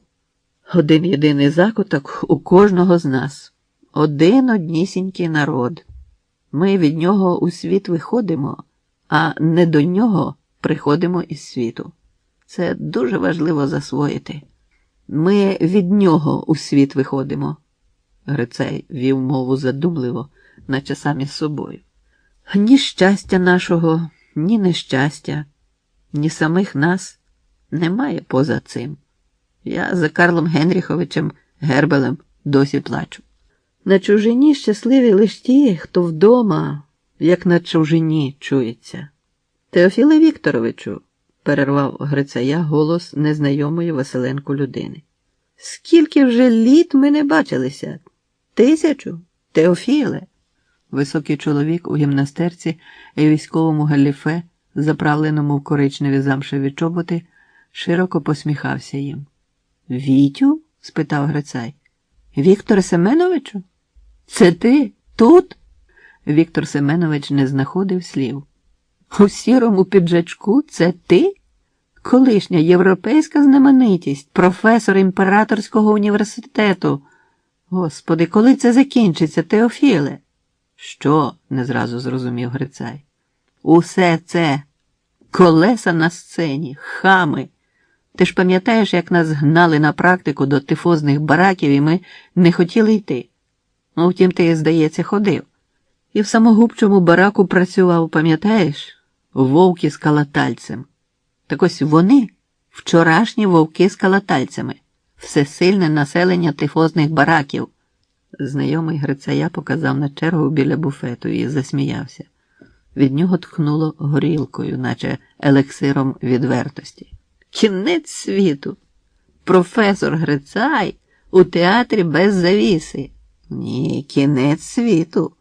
Василенко напружено мовчав. Йому стало страшно. Але в гомоні, яким було переповнено вестибюль, ніхто не дослухався до чужих балачок. І Григорій Павлович відчув, що скандалу зараз не буде, бо кожен зайнятий власними справами і п'яненьку правду Віктора Семеновича не прокоментують суворі співрозмовники в портупеях. Грицай зіщулився, наче гімназист перед бійкою. Василенко подумав, що Теофіл Вікторович злякався, але коли той величезною своєю долонею затулив співрозмовникові половину грудей, а тоді взяв його за гудзик, зрозумів, що Грицай шаленіє з люті. А що це за балаган, Скворчевський? Ти для чого вчився зі мною? Ти навіщо вчився на лікаря? Тебе лякає, що зачинять тифозні бараки? А ще є тифозні бараки? Тобі театр не подобається. Міг сюди не йти? Тобі держава не подобається. Можеш мотати звідси, куди хочеш. Багато що поки по-твоєму. Але життя вже йде не так, як тобі бажається, Скворчевський. Це вже останні дні твої, май на увазі. Однокурсник Грицая стояв стовпом, а Теофіл Вікторович продовжував, відпустивши гудзика і притискаючи собі до тулуба лівою рукою праву, наче стримував бажання ударити співрозмовника. Василенко хотів відійти вбік, бо не мав ніяковісінького наміру встрявати у цей скандал. Та люди вже повертались до них від буфетної стойки, утворивши навколо співрозмовників непроникне коло. «Ти здурів, Теофіле?» – тверезішав Скворчевський. «Годі тобі?» «Годі?» – вже кричав Грицай. «Куди вже годі, коли такі, як ти, через день надсилають мені листи з новими прокльонами, пропонують кафедри в Лейпцигу чи в Бордо, а я не хочу. Я тут народився і тут здохну, Скворчевський. Це моя домівка і моя революція, а ти – гнида». Василенко не бачив ще Теофіла Вікторовича таким. Із Грицая виривалися вся гіркота і вся образа, що накипіли в цьому чоловікові за літа. Скворчевський стояв зіщулений. Василенко вже передчував бійку, коли чоловік у портупеї таки став до розмови колишніх колег. «Ви, товаришу?» – запитав чоловік у Василенка байдужим голосом. «А я так», – сказав Григорій Павлович, не знати чому. «Я так». «Прошу відійти», – штовхнув Василенка до натовпу чоловік у портупеї. «Товаришу професор Грицай, хто вас тут зачіпає, чи...» «Гнида», – повторив Грицай, упритул дивлячись на однокурсника. «Контуженого чіпати!» – тонким голосом скрипнув Скворчевський. «Та я кров, і в Бога!» «Бога немає», – спокійно сказав чоловік у портупеї. «Ваші документи, громадянине. Бога немає, а професор Грицай є, і це науковий факт». Люди відсахнулися до буфету, даючи прохід чоловікам з дуже серйозними обличчями. «Ходімте звідси», – сказав Теофіл Вікторович. «Я більше не можу». Він таки не міг більше. Василенко побачив, як сполотнів, тримаючись за перила, професор Грицай. «Контра», – сказав хтось поруч. «Контру піймали». Василенко швидко повів очима, намагаючись побачити того, хто так сказав, прагнучи ще раз озирнути і зрозуміти людей, які розходилися. «А ви, товаришу Грицай, контри не бійтеся», – бадьорим голосом сказав якийсь молодий чоловік, затримавшись біля них. «Ми й у медицині контру передушимо. Ще знаєте, якусь контру в медицині скажіть. Ми тих, на кого кажете, приберемо в першу чергу». «Мікроби», – відповів Теофіл Вікторович. «Пневмококи, палички Коха. Їх ви прибрати можете?» Молодий чоловік підбадьорливо посміхнувся Василенкові Грицаєві. «Ходімте далі дивитися. Вистава гарна, революційна вистава». Глядачі переходили до зали, двері до лож зачинялись, вимкнули вже світло на переходах, але й крізь півтемряву було видно, професорові щоки посіріли. Він тримається за бильця мармурових сходів, щоб не впасти на них. Григорій Павлович підтримав учителя. Грицай заплющив очі і сказав, наче заплакав. «І от так щодня. У мене вже сил немає. Обережність може бути замінником сили, але я не звик до замінників і вже не можу. Ну, їхали б звідси під 3 чорти, коли не подобається. Так вони ж залишаються, щоб не дати жити нікому. Вже все пішло відверто. Театр без завіси. Скворчевський кричить, що я продався. У листах пишуть мені, що продався радянській владі. А річ у тім, Василенко, що не вона мені платить, а я їй. Я за вас плачу. За ваш завтрашній термостат, лабораторію, квартиру, за все. Знаєте, мої вимоги до революції дуже високі. Висуваю усі зразу і певен, що вона виконає їх. Не зараз, трохи згодом, не мені, то вам. А поки я роблю усе, що можу для неї. Гадаєте, це так легко? Жити і робити все, що можеш. Гадаєте, легко бути інтелігентом? Вони пішли вниз по східцях, із стін дивились на лікарів хитрі конструкції вигадливих декораторів. Ви кажете, колеса на сцені, розвів руками Грицай. Тут життя вам такого набудує, що куди ваші колеса? У нижньому вестибюлі за стойкою дрімав буфетник. «Дайте нам по чарочці коньяку», – винуватим голосом замовив Грицай, потроху оживаючи. «Ви знаєте, Григорію Павловичу, теза Ерліха про загальну стерилізацію організму і новий метод лікування сухот, запропонований у Швейцарії доктором Томаріні, не виключають вживання невеликих доз коньяку, особливо коли можна закусити французькими сардинами фірми Філіпа Кано». «Немає сардин Філіпа Кано», – сказав буфетник. «Уже 5 років, як немає. Знати, й не буде вже». «Буде. Неодмінно буде», – зауважив Грицай. «Ходімте, Григорію Павловичу. Зі мною ви не загубитесь. Усі бандити нашого міста домовилися не зачіпати мене, коли йду на виклик до хворого. Серйозно. а деякі громадяни кажуть, що порядку немає.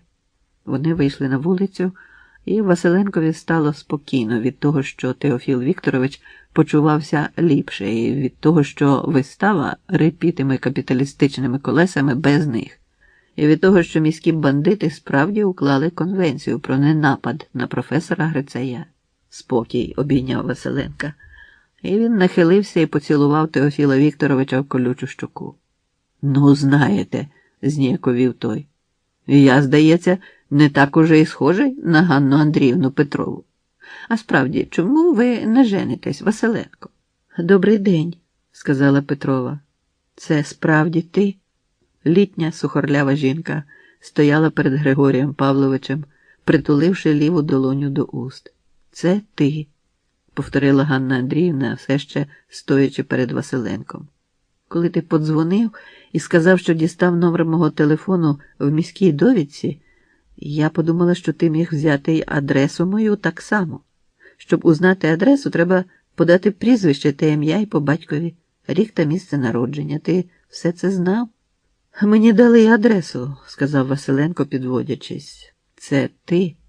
А де ти був?» – спитала Петрова, не думаючи про відповідь. «Де ти був?» «О, це дуже довга історія. Мені вдасться затриматися у місті лише на кілька днів. Я не міг тебе не побачити. Місто здалося мені зовсім іншим. А тебе я пізнав зразу. І я тебе. Ти як був? Тільки щоки почервоніли. Побілів чуб. Ти сивий, Григорію. І ти, Ганно. Де ти був? Я думала, що раптом тебе затримали, покарали за щось. Але все одно ти мав повернутися. Повернувся ж, Сушко. Хтось повідомив, що той служив у Денікінців, ходив із зброєю по лікарнях. Хто міг сказати про Сушка саме це? Але Сушко повернувся. А де він? Його вбили на війні, сказала Петрова серйозно. Була війна. Де ти жив стільки літ, Григорію? Вони мовчки йшли повз фасад старої університетської клініки, надбудованої, вищою на 2 поверхи, але все з тими ж дверима, лише з меморіальною дошкою біля дверей, про Грицая. Ганна Андріївна зайшла до вестибюля клініки, і старенька санітарка подала їм 2 халати. «Ти пам'ятаєш її?» – спитала Петрова. «Вона ще з Теофілом Вікторовичем працювала». «Пам'ятаю. Вона була молодшою тоді, як і ми з тобою. Косу мала». «Пам'ятаю», – повторив Василенко. Ганна Андріївна нахилилась до санітарки. «Це Григорій Павлович Василенко. Не забули?» «Хто-хто?» – придивилася та. «Не пам'ятаю я всіх, хто тут лікувався. Літа не ті». Надворі липневий день переповнився уже власною спекою, і хвилі гарячого повітря проходили до клініки і розпливалися по ній. У таку жароту не вдається рухатися швидко, надто людям немолодим. А вони й не квапились. Хтось чужий, побачивши сивих чоловіка і жінку, ні за що б не сказав, що люди ці познайомились більше як півстоліття тому і ходили цими коридорами ще не знати коли. Так усе звично було. Звичайно, просто зустріч колег, старі лікарі у коридорі старої клініки. Ішли, пізнаючи все зразу і згадуючи про все. Ось коридор, яким Григорій Павлович біг в останній день влади денікінців. Ось двері палати, де в нього над головою стріляли. «Пам'ятаєш?» – запитала Петрова. «Пам'ятаю». Ліворуч чорніло бронзове погруддя Грицая. Мить постояли біля нього. Металевий Теофіл Вікторович здавався молодшим за колишніх своїх учнів. Зайшли до аудиторії. Довгі ряди порожніх лав бурштиново світилися, і соняшні зайчики бігали під стелю по портретах знаменитих медиків. У центрі висів портрет Грицая. Теофіл Вікторович дивився просто перед собою. Коли Василенко слідом за Петровою піднімався угору довгим вузьким проходом, він подумав, що крізь усі мовчання, крізь усі засліпленості проростає мить відвертості. мить щирого спілкування з самим собою. Правда завжди була і назавжди лишається безстрашною, і тому вона врешті пробилася й до нього, понищивши всі заслони і повернула його до Грицая, до цієї аудиторії. Василенко мусив прийти сюди. В іншому разі він чувся б, як віруюча людина, що вмирає без сповіді. А Григорій Павлович мав свою власну релігію і сприймав повернення до цього міста та до цієї клініки як милостивий, безжальний дарунок долі, що запропонувала йому останнє очищення. «Дякую, Ганно», – сказав Григорій Павлович і сів на тепло-коричневу студентську лавку. 40 років упало з плечей сивому чоловікові. Василенко чекав цього відчуття і все одно злякався його. Подивилася на нього молода Ганна Петрова. Ганна глянула Василенкові просто в очі, і він теж торкнув її поглядом, сягнувши через голови всіх присутніх в останній ряд переповненого амфітеатру, де сиділа тоді Ганна. Того дня було соняшно. Жовте світло, пролите крізь горішнє віконце, вихлюпнулось на молоду жінку, і Ганна світилась для нього, позбавляючи втоми, даруючи певність, якої Василенко не міг дістати більше ніде. Він подумав тоді, що кохає Ганну Андріївну. І несподіваною була та думка на захисті докторської дисертації. Григорій Павлович з крейдою в руці стояв біля дошки, а з трибуни продовжував промовляти Теофіл Вікторович Грицай.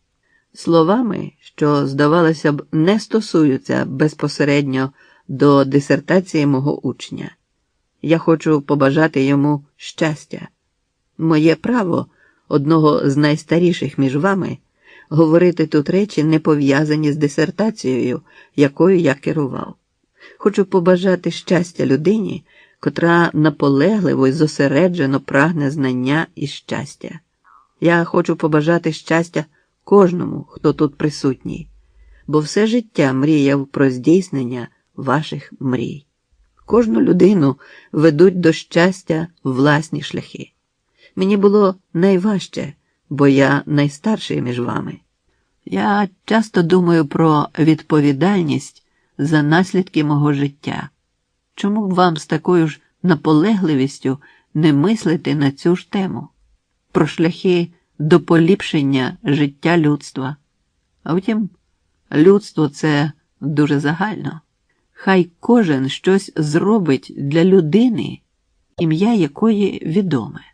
Коли я засновував швидку допомогу в нашому місті, почав від болю за смерть моєї дружини, яка загинула, коли я був на чергуванні в клініці, і ніхто не міг допомогти їй.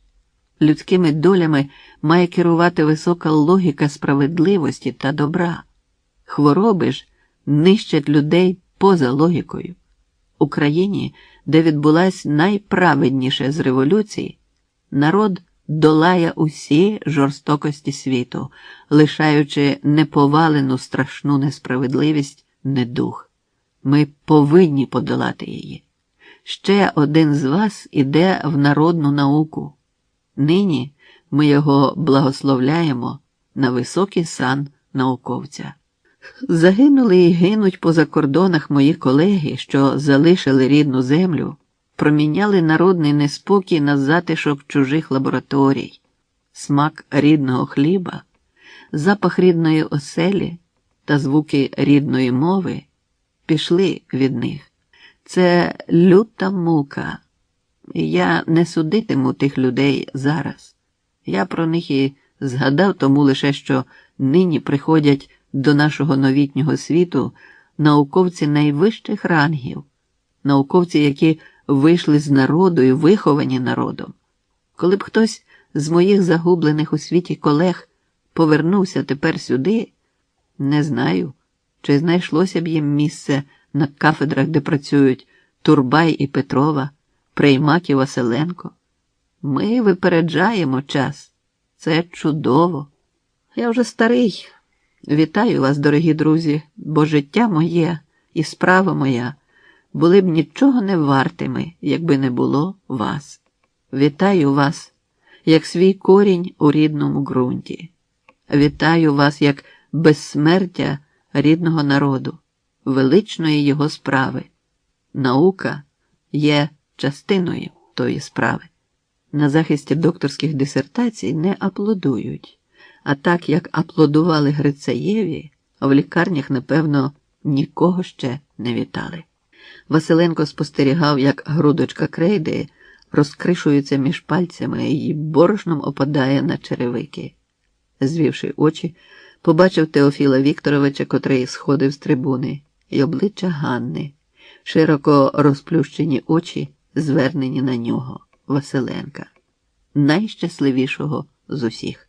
Світ існував у величезній кількості подій, залежних і незалежних від нього, поділений між людськими уявами, в кожній з яких це місто, ця клініка, прожити і не прожити дні були частинками дуже особистої мозаїки, як у калейдоскопі.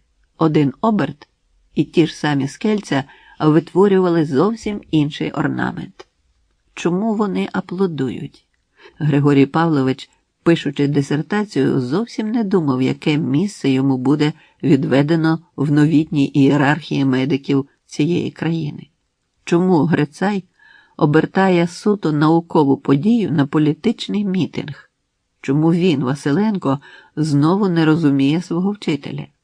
Але він волів перемовчати, ніж сказати щонебудь не те. Григорій Павлович звів очі і зрозумів, як далеко він відсунувся від людей цих. Він кволо всміхнувся, але ніхто не відповів, бо погляди зосередились на Теофілові Вікторовичу. Аудиторія, що аплодувала Грицаєві, була одностайно в погодженості своїй з учителем. Василенко мовчав, знаючи, що його неспокій, напевно, йде від нерозуміння. Він боявся слова неприйняття, чогось надзвичайно серйозного і потрібного всім іншим. Саме тоді до нього прийшло це відчуття і запам'яталося так докладно. Він твердо знав, що перш за все потрібно зрозуміти, але Григорій Павлович боявся, що мить зрозуміння зробить його остаточно чужим серед цих людей. «Ми випереджаємо час», – казав Теофіл Вікторович. Василенко ніяк не міг відчути себе у власному часі. Куди вже бігти наввипередки з календарем? «Ти згадав кожне його слово, правда ж?» – спитала Петрова, беручи Григорія Павловича за руку. «В тебе пальці холодні і тремтять». «Це в мене давно», – Василенко затис долоню в кулак і знову розціпив її. «Ходімо», – сказала Ганна Андріївна. Вони спустились амфітеатром аудиторії, лишаючи позаду напружену порожнечу цих стін, які стільки бачили і стільки могли чути. Василенко раптом подумав, що якби стіна мала здатність запам'ятовувати, теж вибірково пам'ятала б людей і їхні слова. Ми визначаємось не тільки здатністю пам'ятати, але й рятівним талантом до забування. Ось забула його санітарка з клініки. А як Василенкові заболіло, як було прикро, хоч навіть сам собі він не хотів сказати про це. А на захисті ж санітарка стояла он там, угорі, біля вікон, між портретами корифеїв. Петрова підійшла до дверей, дістала ключ, двічі повернула його в замку, сказала, не озираючись: «Це кімната для заняття студентами. Я працюю тут по 4 години на тиждень. Досі працюю. Ти навіть не запитав про це? Чи знав?» Григорій Павлович мовчки дивився перед собою. Як тільки відчинилися двері, першим ще перед Петровою переступив поріг. У великій кімнаті на стіні фото академіка Грицая. На столі, застеленому білим простирадлом з інвентарною печаткою, скляна банка з лілеями. Василенко згадав, що саме лілеї були улюбленими квітами Теофіла Вікторовича. чому пам'ять щойно тепер віддала йому цей спомин. Григорій Павлович вибрав один із стільців, безладно розсунутих по кімнаті, сів поруч з Петровою. І все повернулося. У цій самій кімнаті, лише стіни на 40 років молодші, було повно гостей щасливого дисертанта. Сходилися переважно люди літні, старші за нього. Василенко і Ганна загубилися між гостями. Повінця налиті спільною радістю дисертант і його кохана. Стіл, застелений усе тим таки білим інвентарним простирадлом, символ гостинності, ознака їхньої щедрості, почастунок не стільки пишний, скільки щиросердий. На столі тарілки з печеною, ковбасами і всім, що належить мати такого дня на столі.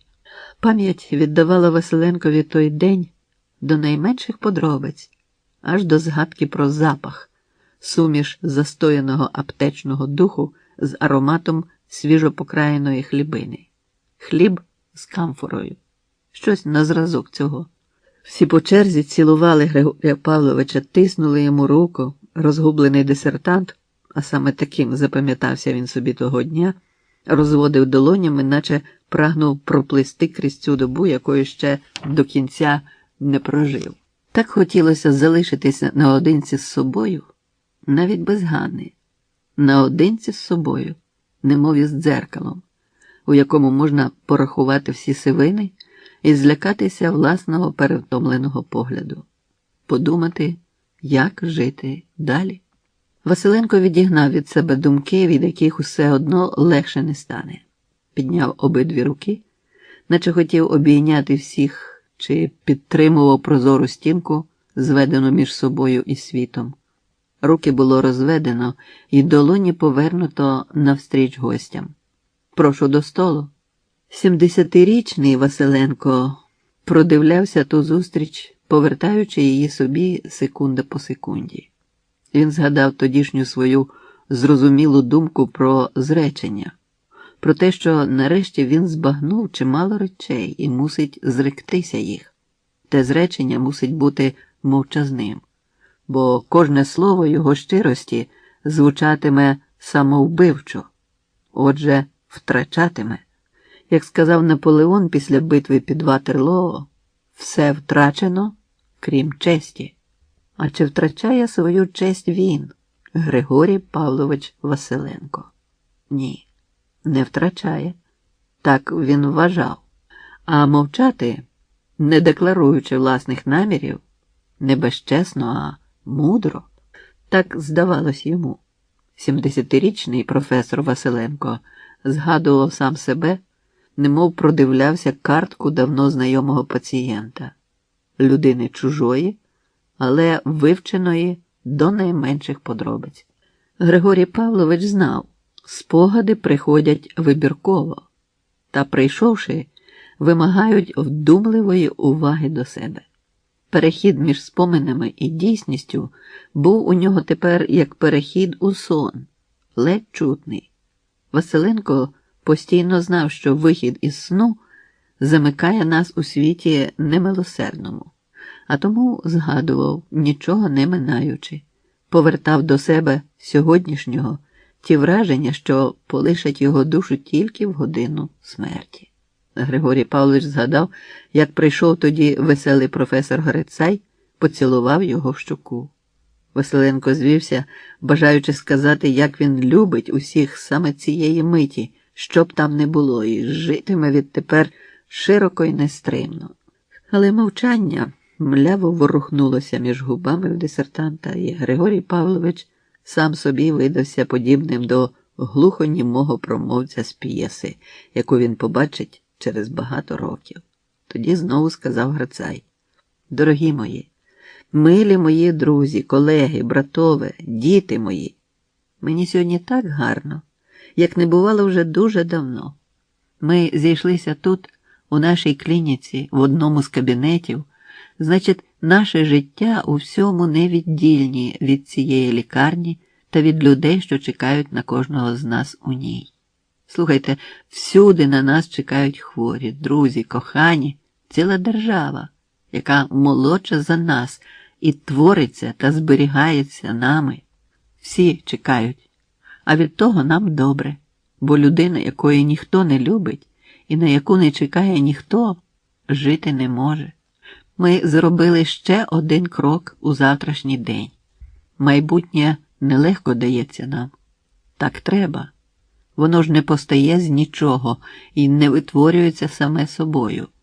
У цьому насолода і утома нашої боротьби, бо всяка славна боротьба за майбутнє. Пробачте, я вже закінчую. Мені хочеться нагадати про чудове це почуття, неможливість існувати одному без одного, про неможливість жити без відчуття спільності справи, без революційної країни, що поєднала нас. За вас, милий Григорію Павловичу, за те, що ви ніколи не знали найстрашнішого з почуттів – самотності, як не відчуваєте її зараз. Ви не маєте права на це почуття.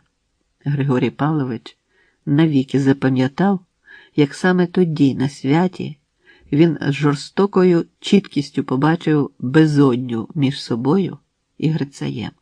А Теофіл Вікторович підійшов тоді до Василенка, обійняв його, поцілував, сказав на вухо: «Я вже достеменно знаю, з вашою поїздкою до Німеччини все гаразд.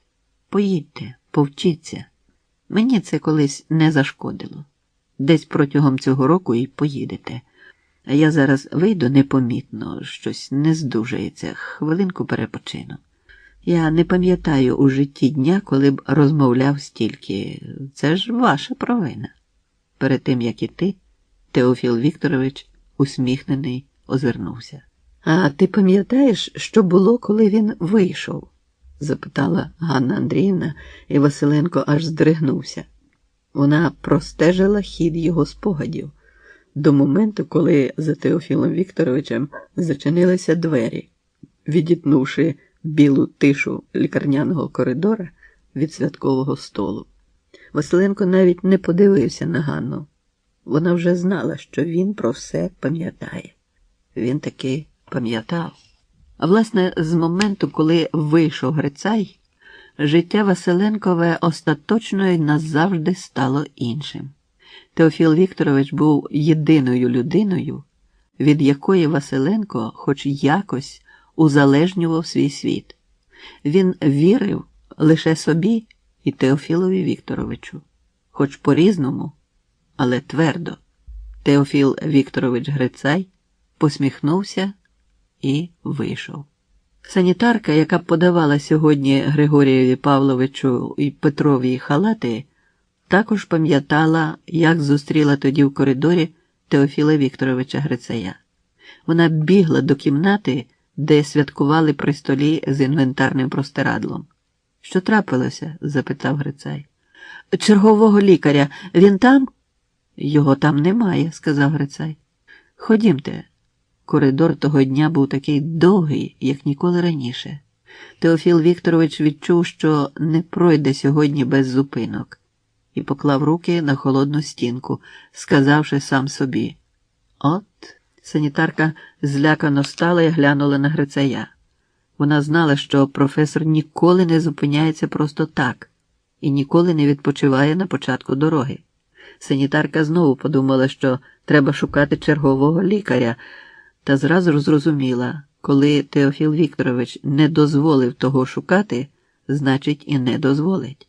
«Ходімте», – сказав Грицай, – «усе гаразд». Він підійшов до дверей тої самої палати, де лежав колись інженер-електрик, що вмів стріляти з нагана, де Сушко скинув на підлогу жовтий ремінь з кобурою і шинель, де стількох урятовано, а стількох убито. Це була та сама палата, маленька, в якій традиційно лежали найважчі хворі. Ізолятор. Грицай побачив літнього чоловіка з сивою щетиною на невиголених щоках і згадав, хто цей чоловік. І подумав, що вмирає старий ливарник, якого до клініки приймали без особливих надій, але треба ж було зробити все, що можливо. І вони робили все, що могли. Тепер уже й вони не можуть. Ну ось, сказав Грицай, діставши стетоскоп з кишені халата і поклав його назад. Такі справи. Він нахилився до грудей хворого і припав до них вухом. Дії Теофіла Вікторовича були швидкі, без метушні і вивірені.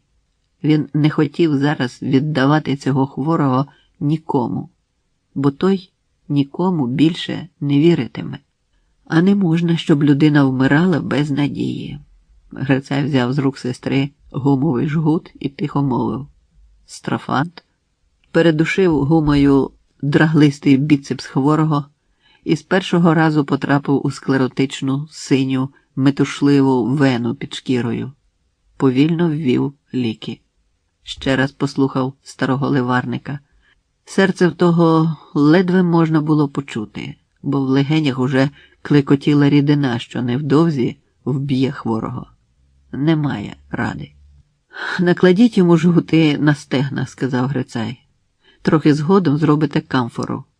Кисню дайте йому, кисню. Хворий розплющив скаламучені смертю очі. Теофіле Вікторовичу, дихати. Може, я запалю? Куріть, сказав Грицай і вийшов з палати, щільно зачинивши двері. Куріть на здоров'я. Він зробив з 10 кроків по безконечному коридору, який за ці кілька хвилин став іще довший. Музика легенів, що захлиналися, яку щойно він слухав, несподівано змінилася на вальс. Тихий такий, елегійний вальс з молодих літ. І флейта почулася у тому вальсі. Обмацуючи долонями стінку, професор Грицай повільно сповзав на підлогу. І так йому й не вдалося згадати, що то за вальс був. Остання музика в його житті. Василенко вкотре вже подумав, що смерть і сон народжуються з мовчання, а приходять саме тоді, коли їх не кличеш. Він подумав, що тільки тепер дійшов віку Грицая, але так і не збагнув, звідки взялися міцні ниточки, якими життя і смерть покійного вчителя непрохано припнулись до нього і не відпускають. Ниточки ті не були заздрістю, не були розгубленим подивом, співчуттям теж ні, бо Теофіл Вікторович не потребував співчуття, як не потребує його людина, що твердо визначила собі шлях і все життя, не відхиляючись, йде ним. Він згадав, як Грицай обирався академіком, але на візитних картках той велів писати як перше – доктор. Доктор Грицай. Він згадав, як дивувалися хворі, бо Теофіл Вікторович не дозволяв, щоб йому платили за візити, і як часом було важко збагнути вчинки знаменитого лікаря. Але сам Грицай відповідав за кожен свій вчинок, роздаючи себе новітньому світові. А що ми накопичуємо? Карбованці, гривні, марки, гульдени, крони, що їх брав за свою працю Григорій Павлович Василенко, задзвеніли і розсипалися по пам'яті в нього. Зникли, а він подумав, що теж нічого не накопичив. Любов? Грицай усе життя плив крізь океан любові і зараз пливе. Аж дивно, що це виявилось найголовнішим. Вдячна пам'ять? Так, вдячна пам'ять. Чому на старість особливо хочеться, щоб тебе любили? Ти пам'ятаєш, тихо сказала Ганна, ти став лагідніший. Ти навчився жаліти за ці літа. Ти стільки прожив у країні, де так легко розчулюються, правда ж? Що Каті хлопчики в коротких штанцях збирали квіти. Ти надіслав мені таку листівку на Новий рік. Василенко швидко глянув на жінку, яку щиро кохав колись, а тепер не здатен був зрозуміти, кепкує вона з нього чи справді запитує про щось їй невідоме. У 30-х роках, щотравня, коли ти вже згадала Німеччину, сказав Григорій Павлович, що Каті хлопчики в коротких штанцях виїздили до літніх таборів Гітлер-Югенду. Кожному хлопчикові давали по кроленяті. і щокаті хлопчики дресирували кроленят, влаштовуючи для них змагання, і годували морквою. Коли було час іти до школи, всі загони літнього табору вишиковувались на майданчику біля прапора. Кожен хлопчик мав прилюдно вбити своє кроленя коротким гострим ножиком з піхов для виховання мужності, як їх учили. Це до питання про одну країну, де сентиментальні люди легко розчулюються. Усе на світі не стале, Ганно, і від різдвяної листівки до вилученої маніфестації чи публічного розстрілу не так далеко. Кожна людина існує у кількох іпостасях. Сама знаєш. Ти згадаєш? Запитала Петрова, підводячись. А як же Теофіл Вікторович? Ти знаєш другу його іпостась? Не знаю. Через скільки після смерті Грицая ти поїхав попрацювати і повчитись до Лейпцига? Через півроку. Ганна Андріївна повільно відчинила сумочку, дістала звідти половинку старого фото. Двоє, вона і Василенко, стояли, обійнявшись. Фото витерте і пожовкле. З місця розриву обсипалася емульсія. «Ти маєш другу половину?» – запитала Петрова. «Одне моє плече, твоя рука і місто позаду. Я запам'ятала і другу половину знімка. Ти маєш її з собою?» Не відповідаючи, Василенко дістав із кишені окуляри, одягнув їх і подивився на фото. «Ти окуляри носиш?» – сказала Петрова сама собі. «Уже років з 35, – тихо відповів Григорій Павлович. Час змінює нас так швидко. Знаєш, час». Василенко пригадав себе молодого. Чітко пригадав, наче то був не він, а якась інша людина, зустрінута 40 років тому на Київському вокзалі. Цей спомин уже відвідував його ще вчора, вранці, коли Григорій Павлович виходив з вагона, і перон, 100 разів перебудований і змінений за ці літа, несподівано пригадався таким, як був, разом з людьми, з димом, що 40 років тому панував у цьому повітрі, мов туман, розвіяний нарешті вітрами часу. Тримаючи між пальцями половину фотографії, яка належала Ганні, він пригадав те фото ціле і, як на пероні, біля вагона переломив знімок та розірвав навскіз. Вони мали берегти кожен свою частину. Він не вберіг. Стільки літ минуло. А ще з того прощання запам'яталась Василенкові його обіцянка писати і слова про те, що Грицай теж їздив учитись до Лейпцига. Ганна Андріївна стояла тоді мовчки, а потім припала до Григорія, мов до мертвого, і так сказала «не їдь», і так заплакала, що, стоячи у вагоні, Василенко чув ті слова і ще чув їх крізь стукіт коліс та крізь голоси колег, які лунали з перону, бачив крізь обличчя колег, за якими сховалися заплакані очі Ганни. 40 років носив. Ледь чутні він ті слова у вухах, а нині, потримавши фотографію, повернув їх собі з новою силою, і гостро заболіли в Григорія Павловича очі, укриті патентованими окулярами Цейса. Він подивився на Петрову і побачив, що вона плаче, і, не наважуючись поцілувати в щоку, поцілував її в білу м'яку руку з сухою пошерхлою шкірою на зап'ясті. «Як давно то було, – сказала Ганна Андріївна, – я стільки літ жаліла тебе, вигадуючи. Боялась, що ти застрелився, чи тебе вбили, чи на війні тебе за щось покарали наші. Я прийняла б тебе, аби чесним, тільки б очищеним. Де ти був так довго? В тебе дуже втомлені очі, Григорію. Де ти був так довго? Чому ти мовчиш?» Коли вони підійшли до під'їзду і Петрова почала шукати в сумочці ключі, Григорій Павлович доторкнувся до її ліктя. «Посидьмо трохи. Я не можу так зразу йти в гості до тебе. Мені вже слід було вам розповісти, що час від часу, коли Василенко напевно знав, що немає чого боятися, він ставав балакучішим, ніж звичайно.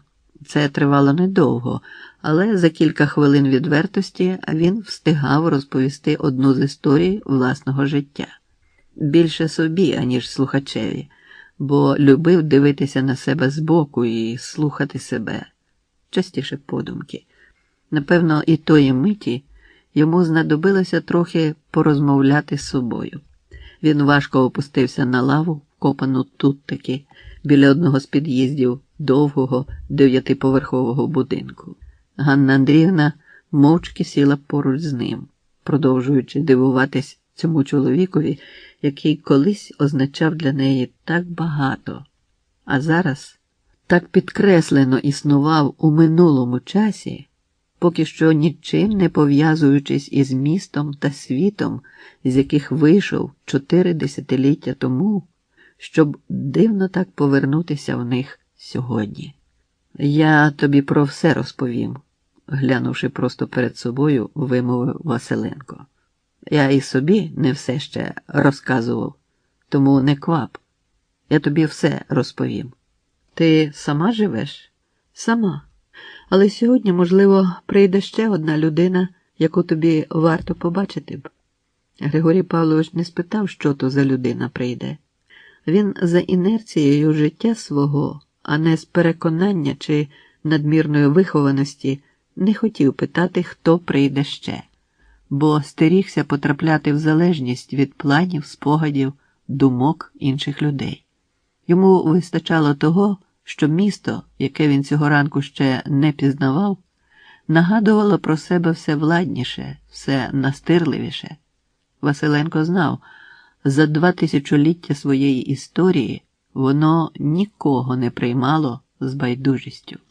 Місто придивлялось до нього, а люди, що зустрічалися Василенкові, часом і самі не могли знати, якої струни в ньому торкнуться. А він і сам не все знав про себе і стерігся несподіваних вражень. «Пам'ятаєш?» – запитально глянув на Ганну Андріївну. «В іспанського філософа Ортегі і Гассета є притча про горбуна, який щодня приходив до міської бібліотеки і просив дати йому словник». «Який?» – запитувала бібліотекарка.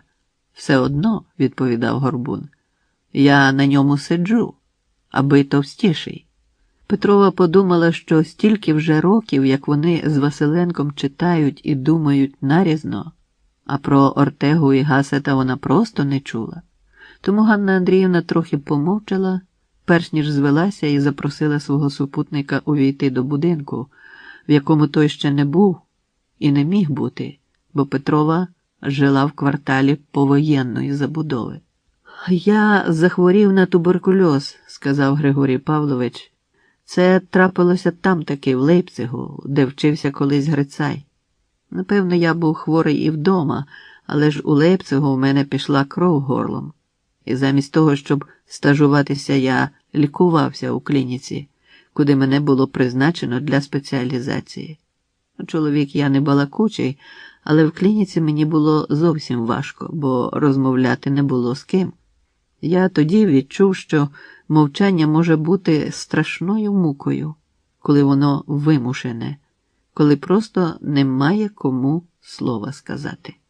Одного вечора я утік з лікарні, переодягнувся і пішов до пивного бару навпроти.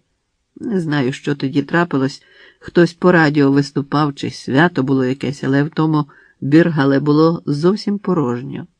Один лиш пияк у кутку куняв. Я сів до того пияка за столик, замовив пиво йому і собі та почав говорити. Ніколи в житті я не розмовляв так довго. З української мови переходив на російську і навпаки, але пияк нічого не розумів, хоч, треба сказати, слухав уважно. Я розповідав йому про Грицая, про тебе, про життя, що все не влаштовується так, як прагнулось. Він слухав. Лише на порожній кухоль показував, замов мені ще, мовляв. Я замовляв йому, а пияк слухав і пив. Ще 3 вечори я приходив до нього. Пияк уже на мене чекав, захопивши двомісний столик. А я починав розповідь від того місця, де зупинився напередодні. Той чоловік любив пиво і не розумів ані словечка з моєї розповіді. Але коли він вислухав мене до кінця, мені стало багато легше. Зрозумівши, що я уже все розповів, він пішов до стойки, приніс 2 чарки дешевої горілки, яку гнали на цукроварні з відходів. Але то був його почастунок. Ми випили, і мені стало легше. Віриш? А де це було? Запитала Петрова. У Лейпцигу. Те місце звалося Бербір. Пам'ятаю, як зараз. Так ти у Лейпцигу жив? А хіба ти забула, куди я поїхав? Ні, не забула, але всяке трапляється. Ганна Андріївна витирала чашки рушником, що висів на плечі, ставила їх на стіл, вийняла з буфета зелену вазу, повну коричневатого печива, поставила її у центрі скатертини. Пішла до кухні по яблука. Василенко стежив за її рухами, відділивши господиню від цих стін, намагаючись згадати жінку, яку він колись кохав, побачити крізь постаріле, зморшкувати обличчя риси Ганни Петрової, яких він ніколи не міг забути. Але, як тепер з'ясувалося, і зразу пригадати не міг. У цьому теж був один з уроків, подарованих Василенкові часом. Пам'ять мало що зберігає від перших вражень. Вона дає лише ілюзію викінченості. Минуле змінюється у наших уявах, і те, яким воно стало сьогодні, залежить від уяви, що воскрешає минулі риси облич, літа, зустрічі. Василенко раптом подумав, що зовсім забув обличчя своєї дружини Марти, вбитої американською бомбою за 3 місяці до кінця війни. Вони жили тоді в Мюнхені, неподалік від головного вокзалу, в районі, що звався Зендлінг. Колись не вдалося купити іншої приватної практики, а гроші заробляти треба було. Тим паче, що в перспективі було твердо обіцяно місце в гарній лабораторії. Трохи згодом. Коли він починав у Зендлінгу, пацієнти нарікали на хворі печінки і шлунки, але щовечора вливали в себе відра пива знаменитих мюнхенських броварень Левенброй та Горброй, галасували на мітингах у прокурених пивних залах, де закусок не було досить. Марта ж працювала аптекаркою у Зендлінгу. Вони з Григорієм Павловичем поженилися і прожили разом більше 10 років. Без дітей, без особливої ніжності, аж поки бомба з американського Б-17 не розлучила раз і назавше Василенка з Мартою. А він забув обличчя Марти. Саме зараз чомусь подумалося про це. Згодом, працюючи в одній з тих всесвітньо відомих лабораторій, про які стільки думалося удома, Василенко нарешті зрозумів, що нікому тут не потрібна його любов до науки. Обличчя керівника лабораторії теж забулося. Запам'яталось, що лабораторія виконувала воєнні замовлення. Втеча в науку ніяк не могла відбутися. Втеча з Німеччини стала малореальною. Довелось повернутися до приватної практики, а тоді ще раз в науку, де платили доволі, але не любив ніхто. Він платив, платили йому. Як довго? Замислився? Спитала Ганна Андріївна, принісши яблука. А як же тобі жилося у Лейпцигу? Там цікаво? Не знаю, як там тепер. Давно не був. Але тоді ходив я на поле битви народів, де Швеція, Австрія, Прусія та Росія подолали Наполеона. Дивні союзнички тоді в Росії були. І Росія була тоді досить дивною, сказала Петрова. Був я у корчмі Ауербаха на Грімайерштрасе, в Ауербах-Келлер, де Мефістофель спокушав Фауста, пам'ятаєш? Пам'ятаю. І Фауст купив собі трохи молодості, заклавши душу. А твоя душа при тобі? Та я взагалі не знаю, чи існує душа. Я мислю, отже, існую. Тільки думка безсмертна, Ганно. Все інше – прах. Не кажи так. Сушка вбили на фронті, але він не прах. І думка його не прах, і Теофіл Вікторович не прах. А знаєш, як мені жити хотілося, сказав Василенко. Я стільки разів міг умерти. Від туберкульозу, з голоду, від розпуки, але не вмер. У раціональній Німеччині я остаточно втратив здатність до марних мріянь, і душа моя озвалася для роботи. Я хотів жити гарно, не за 100 чи 1000 років, а негайно, зараз же. Мені сказали, що загострення туберкульозу виникло з недоїдання. Я не хотів недоїдати. Мені потрібно було трохи щастя сьогодні, зразу. А я відплатив би добі малим добром. Може, я хитрував з собою, але не дуже. А ти був щасливий? Мені здається, що хитруючи, можна здобути гроші, посаду, тільки нещастя. Я ж не кажу тобі, що хитрував свідомо. Потім лише зрозумів, що то були маленькі хитрощі для порятунку. А від кого? А від часу. Мені набридло почуватися пташкою-санітаром, яка видзьобує собі поживу між зубами у крокодила. Набридне крокодилові, затулить він рота і усе. Я утомився від своїх залежностей, від часу, ще від чогось. Бо вічно велять чекати на ліпше, а мені набридло чекати. Це все зветься залежністю від часу, сказала Петрова. Ти уникав того, що від нас не йде. Пішло, посміхнувся їй Василенко. Я знайшов нарешті чисту науку і чистого себе у ній. Зараз я член Голландської королівської академії, очолюю цікаву лабораторію. Приїхав сюди. Тебе не заарештовували, похитала головою Петрова. Ти не вбивав себе, ти не вмер. А де ж ти був? Коли ти сказав, що приїхав з Москви, я сприйняла це дуже природно. Мені не подумалось про Голландію. Я з Амстердама. Ганна Андріївна пішла навколо столу, переставляючи чашки, пересуваючи вази, дзенькаючи ложечками. Вона шукала слів у собі, намагаючись дати раду з власним неспокоєм. І не могла дати раду з власним неспокоєм, і не знала вона, як продовжити цю дивну розмову. «Ти п'єш?» – спитала Петрова, думаючи про інше. «Ні. Знаєш, Ганно, мене добряче пошліфувало на цім світі. Я пройшов до своєї вершини всіма колами пекла, і ти не серця, що я так повільно розповідаю». У мовчанні, в якому Петрова переставляла чашки, закам'яніла 1000 слів. Ганна Андріївна дістала склянки з буфета і поставила їх назад. «Ти гадаєш, мені з медом жилося?» Василенко намагався пробитися крізь нашорошене мовчання Ганни Андріївни.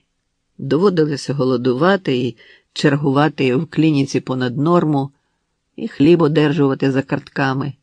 Ти знаєш, що таке ордер на одяг? Бетсухшайн. Тяжко було? Перепитала Петрова. Коли в Лейпцигу судили Димитрова, ти був там? Ти влаштував демонстрацію біля суду, бо тобі тяжко було? Ти сидів з Тельманом у Моабіті, і тобі з ним було тяжко? Ой, ти говориш, наче на мітингу. Чи демонстрував я біля суду? А нащо? Навіщо був потрібен Димитрову мій захист, коли він сам відхилив кандидатуру адвоката Тейхера, запропоновану йому судом? А до цього суд відхилив 8 адвокатів, запропонованих Димитровим. О, ти пам'ятаєш. А мені згадується, що Димитров читав перед кожним засіданням Лейпцигер Neueste Nachrichten, яку і я передплачував. Кажеш, тяжко було? Перепитала Петрова, і Григорій Павлович відчув раптом, що минулі роки нікуди не відлетіли від нього. І літа, які поєднували Ганну Андріївну з ним, живуть поруч з літами, які їх роз'єднують. Усе зразу.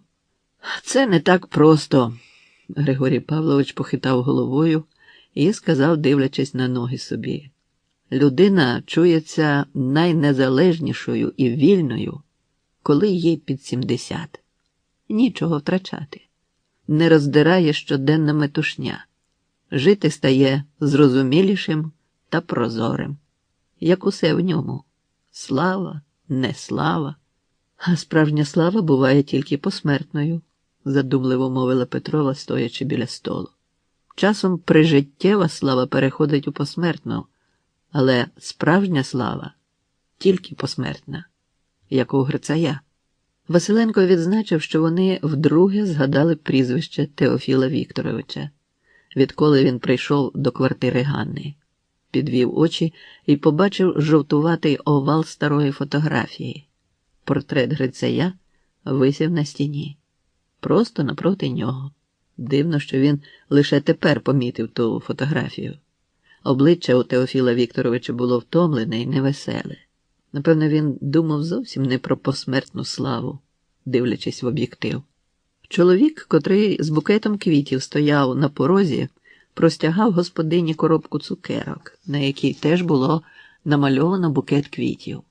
Напевно, той чоловік мав свій ключ, або подзвонив так тихо, що Григорій Павлович не зауважив його появи. Петрова стала поруч з гостем, високим чорнявим чоловіком років 45, рекомендуючи того Василенкові. «Це Грицай, правда ж подібний. Ти не пам'ятаєш його, але маєш пам'ятати його батька. Чорнявий такий був, високий. Син Теофіла Вікторовича. Юра. Викопаний тато. Ну, ти ж маєш пам'ятати його. Гаврило Теофілович Грицай, професор права з нашого університету. Це Юрій Гаврилович». Василенко почав згадувати іще до того, як Юрій Гаврилович Грицай ступив уперед і подивився йому в очі. Василенко почав згадувати ще до того, як Юрій Грицай, не простягаючи руки, мовив: «Цей чоловік мене пам'ятає. Ви помиляєтесь, Ганно. Цей чоловік має пам'ятати мене дуже добре. І пам'ятає, я певен того. Коли ви запросили мене сюди, я спершу не повірив, а потім подумав, що Григорію Павловичу Василенку цікаво буде на мене глянути, якщо він не втратив здатності дивитися на людей». Юрій Грицай спостерігав, як Василенко підводиться з крісла. Блідий, звузивши очі, ступає уперед. «А що це за балаган, молодий чоловіче?» «І це ви зберегли», – сказав Юрій Грицай. «Позичене в діда словечко «балаган» і улюблене «молодий чоловіче». Ви й тоді звернулися до мене таким чином. Хіба ж ви забули, Василенко?» Юрій поліз до кишені і, не озираючись на Петрову, яка закам'яніла в центрі кімнати, простягнув сірий квадратик фото. Зараз він був тут господарем, і всі мали погодитися з цим, бо в тоні й поводженні Юрія Грицая була певність людини, що має право судити і судитиме. Василенко глянув на фотографію, зрозумівши, що цей спогад буде найдовший і найчорніший, бо згадуватимуть вони разом. Узяв із руки Юрія Грицая фотографію, ще раз подивився на неї. Мушу сказати вам, що коли я роздивлявся те фото, зроблене невідомо яким фотографом для документа, що не давав людині ніяких прав, було мені моторошно від невідворотного і страшного почуття неминучої справедливості. Хлопець, що дивився на мене з фото, певно, знав, що буде на світі правда. Він, може, й не розумів, яким чином і коли буде здобуто перемогу в цій триклятій війні, але знав, що господар його програв. Програв і цю війну, і нікчемне своє життя. Коли я уперше побачив те фото, подумав, кого ж мені нагадує той ледве живий хлопчик з виглядом переможця. І тоді вгадав Теофіла Вікторовича Грицая. Лише згодом я дізнався, що то був онук академіка Грицая. Таке було фото. Ну, гаразд. Повернімося до розповіді і водночас років на 30 углиб нашого століття. З нашивкою «Ост» на благенькій сірій сорочці, у штанях такого самого кольору, 17-річний Юрій Грицай стояв під дощем, густим, безконечним, від якого весь одяг на тілі давно вже не відчувався, наче було зіткано одяг з нескінченних сірих ниток води. Скільки їх працювало на полі того дня, у всіх були однакові мокрі спини й голови. Всі хлопці мали на грудях такі самі нашивки «Ост», що не відмочувалися у жодній зливі, і позбутися їх можна було тільки разом з одягом, після смерті. Юрій Грицай не копав картоплю, бо розмовляв з господарем ферми. В Гера Браугеля була одна нога, другу він залишив на фронті, з якого привіз собі, крім усього іншого, право на довічне носіння польової форми вермахту, як інвалід війни і герой. Гер Браугель не любив старої своєї форми і вбирався у неї лише в дощ, після чого розвішував френч і штани з обрізаною холошею у себе під вікнами. Мундир з нечищеними гудзиками був схожий на шкіру, зідрану з якоїсь дуже неохайної тварини. Гер Браугель опустив свій чобіт в руде багно картопляного поля. Укорінившись таким чином, він наставив ціпок в груди Юрієві, від чого почувся непідвладним ніяким слизотам і зливам. «Ти знаєш, де я позбувся лівого чобота й ноги, яка була в ньому?» Юрій знав, що це було улюблене риторичне запитання Браугеля, тому мовчки чекав, що одноногий прорече далі. «Тебе вивезли з твоєї України, якої немає на світі і не може бути, і привезли мені, щоб ти їв мій хліб та паскудив моє поле. У тебе 2 ноги, 2 руки, і ти на 20 років молодший за мене. А ти скаржишся на біль в грудях. Та мені гидко розмовляти з тобою про біль, бо тебе не стосується, як болить щоночі моя відсутня нога. Тебе це не стосується. Мою ногу закопали в твоєму полі, наче картоплю. І нічого не трапиться, коли на моєму полі закопають тебе, Остарбайтере. Ти не забув, як тебе звуть? Повтори. Остарбайтер, повторив Юрій Грицай, бо тої миті все на світі було байдуже йому. Молодець. І ти кажеш, що в тебе плечі болять, а ночами душить кашель? Це так? Відповідай, як належить. Достеменно так, сказав Юрій, переступивши з ноги на ногу. Бачу, ти застоявся, похитав головою гер Браугель. Ходімо зі мною, Остарбайтере. Я поїду, а ти маєш не відставати від мене, бо мені подобається розмовляти з тобою. Гер Браугель відняв ціпок від Юрієвих грудей, рвучко, наче виструмив його звідти, і сів до маленької брички з дашком. Кінь рушив. З багна повільно злетіли масні руді бризки. Бризки полетіли назустріч Юрієві. Перша ж заліпила нашивку «Ост». «Так не годиться», – сказав гер Браугель. «Почисти візитну картку. Я не люблю неохайних. А ти, здається, ніколи ще не бував у порядній господі. Хто твій батько?» «Мій батько мертвий», – сказав Юрій Грицай повільно. «Його вбили». «Його на базарі вбили? Він крав?» «Його вбили в тюрмі. Він був професором». «А ти не можеш мені сказати, яких наук?»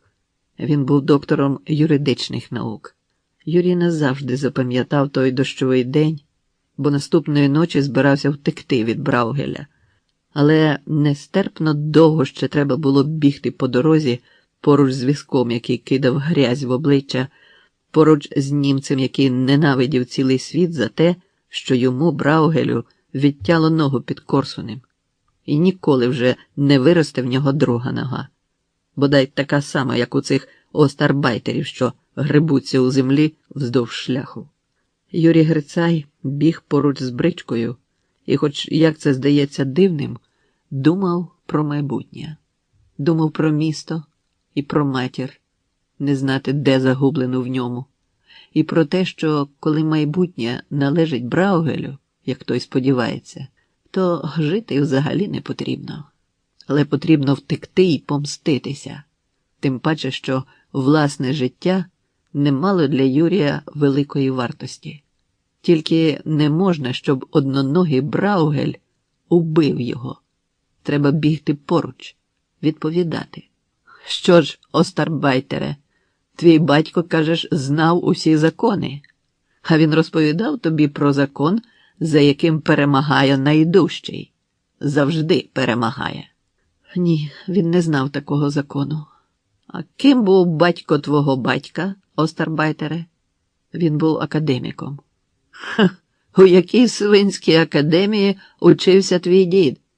Він закінчив університет у нашому місті, а тоді вчився у медичній академії в Лейпцигу, де викладали самі німці. Більше він не вчився ніде. А ще Юрій запам'ятав з того дня, з якою насолодою періщив його Браугель ціпком по спині, по шиї, по плечах. Смуги від тих ударів протримались понад рік, до нових шрамів. Наступної ночі Юрій Грицай утік із стайні, в якій вони ночували. Він пригледів один дім, де можна сховатися. Згодом Юрій розповідав мені, що він усе одно б утік, навіть знаючи, чим закінчиться втеча. Він згадував про зустріч з матір'ю після повернення. «Це у тебе від діда», – сказала мати і заплакала. І він теж би не зміг, щоб його принижували. І теж не повірив би в чужу підлість, коли б йому наперед голослівно сказали про неї. «Це в тебе від діда», вміння бачити себе збоку. Мало хто вміє себе збоку спостерігати. Цей талант мають чи вельми обдаровані, чи дуже нікчемні люди. А у тебе воно спадкове, від діда. Більшість людей уміє бачити себе лише чужими очима, губиться між тих візій, наче поміж дзеркал. Дідів онучок ти, синку. Годі, сказав Василенко голосно. Він сам не чекав, що так голосно скаже. Годі, чому ви думаєте, що мені цікаво слухати про війну, під час якої всім було важко? Існують лише обставини, і ми, малесенькі в них. Ну, звісно ж, ви герой, для вас нічого не важать такі поняття, як виживання, терпіння, здоровий глузд. Не знаю, навіщо ви все це вчинили, але старе, минуле, вмерло. Я не хочу чути про нього, годі. Та й що це ви всі разом на мене однісінького? А я ж і там один був. Що я міг? Один на світі. Ти цього хотів. Ти все життя один був. Однісінький, повільно сказала Петрова. Ти ж вистраждав, завоював, виборов самотність свою. А нині тут розмовляєш, як у тій сповідальній твоїй лейпцигській корчмі. Ти ж пишався, що однісінький. Так пишався. Ось і доживаєш, Григорію. Навіщо ти жив? Ти мені казатимеш про науку, але ж знаєш, що не можна існувати, маючи свою науку і не маючи свого народу. Ще не знаєш? Бодай це б ти міг зрозуміти за таке довге і таке марне життя. В тебе нарешті є велика лабораторія. Але знаєш, чому ти бідний такий? Бо в тебе немає і ніколи не було великої правди. Великої правди, як у Теофіла Вікторовича. І ти бідніший за останнього з моїх студентів, пане професоре, бо не маєш куди вийти з лабораторій своїх. І вже не матимеш. Я тобі страшні речі кажу, але ж ти зусібіч у смертях, в мертвих словах, мертвих намірах, мертвих людях. Як же моторошно з тобою. Василенко ходив, зачіпаючи стільці, торкаючи плечима стіни невеликої кімнатки, яку майже всю заповнив широко розкладений стіл. А 3 людям було не так уже й просторо навколо нього. Хай докаже Юра, неголосно видихнула Петрова. Хай він закінчить, бо так потрібно, і ти маєш його послухати. І мене послухати маєш. Сьогодні такий день, коли можна говорити про все. Ти кажеш, що не треба про це, просиш помовчати, бо тобі страшно. Правда ж пропечеться і крізь мовчанку. Отут, біля портрета Теофіла Вікторовича. Не кажи більше нічого про здоровий глузд, про практичний розум. Ти ж пам'ятаєш, як Грицай ставився до нього. Ти ж не забув. Пам'ятаєш, як він казав на вечірці, де ми познайомились? Людство завжди прагнуло здійснити найхимерніші сподівання. Мрію про рівність, наприклад. Мрію про справедливість. І здійснює. Ну, помовч, Григорію, помовч. Ти стільки мовчав. Не кричи зараз. Ми будемо розмовляти нераціонально, як схочемо, і не торгуватимемось з біографіями своїми. А я закінчую, сказав Юрій Грицай. Ще трохи. Онук Теофіла Вікторовича подивився на Василенка, наче щось згадував. Очі в Юрія Грицая змінили колір. Стали з ясно-блакитних сірими, як дим, як військова форма, як нефарбований метал танків, як небо увечері. Юрій спитав у Григорія Павловича: «Ви тоді палили сигарети, що звуться «Приват»?» «Коли тоді?» «У 44-му». «А, вже й забув. Здається, що Бергман «Приват». «А я не забув. Мені той день запам'ятався». «Який день?» Очі в Юрія Грицая повернули собі блакитний колір, але він затулив їх правою долоною і сказав, сівши до столу: «Почекайте. Було ж так». Юрій вийняв з блокнота і поклав перед собою вузенький картонний прямокутник з німецьким текстом: «Доктор Василенко. Кваліфікована допомога в будь-який час доби. Гогенцоллернштрасе, 18. Ви тоді були скромним лікарем з обмеженою приватною практикою. Я подумав про це тоді, ще тримаючись за кільце, пригвинчене в центрі дверей, і говорячи жінці, що відчинила нам усі необхідні німецькі слова. Коли безмовна жінка в білому фартушку провела мене з Петром Савчуком до вас, що я сказав? Почекайте, дайте згадати. Ви палили Бергман «Приват», і пачка лежала на столі перед вами. Чому і запам'ятав? Спогад повернувся до Юрія Грицая з думки про те, що не було страху. Він був такий молодий і так переповнений безсиллям та злістю, що не міг поселити в собі ще й страх смерті. Вчинки кожної людини проростають на суміші з відчайдушності й логіки. Втечу Юрія Грицая було тільки зовні обставлено словами і тезами, виструнченими в логічну систему.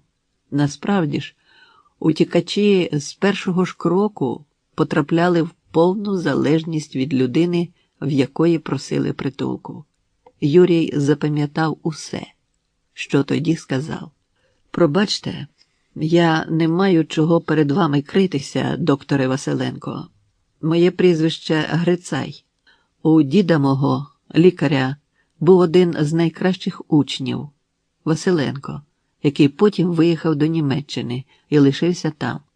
Ми з Петром Савчуком працювали на фермі в Гера Браугеля. Я подумав, що навіть коли я помилився і ви не той Василенко, про якого я стільки чув у родині, ви можете допомогти нам.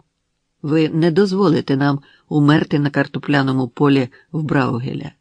Перед кінцем війни. Ми знаємо тільки, що ви земляк. Наш земляк. Більше нічого. Ми навіть заплатити вам не можемо. Ми дуже вас просимо. Якщо ви після війни схочете повернутися, ми теж вам допоможемо. В нас же єдиний шанс був утекти зараз. Ми дуже вас просимо». Василенко пожував повітря, формулюючи відповідь. «Молодий чоловіче, я чув про знаменитого Грицая, але зробити будь-що за обставин», – сказав Василенко, і Юрієві стало зрозумілим, що цей чоловік чия українська мова почала деформуватись від часу, проростати твердим баварським акцентом, припадати порохом чужого поля, відійшов од них. Коли зайшла жінка в білому фартушку, Василенко порозмовляв з нею по-німецькому, і та вийшла. Все так само безмовна і сторожка в своїй покірності. Юрій тоді не боявся.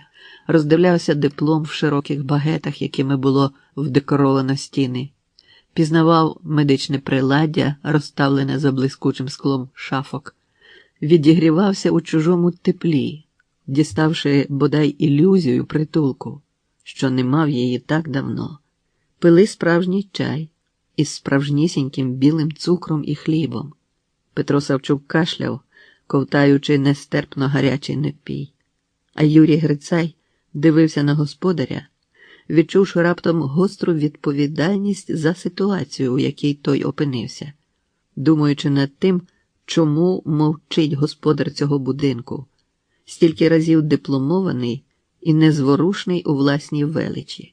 Своєї тодішньої розмови з Василенком Юрій не запам'ятав. Тільки в загальних рисах. Щось на кшталт: «Ви зовсім не пам'ятаєте мого діда?» «Трохи. Я, молодий чоловіче, вчився у багатьох, але дід ваш, кажуть, був демократом. Надміру». Ще запам'ятав Юрій Грицай слова Григорія Павловича, мовлені іншим голосом, дещо пізніше, коли пролунав стукіт у двері, і вони з Петром Савчуком відчули, що йдуть чужі. Почувши чужі кроки, Василенко став метушливим і промовляв слова, що їх не годилося б казати поважному фахівцеві з багатьма дипломами. Особливо, коли Григорій Павлович затулив собою вікно, крізь яке хлопці хотіли вистрибнути на вулицю. «Ні», – шепотів Василенко, який утратив раптом здатність мовчати. «Ні, подумайте, що буде зі мною. Це страшні люди. Ви не втечете звідси, бо що зроблять зі мною? Їй усе одно повірять. Ви собі уявити навіть не можете, що вони зроблять зі мною. Я ж людина маленька, що я можу?» Останнім Василенковим словом було «ні». Принаймні так запам'яталося юному Грицаєві. І Юрій сам підійшов до дверей та відчинив їх перед гером Браугелем та жандармами, бо не міг більше бачити, як з чужого мовчання горохом посипався метушливий, безборонний, всепоглинаючий страх, який був до того переконливим, що міг здатися єдиною формою поведінки за таких обставин. Але поводитися можна було по-різному. Гер Браугель був підкреслено іронічний. Навіть коли казав Григорієві Павловичу дуже чемні слова вдячності, які він хотів би розділити навпіл між гречним слов'янином Василенком і його дружиною, що повелась як щира арійка. Зовсім не було страшно Юрієві Грицаю, лиш соромно і боляче, бо відчув він раптом на своїй спині всі рубці від браугелевого ціпка і передчув нові. Тільки, як це не дивно, одноногий господар утратив зацікавлення до колишніх своїх рабів. «Я знаю», – сказав Браугель, – «що під час війни можна знати про людей чимало нового. Ви поїдете до Дахау, тому що мені не цікаво з вами. Все, що я знав, підтвердилося. Ви мене остаточно розчарували, остарбайтери, бо я не вірю у повноцінність людини, яка не дорожить власним життям. Повернетеся до мене на поле попелом. Іншої користі з вас бути не може. Дахау недалеко звідси. Сподіваюсь, що ви дорогою відпочинете, остарбайтери». Браугель підійшов до однієї з шафок Григорія Павловича, хазяйновито зазирнув до коробки, взяв звідти 2 візитні картки і дав хлопцям по одній. Одноногий не кричав, не сварився, бо те, що чекало на хлопців, було страшнішим за удари його ціпка і навіть за смерть. На хлопців чекав концтабір Дахау. За роки війни В концтаборі Дахау загинуло близько 250 000 людей. Думаючи про їхню долю та про муку Юрія Грицая, я запам'ятав текст реклами, що її передає щовечора на всю Західну Європу радіостанція американських збройних сил АФН. «Гей, чи ти знаєш, де найкраще місце для відпочинку в Південній Баварії?» Звичайно ж, Дахау. Там найліпші поля для гольфу. Там рай для рибалок з вудками. Дахау. Останнє слово вимовляється солодким шепотінням. Саме у цьому місці мені здалося необхідним розповісти вам і про таку войовничо коротку пам'ять. Глянувши на стіл, приготовлений для чаювання, Юрій Грицай згадав чай, що вони пили з Василенком минулого разу. І те, як останнім бажанням, що виникло в його збайдужілій до всього, здавалося, душі, було вихлюпнути склянку окропу в обличчя господареві дому. Хай би ця тиша закінчилась пострілом. І все. Петра Савчука вбили по дорозі до жандармерії. Він кинувся навтьоки просто по полю, падаючи, хапаючись долонями за мокре повітря. Жандарм довго наводив карабін Петрові у спину і поцілив з першого пострілу. «Скажіть, Григорію Павловичу», – запитав Юрій. Він не збирався запитувати про це, але якось воно саме запиталося. «Конференцію, що починається завтра, буде присвячено пам'яті Теофіла Вікторовича, хоч формальною темою буде легенева патологія. Переглядаючи сьогодні програму, я побачив, що ваш виступ відбудеться першого ж дня. Завтра. 20 хвилин. Ви виступаєте від Амстердама. Все гаразд. Але в залі сидітимуть учні Теофіла Вікторовича. Дехто з колег. Ви їх побачите і здивуєтесь. Ганна Андріївна сидітиме. Я там сидітиму. Як ви почнете? Колеги? Друзі? Шановне зібрання? Дами і панове? Я більше ні про що вас не запитую, але як ви глянете нам в очі? Гляну, сказав Василенко, не знаючи ще напевно. Гляну. Я маленький, перекрутився на коліщатках доби, які не таких мололи. Ти недооцінюєш роль маленьких створінь, чітко вирівнюючи слова, що ламалися їй у горлі, вимовила Петрова. Пам'ятаєш, у тебе псувалися термостати, де росли мікробні колонії. Один з мікробів, що виріс на доброму поживному середовищі, може накоїти хто зна чого. Маленькі створіння? Марно ти так. Василенку захотілося раптом, щоб цей світ знову наповнився таємничістю, і життя людей розділилися в ньому правильними, неподоланними лініями кордонів, через які не можна перейти без дозволу. Йому хотілося ще трохи, бодай день, пожити у власному мовчанні та в своїй таємничості і подивитися крізь усе це на світ, де його ніхто не знає і знати не може. Він просто повернувся у липень свого міста. Завтра виступить тут і миритиметься з життям і пам'яттю. Утім, Григорій Павлович вперше за тривалий час відчув себе незахищеним, безборонним, коли Петрова тихо спитала: «Григорію, усе це було так? Як ти виступиш завтра тут, перед Теофілом Вікторовичем?» А Юрій Грицай уже сидів без піджака. Нижче ліктя можна було побачити незведений до кінця пунктир концтабірного номера. Григорій Павлович не хотів виправдовуватись, не бачив потреби. Він шкодував лише за своєю старечою сентиментальністю, через яку потрапив до цього міста, до цих людей, наче до себе самого, забутого і загубленого в минулім. Він не міг сюди не приїхати. Але ж це місто вистежило його, щоб тепер катувати, повертаючи обличчям у ті закутки пам'яті, які сам він позамикав на ключ. Навіщо ви це зробили? Спитав Григорій Павлович Василенко у всіх людей, не тільки в двох, що були поруч нього. У воїн свої закони. Страшні, нелюдські. Невже ви цього не розумієте? Я знаю, що немає ворога жорстокішого за колишнього друга. Вам потрібно було познущатися з мене? А те, що я здобув ім'я у європейському науковому світі, те, що я вийшов з країни, де вченому було важко, згадайте Теофіла Вікторовича, а вірність – мовчи. Петрова подивилася на Григорія Павловича і перервала гостеву мову. Мовчи, не називай тут імені Грицая, бо ти його зрадив. Ти мене зрадив. Ти Юрія теж зрадив. Яка вірність шиється з послідовних зрад?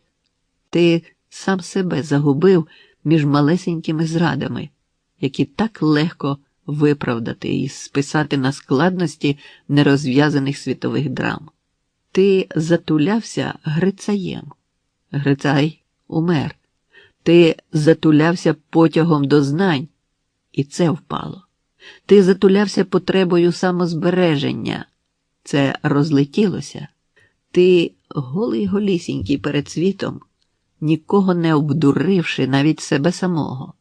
Не можна воювати у кількох арміях зразу. Не можна будувати життя з самих тимчасових вчинків. Ти ж не з учителем воював, і не зі мною, не з Юрієм. Ти воював з часом і програв. Грицай умер, коли його час лише починався. Він угадав своє місце.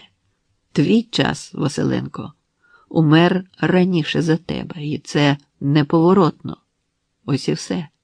Називай речі їхніми власними іменами, Григорію. Ти знаєш, чому ти прийшов сюди, і знаєш, що нікуди ти не повернувся, бо ти не звідси. Одне мені найбільше болить, що я стільки літ тебе пам'ятала. Я думала, що ти мертвий, а ти лише всередині трухлявий, як дерево. Василенко дивився на Юрія Грицая, намагаючись пізнати в онукові риси знаменитого діда. Він не зустрічався поглядом з Юрієм і не дивився на Ганну. І сам на себе він не дивився, хоч міг би побачити своє обличчя у полірованій стінці буфета, що сяяв напроти. Життя тривало. Тої миті він спостерігав його збоку, а вони, двоє людей, що мовчали поруч, жили, нуртувалися у цім житті, а головне, їх було більше, ніж двоє. Василенко певно це знає, бо лишився сам один. Амстердам – порцелянове, бензинове, крохмальне, неонове голландське місто віддалилося на 1 мільйон кілометрів. Із ратушею, соборами, клубами, кораблями, Рембрандтом, Ван Гогом і з квартирою на 3-му поверсі старого будинку над каналом на Ліцеграхт, неподалік від готелю Гетграхт, де зупинялися незаможні іноземці, що любили слухати плюскіт малих амстердамських каналів, таких симпатичних під час короткого візиту і нестерпних, коли доводиться жити між них роками. Як закінчувалась казка про червону шапочку у братів Грім, цілком по-німецькому. Ніколи в житті я не зверну більше збитого шляху і не бігатиму до лісу, якщо мені це заборонять. Василенко піймав себе на тому, що подумки вимовив речення по-німецькому, так, як запам'ятав. Він повільно, у мовчанні підводився, знаючи, що не має тепер куди йти, але мусить піти звідси. Автомобіль «Жигулі» з білим номерним знаком, позначеним літерами «Тур», був усе тим самим звичним «Фіатом», маленьким притулком на маленьких колесах. Навіть колір був той, що в його червоної малої 125-ки в Голландії. Усі побажання професора Василенка було враховано, дякуючи інтуристові. Григорій Павлович знав, що ні з ким більше не розмовлятиме в цьому місті.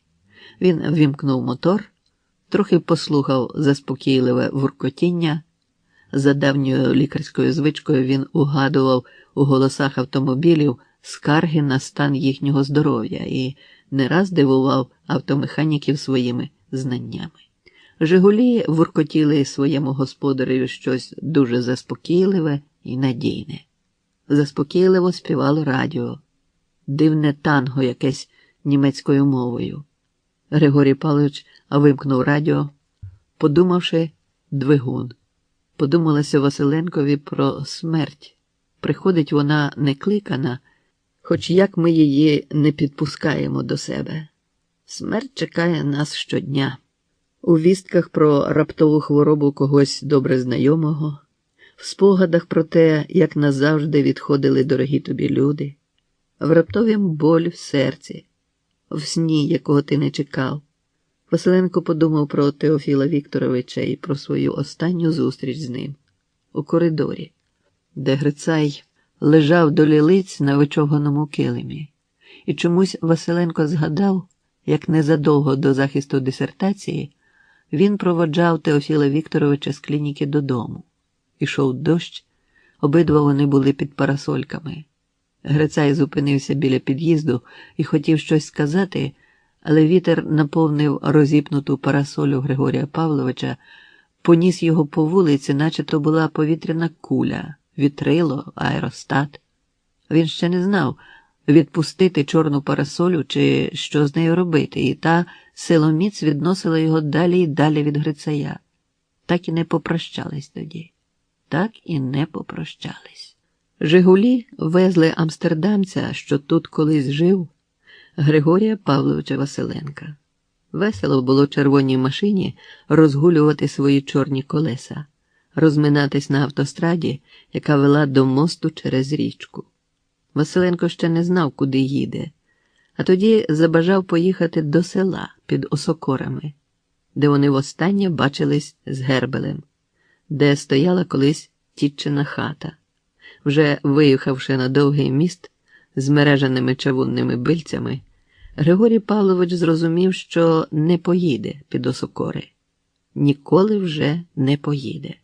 Протнувши смерк цятками підфарників, автомобіль його з'їхав з мосту і став на бетонованім березі носом до швидкої води. Василенко вийшов із машини, вийняв з кишені кілька монет, хотів пожбурити у воду, на щастя, потім передумав і, роблячи пальцем мишачі нори, дірочки у твердому ґрунті липневої галявини, клав до кожної дірки по монетці, зарівняв і засипав усі схованочки. Ніготь на указівному пальці зломився, і Василенко видовбав 3 останні дірочки срібною авторучкою. Сів до автомобіля. «Жигулі» завуркотіли і повільно подалися назад. Василенко подумав, що життя закінчилося, і поїхати б тепер під цю воду і назавжди лишитися тут, бо під водою знову земля, та сама, найперша земля його життя. А тоді уявив, що його, Василенка, все одно повернуть Голландії, хоч в цинковій труні, а повернуть. Життя закінчилося. Поїде він під воду чи ні? У неймовірній тиші пригадалася далека звідси оселя над вузьким каналом. Ріка перед червоним автомобілем видалася асфальтовим полотном. Сонна, непорушна. Не можна загубитися у світі. Вовк з калатальцем. Де він чув цю історію? Торохтіли дятли, стукотіли дятли на давно померлому дереві. Чи то годинник так стукотів? Василенко ввімкнув радіо. Воно швидко заговорило, руйнуючи тишу, в якій сплять риби й птахи. І літаки сплять, розчепіривши чорні пташині лапи. І швидкісні катери сплять, поклавши на воду лискучі риб'ячі животи. 1973-1975 роки. Підтримайте наш канал на канапі. Підпишіться.